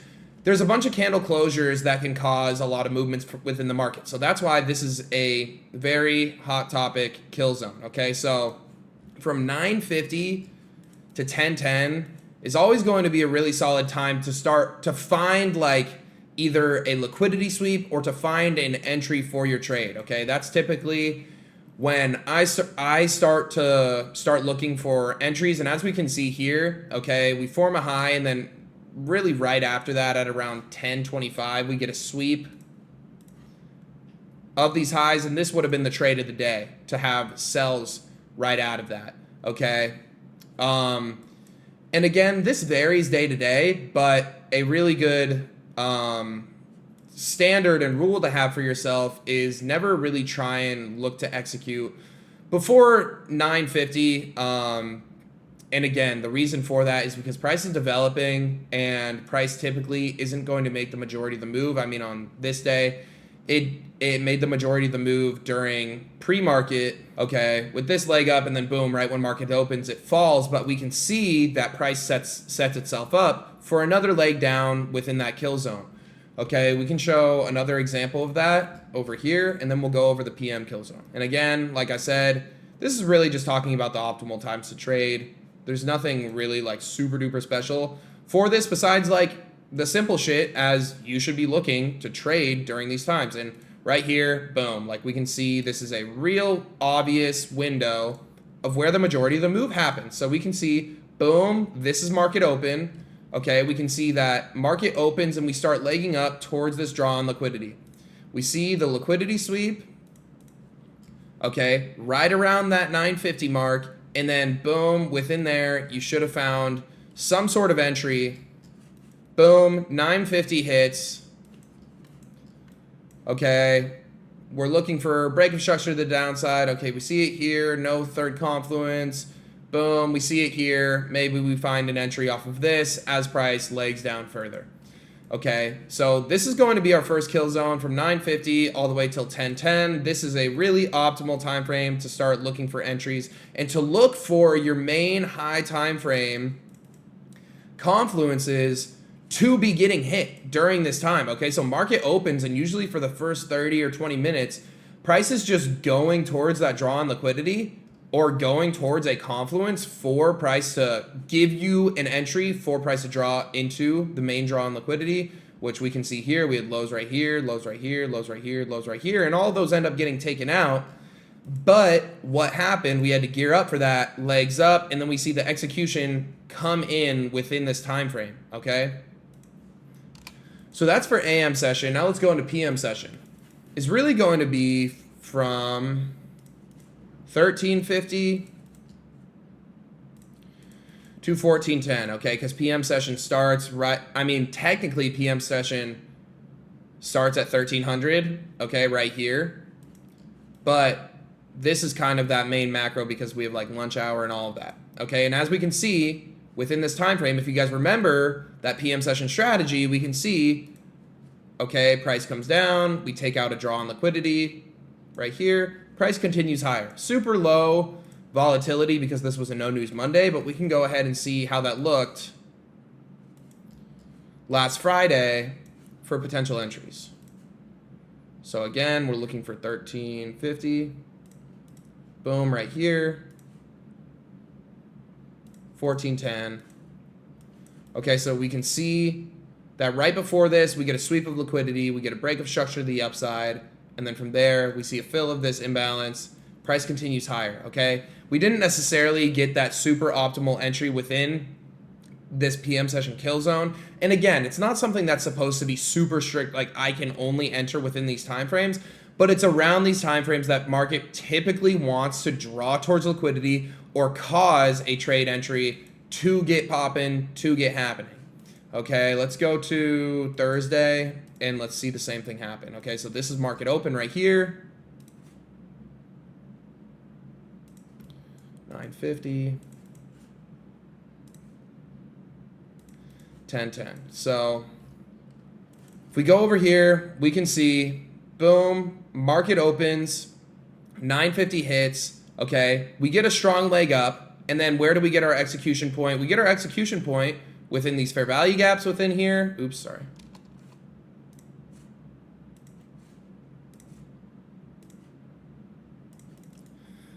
Where we can find a high confluence trade setup to the upside because we can see market opens, we see a sweep of liquidity, we see a break of structure to the upside, boom, we see our third confluence get filled. We can find entries within there. Okay, now let's go to PM session.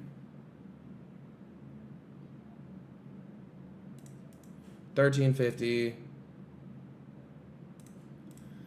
1410.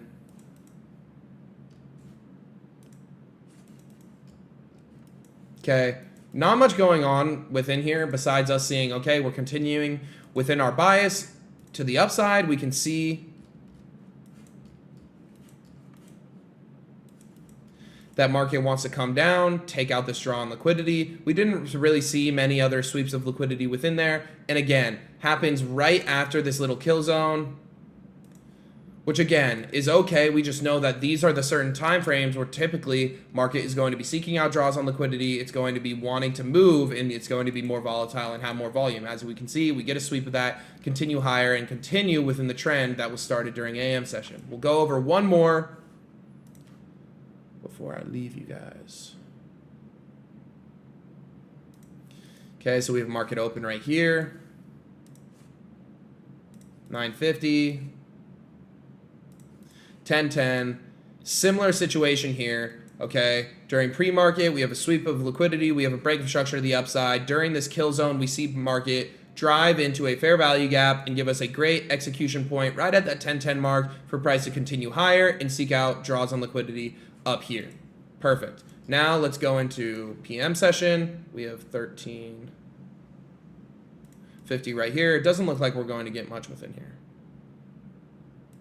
1410. Not much going on during PM session, but we can see within the same hour, right towards that same hour, we see price drive down, fill in this liquidity, or sorry, fill in this imbalance and drive back higher, taking out, boom, these highs right here and wicking out these lower time frame highs right here. Let me do one more. Okay, so again, similar situation. This is our kill zone, and we see price wants to move a little bit lower, sweep out this liquidity, and then boom, price moves higher. We end up taking out these highs, taking out this high right here. Boom, perfect. Now let's go into AM session. We have market open. Boom, 950, and you guys can see where this is serving us up. 1010, okay. Right within this kill zone is where we see the drawn liquidity. Boom, we see low time frames get swept out. Boom, we also see this get swept out. Boom, okay, we can find entries within this kill zone to go long, sending price higher. And during pre-market, we can see that price swept liquidity, broke structure to the upside. We see this come down, fill in this order block. Boom, price continues higher. So that pretty much covers my favorite times to trade. And again, we kind of covered that in PM session, but I figured, hey, why not make an actual full, when are my optimal times to trade? Okay, I don't necessarily follow like ICT's kill zone to a fucking T. I don't necessarily follow all the macro, this and that. Okay, I know that time is a huge thing in trading, okay? And for me, it's always like I'm trading market open, and I know that I'm typically going to be waiting until 9:50 or around 10 to be looking to enter into a trade. And I know that during that 9:30, from 9:30 until then, price is typically going towards a draw on liquidity, or it's just going to be consolidating until we get into that 1 hour, 4 hour close where price starts to get more volatile, go towards our confluences where we can start taking trades. So that being said, I appreciate you boys. I will catch you guys in the next one. Hopefully this helped you guys figure out what time frames are kind of best for you guys to trade, or not time frames, but times are best for you guys to trade for market open and for PM session. I appreciate you boys. I'll catch you guys in the next one. Now let's get into, everybody's been wondering, saying, oh, you're taking trades on lower time frames. What happened to this? Well, you're taking trades on higher time frames. What happened to this? Listen the fuck up and listen real fucking close. My strategy is universal. The confluences that I teach, you can apply to any time frame. The strategy that I teach, you can scale it down and you can scale it up and still make money, baby. That's what we're all about. Okay, so that's what I'm going to teach you in this video before I pop a fucking blood vessel and kill you. Okay, just kidding. Let's lock in. All right, so everybody that's fucking screaming, shut up. All right, we're solving your fucking baby shit today. Man. Anyways, most people know the strategy. As we look at the 4 hour for overall daily bias, then we look at the 1 hour, see how that trend correlates, and then we scale down to the 15 and the 5 minute and find executions on there. But hold on, if there's liquidity sweeps on the 4 hour and also liquidity sweeps on the 1 hour, and there's liquidity sweeps on the 15 minute, the 5 minute, and even the 1 minute. And there's also fair value gaps on the 1 minute. There's also fair value gaps on the 5 minute. There's also fair value gaps on the 15 minute. There's fair value gaps on every single fucking time frame. And all of these confluences hold true on literally every single time frame. Don't you think that our strategy can be applied amongst any time frames? Okay, lock in. We'll start off on the bigger time frame.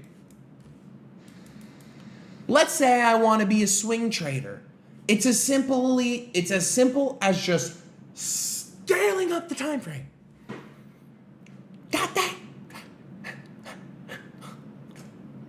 Okay? So this is a perfect example. The weekly time frame. We get a sweepy poo. And then a breaky shit to the downside. Oh, scale down, lower time frame. Okay, and we see, oh, the daily broke structure right here. Okay? All of these confluence, we see a sweep, we see a break of structure. On the daily, we also see sweeps and breaks of structure. It's crazy how it works, isn't it, kiddos? Okay, so let's say I just want to be a fucking swing trader. All that you do is scale up the time frames. Look at the overall trend on the weekly. Right now, we're still within this like bearish trend, but I honestly think that we break right back up to the upside because this just wanted to draw down, so we got liquidity and rally. Cool. Just apply the same concepts that we do on the 4-hour and on the hourly, rotate it over on the weekly and the daily. We find our executions and our confluences on the 4-hour and the hourly. Okay, it's the same type of thing. So let's say on the daily, we're looking for draws on liquidity, and we know that we're bearish, for example. Let's say we see a sweep of this liquidity. Cool. We can scale out into the 4-hour. Okay, when do we get a break of structure? Boom. Right here. Okay? We have this big ass fair value gap. We see the fair value gap get filled. We see rejections out of it. Potential to take a short position off of this stops above that fair value gap. And we can target draws of liquidity. It's universal. There's a reason why we give you guys these concepts that work on every single time frame, because you can apply them to every single time frame. So from today, when you guys saw me take a low time frame trade, don't be like, y'all, I swear you guys be taking shit like super literally. And that's okay sometimes, right? But for example, also like the high time frame shit, I'm not that big of a fan. I would rather scale down because I'm trying to move from session to session. I'm not trying to deal with no freaking weekly and daily liquidity sweeps, right? Like we'll literally die by the time we find an entry. Okay, but for example, what happens if we're going to do something like this where we use the hourly?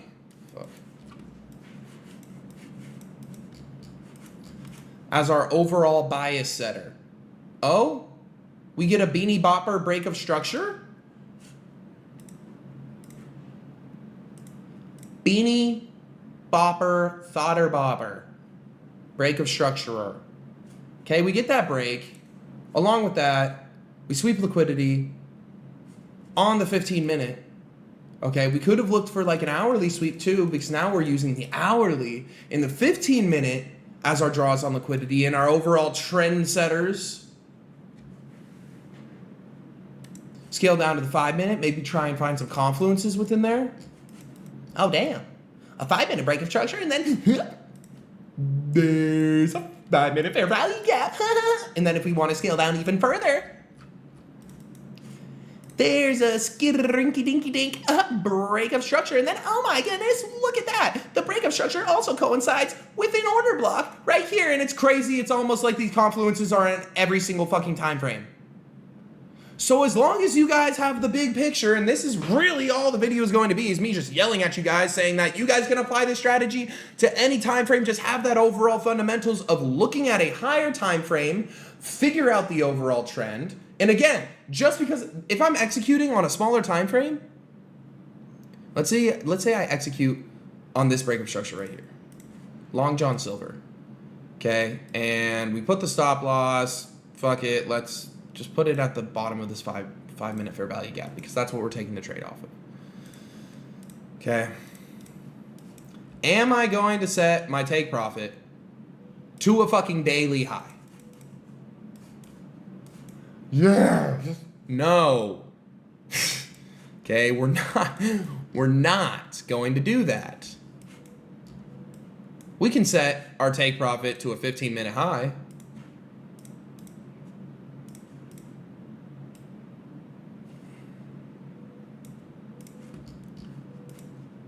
One to 1.94 risk to reward ratio, I'll take that. We can do like a 15-minute high, previous highs, like let's say this chart got a little bit higher to give us a good risk to reward. Boom, set that as it. But we're again, it's It's the same, like, do you guys get what I'm saying? Like, just scale down the time frames. Or if you guys want to be a swing trader, scale up the time frames. It's the same strategy because these concepts happen on every single time frame. There's liquidity sweeps on every single time frame. There's breakup structures on every single time frame. There's order blocks on every single time frame. There's fair value gaps on every single time frame. There's breaker blocks on every single time frame, and I'm gonna go fucking crazy. I was just showing a strategy that worked, and I guess I assumed wrong. But I was assuming that you guys would understand that and that you guys would be able to like figure it out that, hey, it doesn't just the strategy that I gave you isn't just a 4 hour, 1 hour, 15 minute, 5 minute only strategy where you guys can apply these concepts to multiple time frames. Okay, because sometimes there was a day, I think it was yesterday. Let's put like replay to where is it? Like here. This is what price looked like, right? And if we go to the 4 hour, this is what price looked like. Do I really think I'm going to sit on my butt cheeks and wait for either a 4 hour liquidity sweep? Do you really think price is going to be like, yeah, bet we need a sweep liquidity? It's not going to do that. Okay, do you really think that price is going to... Also, this was deep in the market open anyways, after it had broken structure. Sometimes we can't find trade setups because it's obvious on the chart that there's no draws on liquidity on the super high time frame. So then what can we do in turn? We can scale down to lower time frames, and this was the trade that I took yesterday on the 16th, where we see sweep. Wait, it was on NQ, but whatever. We see sweep, and we see confluences on lower time frames, and we see the sweep on the 15-minute time frame. So because we see the sweep on the 15-minute time frame, we know that the move is going to be smaller than if it was a 4 hour sweep or an hourly sweep. So in turn, we use lower time frames. Okay, let's say that. Here, I'll show the one on NQ. ES, we had the sweep. NQ, we had SMT Divergence right here. Scale into the 1 minute. I need to make a video on SMT Divergence. It just reminded me. Looking for confluences. Okay, so 15-minute sweep on ES, SMT Divergence, which essentially like kind of signifies a like valid sweep and that NQ is going to continue higher, but I'll make a whole other video on that later. Okay, I know a lot of people in the kick streams ask me for that. Okay, but we see a 15-minute sweep on ES, so we know that the move, it's going to be a sweep, right? We saw that the sweep happened. We see SMT Divergence, okay, and then we're starting to see confluences to the upside. We invalidate this bearish fair value gap. We break structure to the upside on NQ. I could have entered purely off of that. I waited for fair value gap gripper, entry, stops, underneath the invalidation of the fair value gap. One and only take profit was right here. Okay. Yes, I could have set higher take profits, but because I entered on such a low time frame, I had low time frame take profits as well. These concepts are applicable on every single time frame, and it's the same thing if you want to scale up and wait years to enter on the daily fair value gap and breakup structure and all of that. Okay, and you want to swing trade. But I needed to make this video on how you guys can, and again, like, stop looking for a copy and paste 1 hut, 1, 2, 3, 4, I'm gonna eat your ass right when you open the door ass strategy, because sometimes that strategy won't play out for a fucking month. And then what are you gonna do? If we don't see a 4 hour liquidity sweep, you know, it's gonna be pretty rare, but let's say we don't see a 4 hour or a 1 hour liquidity sweep for an entire month. Are we just going to sit there and never take a freaking trade ever again? Like, are we going to go broke that month? No. We need to be able to find and be able to analyze charts on different time frames as well. And all of our concepts, the strategy included, can be used on other time frames. So hopefully this video kind of clarifies that so you guys aren't tweaking and geeking in the trade recap videos. And again, if you guys think about that, guys, this special strategy that I just showed you, it's the exact same way that I traded PM session all last week. And I'm just doing it on AM session. Because price wasn't giving me good setups for the original strategy that I showed you. Okay? Cool? We cool? Cool. Lock in. So now that you guys have made it to this point in the video, I'm going to tell you guys something that should encourage you guys to continue on this day trading journey, because the majority of people with long videos like this have already clicked off and have already gone to watch some different edutainment content because they were like, man, 15 hours worth of content, this is too much. I want the easy way out. But you guys were willing to stick around for this entire video, this full culmination of everything that I've put together over the vast years that I've been on social media, helping people turn from unprofitable to a profitable trader. And guess what? You guys were willing to do what 99% of people weren't willing to do, which is stay through all of this, and which is to understand the education that can help you guys turn profitable and help you guys change your life. And if you guys were willing to do that, then I know that you guys have what it takes to be able to turn into a profitable trader. There's a super cool statistic, or not really that cool, but it's kind of sad statistic, but it remains true. Just like how I was telling you guys in the beginning of this video, 99 or 98% of traders fail. And it's not that they fail, it's that they give up. But another statistic to keep in mind, and especially after you guys have consumed all of this content, is that 80% of traders that start trading within their first year fail or give up. So we have that vast majority, 98% of traders fail. But within their first year of trying to complete day trading, 80% of them give up. So if you guys are able to sit through this massive culmination of education and information, that already tells me that you guys have what it takes to be able to turn profitable, because you guys were able to sit through this. You guys were saying, hey, I actually want to make this work. I actually want to change my life, just like how I wanted to when I was an unprofitable trader. There was times when I would literally sit down, and I was at my parents' house back in California, and I would sit down and I would be like, look, I want to do anything possible. I would sit and watch the charts for hours, just like how you guys sat on here and watched this day trading education video for hours. I watched similar videos just like this, but they were a lot shorter and they weren't really as in-depth and they weren't really as good. But I would watch these day trading videos that would last hours because I was so committed to being able to turn profitable. I really love this skill, and in turn, it has helped me change my life forever. And I know that if you guys go through all of this content and actually apply it, it's going to help you guys change your life as well. So I really want you guys to think about that statistic. It's not that 98% of traders fail. It's that 98% of the people that try day trading end up giving up, and they don't give it a long enough shot, and they don't expand their time horizons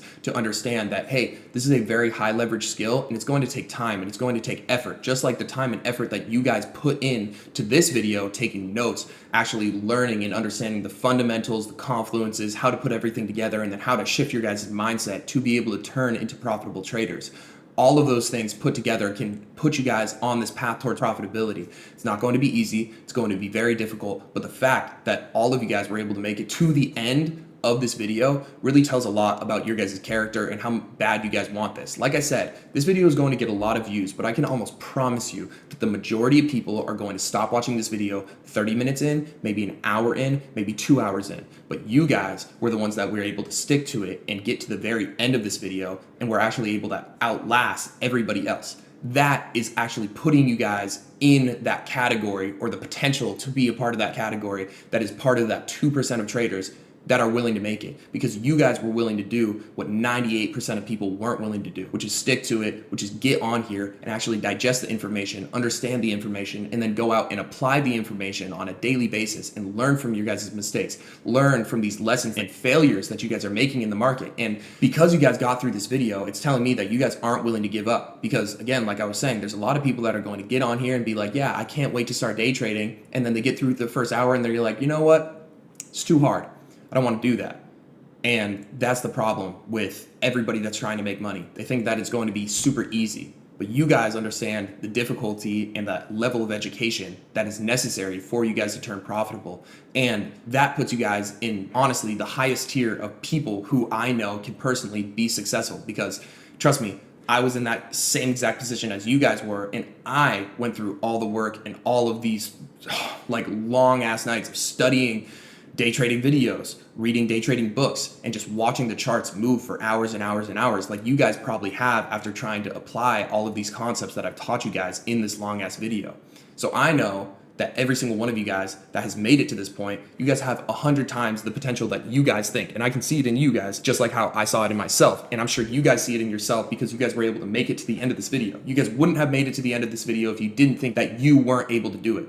Everybody that clicked off this video, they pretty much admitted to themselves that they are not able to be a full-time day trader. They don't have the discipline, they don't have the work ethic, and they are pretty much giving up on themselves. But you guys were able to make it to the end, and you guys were pretty much making this commitment to yourself and also to me that, hey, I'm actually going to make this shit work. So if you guys were able to make it to the end of this video, I have a shit ton of respect for you guys, and I see a younger, unprofitable version of me. Like I said, if you guys made it to the end of this video, you guys aren't necessarily profitable yet, but you guys are on that path, and you guys have the headspace, and you guys have the motivation, and you guys have the work ethic to be able to make this work. And this massive video gave you guys literally everything that you guys need to be able to get started. It gave you guys the mindset and the headspace that you guys are supposed to be in when you guys are getting into trading. And honestly, because you guys made it to the end of this video, I can already tell you guys that you guys have that. It gave you guys how to build off the fundamentals, how to build off the confluences, and how to build off the strategy that I gave you guys within this video to be able to turn profitable. We went over risk management, how you guys are supposed to turn profitable with all of this new information. So what I want to encourage you guys to do is continue using that same work ethic and that same motivation that help you guys get through this long ass video that is, again, the goal is to help you guys turn from an unprofitable trader into a profitable trader and go out and apply it on the charts. And just like how I was saying in the beginning of this video, it's going to be very difficult. It's going to be a struggle to be able to get through all of these lessons and all of these mistakes that you guys are going to have to make. And it's probably going to take a really long time. There's still going to be little holes in your guys' boat. Like I was saying, the goal with this video is to be able to patch up all the big holes that you guys have, but there's still going to be little holes, little mistakes that you guys are going to have to try and patch up and figure out for yourselves. And again, if you guys don't want to spend the next 2 years or 6 months trying to patch up these holes for yourselves and get a fast track to profitability, that's exactly why I made the blueprint. And honestly, the blueprint is really only applicable for people that have the motivation, that have the work ethic, that were able to make it to the end of this video, that actually want to be able to change their lives.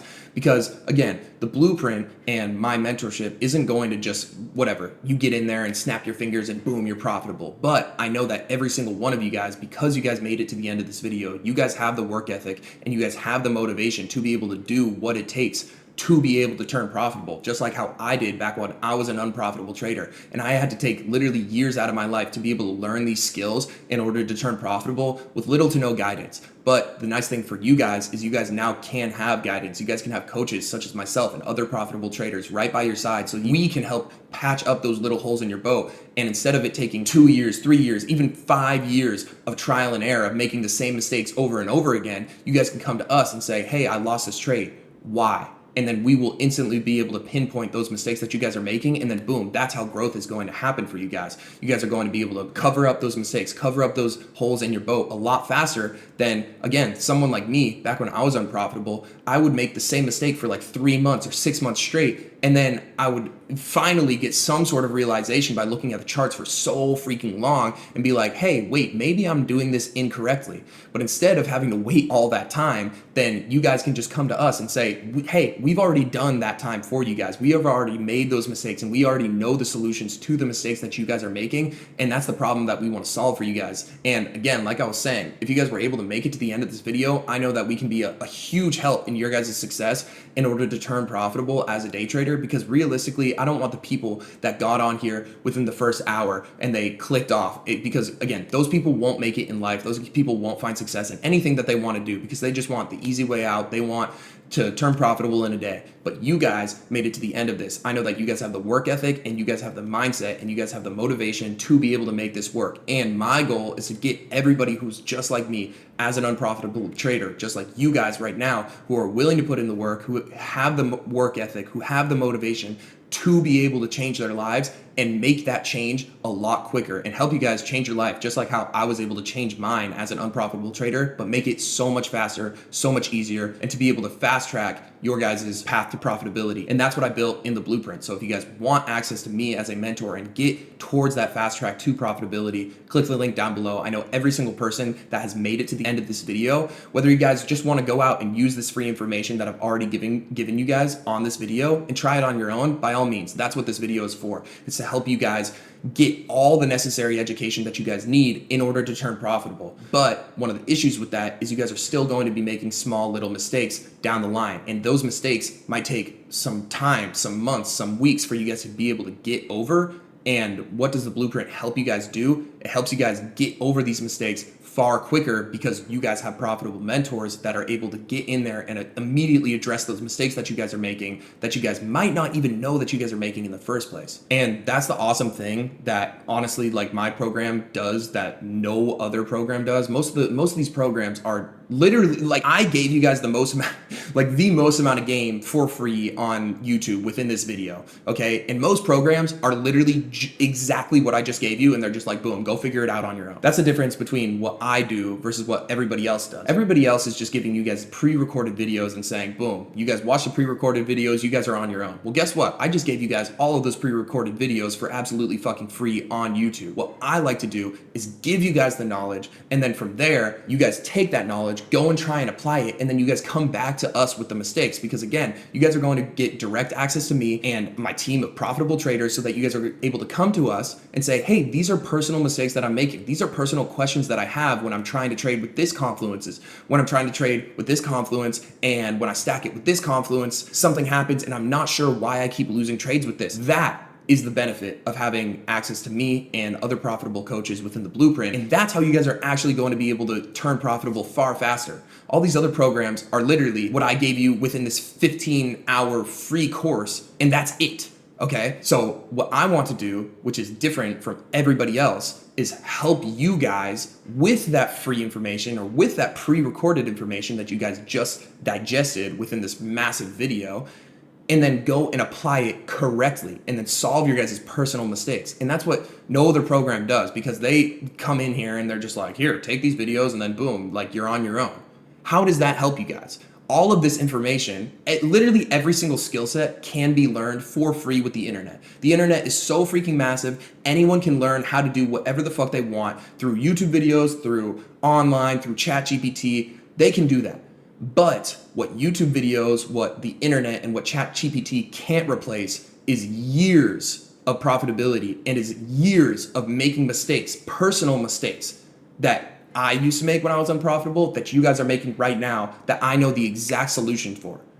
So that's what my mentorship can bring to the table for you guys, where a lot of you guys are going to be making the same mistakes that I used to make when I was an unprofitable trader. And these YouTube videos aren't going to be able to solve those problems, but who will? The person that put in the 10,000 hours of work before you guys and was able to make those same mistakes and learn from those mistakes and find the solution to those mistakes. And that's us. My goal with the blueprint is to be able to give you guys all the education necessary, just like how I did in this 15-hour long YouTube video.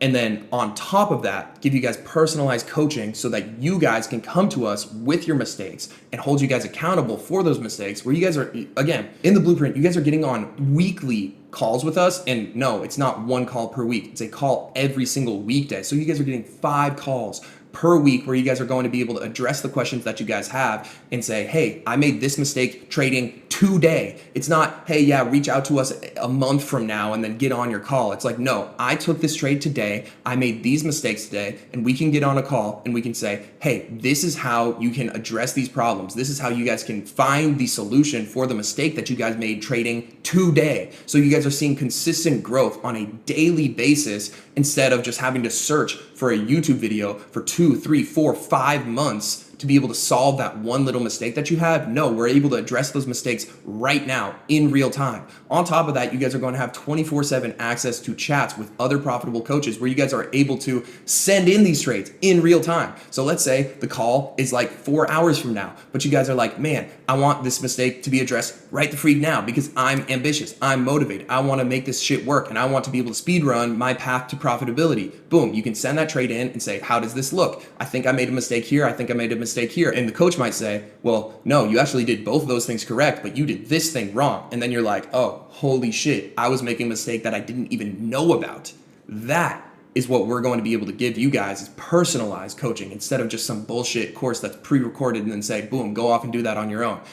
I'm giving you guys in this video what every other coach in the world is giving you guys for a price.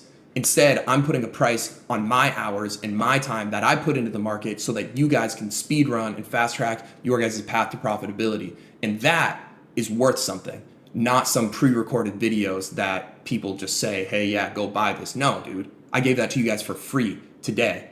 So my goal for you guys, the people that were able to make it to the end of this, is saying, hey, I know you guys know what it takes, and I know you guys have the work ethic and you guys have the motivation to be able to turn profitable. So I want to help you guys change your lives, just like how I've able to change literally thousands of other people's lives, how I was able to change my own life to be able to turn into a profitable day trader and to be able to change your guys' life forever, your family's life, and to be able to make you guys a successful human, because I know you guys have what it takes, because you guys were able to make it to the end of this video.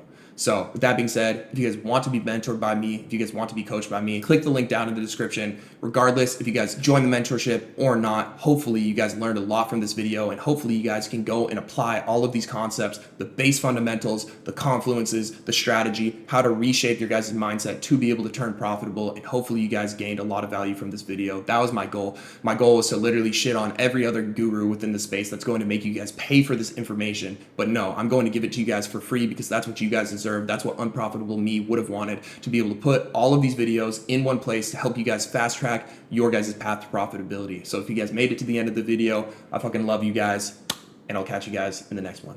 Peace out.